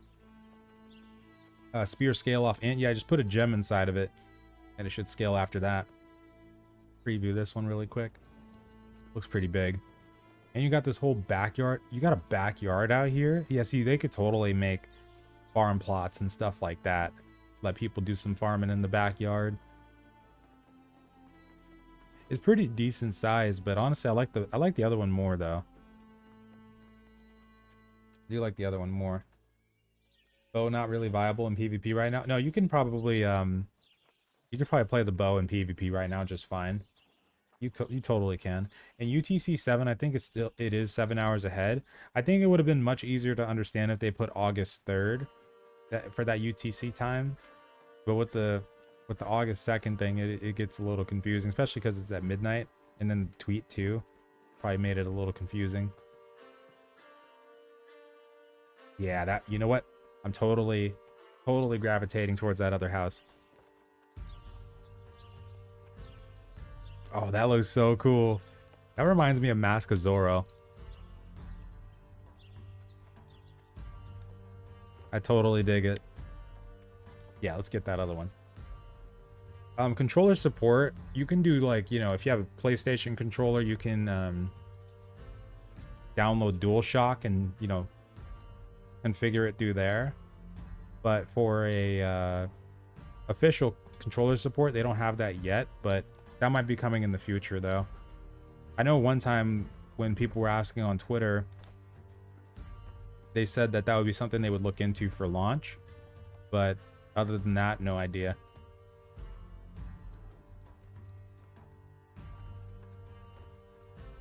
Oh my god, I'm gonna need to get all my furniture over here. Let's start at least with the bed. But if you look through all the different furniture items though they have a lot more now compared to the preview. It's crazy. So much. They even have like pirate furniture and stuff like that too. What I really need, there was these dividers that you could put up, that would kind of like block off the room. I really need something like that. Is that sticking into the wall?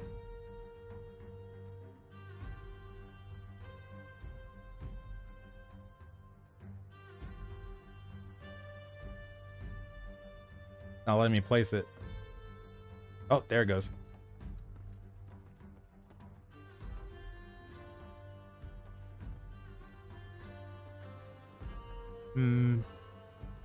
Maybe I should go up against this wall instead. 2 fireplaces, of course, right? Can't just have one. Oh man, where's the Barkamedes pet though?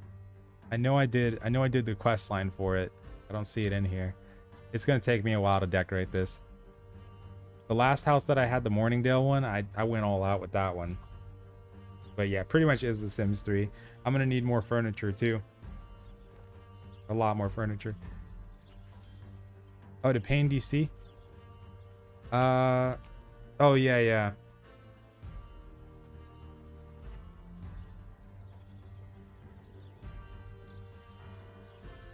Seems like it's in 24 hours though.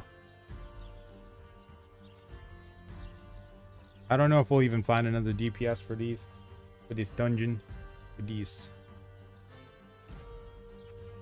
Glazed. But what else can we do to burn some time? So I got a house spot. That's pretty good. Oh yeah, the quest line in Great Cleave. I didn't finish that, but I already know what's at the end of that. Don't really have to care about that too much. And then just one final war tomorrow. I think we pretty much did everything.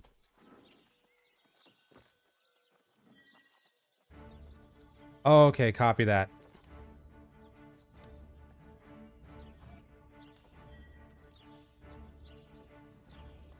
It goes till August 3rd. Oh, okay. August 3rd, the morning of it. Okay, so it should be 24 hours then. Got it.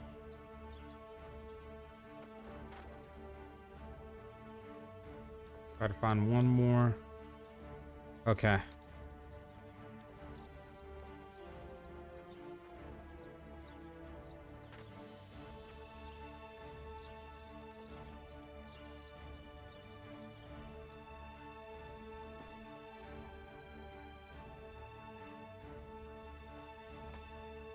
And then I wonder if anybody's put up any decent pieces of jewelry in Windsward, actually. Because I checked earlier over here.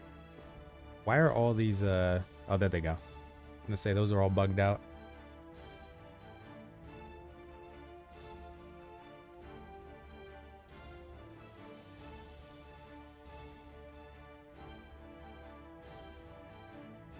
I don't even see that many pieces from Windsward. But here, though, on...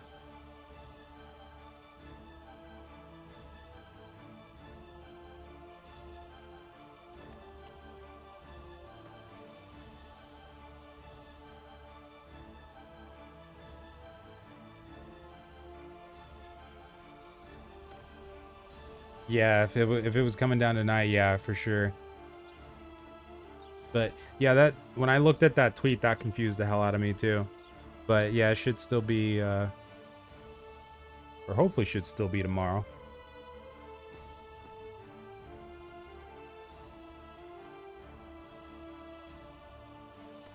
Wait, do we have anybody online? Unless we got True Tank. And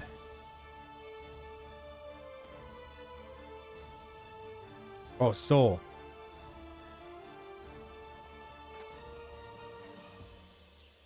DPS for Lazarus.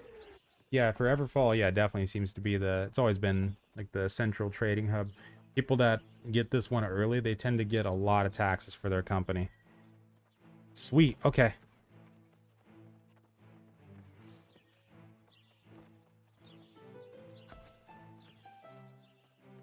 Invite you back.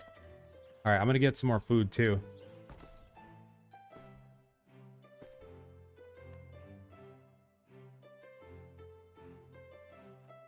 Gonna need it for Scylla's stupid butt. On food. I'll just grab these.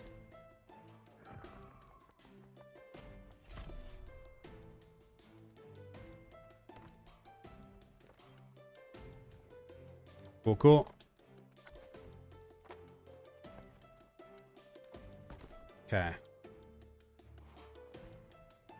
Oh, maybe I can find a good sword. Maybe. No. Yeah, this one does just fine actually for what I needed to. So I'll put all this in the bank.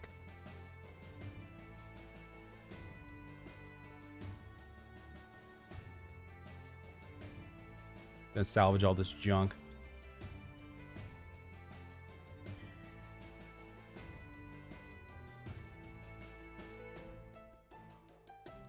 So much junk. I'm such a hoarder. When launch comes around, I really need to make sure I work on organizing stuff. 'Cause, oh god. I wanted to start like separating gear by towns. Like only putting certain gear in a specific town. So when launch comes around, I hope I can kind of stick to that. Okay. What's that? Craft mods in there. Dump all these mats out. We're not going to need those.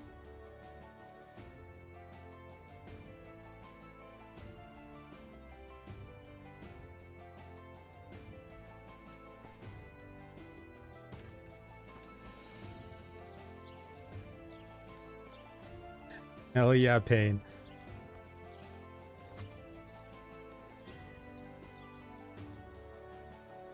It was awesome. Dead Man's Cove is going to be just southwest of Monarch's Bluff, so it's going to be over here near the shrine. Just right over here. And once you get to this area over here, like Dead Man's Anchor, it's just a little south of that. You'll get a lot of really good... oh yeah, just south of the southwest of the Watchtower, actually. A lot of good weapon farming through that.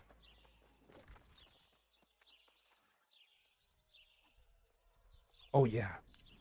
The war.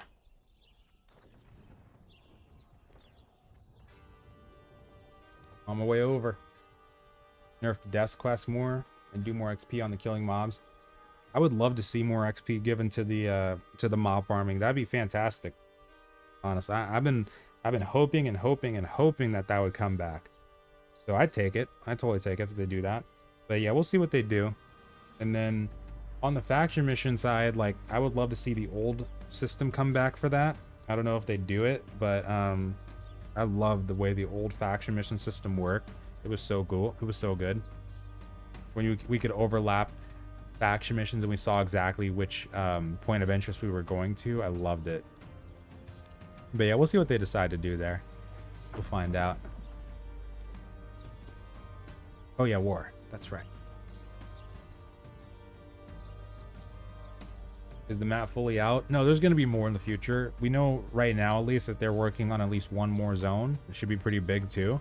Past that, though, we don't know what else they'll do there. Holy snaps. So many people signed up. That's so funny. Okay. Let's go.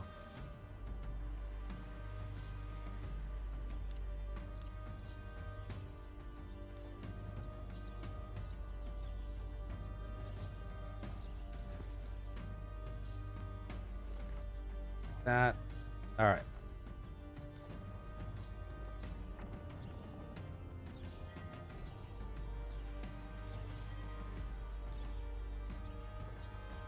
Yes, we are, Trog. Yep. I don't even know where that company came from. Company's called Doing Your Mom. Oh my god. That's amazing. I just TP'd to Reekwater.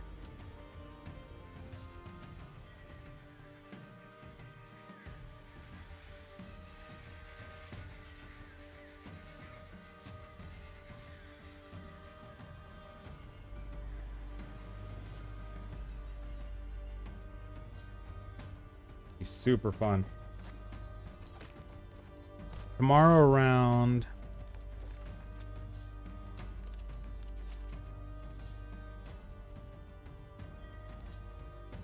around 8:30.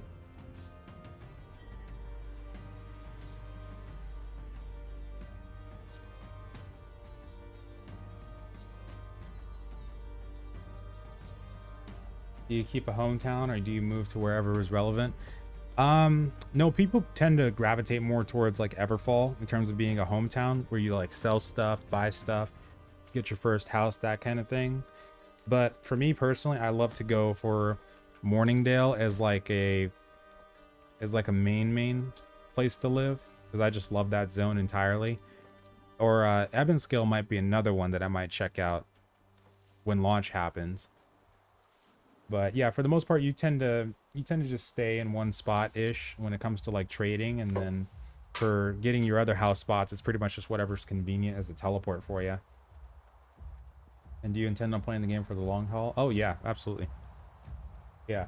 And then yeah, there's probably going to be a chunk of time there where we're going to call that the darkest chapter, where we have to go through the portion when they start adding the MTX, and we get to see what they're going to do there, and then we'll see if we can we'll see what happens there. But hopefully, yeah, I mean, they've so far been receptive to the community, so hopefully they'll continue to be, not go too far over the board, or not even get anywhere near this side of the board on that side of things. But yeah, we'll see what happens there.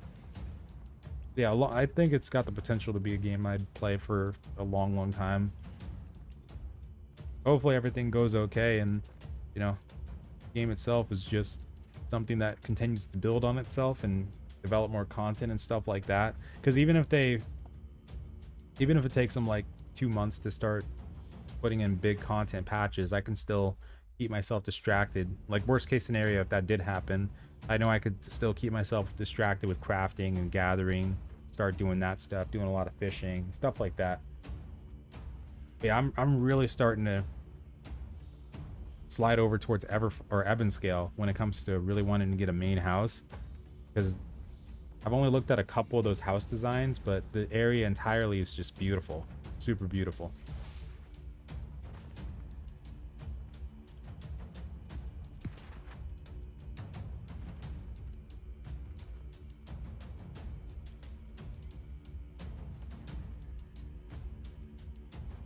We're gonna smash this Lazarus. No blight elixirs, none of that nonsense, just us and the ancients.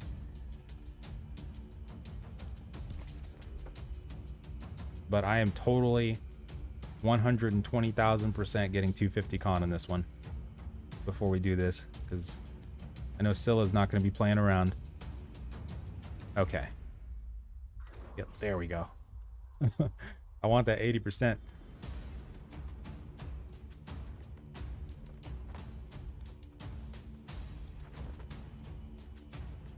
What's up, Coco?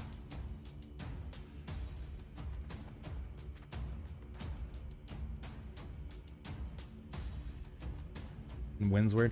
Yeah, and with the new house designs they got going on too, I'm really curious to see how that's gonna go. I wanna get the new decorations, like the Dynasty, the Ebenskill decoration theme stuff that they got going on. I want some of that, but also like the pirate one. Maybe you get like one house you fully decorated in pirate stuff, and the other one you decorated in Ebenskill stuff. What's the pink apron you're wearing? it's a part of the chess piece, I think. Pink apron. It does kind of look like an apron, doesn't it? Pretty sure it's a chess piece. Yeah, it is. It's grown on me now. It's totally grown on me. I just can't get away from this thing now. That's why oh, and this staff looks so cool too. I love it. The gold. It's so nice. But that's why when they do if they do get a transmog system, I probably would save up a bunch of different gear beforehand. Oh, you know what? I bet that's going to be a smart thing to do anyway, because later down the line, if they do get a transmog system, then I bet it'd be like other games where if you saved up really good looking pieces, maybe ones that are really hard to get or you can't get anymore, then they'll probably be worth a lot.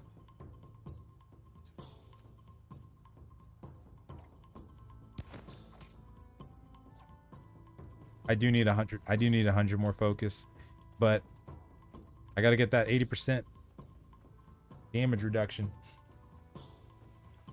I should be fine though, because we got Trog for healing, so since I'm Pally tank, I should be good to go.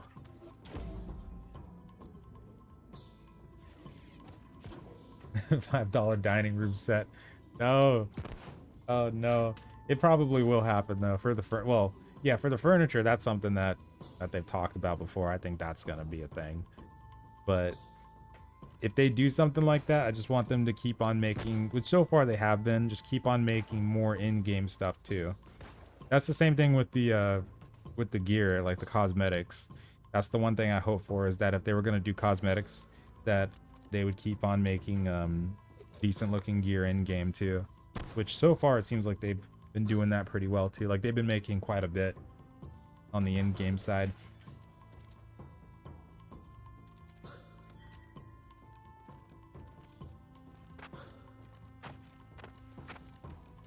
Oh, Super John. Oh, we filled. We filled. Storage being a potential problem. It might be at first, but like once you get a house and you get storage chests, it's much easier to deal with, because the storage chests are gonna bump up your storage space by like, what was it, 250 or 500, something like that. The thing was 250 per storage chest or something. And then also once you start getting much higher in the territory standings levels and you get the storage perk upgrades, oh, you'll stack up real high. Now I remember there were some crazy people that had like 3,000, 4,000 pounds of storage and stuff like that. Like, nah, you'll be fine. Crafters are just gonna have a hard time early game though, but that's why one little trick that you can do, I'm pretty sure you can still do it. If you list items on the broker, like for a decently high price, for instance, then if they don't sell, then technically that you can use that as storage. It's kind of like a free, like a free way to use the trading post to get extra storage for yourself. If it does sell, of course, that's a problem. But you could also go to like an outpost and just put a bunch of materials on the broker there, since the outposts have their own trading post too. And then assuming nobody buys it, you can just keep it there for like 14, 28 days, and that's going to be something that's not taking up all your storage. But if you're going to an outpost with all those mats, you might as well just put it in there too. But yeah, early on you'll probably have to, if you're a crafter, just burn up what mats you can and then use other towns until you get situated. The cool thing about the storage chest too is if you're in your house, you can access the bank from your storage chest. And no, tomorrow should be the last day. Tomorrow should be tomorrow around 11:59 p.m.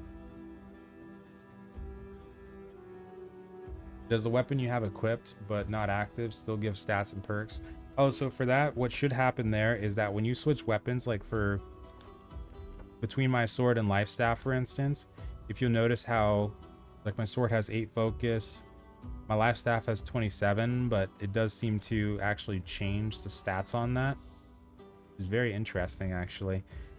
Even though it does that, like the perks themselves should only be active like when you're actually switched to the weapon. So like with this one, of course, it'd be different because it only gives me a healing bonus. So I have to have that one out anyway so that I can get the benefits of that. But yeah, like for the passives and stuff like that on the weapons, those should only be active when you have the actual weapon out.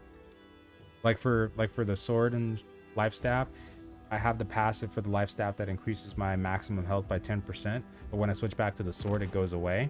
So yeah, passives like that, those should only be active when you have the weapon out. And what company are you in? Oh, I'm not in a company. I'm just in the Marauder faction though.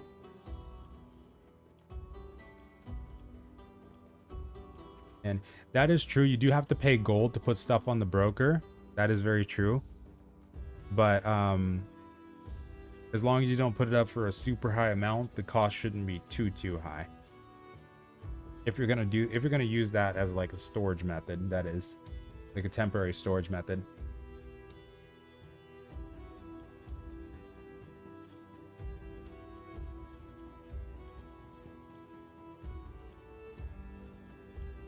Yeah, that's the thing too with the listing thing, is that yeah, you might have to pay.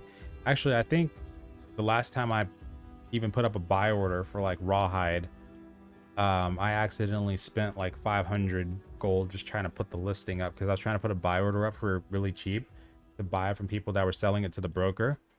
And yeah, I had that happen too. So yeah, your better bet might be just using multiple different towns early on, just so that you don't have to spend that listing fee money. That's more like an emergency thing anyway. I wouldn't really go for that as like a default thing. That's like if you have literally everything stockpiled up in your bank and you don't have anywhere else to put it, like a nearby town or anything like that either.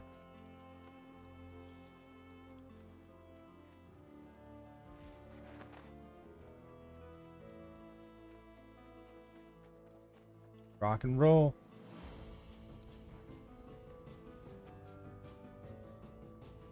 Data mine. No, I'm probably not gonna touch data mine stuff. They do not like they do not like people talking about the not you talking about is fine, but like actually covering the data mine stuff. Oh no.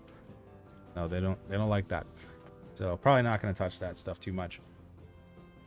I think the last time somebody tried that, at least one of the last times somebody tried that, their video actually got taken down. I've seen a couple that were able to do that. Nothing happened, but like I don't even want to risk it. Don't want to risk it for a biscuit. Go. El Dorado on launch. Yeah, really good group of people on the server. I don't know if we'll have everybody on the server again at launch, but for the most part, yeah, it's been a pretty cool server. There wasn't even really that big of a faction shift. Like it was pretty balanced on all sides from what we saw. Like we didn't have one that was too shifted in the wrong direction kind of thing. So that part was pretty cool to see as well. Of course, now like today, we had 3 wars and we won all 3 in one go, but also the Syndicate wasn't really logging on today because they probably are just waiting for the beta to wipe. So that's probably why that happened. Sorry, that's probably why that happened. Rock and roll. My con's at 250 right now. 250 con, about 100 focus. I wanted to make sure I got to 250 for this dungeon specifically. No way I'm doing silly on anything less. Come here. Oops, I missed.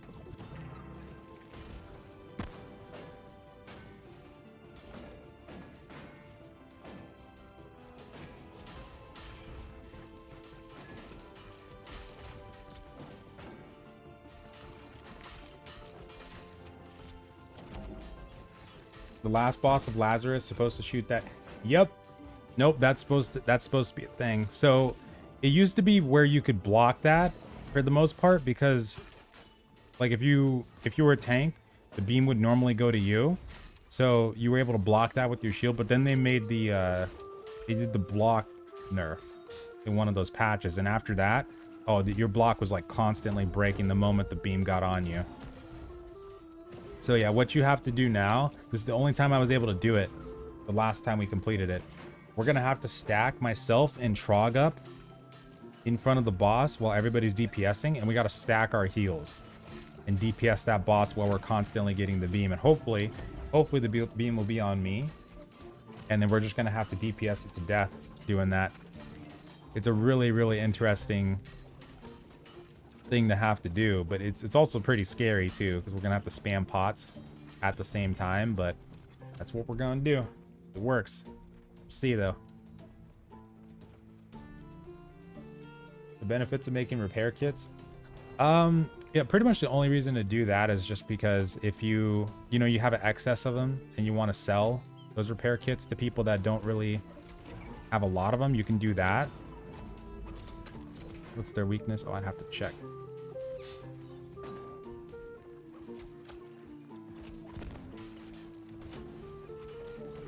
It should be... Oh yeah, Void Lightning Strike.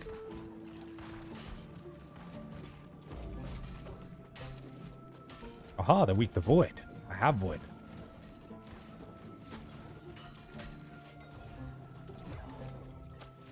What's my graphic? Oh yeah, somebody asked about my my specs. Yeah, I have 2070 Super on the graphics, and then i9 9700F for the processor.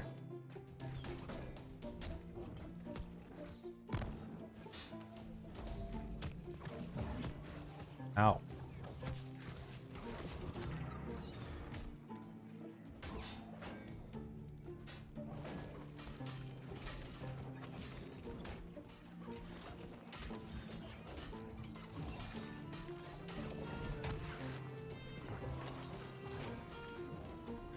World PvP fights could be abused as well as the XP gain. I initially thought about that, like when they first talked about that in the patch notes, but it doesn't seem like it's that crazy, like crazy enough to where you're gonna, you know, benefit off of waiting 30 minutes for somebody to get the pretty decent X, right? Waiting 30 minutes for somebody to get the pretty decent reward ticking on them. So yeah, I don't think it'll be too much of a big deal. I mean, there might be somebody who does it and maybe they'll reap the benefits to a massive degree, but we'll have to see though to know for sure.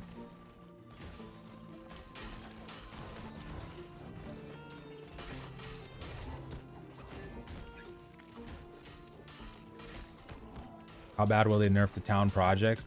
They might not do that much more to them actually. I would love it if they instead brought other methods more in line with that, or maybe if they brought back mob farming or just rebuffed the crap out of it, or not the crap out of it, but just rebuffed it, would be really nice. But I don't know if they'll do too much more to it actually. They might maybe nerf it by about, you know, 20% more, but I don't know if they'll do anything more than that. Gotta do, wait, which one are we doing?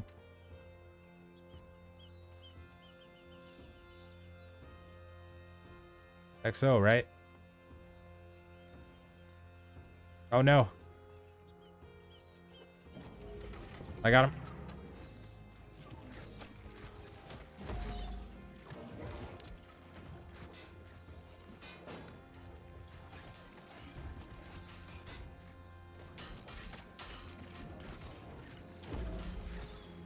Most populated in US East and West. US East, probably going to be like Olympus and Yama on launch, more than likely Olympus, but Atlantis and Themyscira I think were pretty populated too. And then over here El Dorado was pretty populated from what we saw. I don't know about the other ones though. Pangea had a 2k queue the first day though. I don't think it's had anything as big since then though. Yeah, for both of them combined, no idea. Probably Olympus. You'll probably find the more populated ones on the NA East side, considering we never really had any queues over here.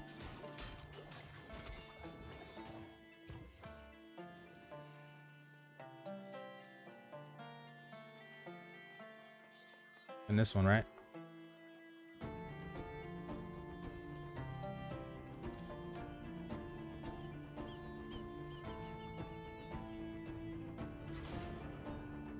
Oh, okay.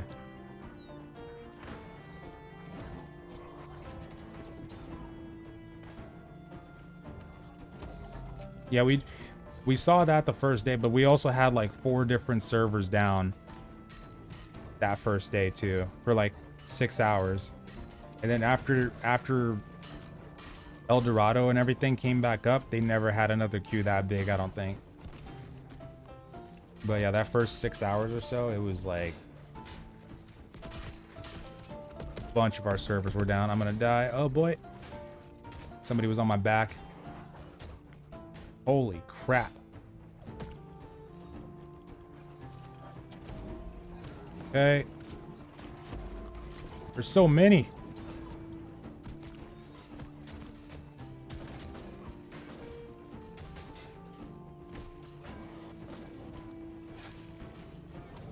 Okay.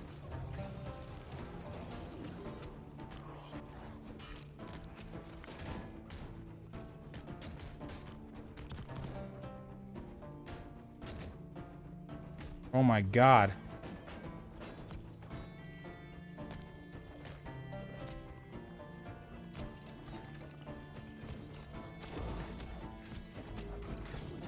Okay.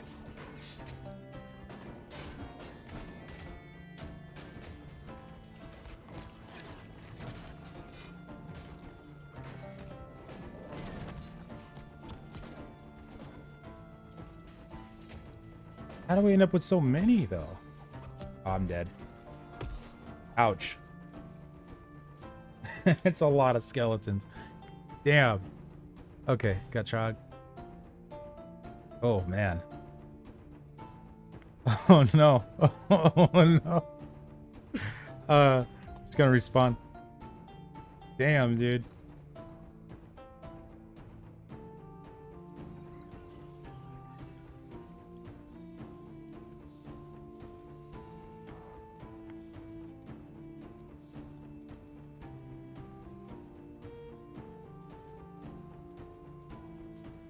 Wait a second. Okay, there we go.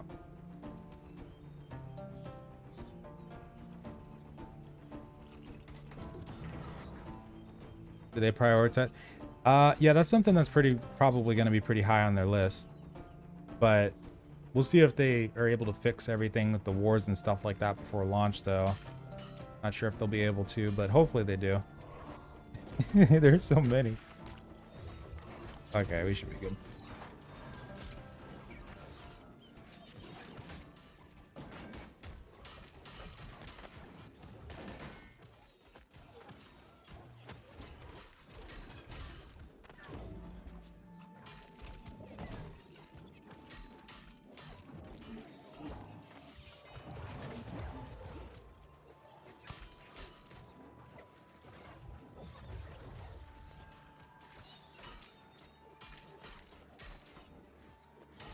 Okay. We got that. Sweet.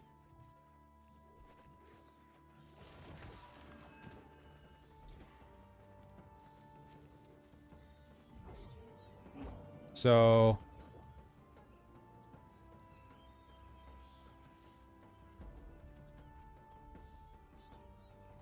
Uh-oh.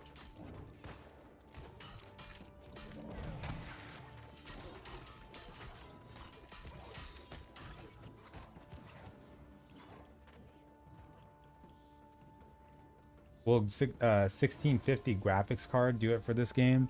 Good question. I don't know if it will. But if you're playing on really low settings, it's worth a shot. But yeah, I don't know if that one will do it too much.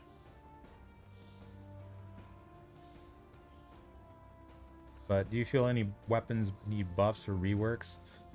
Well, yeah, there's always going to be needing like tweaks that are needed for different weapons, and right now I know the great axe especially is in need of a little bit of a tweak with the cleaving thing that's going on. So yeah, there's that, and then I've heard that flame pillar is kind of busted right now with how buggy it is at the moment. So yeah, we'll see what they decide to do there, but yeah, there's always going to be needs for that kind of thing. But I haven't looked too much at what else people are talking about when it comes to the flame staff or the fire staff, but people are saying that it's pretty powerful right now, and it's probably because of the rapier fire staff combo from what people were talking about earlier today.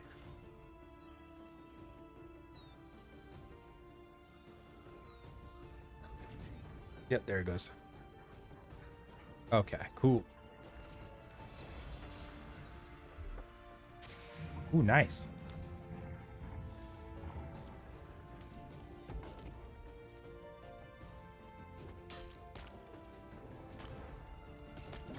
Oops, I was looking at something. Yeah, I know we've had issues where, not necessarily with performance, but like some of the dungeons bugging out. I've had those quite a bit actually over the past week or so. So yeah, that's been a thing. But on the performance side, yeah, I think they're definitely gonna focus on that, and that's why the next patch is probably gonna be mostly for bug fixes and stuff like that, because they got a lot to tweak and fix and stuff like that on the performance side, but also on the class or weapon balance side, and just general bug fixes.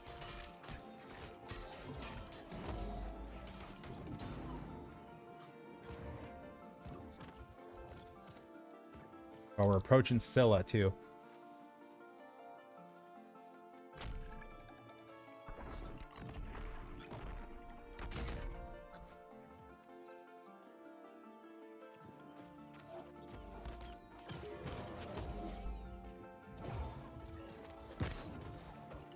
Got him taunted.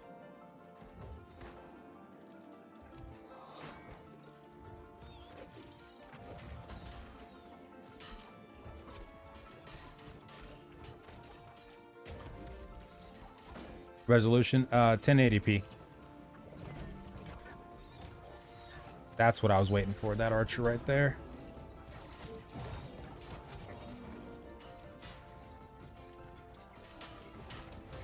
Don't fall off.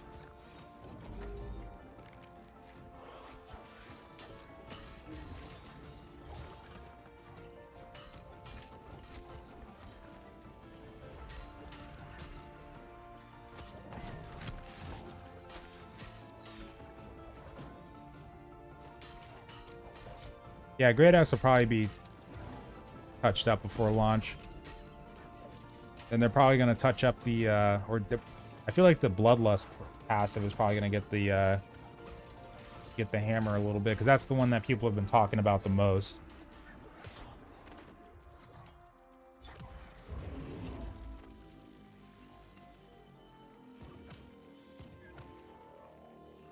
Are all the DPS weapons more or less viable in PvE?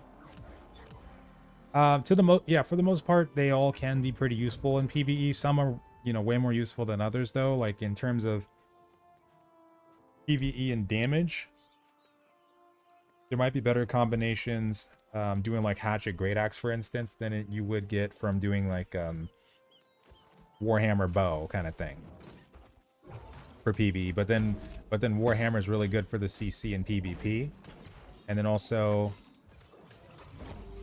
Warhammer, like if you're grouping up with other people, Warhammer can be pretty good for CCing in general, even if you're doing it just from a PvE standpoint. So it's not a huge difference in how useful the weapons are, but yeah, you will find better combinations for different situations. And life staff's probably gonna get touched up too. Yeah, that one's always getting touched up for the most part, though. They've tweaked up life staff quite a lot since its debut. Come here.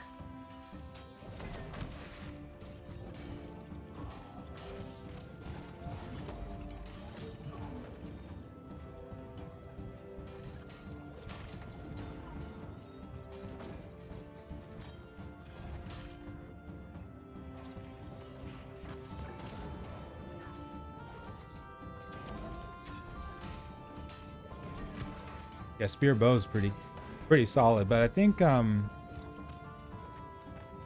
with rapier too, people don't really talk about those as much as being like overpowered kind of thing. But those are pretty solid choices, though. Yeah. Scylla. Shrine. Yeah, sound design in this game is pretty sweet, though. Hell yeah on that. Ooh, that was delayed hit.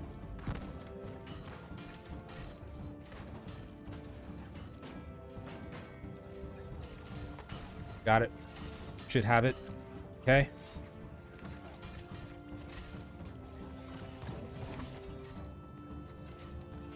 Okay. For my attributes right now, though, yeah, I got 250 con and 111 focus. And I'm going to start going for more focus, but I don't really have to worry about it too much since we're wiping tomorrow anyway. But yeah, what I would do normally is I'd go for about 300 con, try to get 200 focus once I get to the end game gear. But I also have a breakdown video of everything that I'd go for attribute wise on this build. Yeah, I have the link in the description too if you want to check that out. Okay, Scylla, if we can beat you, then we win. He's been doing some really weird stuff lately.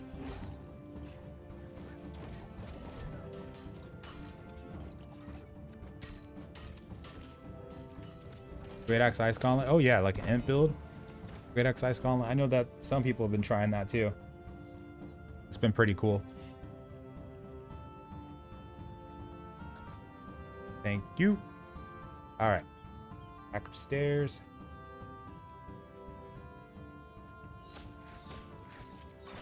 I hate trying to get aggro on these stupid archers. Yeah.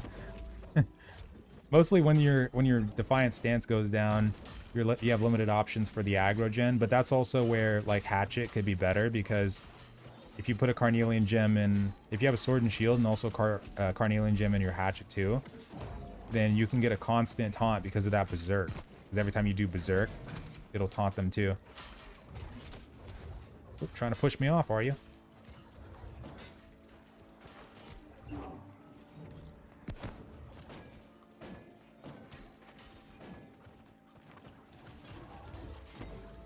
Okay, cool.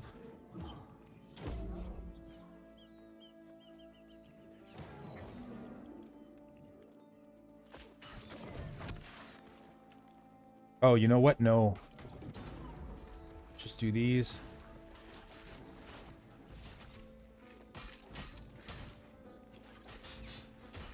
Bring them down here, maybe.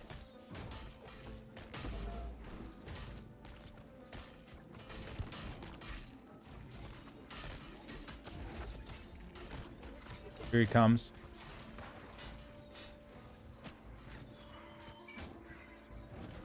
Got him.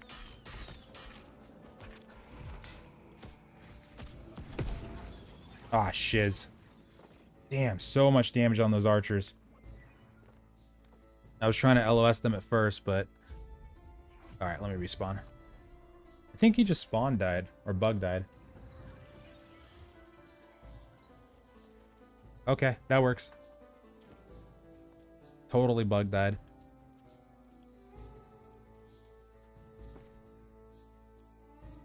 At least he could have dropped some loot.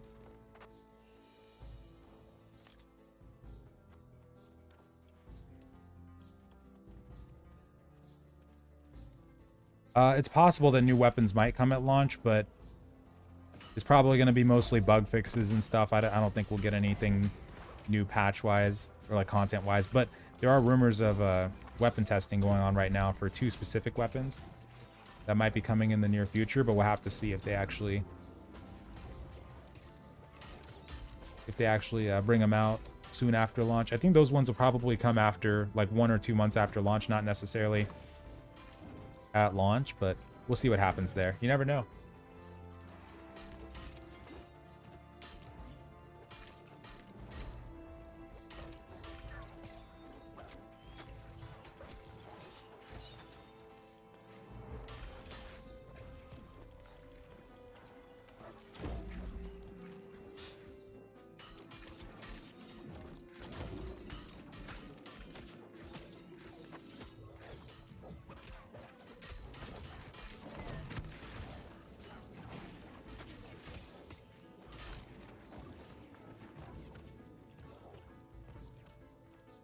Purify thy sins.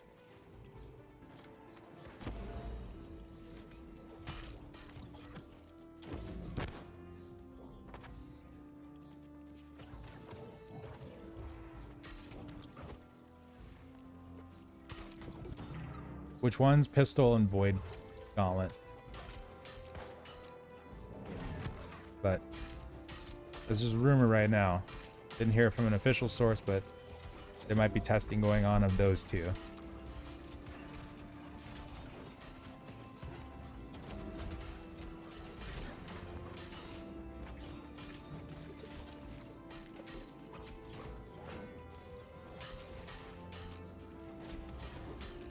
Current meta's diverse. Yeah, there's a lot of pretty good combinations so far. Yeah, you got a lot of really good combinations in both PvE and PvP. And there probably is going to be even more in the future too, which would be really nice. Yeah, yeah, it's probably okay to say. Yeah, it's Pistol and Void Gauntlet. Because we knew eventually Pistol would be coming because we saw footage of it back in their 3rd dev diary that we talked about earlier today, and we showed that too. And then the Void Gauntlet, that's been data mined before. So we knew about that for a little while.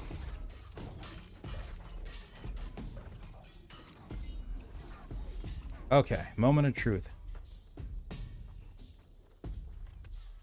Ooh. What is this heavy? Okay. Ah, but the stats. Still though, I like the look of that. That's cool.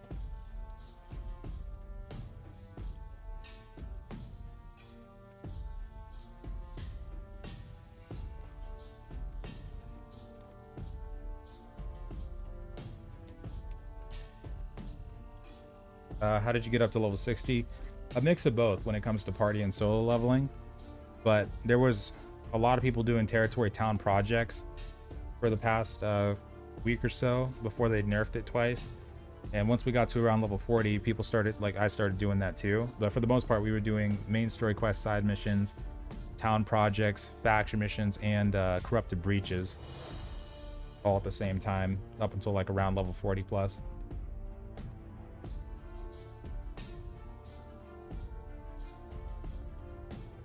And good for PvP.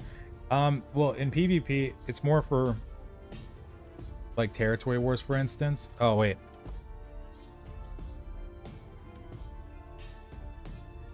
Gotta go back. So in territory wars, our job is to like hold the objectives, like the capture points, and just stay on there and you know, not die. So that's our main thing in wars. But in terms of damage, you're still going to be on the low side when it comes to PvP. Even if you put an amber gem in your sword, because what you can do is you can make 2 swords. So you can get one, put a carnelian gem in it for tanking, and the second one you get another one in there for amber gems.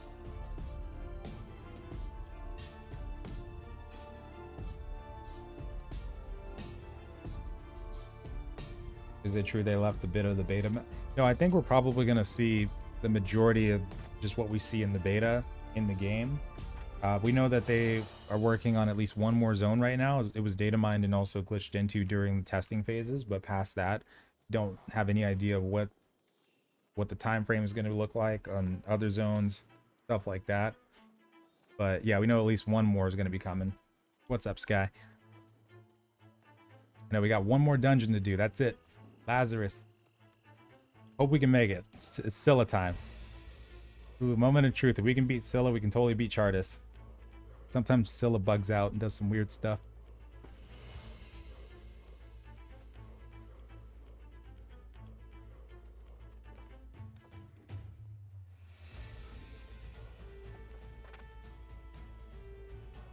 She'll occasionally throw her jab at someone random.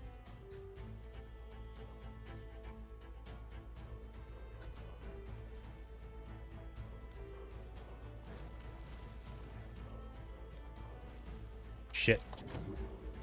Shit. I got her. Don't die. That's what we're gonna do. Don't die. We got this.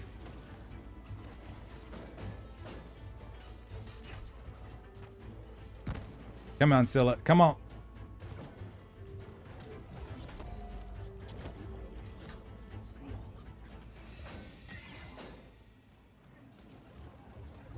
Don't die.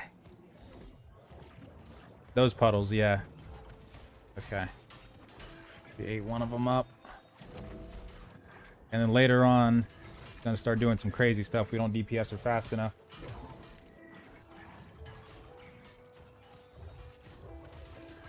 That level purely from gathering? No, I don't. The only person that I could possibly think that would do that would be Nilo. And I think they might be on Themyscira. They never really played with I don't think they played with packs, but probably Nilo would be the only person that would do something like that. But no, I haven't seen them from the alpha.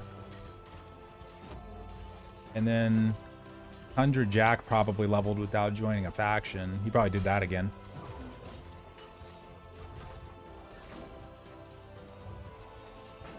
Oh, I didn't even renew my food.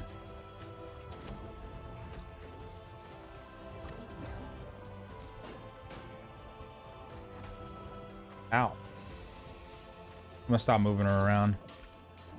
Okay. Gonna get her right back over here. Never mind. Can do this.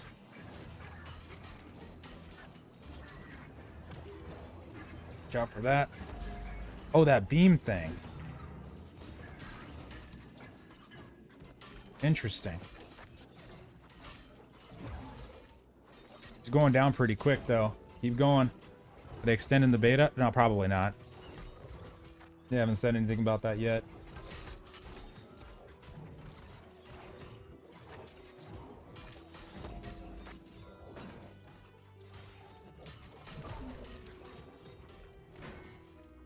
Being nicer this time around, I'll tell you that.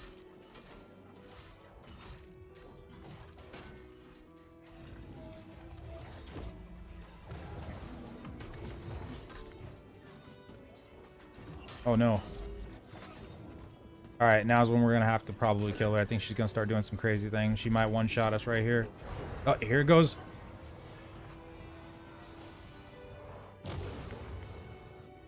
I got rooted. Just the wave. The blue wave.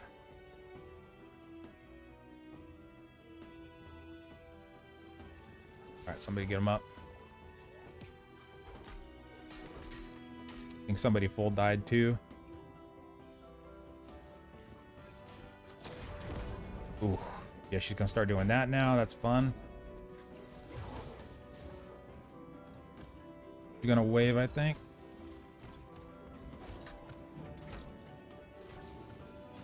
There's only 3 of us right now. Oh no.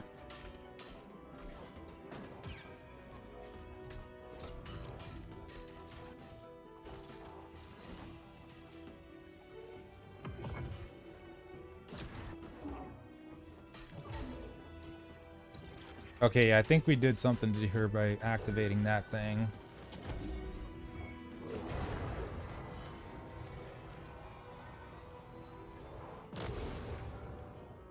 Oh man. All right, me and you, Soul.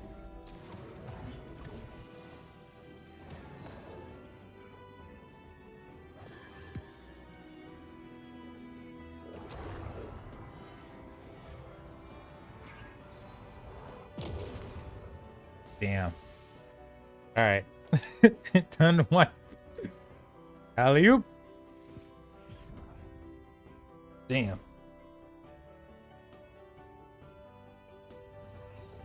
No.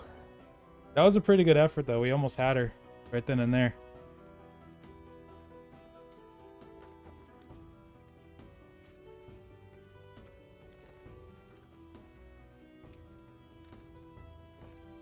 Hell yeah, that was really good for a first one. All right, gonna repop food.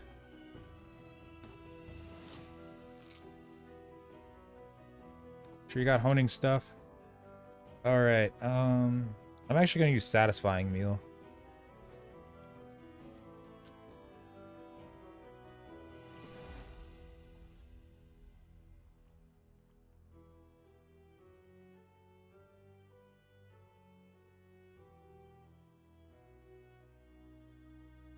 All right, let's pop this. No, I'll pop this one. Okay.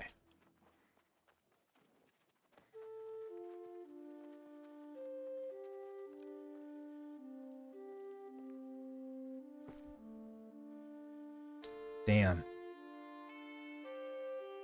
Such a good run, too. I think we could have totally done that. Hold on. That. Oh, wait. There you go.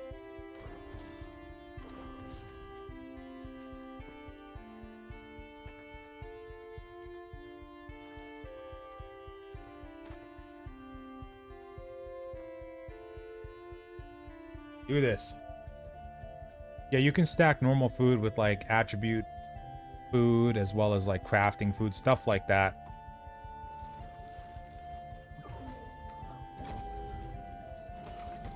Okay. She'll turn around. There she goes.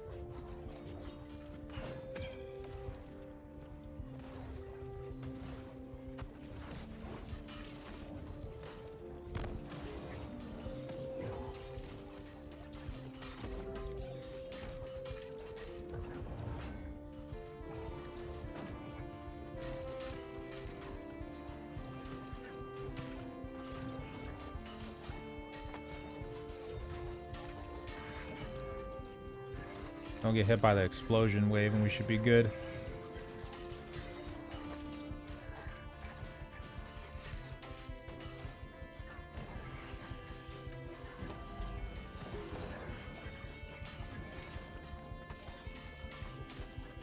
Show my attributes breakdown. Yeah, it's pretty much just right now I have 250 con, 111 focus, and yeah, if you want to see a more in-depth breakdown on it, I have a build guide that I made not too long ago for it. I got a link in the description. But right now, if it wasn't beta, I'd be going to about 300 con and 200 focus. But yeah, I got like 250 con and 111 focus right now.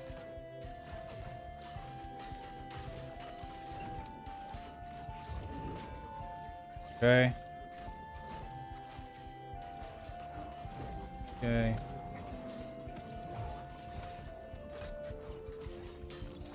So far, so good.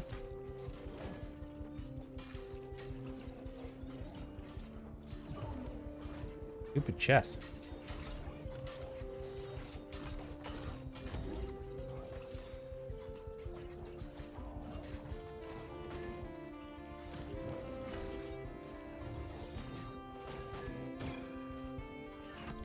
Ooh. Yep. This stupid snake. Knew it was coming. Oh my god. No way. No damn way.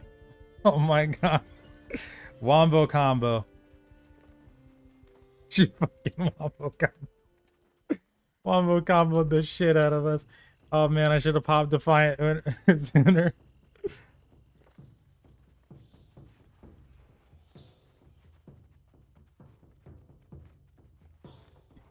She got. Oh my god.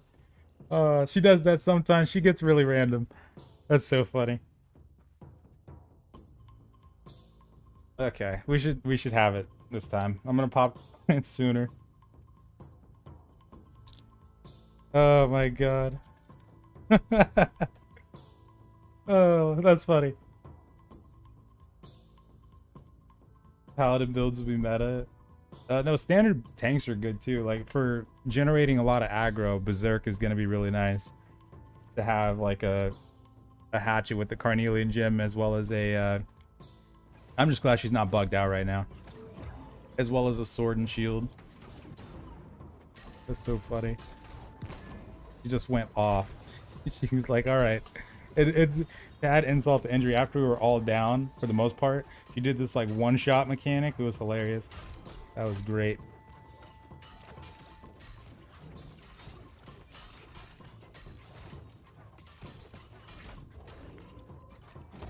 But no, Paladin build would be pretty decent for a sustain though.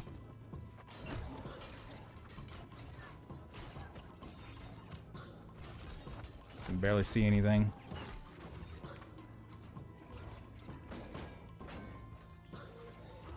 Put that on.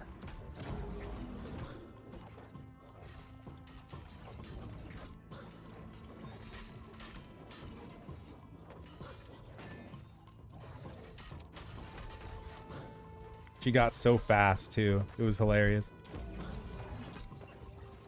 Oh, here it comes.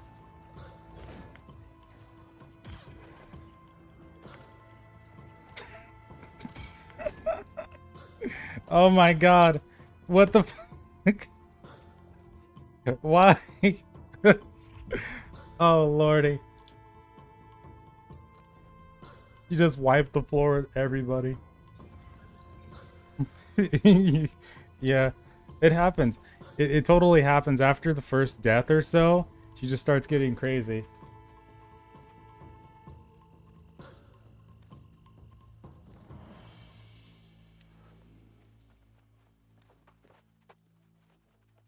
She gets so random.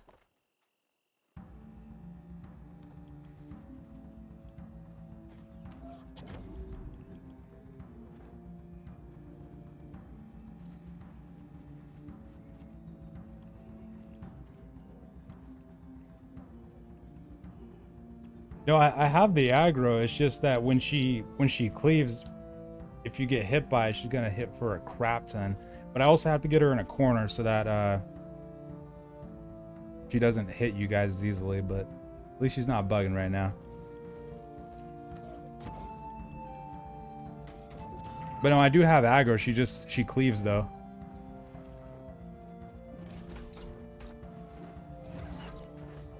Oh shit!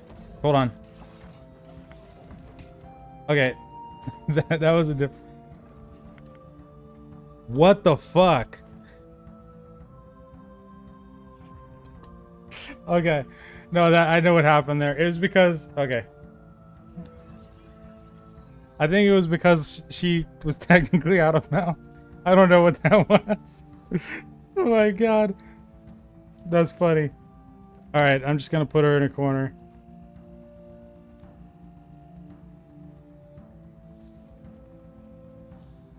Just gotta put her in a corner. I'm pretty sure she. So it's weird. Whenever we're all down, I think she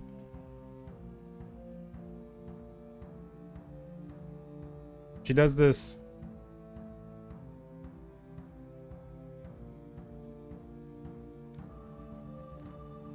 I'll put her over here. Yeah, I'll put her over here. We should have it now. All right, here we go.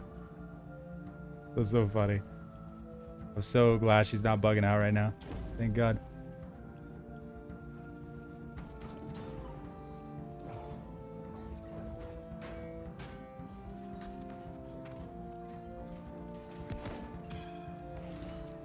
Holy fuck. You're getting so much faster now, though.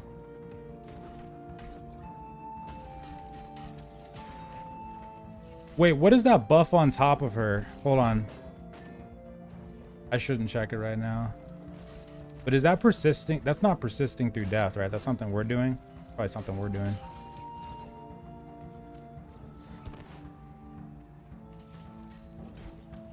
Taunt on her. All right.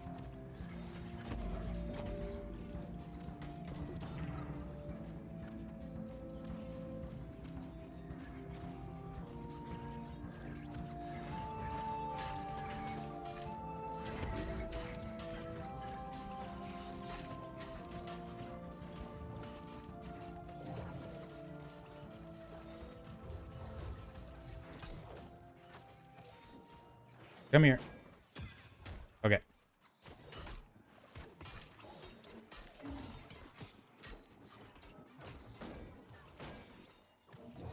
I don't want to let her knock me back right here, because that's how we died. Let me put her in this corner.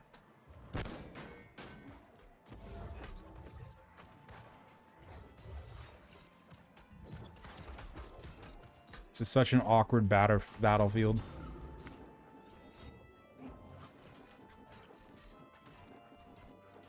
Yeah, I have her taunted right now. But if okay.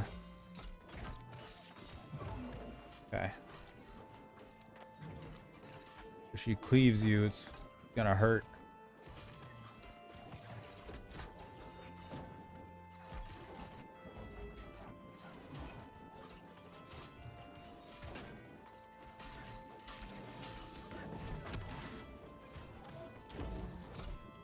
Oh my God.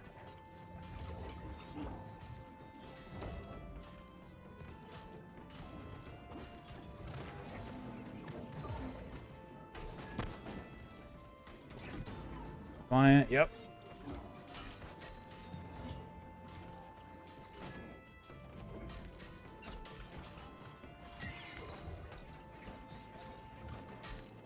He's hitting me for so much even through that. Damn. Okay.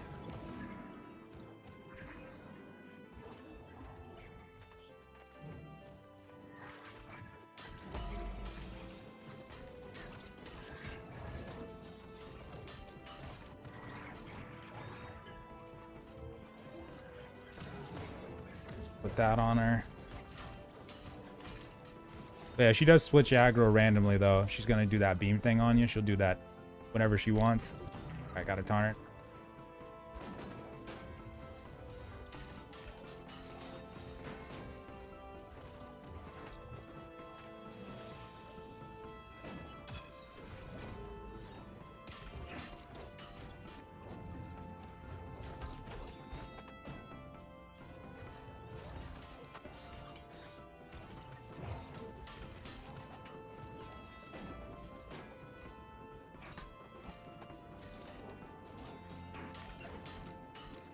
Ooh.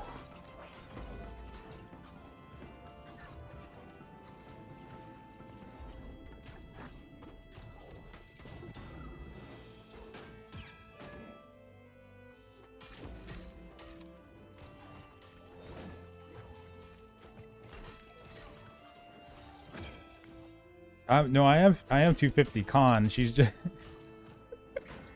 the last time she was doing some weird stuff. She's definitely on something though.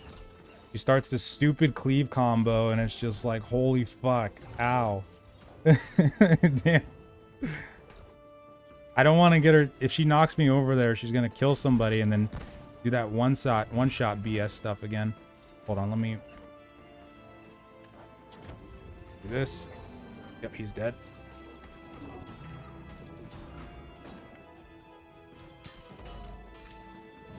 He's so awkward to fight.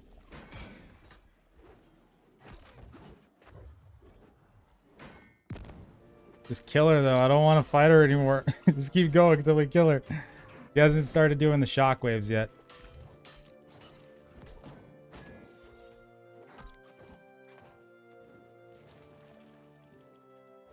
Oh my god.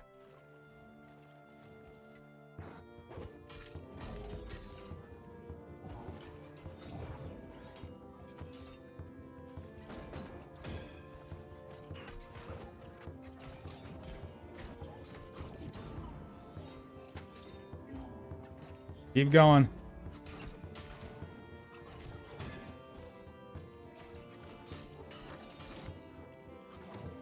Gotta dodge the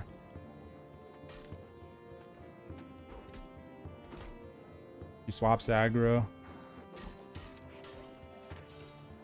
Throw the jab. I think we got it. Oh fuck.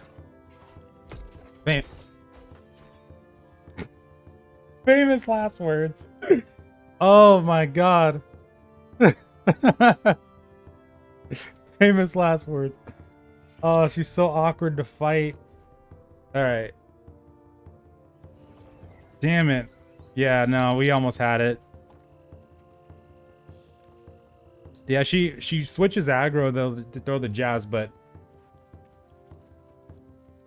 yeah, that was that part was on me. That last typing one. All right, let's just tank her on. I'm just gonna tank her on the left side, and if I get knocked off, then screw it. But I'm just gonna tank her on the left side here. This side right here.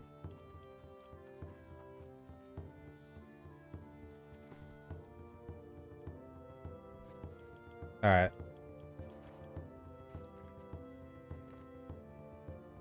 We should have it.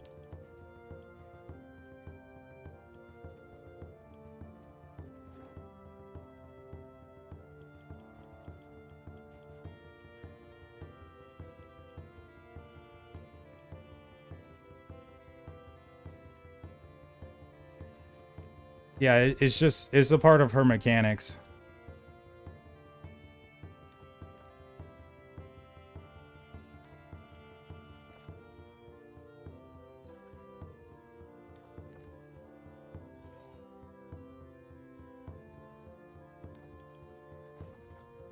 Food is gonna take too long normally to recharge, or not recharge, but like cast. Because when she's right up on you, all it takes is like a second, and she's gonna start doing some really weird wombo combo thing on you. So I usually don't risk using food. I do have my pots though. I should be able to keep up on that. I just have to stand in a spot that hopefully prevents them from getting cleaved, and then should be okay.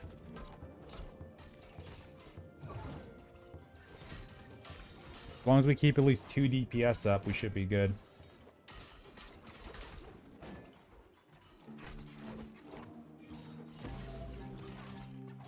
This area right here seems pretty good. Oh my god. Jeez.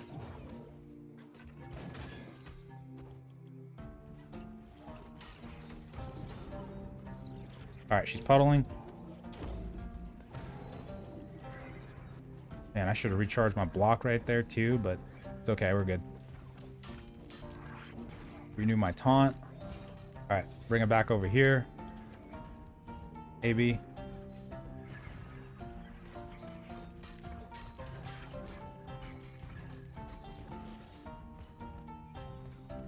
Yeah, that's why I'm trying to tank her over here, because she cleaves like a bastard.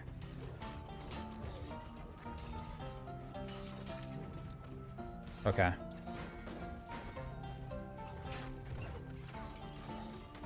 Client.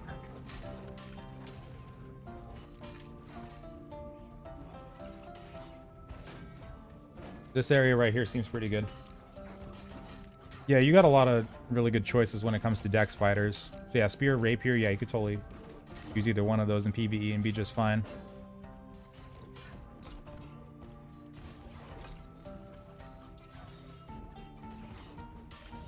Come on, recharge.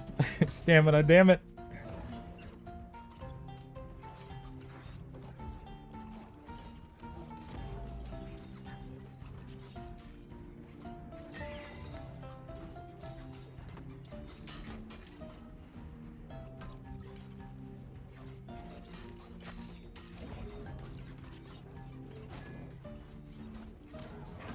Is there more content planned? Yeah, there's probably more content planned. We don't know what kind of content they have planned, but yeah, we already know there's going to be more expeditions. People were able to sneak into the like corrupted church and see that there's going to be more expeditions in the future over there. And then there's one over in Morningdale that's not marked on the map that they haven't really talked about too much yet. But yeah, we're probably going to see more of those in the future. All right, just kill her. Let me move out of the way. Oh my god. Lady, chill.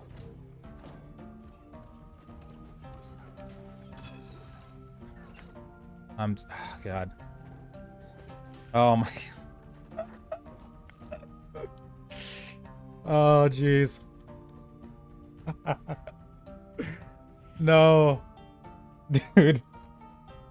Tell me we're not. It's just this bitch is on crack. It's crazy. It always happens like this. If you don't kill her the first time.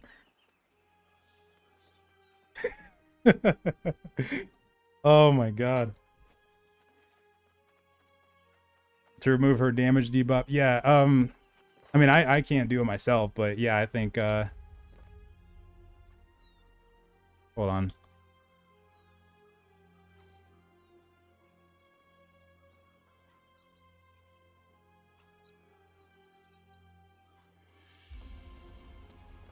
I think I can't tell if they have been doing that. I couldn't even watch.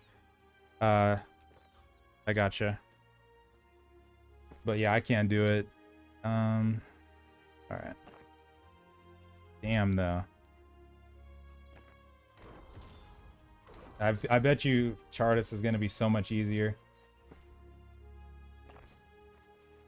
So much easier. Ooh, okay. Refooding.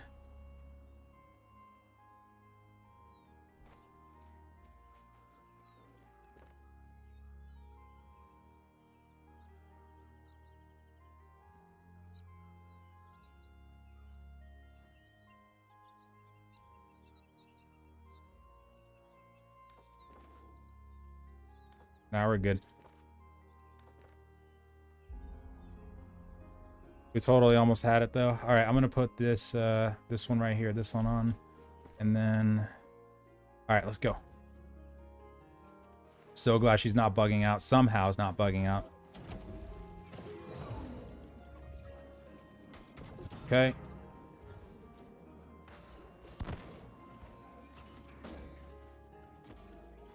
Come here. What? Okay, that was bullshit.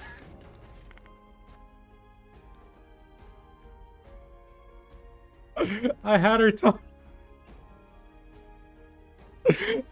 I had her taunt. What? I had her taunted though. You guys saw I had her taunted. I don't understand. What happened? What happened? What happened? Oh. Oh my god. Okay. This is great. I've never wiped on No, we know her mechanics. She's doing some weird shit. We know her mechanics. I taunted her. I had her taunted.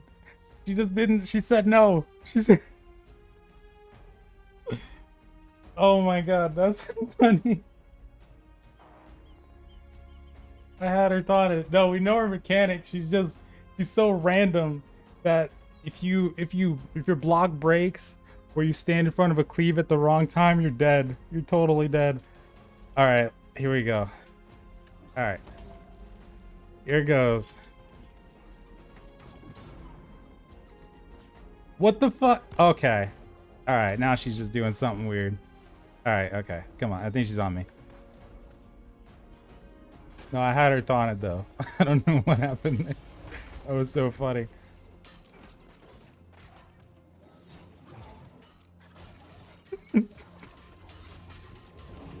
Oh my god. I hate fighting Scylla because she's so awkward to fight. Like her, see, the place you fight her at, she moves around so infrequently that if you stand in the wrong spot or she pushes you to the wrong spot, you're gonna get your entire team cleaved. And I'm just trying to like tank her in this corner. I feel safer in this corner right here. I think we can do this. She's bugged as hell though in some parts. Because she does that random one-shot mechanic when she assumes that nobody else is alive for a split second. It's so funny. Oh my god. Okay, we should have this though. Famous last words.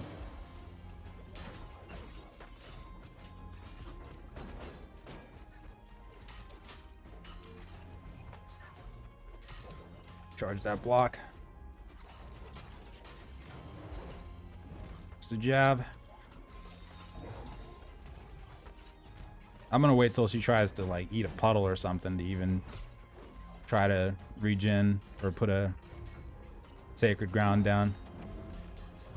All right, there we go.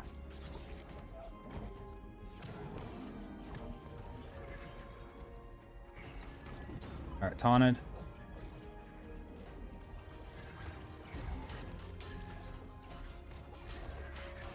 Come on, Scylla. Still got everybody up, right? Yep.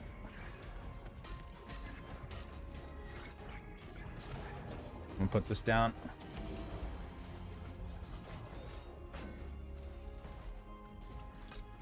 Here she comes. Okay. Out.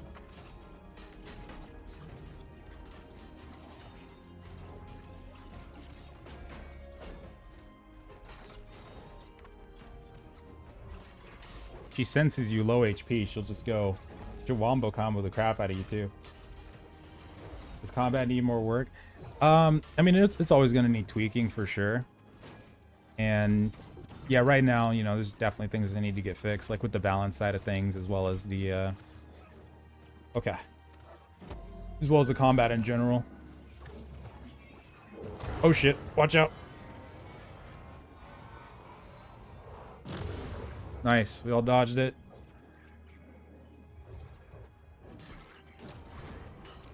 Oh, the wave.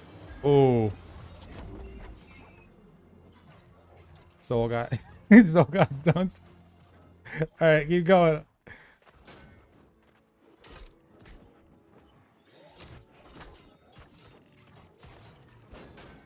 Regen potting. You doing something?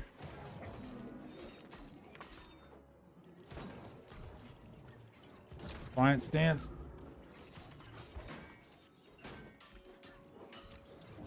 Sure. There's no aggro bar. You can see when you taunted her though. You have her taunted. That's about it. But no, she just like randomly switches aggro because she does that to throw her javelin at somebody. But it's also easy to get cleaved by her. Oh yeah, here's the thing. Oh snap. Oh, in the wave. Trog's dead. he tried. Oh, okay, not full dead. Good, good. Don't full die. Don't full die. Oh no. No, no, no, no, no. Oh.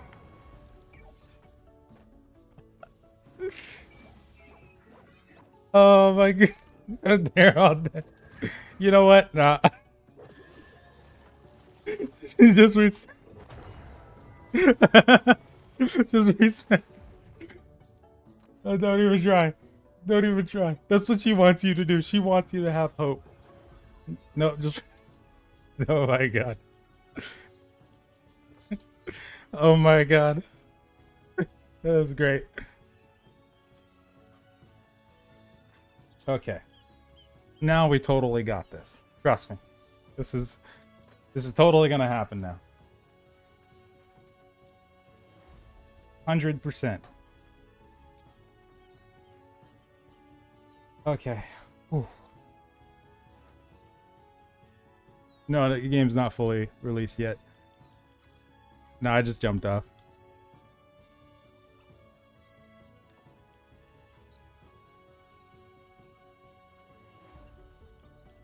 That was amazing. Okay, here we go. Yeah, she is. She can be. Like when you stop, when you get comfortable or when you get uncomfortable, she knows it. That's what she wants. All right, taunt.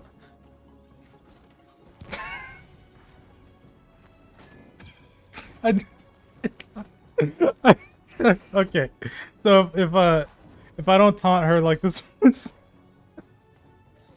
the split second that she comes up, she'll do an initial attack on somebody, whoever's nearby, and then and then she'll go for me. Okay, yeah, go for that. I taunted her though, like it was there, it happened. Oh man, I love Scylla. That's why I knew Garden was gonna be easier. I just knew.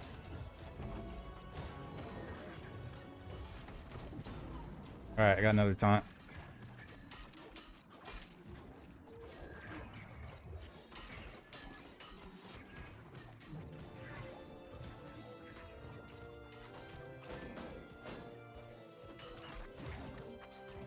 Owie.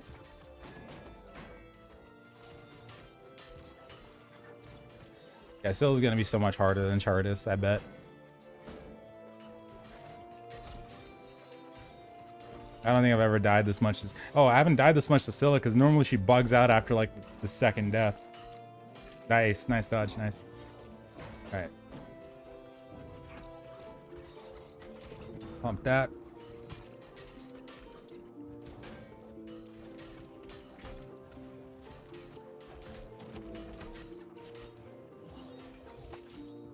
Okay.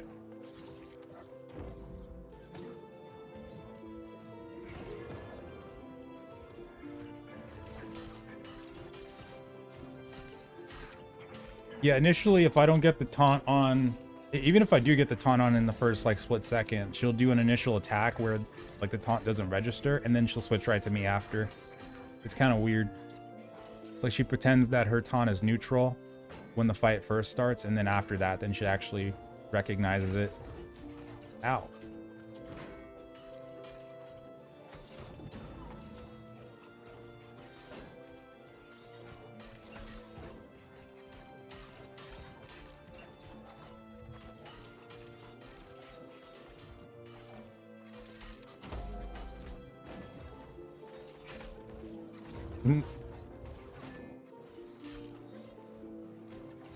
Okay, block's full. Make sure I got that. The orb in the back. Get that. Somebody get that. We can. I don't want to type. I know as soon as I type, that's when she strikes.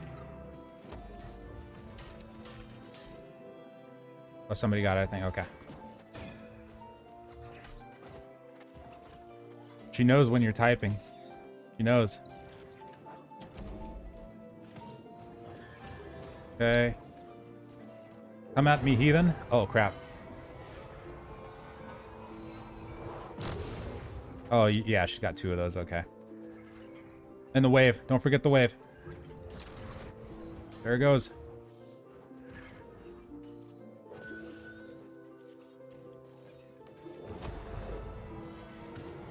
Oh, boy.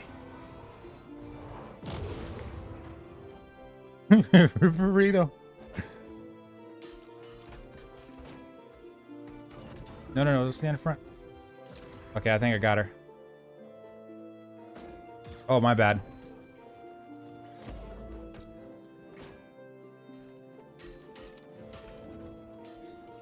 Okay, I got her, I think.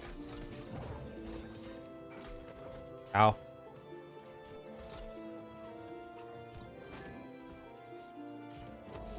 It's a bad spot to tank her at. Fuck, I'm rooted. Sorry. Let me put her back over here. No! We still got 2 DPS up. That's all we need.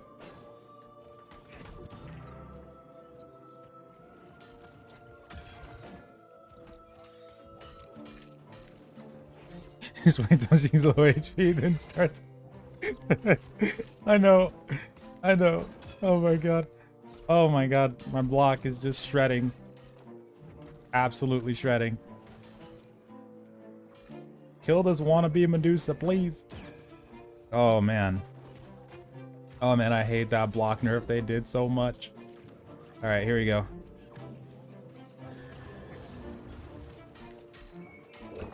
Oh yeah. There it is. Excuse me. Oh, we gotta get real far out. The wave.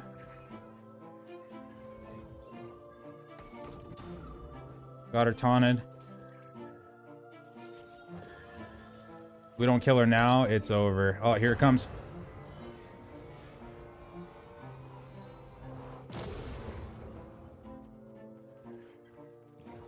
And put this here.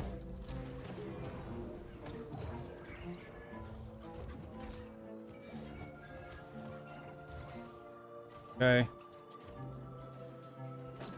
Okay. I think we got it. I think we got it now. Don't push me out of my tanking position, you twat. Come on. No. Watch the slither. He's gonna do the thing. Run, run, run, run. Oof.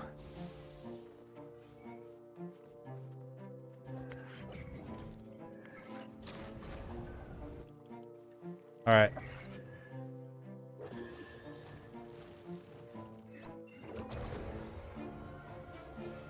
Good night, Irene.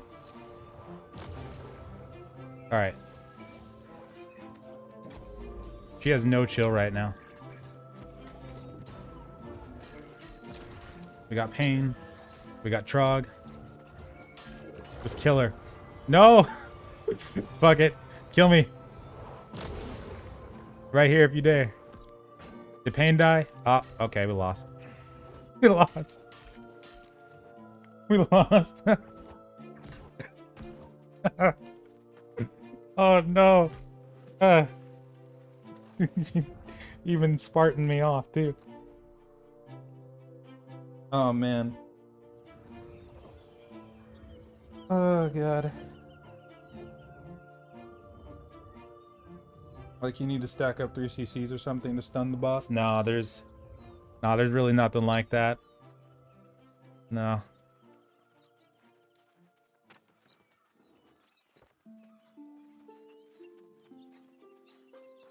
We almost had it. We were almost there. But at least she's not bugging though. At least there's that.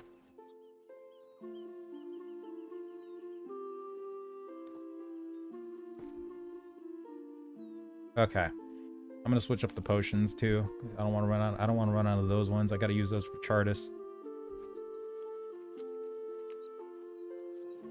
Alright. Practice makes perfect. We should have we should be close to having this. Alright, let's do this. Let's roll. I just want to thank you for not bugging out, Zilla. Was that the healer who died? No, that was hold on. Trog died last. He ran off. Well, no, he died before me. But he ran off the cliff. Ah, your phone fell out. Ah, my bad. Get another taunt going. Okay. It's right up here is a pretty good spot for me to tank right here. Prevents her from... Because look at how awkward her body is, and it just prevents me from getting knocked around by her character model, boss model. Alright.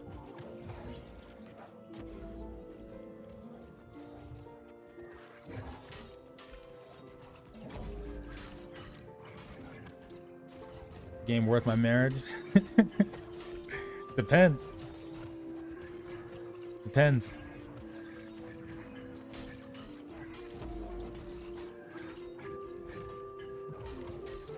Nah, probably not. Like on a serious note, nah. Keep your you can keep both. You can do both. At the same time even. Bring them too. Okay. Alright, I got her. I'll tank her right here.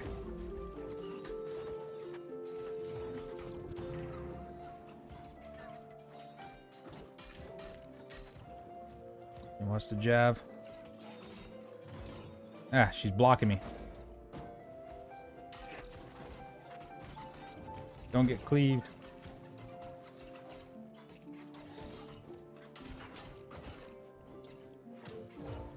Okay, I'm back in my spot. And pop a regen pot.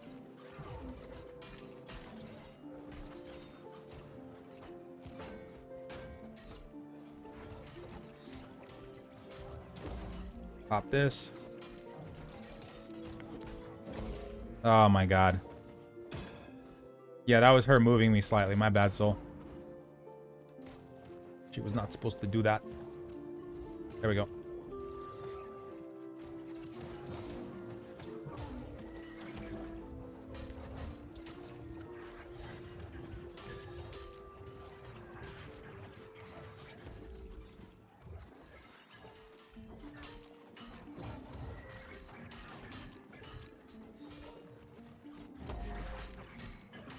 Yeah, it should be ending around, yeah, like, what, 21 hours from now? Around there. Okay. Here we go. Back to the corner.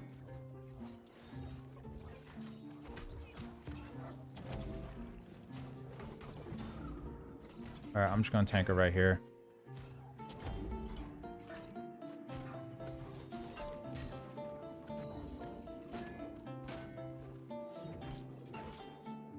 Oh, actually, I seem to be able to dodge her jab too when she's right there. Yeah, because of the height elevation. Ooh, okay. I'll take that. Some of her hits too. Like, see, she tries to jab me from there. It's not gonna work. Ooh, perfect. That's kind of funny. She legit just can't jab me from right there. This is perfect.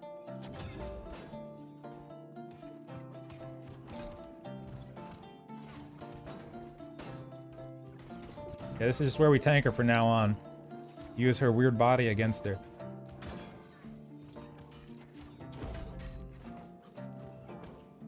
Three rolls. I've just grown so used to the heavy roll that at this point it's my favorite, but the light roll is pretty awesome too. You do any damage? You do like minimum damage. You're not going to be doing nearly as much as like a DPS person. Ooh, Thorpe's helmet. Ooh, nice. But yeah, you won't be doing that much damage at all. More like God, no! Get me up, get me up, get me up. Okay. No! I can't. I just can't with this lady. Oh my god, no! The worst times. At the worst. At the worst times. The worst times. Okay. All I gotta do is get her back in that spot.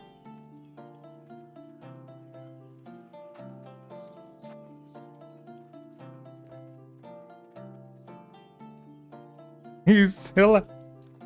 I was just trying to put down a sacred. Oh, what a twat. Oh my god. No shield rush? Oh, I do not want to do shield rush right now with her. Her body is so weird that if I move, let alone do an attack chain, what's going to happen is that I might move in front of her and then my team's going to get cleaved and get killed. Like, I can't even move. Like, I got to get her back up on that little hill right here somehow, and then I got to keep her there. And that's going to be our best chance of survival right now, because this lady is just on something. I'm going to send her a repair bill. Yeah, I'm going to...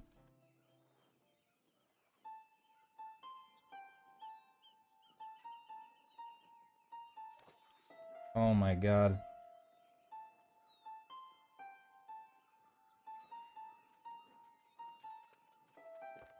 Might be worth testing that.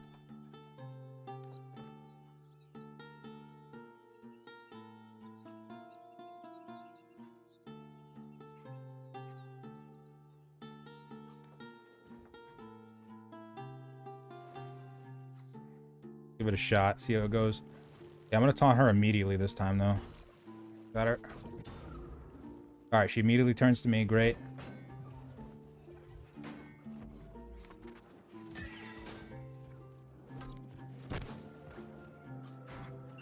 Alright, so... let me see if I can get her to get back up on this thing.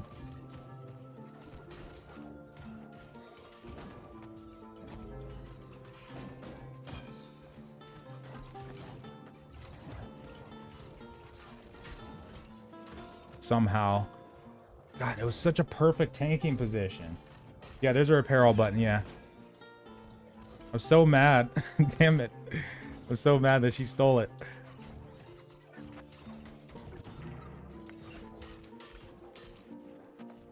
How does she cleave? Oh, wait. Did she jab him? I was gonna say, how does she cleave him? Damn.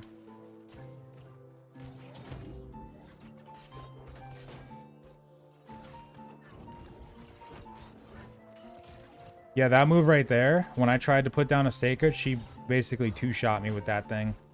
It was nuts. If I move forward though, it's gonna put me out of place. It's gonna be really, really bad for me. I basically have to just sit here and take it and occasionally shield bash. Yeah, like if I shield bash, it'll put me out of place slightly. Shield rush will put me way out of place though. Ow. Client. Okay.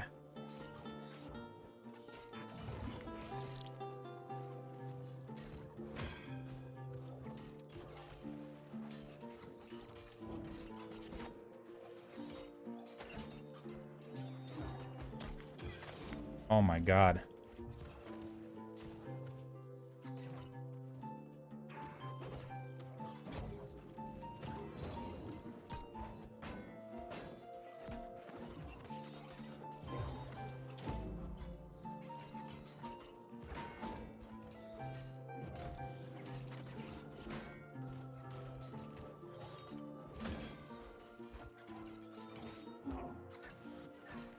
Just keep swimming.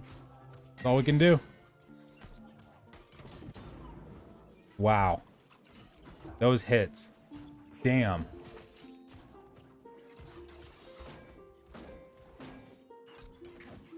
This lady. You seeing this? Those chunks? Damn, dude. Uh-oh. Fuck. Oh my god. Two people got cleaved. No.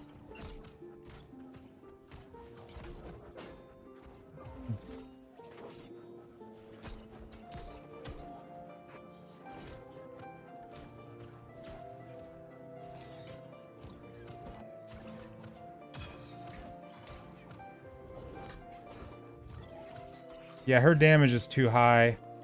Yeah, we do have to we gotta pop these orbs. We were testing it to see if we didn't pop them, but nah. Yeah, nah. Yeah, we gotta... I don't even know how she went past that one. Okay. Couldn't even block in time.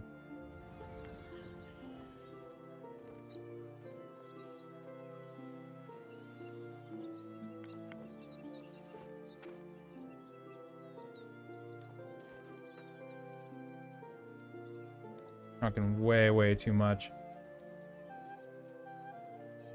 Because what they were testing, they were trying to see if they didn't pop the orbs, if they'd be able to do decent DPS. But she's chunking way too much. Whoosh. The 25 stack, yeah, I've seen that too.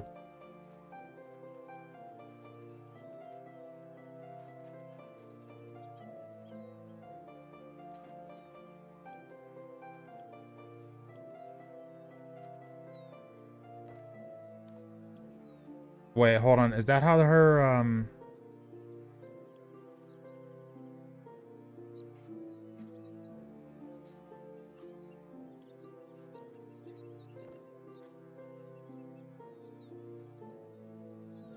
I hardly ever fight Scylla too. Like even in the testing phase, I hardly ever. Well, when I did fight her, we usually just DPS'd her down all the way. But if when the orbs pop,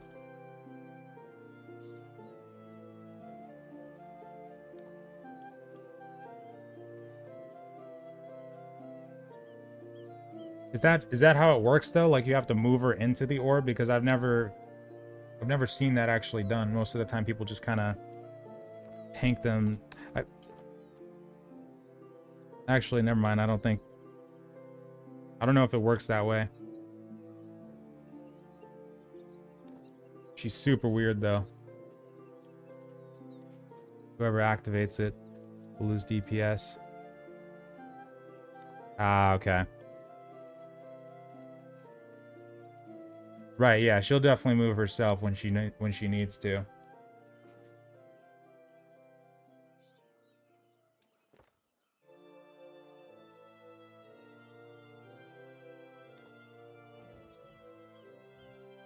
Yeah, wait until about 18 stacks. Let's try that. All right, let's give it a shot. Taunt.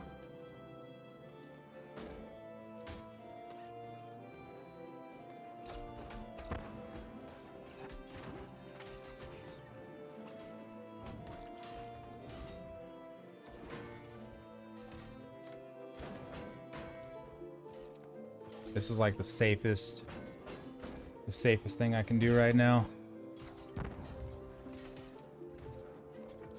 Shit. Okay. I was gonna say wait until 18. We should be okay though, I think.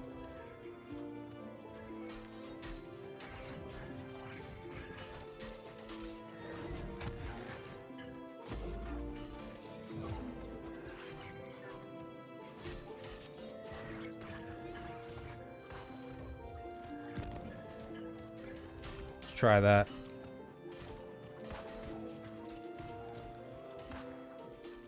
All right, let me move away.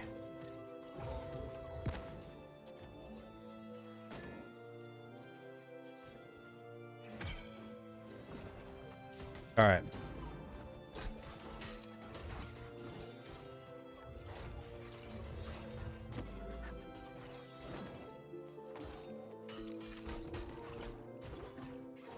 Damn.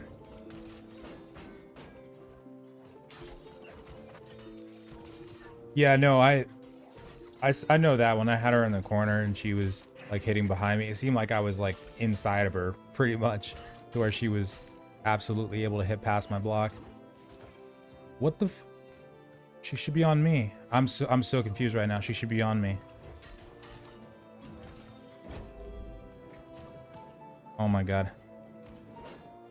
No. Oh no. Oh, I hate Scylla.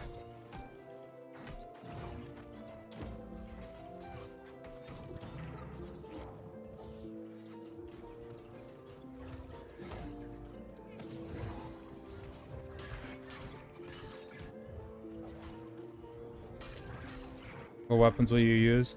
Well, after that, I'll probably do, like, at launch, I'll probably do Hatchet Great Axe. See if I can level that up, too. But if they introduce new weapons, though, it'll probably change. But we'll see, though. We'll see what happens there. Alright, let me switch her back into this corner.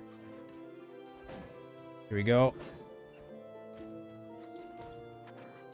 Yeah, that other time we had the perfect position on tanking her. It was amazing. Can I replicate that? My bad. Ouch. Damn it.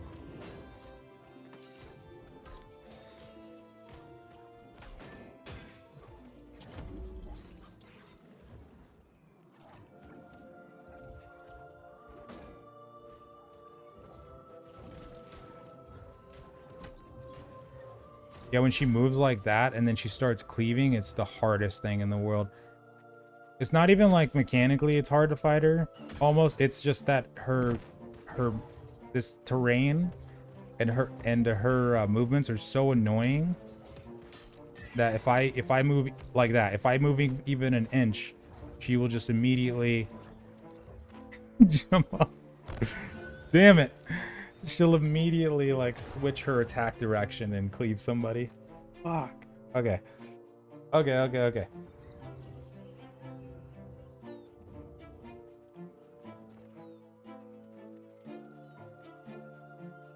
They're so annoying.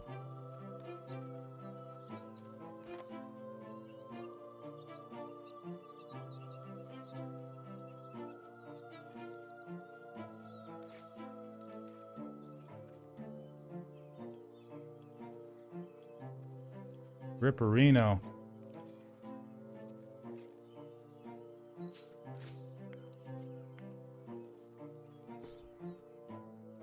All right. Keep trying though. We're gonna beat her. She's gotta die. Gotta die.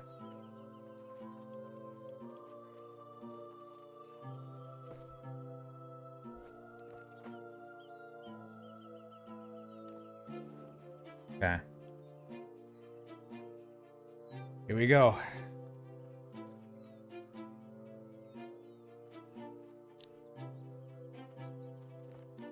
Yeah.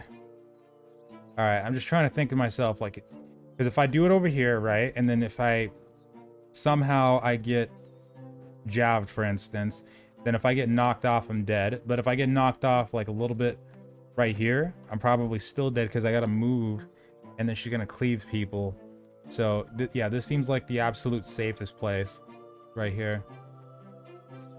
Because I tried this one over here, but then I got knocked past here. And that's when she started like one-shotting people because she thought I was dead, I think, and did the one-shot mechanic. So yeah, I got a tanker right there. That's the only spot. The absolutely only spot. I'm gonna just try her on the ground floor though.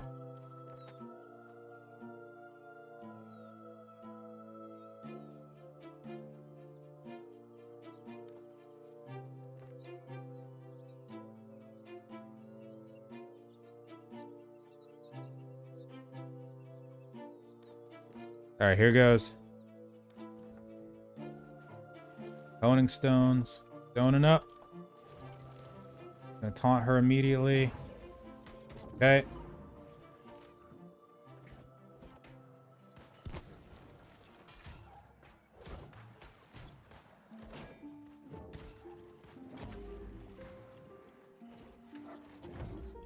Well, I know she's on me, right? She gotta be. Okay, yeah.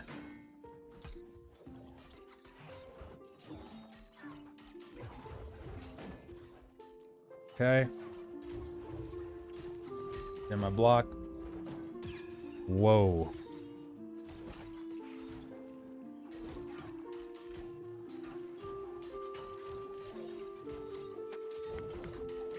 What was that? What was... Oh no, what was that? Oh my. I know I had her. Damn, even in Defiant, she just hits hella hard. What's her stacks at? Top orb. Yeah. Okay, cool.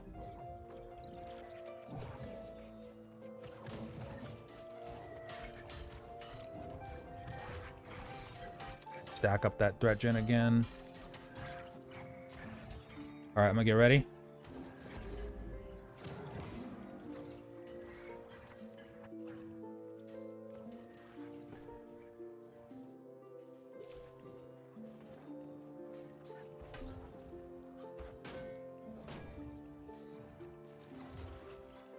Shit. Hold on. Okay, I got her. Regen my block. Okay.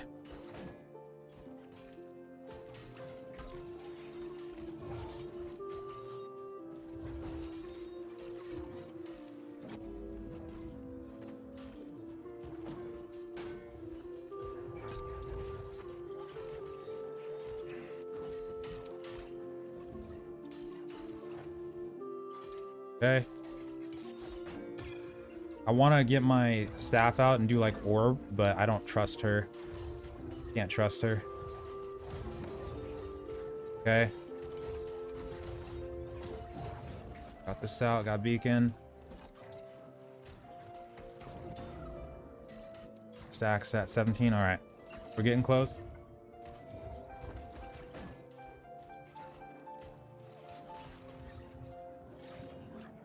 Okay, cool.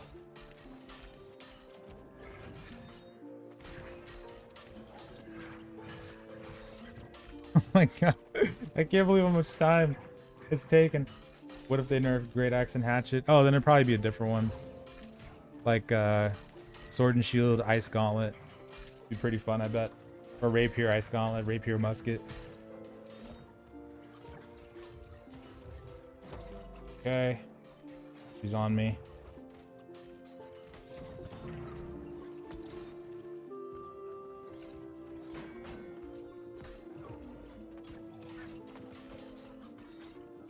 Bug the hell out, but she's on me.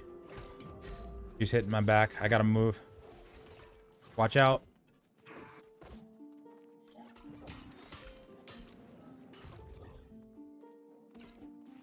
I got her back up on the spot though.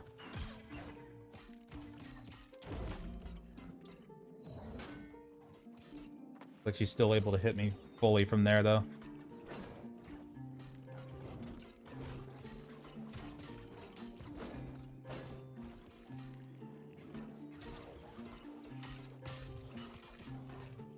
Client. Okay. It might seem simple, but it's actually very crazy because if I move like even an inch, if I move in the slightly wrong direction, like all these people are dead with this boss. It's just her, the fighting. Oh shit. Now I'm gonna stand in it.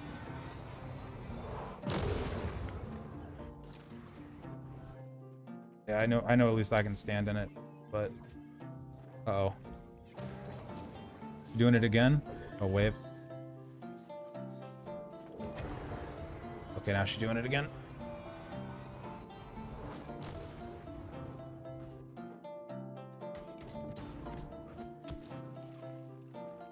How many DPS we got left? Oh my god. Alright, I'm just gonna put her back in the corner.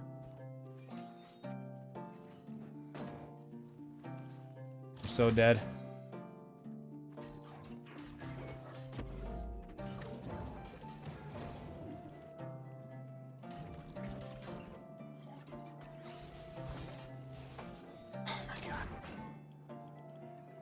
I can't move. Sorry. Couldn't move.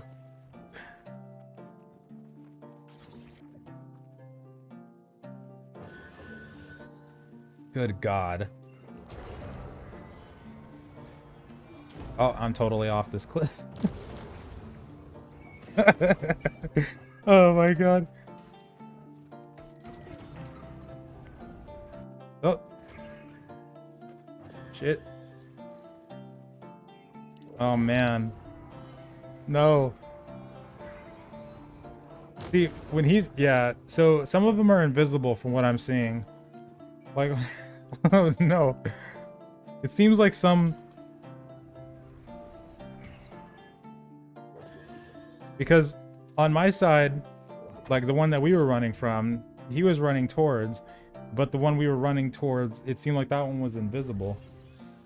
But, oh, no. Dodging is absolutely viable at this level. Like, yeah, like, I'm noticing that too. Like, I was running...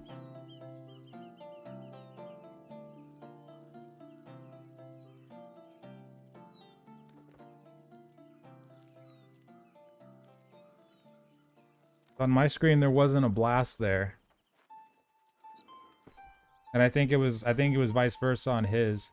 All right, let's do strong elixirs. But I think we did okay on DPS. Like, I think we got her pretty low there. It was just the explosions that messed us up. Damn. All right, let's try again.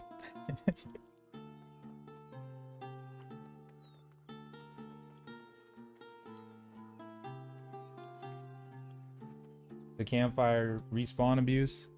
Well, right, they've already made it where there's a timer on it. Like when you die and you respawn at a campfire, like in PvP, you should already have a cooldown, and the more you die, the longer the cooldown should be. So I don't know if they're gonna extend that. Is that what you mean? Because there should be a timer on it already. It might take a couple deaths for it to start kicking in, though.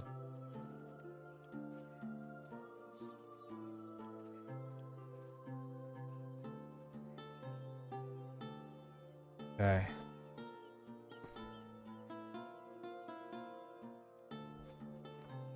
Here goes.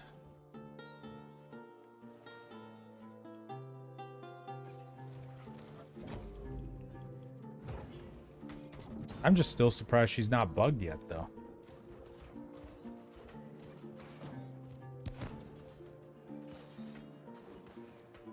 Also, yeah, that part I have noticed too.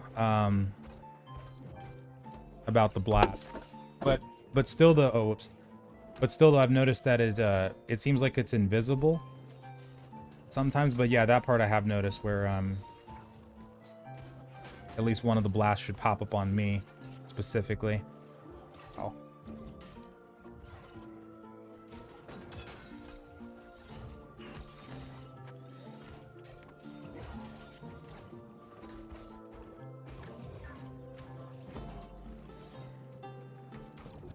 Got her.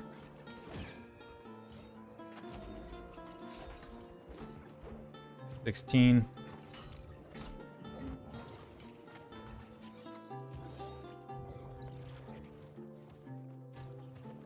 So CBT ends tomorrow night at around midnight is when it should end.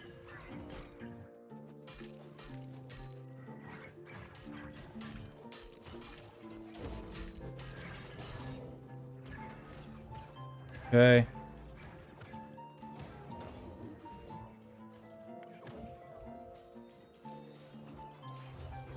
It's on me.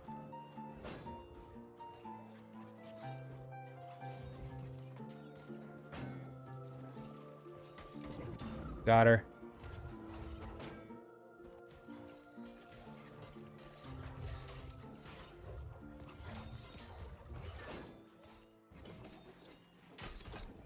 Yeah, right here in this position is pretty good.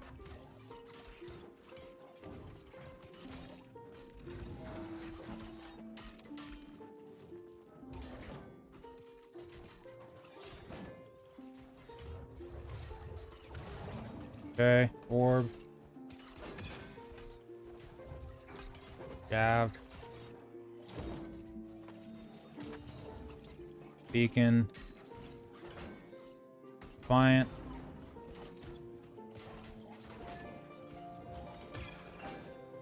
Ouch.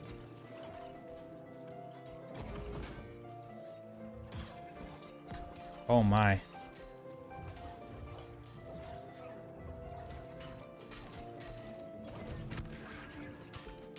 Okay, if I can just get her to go to that same exact spot again. How does the aggro work? So if you have a carnelian gem in your sword or any of your weapons, sometimes you'll find carnelian compatible skills that turn those skills into tauntable skills. So whenever I use shield bash on her, or I use defiant stance, I'll do an AoE taunt, for example. Okay. I'm rooted.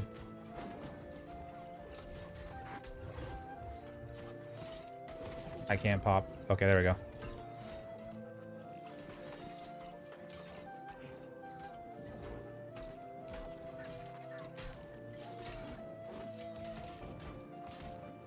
I think we might have her this time. Oh, don't let me get cleaved.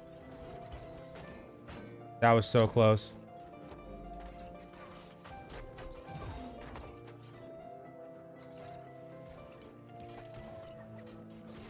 My character's... I can't move. I'm dead. Just kill her. I gotta get out of this position, dude. I can't move. Alright, there we go. Vic's dead. No, Vic. Okay. Come on. We got all 5 people up. Explosions.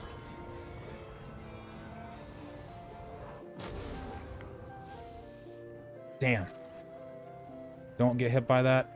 Okay, it's okay. Another one. Shit. Oh my god. Invisible ones? Yep.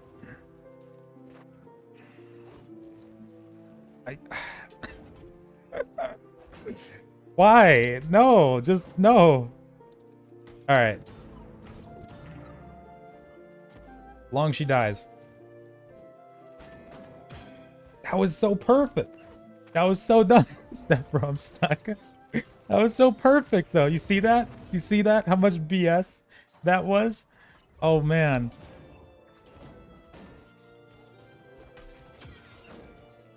That was dumb. Best for GPS gem. No, you'll... If you do an end build, you can also use the elemental ones too. Those are pretty good. Oh my god.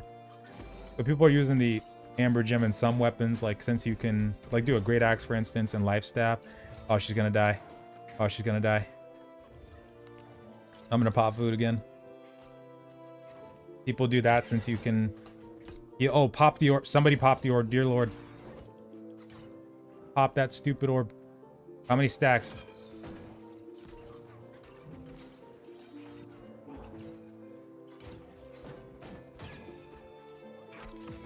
Ow.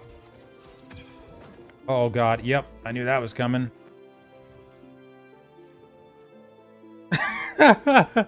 Just kill her. Just fucking kill her. Just kill her. Kill her, god damn it. So please. Just solo her. No. No. Ah! Ah!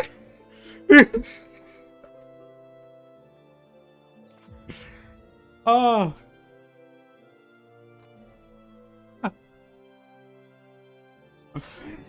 Ah. He said easy. He said ease. He said ease. Oh my god. Who the fuck designed Scylla? Oh. Don't let them in the next one. That was some bullshit.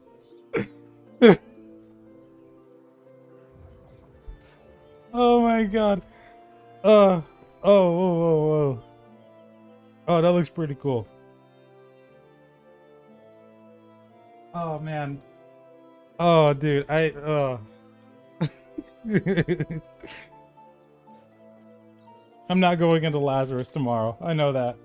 I'm never going into... I'll go into Lazarus after launch. Oh dude.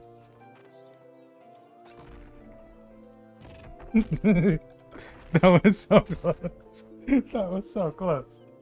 That was so close. Oh god. I don't want to see her.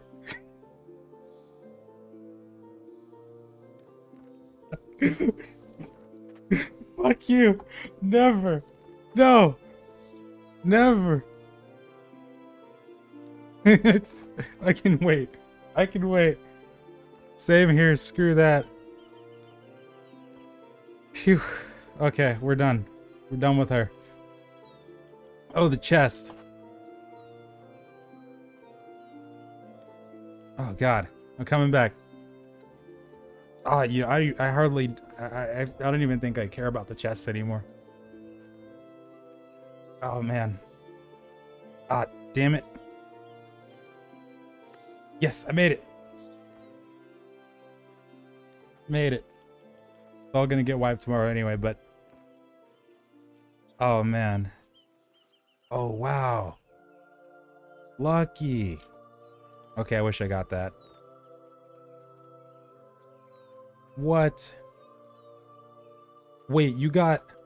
Oh, snap. Wait, how much is this? Oh, wait, 16% of your health back? Not even... Oh, that's actually pretty good. I mean, that's not... I don't know if that'll happen that often, but still. Yeah, that was horrible. That was so bad. I don't think I've ever had an experience like that with Scylla. Wow. Out of all the bosses in the game right now, I think she's the most annoying for me right now. Oof.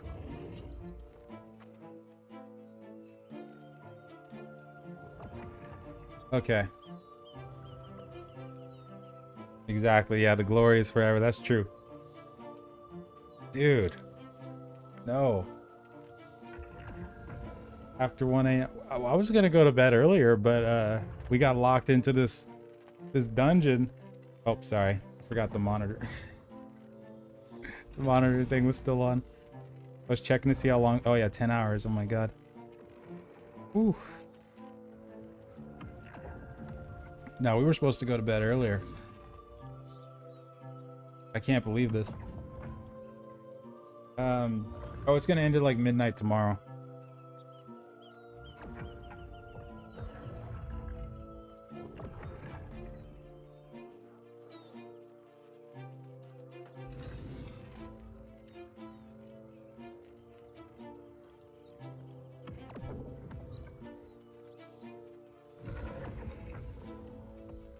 I'd be glad.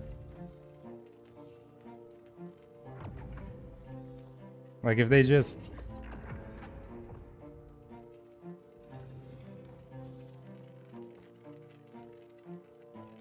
Oh, the teleport pad.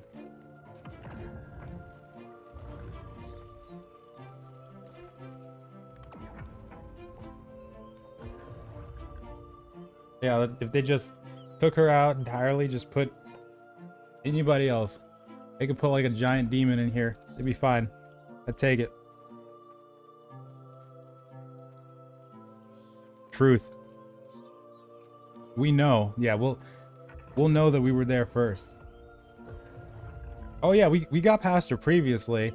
It's just if you die like even once for some reason, just like I have the yeah, like I've done it in the testing phases and stuff too. Most of the time you're able to just like sit there and burn the crap out of her. Like you do this and you get the giant slayer. Most of the time you could just sit there and burn the crap out of her, but just I don't know what happened there. Sometimes when you die, your luck just goes down the drains. Okay. Here we go. Oh yeah, that's right. Survive. For the amber gem, yeah, for the amber gem, you basically can put that into a sword for like if you're gonna tank. And what it does is it converts some of the physical damage to elemental damage. And then if you stack focus, like after your con stat, then what happens there is it'll take that elemental damage and then it'll scale it up based off of your focus if that's higher than like the base stat kind of thing. So yeah, just you put a amber gem in there, and then if you're gonna do like a paladin build like this, or if you're gonna do like a great axe life stat build kind of thing too, yeah, put that amber gem in there. Should scale up the elemental damage a little bit.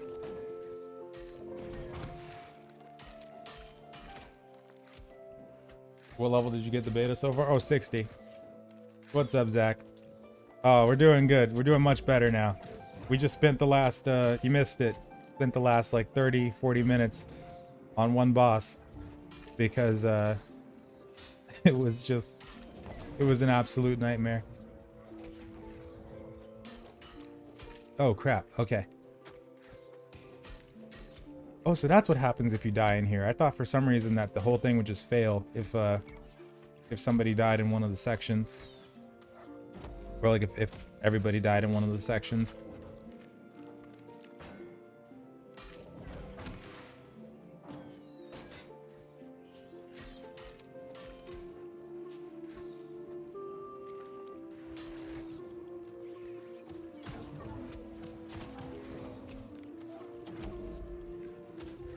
I've never seen somebody oh,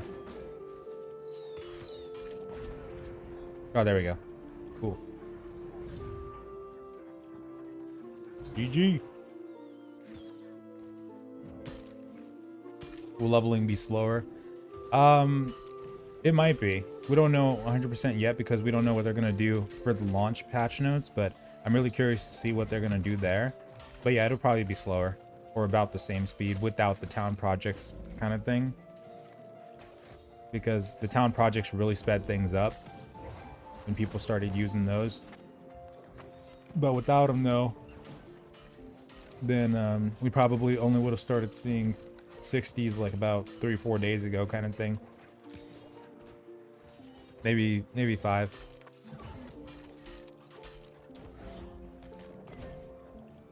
Oh, missed that.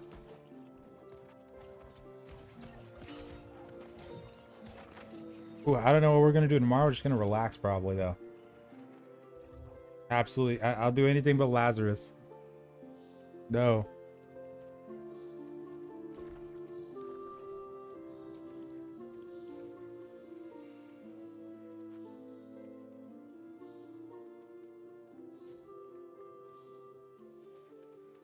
We'll level.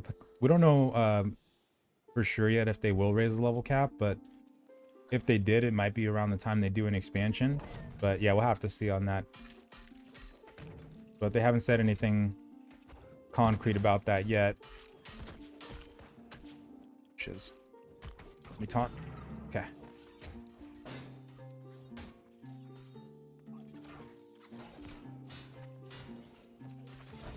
I'm so ready to get the boss killed at this point. Oh my god. That was intense.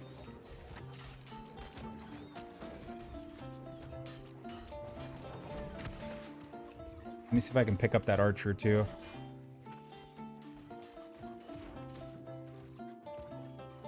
Eight seconds. Okay.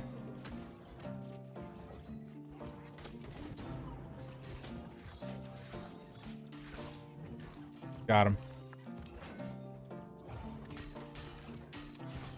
They will prolong the beta? No, no, no. No, they're gonna end it after tomorrow night. After tomorrow, like midnight.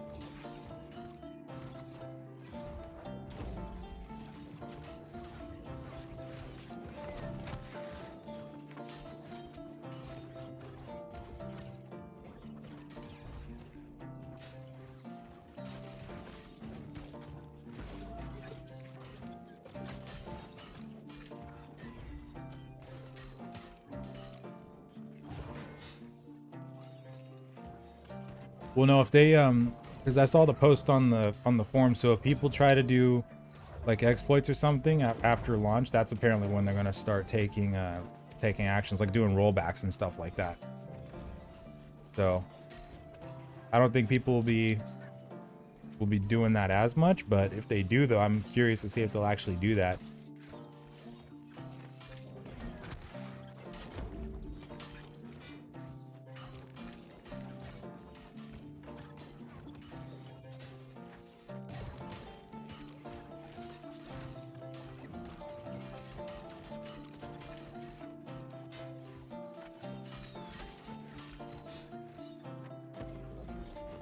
Oh yeah, and I remember seeing somebody was saying that there was an expedition exploit going on too that people were using.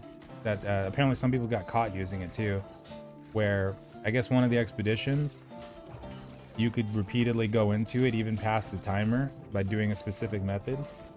So I guess they were just farming up mad loot doing that too. That's crazy.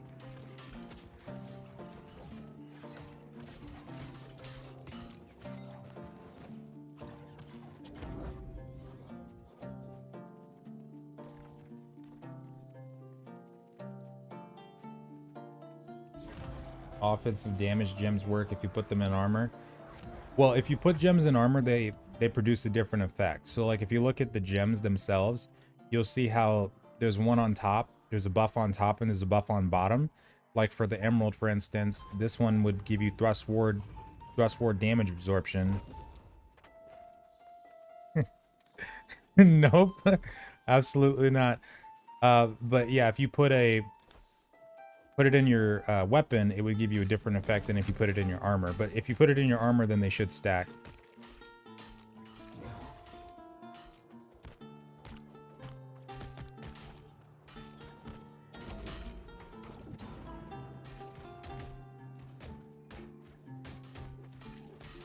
Launch version is drastically improved compared to the... I mean, so we only know, like, so far that they're planning on working on one other zone for right now, and then also there's other rumors going around that there's weapon testing going on in the works for 2 specific weapons that might pop up later on. But the version of launch compared to beta, I know people said this about, like, during the preview too, like, you know, the map was gonna double in size and stuff like that at launch. No, I don't think that's gonna happen. Now there's probably gonna be a lot of bug fixes and stuff like that, absolutely. But in terms of getting like a plethora of new content, I don't think that's gonna happen. It'd be really nice if it did though, but no, just from what they've said themselves, it seems like they got one more zone, and that's probably not going to come for like two months until after launch.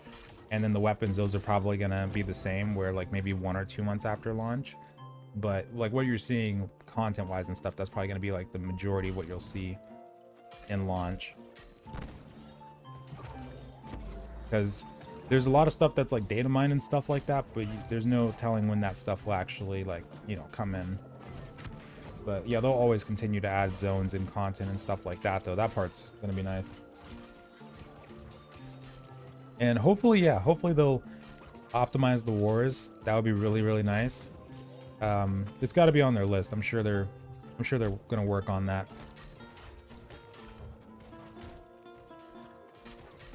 And of course, yeah, always gonna be adding more weapons and stuff like that too. Yeah, I wouldn't be surprised if it's like 3 or 4 months down the line we would get that zone.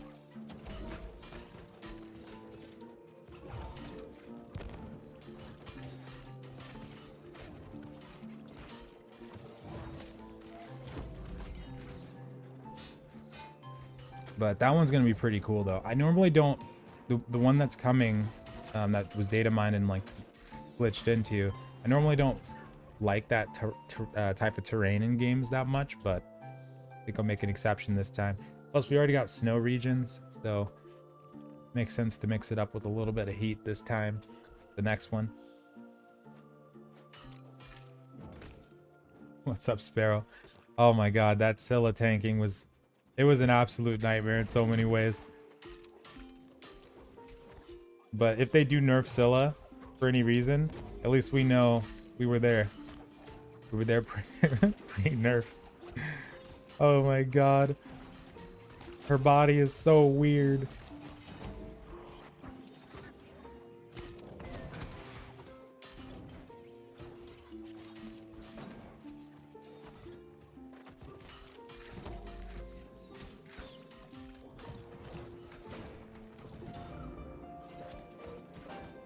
What do you think about the better class? We did kill Scylla. Yeah, we did. We did it. We had to get everybody killed to do it. Everybody died except one person. She was on like 5% health, and we just suicide bombed it. Like, we just went for it. Death bombed it. Oh my god. That was fun. That was funny as hell though. And what do you think about the better class? Right now, and like it's probably always going to be this way, there's not really like a be all end all. There's, you know, just better combinations for different situations. But Great Axe and what's it called? Great Axe and like Hatchet are doing really good right now in both PvE and PvP. But still, there's, you know, for different situations, there's probably going to be better options though. But that's one of the ones that are doing pretty good right now. And then Great Axe Warhammer for territory wars. Let me try to get this guy in a corner. And then also Rapier Musket as well. Rapier Fire Staff.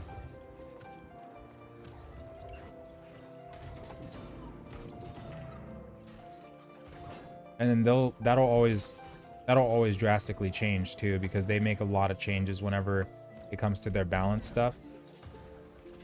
Ah, come here, you little bastard.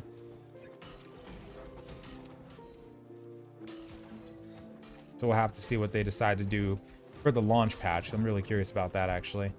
Oh my god, this Prowler.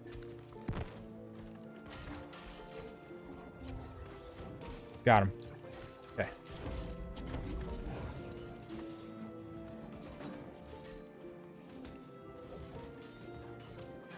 Putting your build on... Oh, probably not, because I already put it... I already got it in video form, so I probably don't need to do that. I think they're... I saw one on there that was close to it, I think, but it was missing. It was missing this. I think it went with a Splash of Light, and I think they had Divine Embrace instead of Orb and Beacon.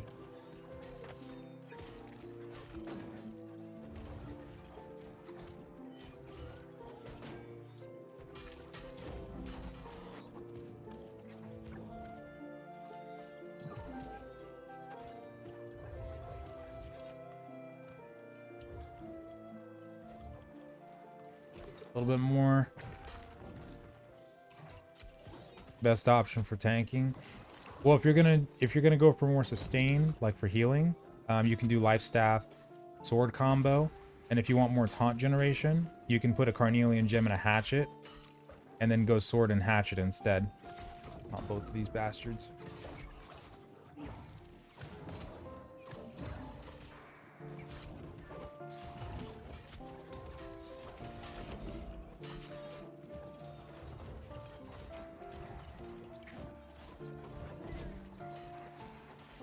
Damn it.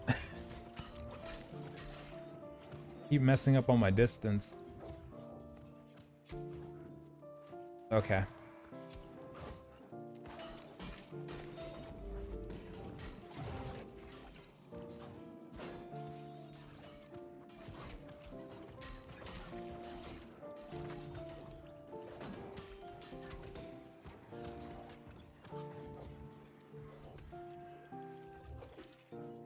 Stop coming, damn it.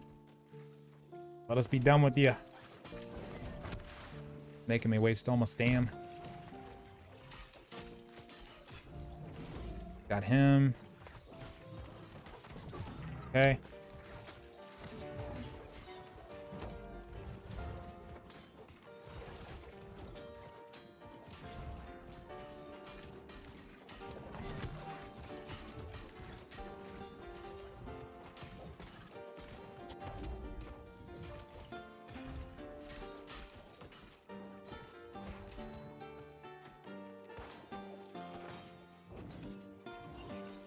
Okay, got that taunted. Yeah, we should probably one-shot Tardis, I bet. Either one-shot or two-shot him. Here we go. We're close.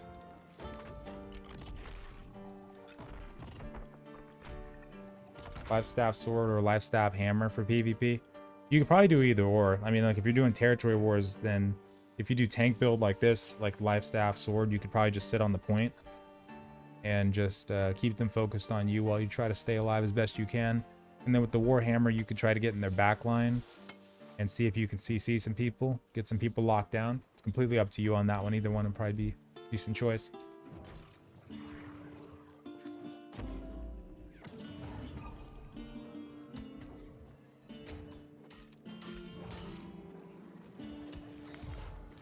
Oh.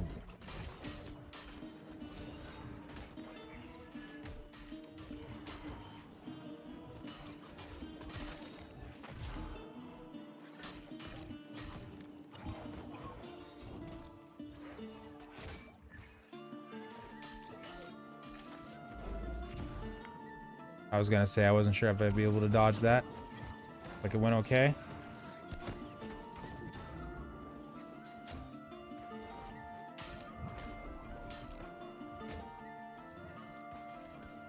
Does adding a dex gem to a dex bow make it do more damage? There's no no, there's no like gem that scales it off of dex. There's nothing like that.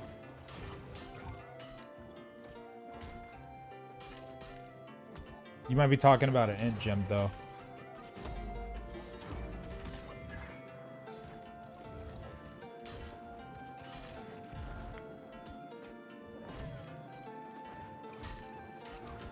Super root.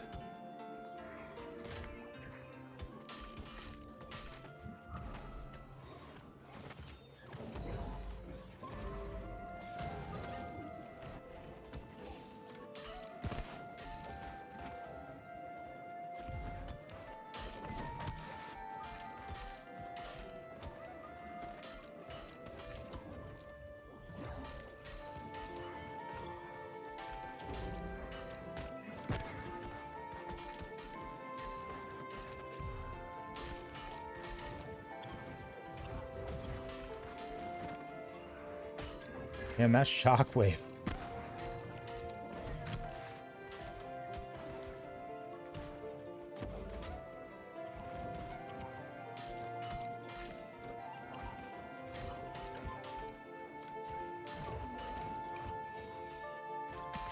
Nice.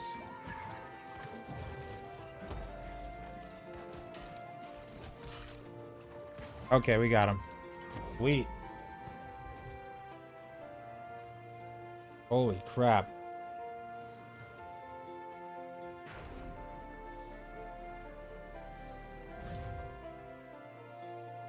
Jardis.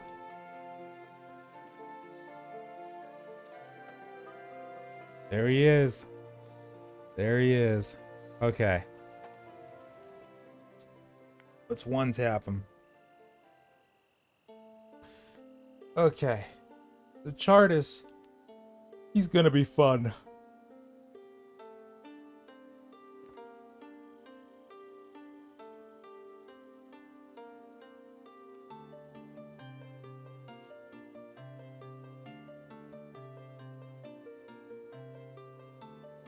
So, okay, so on the sides,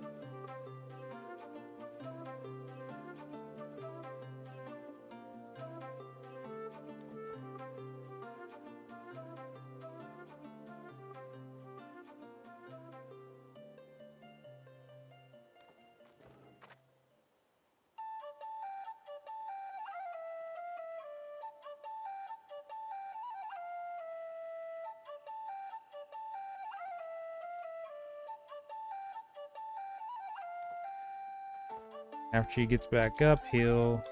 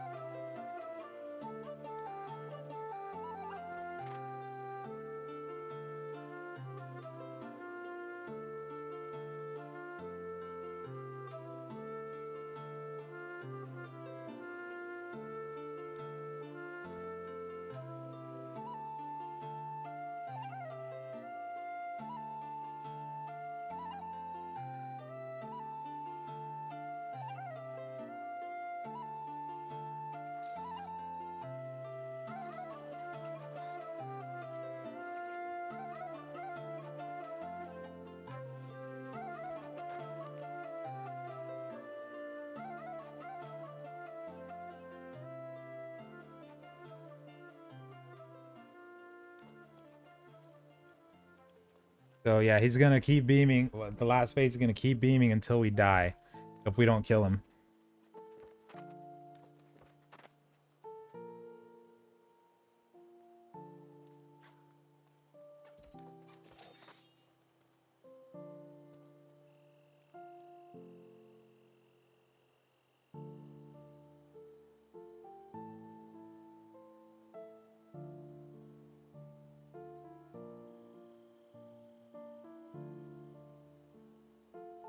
How many hours do you think you put into this beta? Oh, probably about 210-ish by now. Around 210 hours, I think.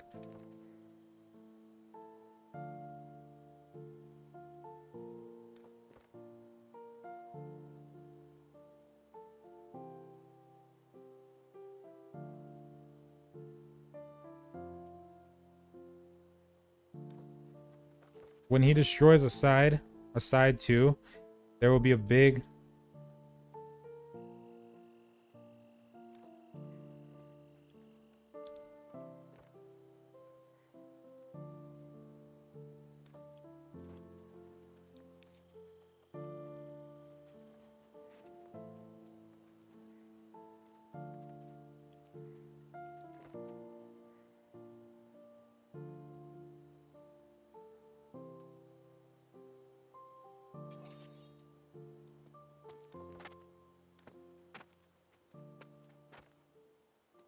Ready to give it a shot? And no, you can't play after the beta ends. Nuh-uh. Nuh-uh. And this is a Lazarus expedition. Where do you get your jewelry? Bought some of it. And you can also get jewelry from questlines too.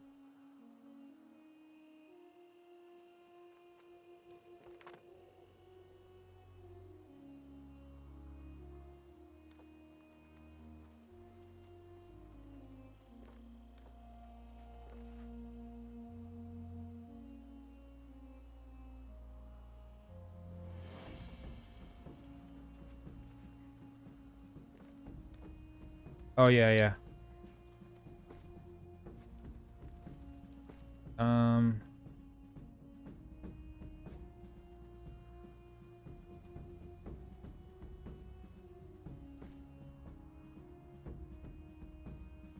Hold on.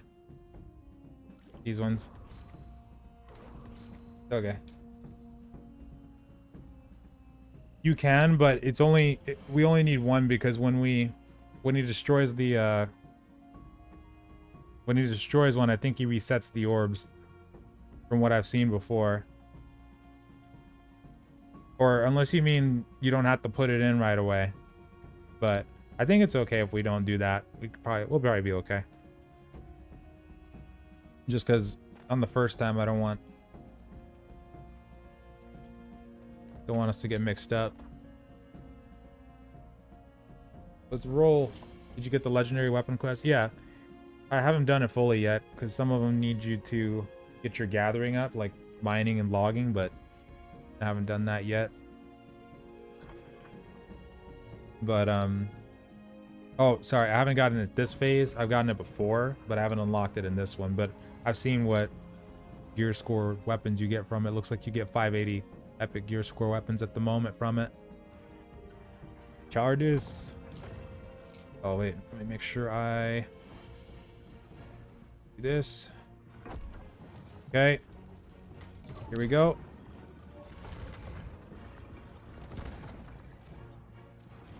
Left side barrier.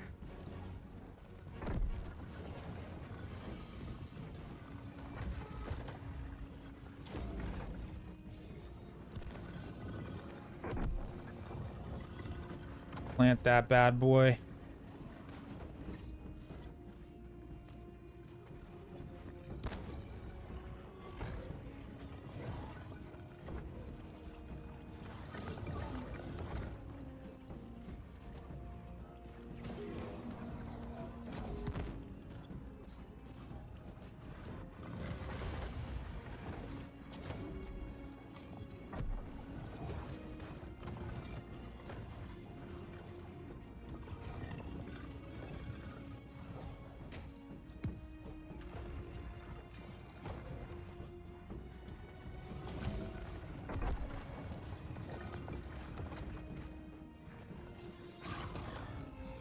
Okay.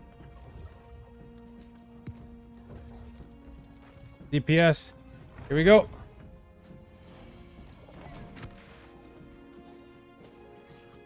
Got 650 from that. That's very strange because did it start out as 580 and he had to upgrade it? Because I've seen that people that have gotten it, like the Tempest or the Torrent, like the bow and the rapier, it was showing 580 for them when they linked it to me.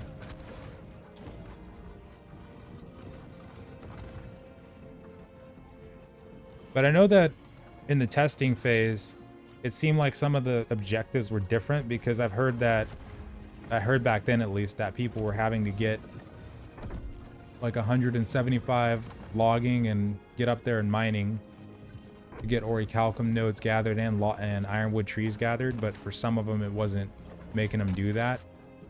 So I wonder if they did that with the great axe. That's pretty interesting. Like they made it where you need both, but they also shit. Did he destroy one yet? No, he didn't. Okay, good.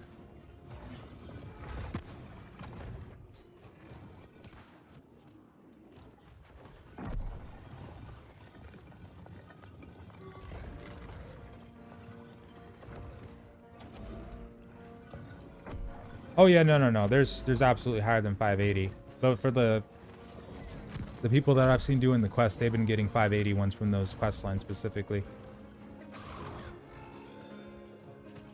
Okay. Here we go. Yes.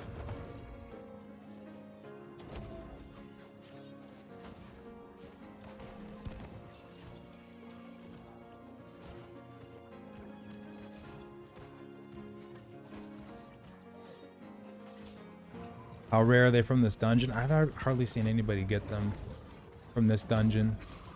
Other servers, I think, have had it. Watch out.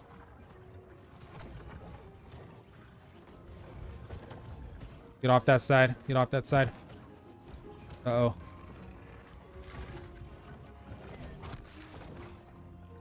Right side bear.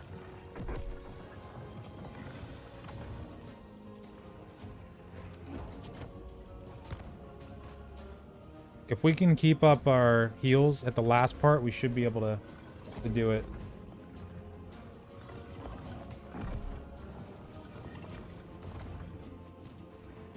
Does gear drops it?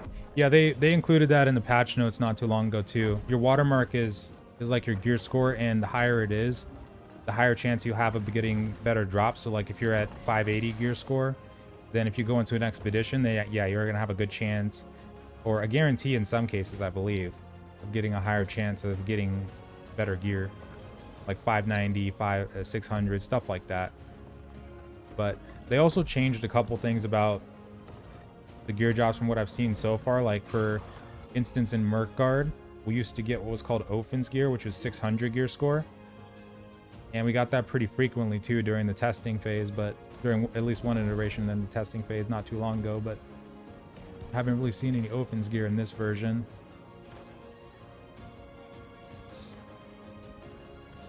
We got everybody up, right?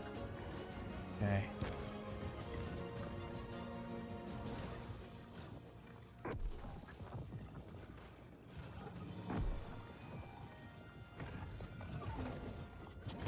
Yeah, it's like gear you equip. It's just your gear score basically.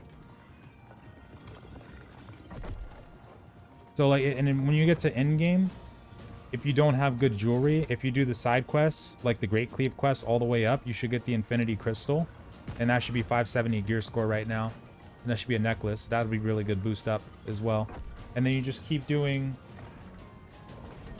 You can do Merkgard runs if you want to. Like go up to Merkgard and farm on the Elite Priest. Or you can do field bosses like in Mangled Heights and stuff like that. And then you'll have a higher chance of getting stuff there too. Like in the chest, for instance, at the end of Mangled Heights, you should get a pretty good drop there if you get lucky. After you kill the High Priest. But yeah, it's also luck based too, because we had somebody who was at about like 507 gear score that got a 580 piece not too long ago. Ah, shit. I'm gonna get pain. Is Trog... Okay, Trog's with us. Okay.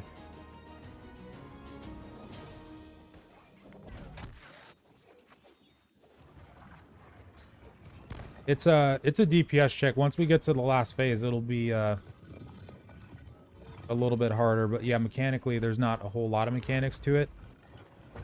But what's gonna happen is that... oh, shit. Once we get to the last part, we're going to have to out-heal his beam. He's going to destroy both pillars. Well, we're going to have to more than likely wipe it. We don't have Trog.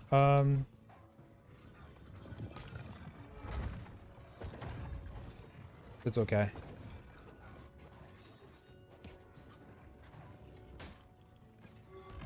Back down for you. Okay.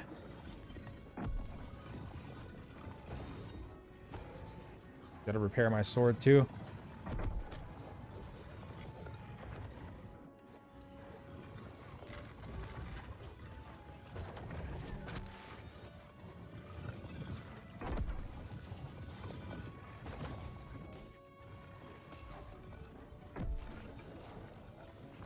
Damn you, Chartis.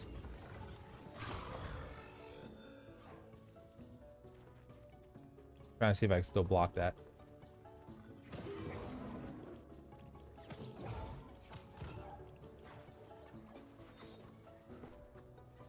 Bad time. Okay.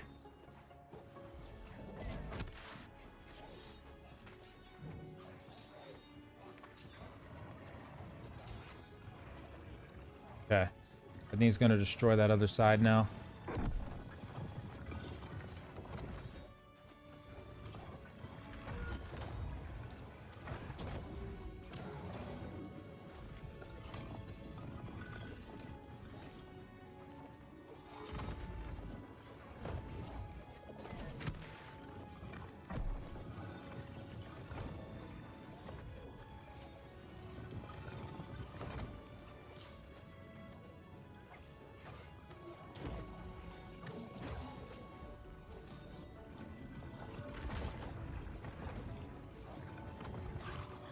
Okay. Last phase.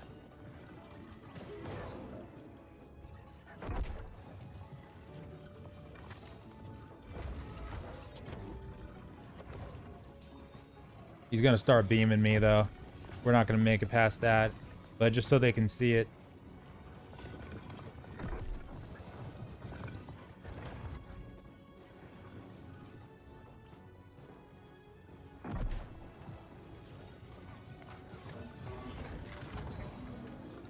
Damn. Okay.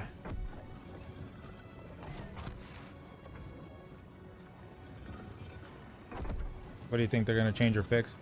Well, they'll probably work on, hopefully they'll work on the war optimization and some of the other bugs like the sprint bugs and stuff like that that happen. And probably tweak up the combat and weapon changes and stuff like that too. I don't think we'll get that many, I don't think we'll get any big patch like content updates though. Or like a new weapon. Probably just going to be primarily bug fixes and stuff like that.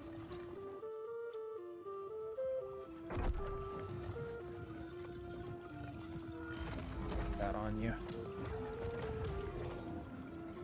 Here it comes.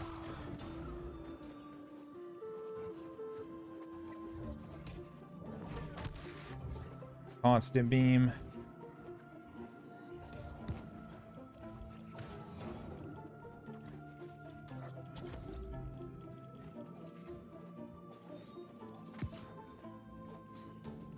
This is the last phase. This is where we'd have to stack up. Get Trog's heals and mine at the same time.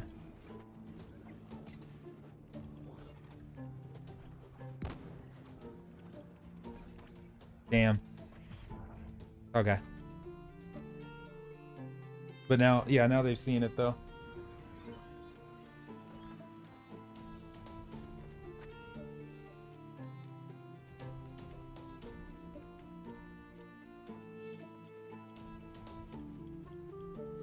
Okay.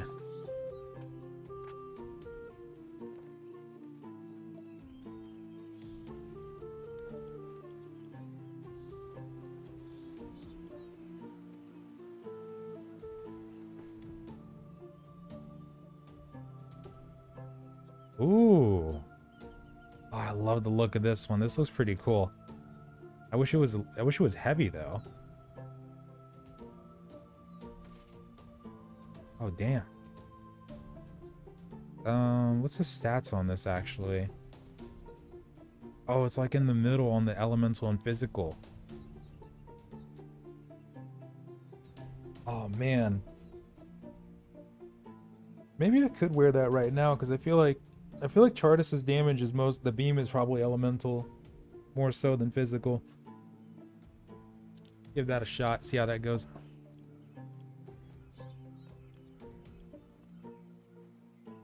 Yeah, hopefully the Void Gauntlet turns out pretty cool. Really interested to see how that actually plays.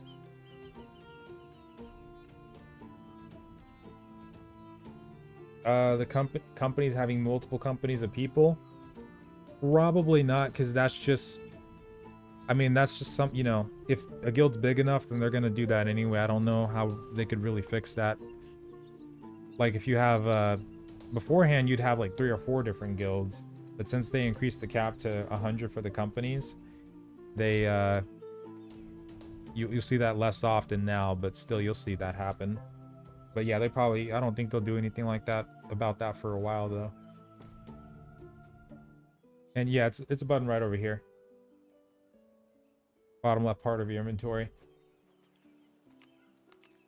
And no, they probably won't disable campfires for that, because that might interfere with, you know, the whole purpose of campfires, with us being able to, if we die, you know, being able to respawn back at them. But maybe they'll increase the penalties for, you know, dying, for durability loss, potentially. But I don't know, it's hard to say, because if they do stuff like that, then it's going to affect the PvE side too. Let's roll.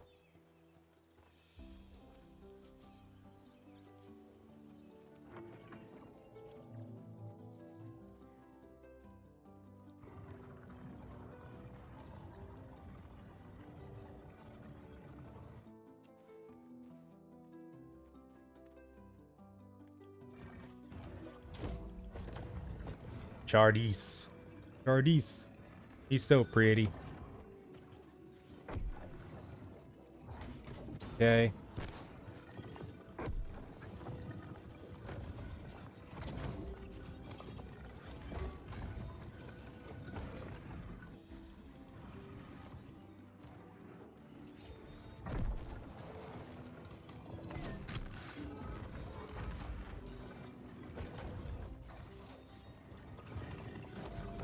Here come the hands.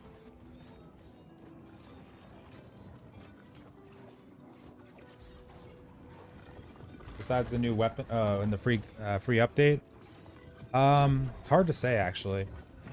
It could be literally anything. I mean, I feel like they, besides a new weapon and new zone later down the line, I know that they're gonna do some kind of tavern mini game, that's gonna come at some point, but past that though, no clue. Really interested to see what they do though. I mean, we've been asking for like more dynamic events and potentially like world bosses for a long time, so maybe that'll be something that they end up doing. But we'll see what happens though. Oh, the beam. Did we put the orb down? Wait, what? Uh-oh.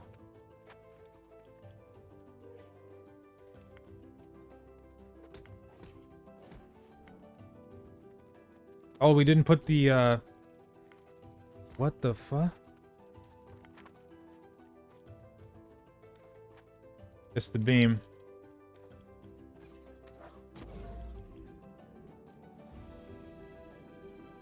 Wipe it. Oh, shiz.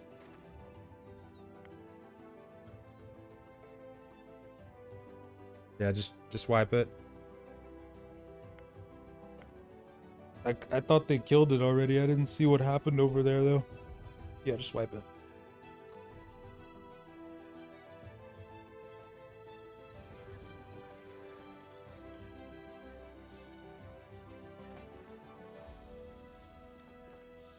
Did it go into the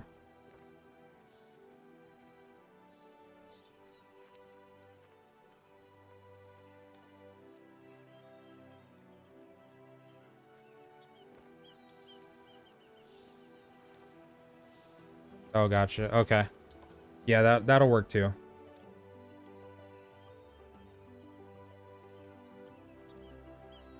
What graphics card do I have? 2070 Super. Yeah.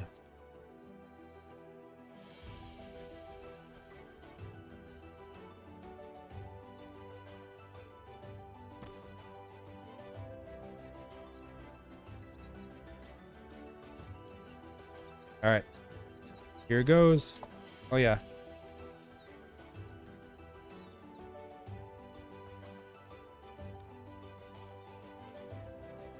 You think New World is actually ready to launch on August 31st? I think it's going to need some bug fixes and stuff like that for sure, but past that, I think they're going for it. Okay. Here we go.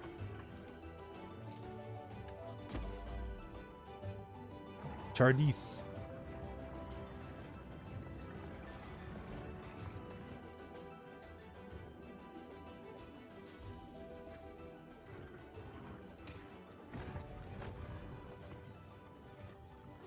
become useless late game when everyone has nice gear? Well, when everybody first gets to end game, when it comes to getting like the gear that has the perfect attributes and perks and stuff like that, when you want to get the like 600 pieces too around that time, that's when the crafting gear is going to come in handy, because you probably get lucky on the attributes at least whenever it comes to like drops and stuff like that, but you might not get lucky on the actual perk combinations and attributes at the same time. So crafting does have its place there, but yeah, until then though, most of the time people are probably going to be just surviving off of we did, okay, just surviving off of like faction gear, expeditions, drops and stuff like that. But I think on the forums they said, at least from what I heard, that they're going to rework the faction gear system. So they might make it a little bit lower when it comes to being able to buy tier 5 faction gear, how high that gear score is going to be. Because right now it's like 550 that you can buy from the faction gear store. Then the other one is 525, but the 550 one is a big jump, being able to buy a full set of that.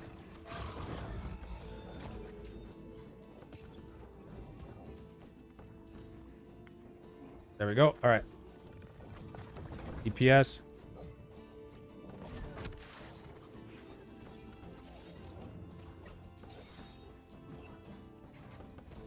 And how many hours left? It's about 24. Well, technically like 22 hours. It's going to end at midnight tomorrow. Okay.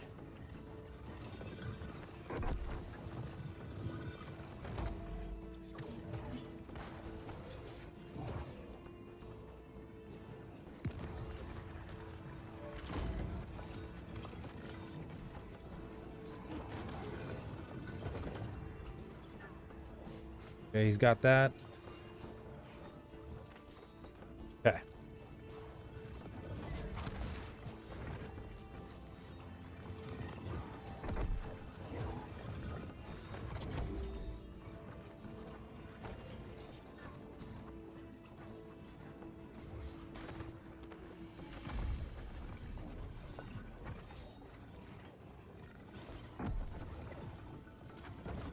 Here, score the attributes.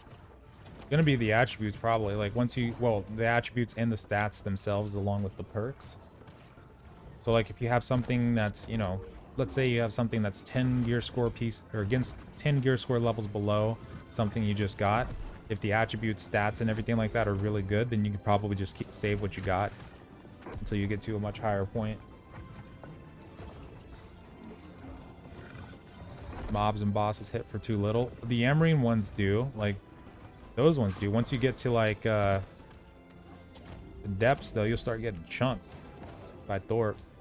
But no, the Garden of Genesis and like the Lazarus one though, especially that Scylla fight we had earlier, no, they can hit pretty hard.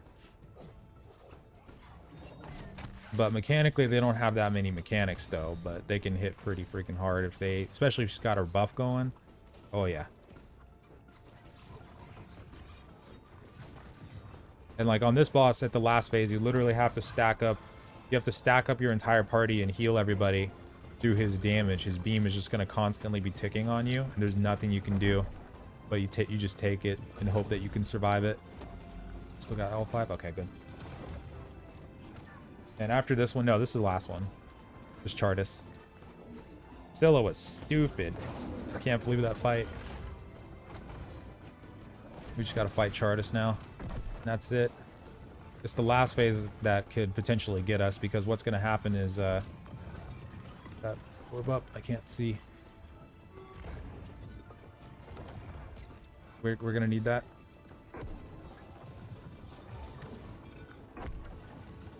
Ah, shiz. Okay. Okay, we got that up, sweet. Watch out. Damn. We can't do the last phase, I don't think, without Trog. We could try.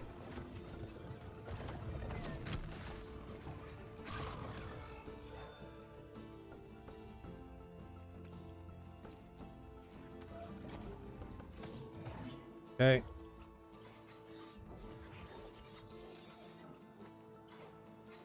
Give it a shot. Sometimes it's missing. Sometimes it's invis, yeah.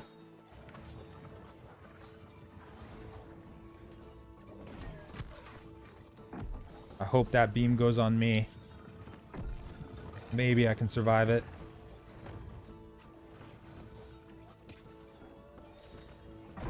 Ouch.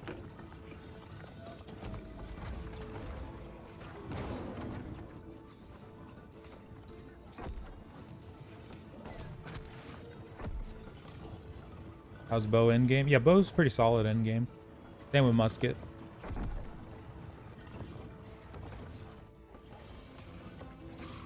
All right, he's destroying that.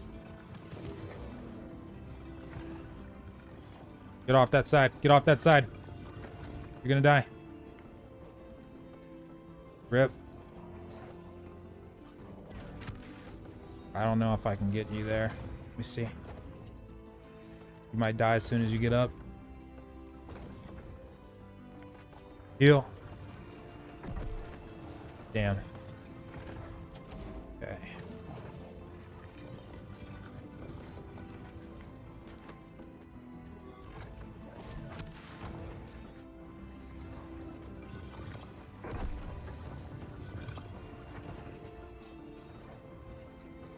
We lost it, but at least they've seen the mechanics now, so we'll be more used to it.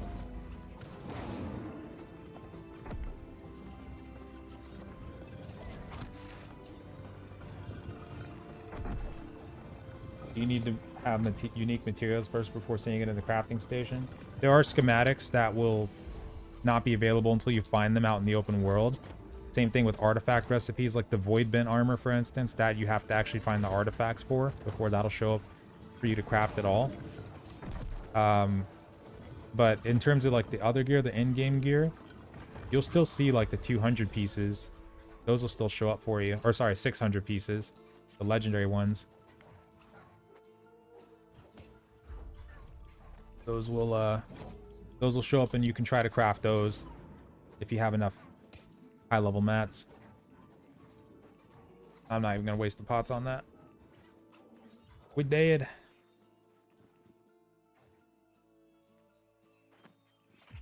All right, do it again. Go, go, go. And keys are not reusable. No, you only need one key per run. So only one person in the run needs to have a key, and everybody else can come in.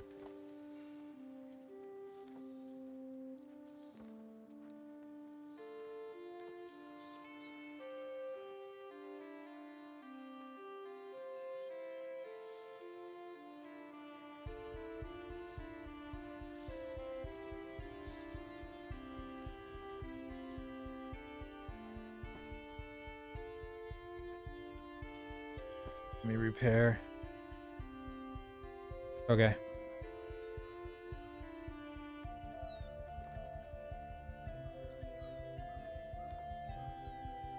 Announce any content that is not in the game. Not officially, no. But they talked about a couple like hinted things before. Like later on down the line, potential. Okay, stones. Hold on. Like new weapons and stuff like that might come down the line. We've seen data mine stuff too that suggests that we're probably going to get different kinds of weapons later on, as well as there's rumors that like the void gauntlet and pistol are already in testing right now, and we've known that the pistol has been stones has been coming for a while because there's been footage that's been showcased to the pistol before. Why is my thing bugging out? Ah, man, hold on. Take all those. I don't really need them anyway. That's fine. Okay. Here goes. Not let me. It wasn't letting me split them though. That was weird. All right.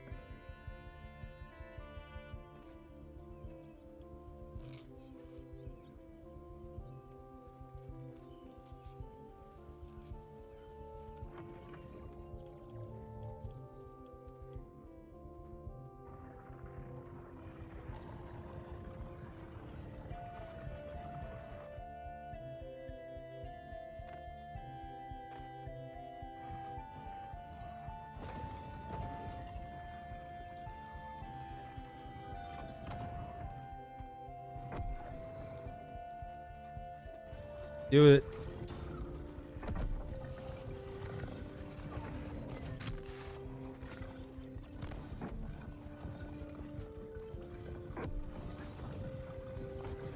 Yeah, I'm really curious to see how that Void Gauntlet turns out.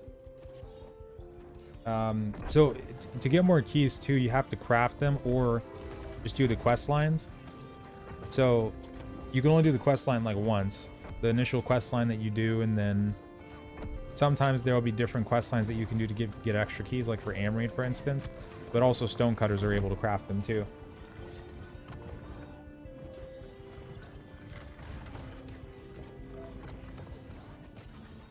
Ideal 5-man group for expeditions. It probably would include a rapier somewhere in there. And then of course the healer, but probably a healer with the nice gauntlet too. But I have to think about that one.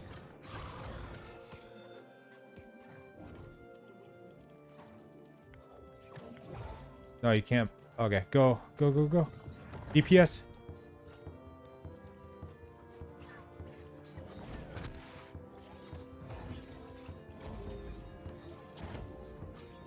We got it. We got it.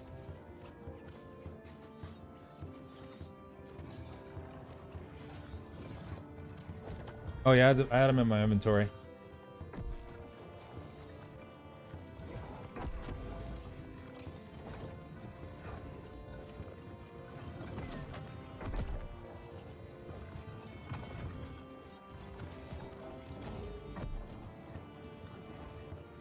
Die, Chartist. You know you want to. I know you're tired, man. Just give us the loot. Sonic. Oh, Sonic Adventure. I love Sonic Adventure. Yes.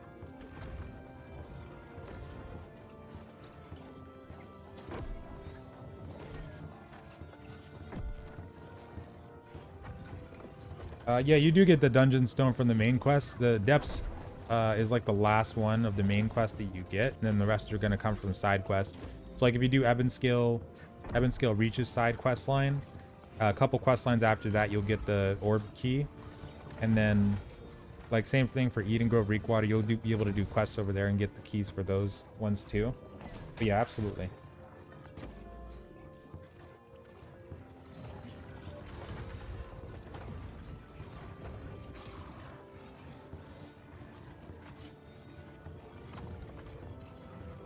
Great Axe will be fixed, nerf. They'll probably do something to it. I don't know what they'll do exactly, but the cleave thing, they'll probably change that at the very least. Shiz, I accidentally put my thing all the way down there. God. Just die already, Chartist. Come on.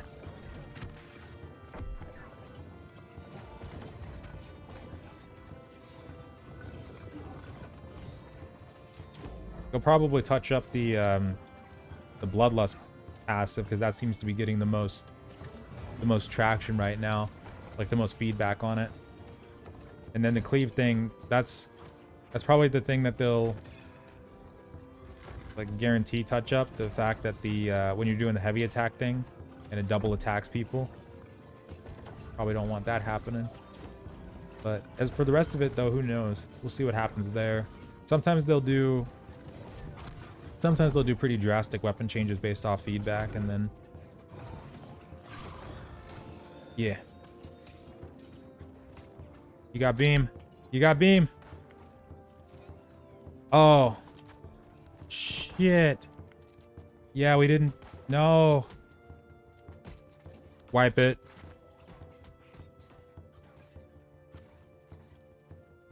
Just wipe it. We need everyone. Nah, just wipe it. We need absolutely everybody. If we don't get everybody on the last phase, it's just at least we need Trog and we need 2 DPS at least alive.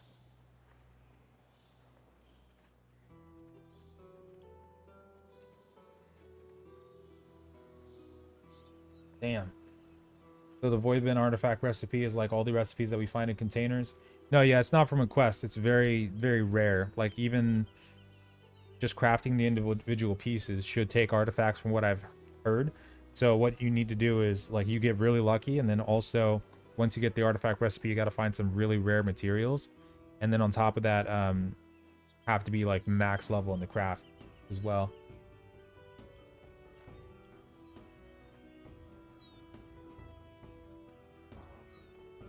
Damn, yeah.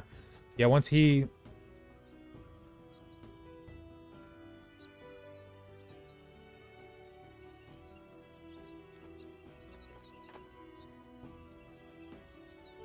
Once he takes down...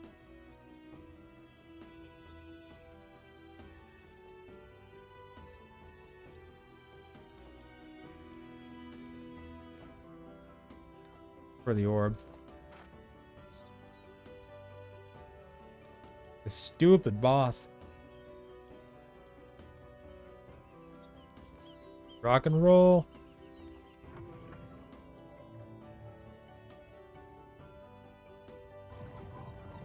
Okay.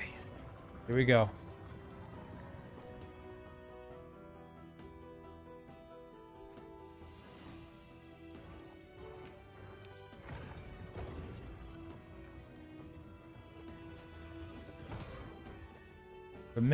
Prepare to meet your end, Chardis. Alright. Solo world bosses? Used to be, but they got pretty smart about preventing those bosses from being bugged out. They're not really world bosses too, because they're not really bosses that you need like 40, 30, 40 people to do. I've duoed Banes before, for example. You can probably still duo him now, or take like 3 people with you and fight him. But some of them you probably will need a party for, even just getting to. Thank you so much, Corgis. Like for Leviathan, for instance, you probably need a party for that. But probably not solo though, not anymore. Round 3. I think we're on round 4 or 5. I can't remember. We're trying it though. We can do this. We got to have everybody though in the last phase. Absolutely everybody.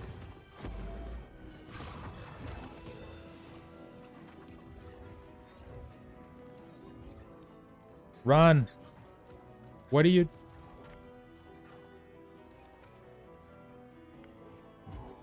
Okay. Yeah, just, oh yeah. There we go. Got you. All right, DPS.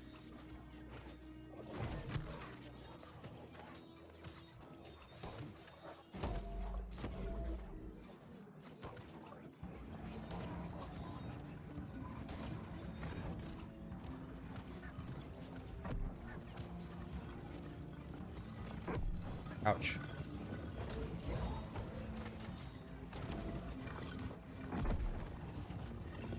I think we're on 5 or 6. Not nearly as many times as Scylla.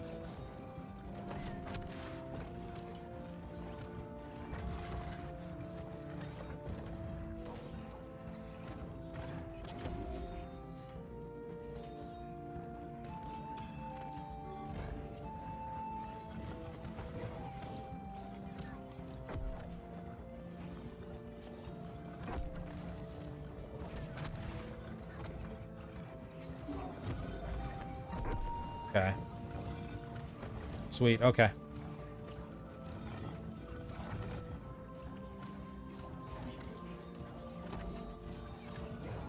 We're getting it though. We're getting it this time.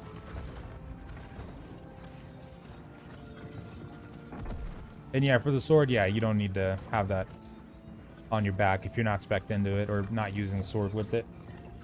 Block that. Okay.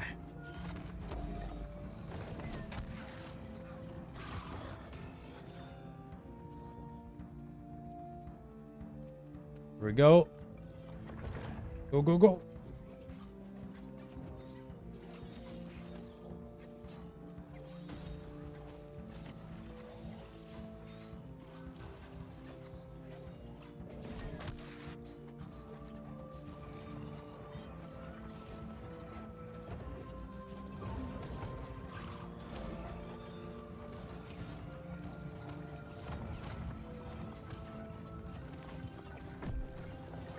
Watch out. Gotta get the right. Okay.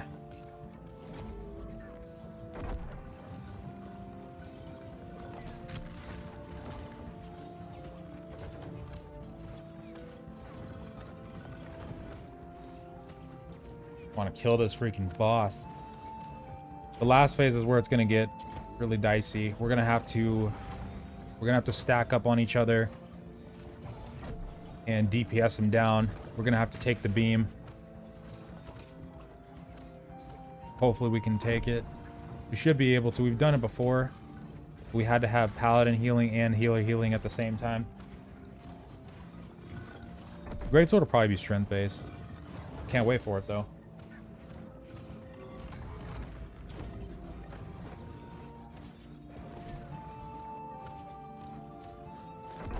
Okay.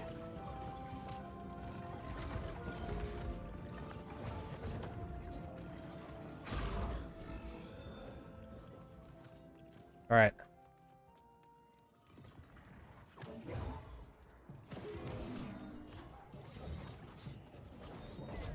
For the fire one, I've seen people take onyx in that one before, but you probably could get away if you don't do onyx in a fire staff, for instance, with doing, trying to think.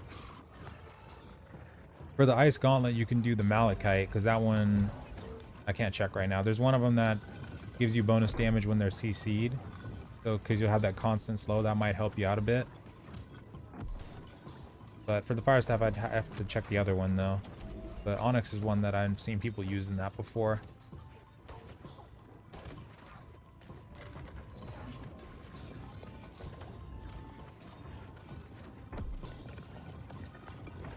Prepare to stack.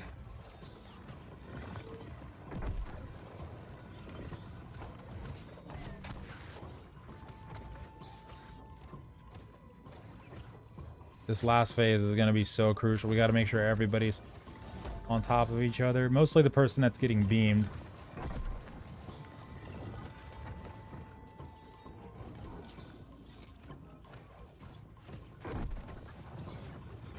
Both sides, I think, are gone. Here we go. He's getting close.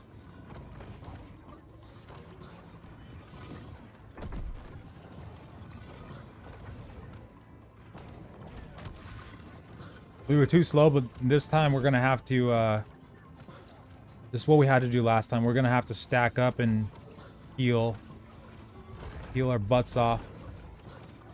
You can survive the beam. It's just... Okay, it's on me. Stack. Oh, God.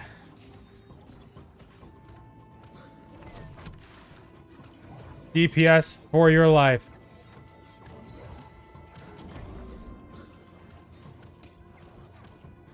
Keep healing. Keep healing. This is it. This is how you do it. Double heals, baby. Double heals. Food buff on. Potting. Keep going. Keep going.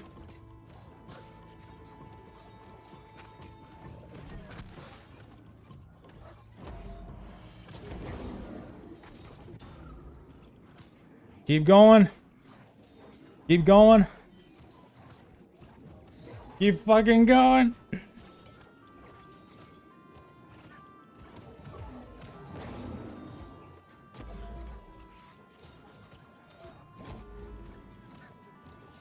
Oh my God. Keep it up.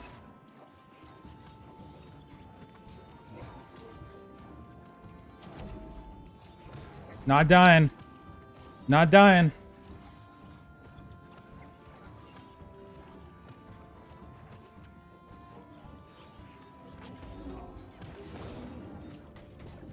Yes. GG. That's it. That's it right there. Oh my God. Ooh. Holy crap. Damn.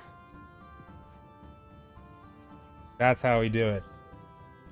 That's how we have to do it. That beam is so stupid. when you get to the last phase that he just, because they nerfed the blocking. Ever since they nerfed the blocking, he just breaks your block immediately on that beam. You have to do that. I don't know how it, other than like if you have enough DPS to kill him before he does that, but holy crap. Good game though. But we have to do that though with our setup right now. I'll take it. I'll fucking take it. Damn, let's get that chest. Let's get the hell out of here. Whew.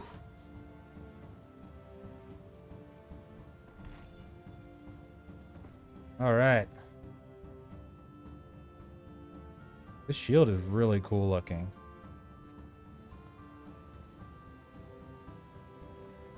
How many hours? Probably got just about an hour and a half or so.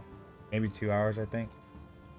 But the boss was just... So at that last phase, that boss was just spamming his beam on me. So what he does is he destroys both sides after you do the mechanic for getting him knocked down. And then the last phase, you have to DPS him in time, or else he's just going to constantly beam you. And that's the way to do it right there. That's how we did it last time. We had to stack up two healers, like a paladin healer and a regular healer, and keep spamming heals. And I had to use pots on top of that too, and food buffs. And we had to DPS for our life. That was absolutely crazy. Holy crap. Good game.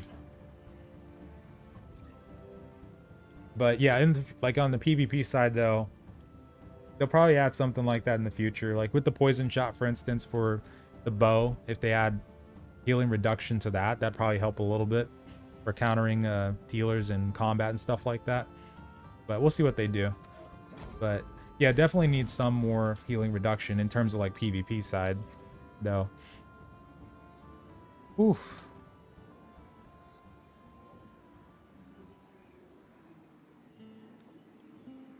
Damn.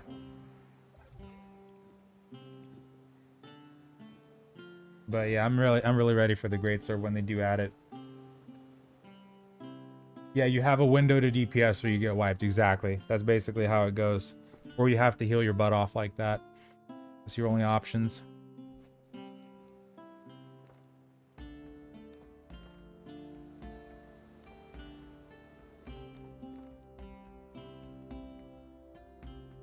Thank you though. Holy crap. Okay. Whew, I'm gonna go ahead and end it there. So tomorrow, yeah, today technically is like the last day. So we'll go live later on and probably just relax a bit, see what else we can get done. I wanted to do Outpost Rush over for like the last day, but I don't think we'll have enough 60s online. So we'll probably just see what happens there. But that was a crazy day though. The wars earlier, yeah, that was pretty interesting. Well, I don't know if they were signed up for Monarch or what's it called, Ebon Scale, but over in the Morningdale War, there was nobody on our side. But yeah, I guess they must have split people up. But yeah, we'll see what happens there. Oh, pistol gameplay, yeah. So if you probably can't get to it unless you have the exact link anymore.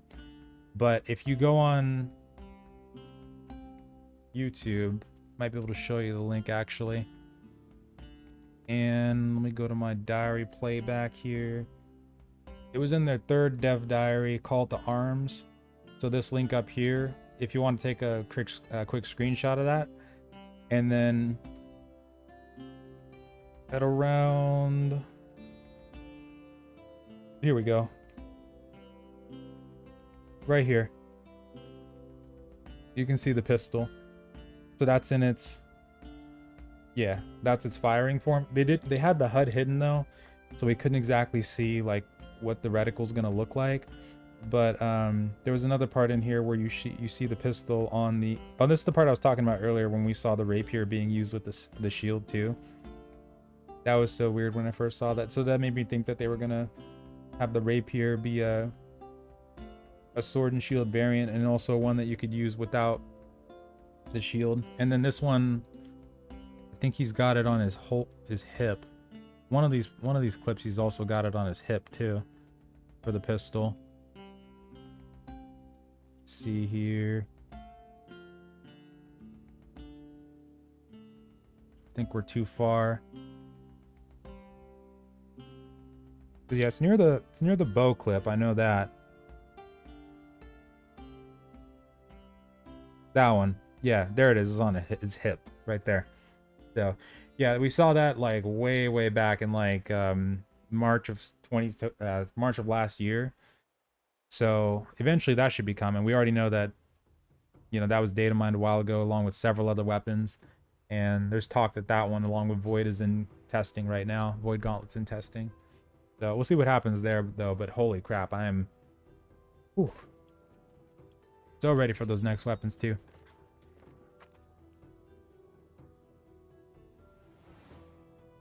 That was insane. GG, folks. Are you burned out? Oh, no. I've been through the testing phases so many times that or leveling phases so many times that I'm just ready. Ready for no more wipes. Just one more time to 60 and that's it. And then it's smooth sailing from there. I'll take it. Where would you say the best locations for houses would be? For houses, at least the first one, or at least getting one of them. A good idea to go for would be Everfall, more than likely, since that's kind of like the central hub. I usually get that one as like my first one, and then also Morningdale is usually my second one, just because it's close to Eden Grove and I love the area. But you could probably, for your like second or third house, do whatever you want really. But yeah, I would check out Everfall as the first one. That way you can put your innkeeper somewhere else, and you don't have to worry about keeping your innkeeper on Everfall whenever you want to TP back to town to trade and stuff like that. And yeah, they'll probably make some tweaks to the Amber Gem and stuff like that too. Yeah, they'll probably do some stuff there. We'll see what happens though. I'm not sure what the launch patch notes are going to look like, but I'm really curious about them. And a lot of stuff like the leveling methods and stuff like that is really going to depend on that. So we'll see what they do there. But thank you guys so much for joining. I appreciate it. I'll come back tomorrow, or sorry, yeah, later today, just to finish everything off. Final day. I'll see you guys later. Thanks so much for joining. Peace.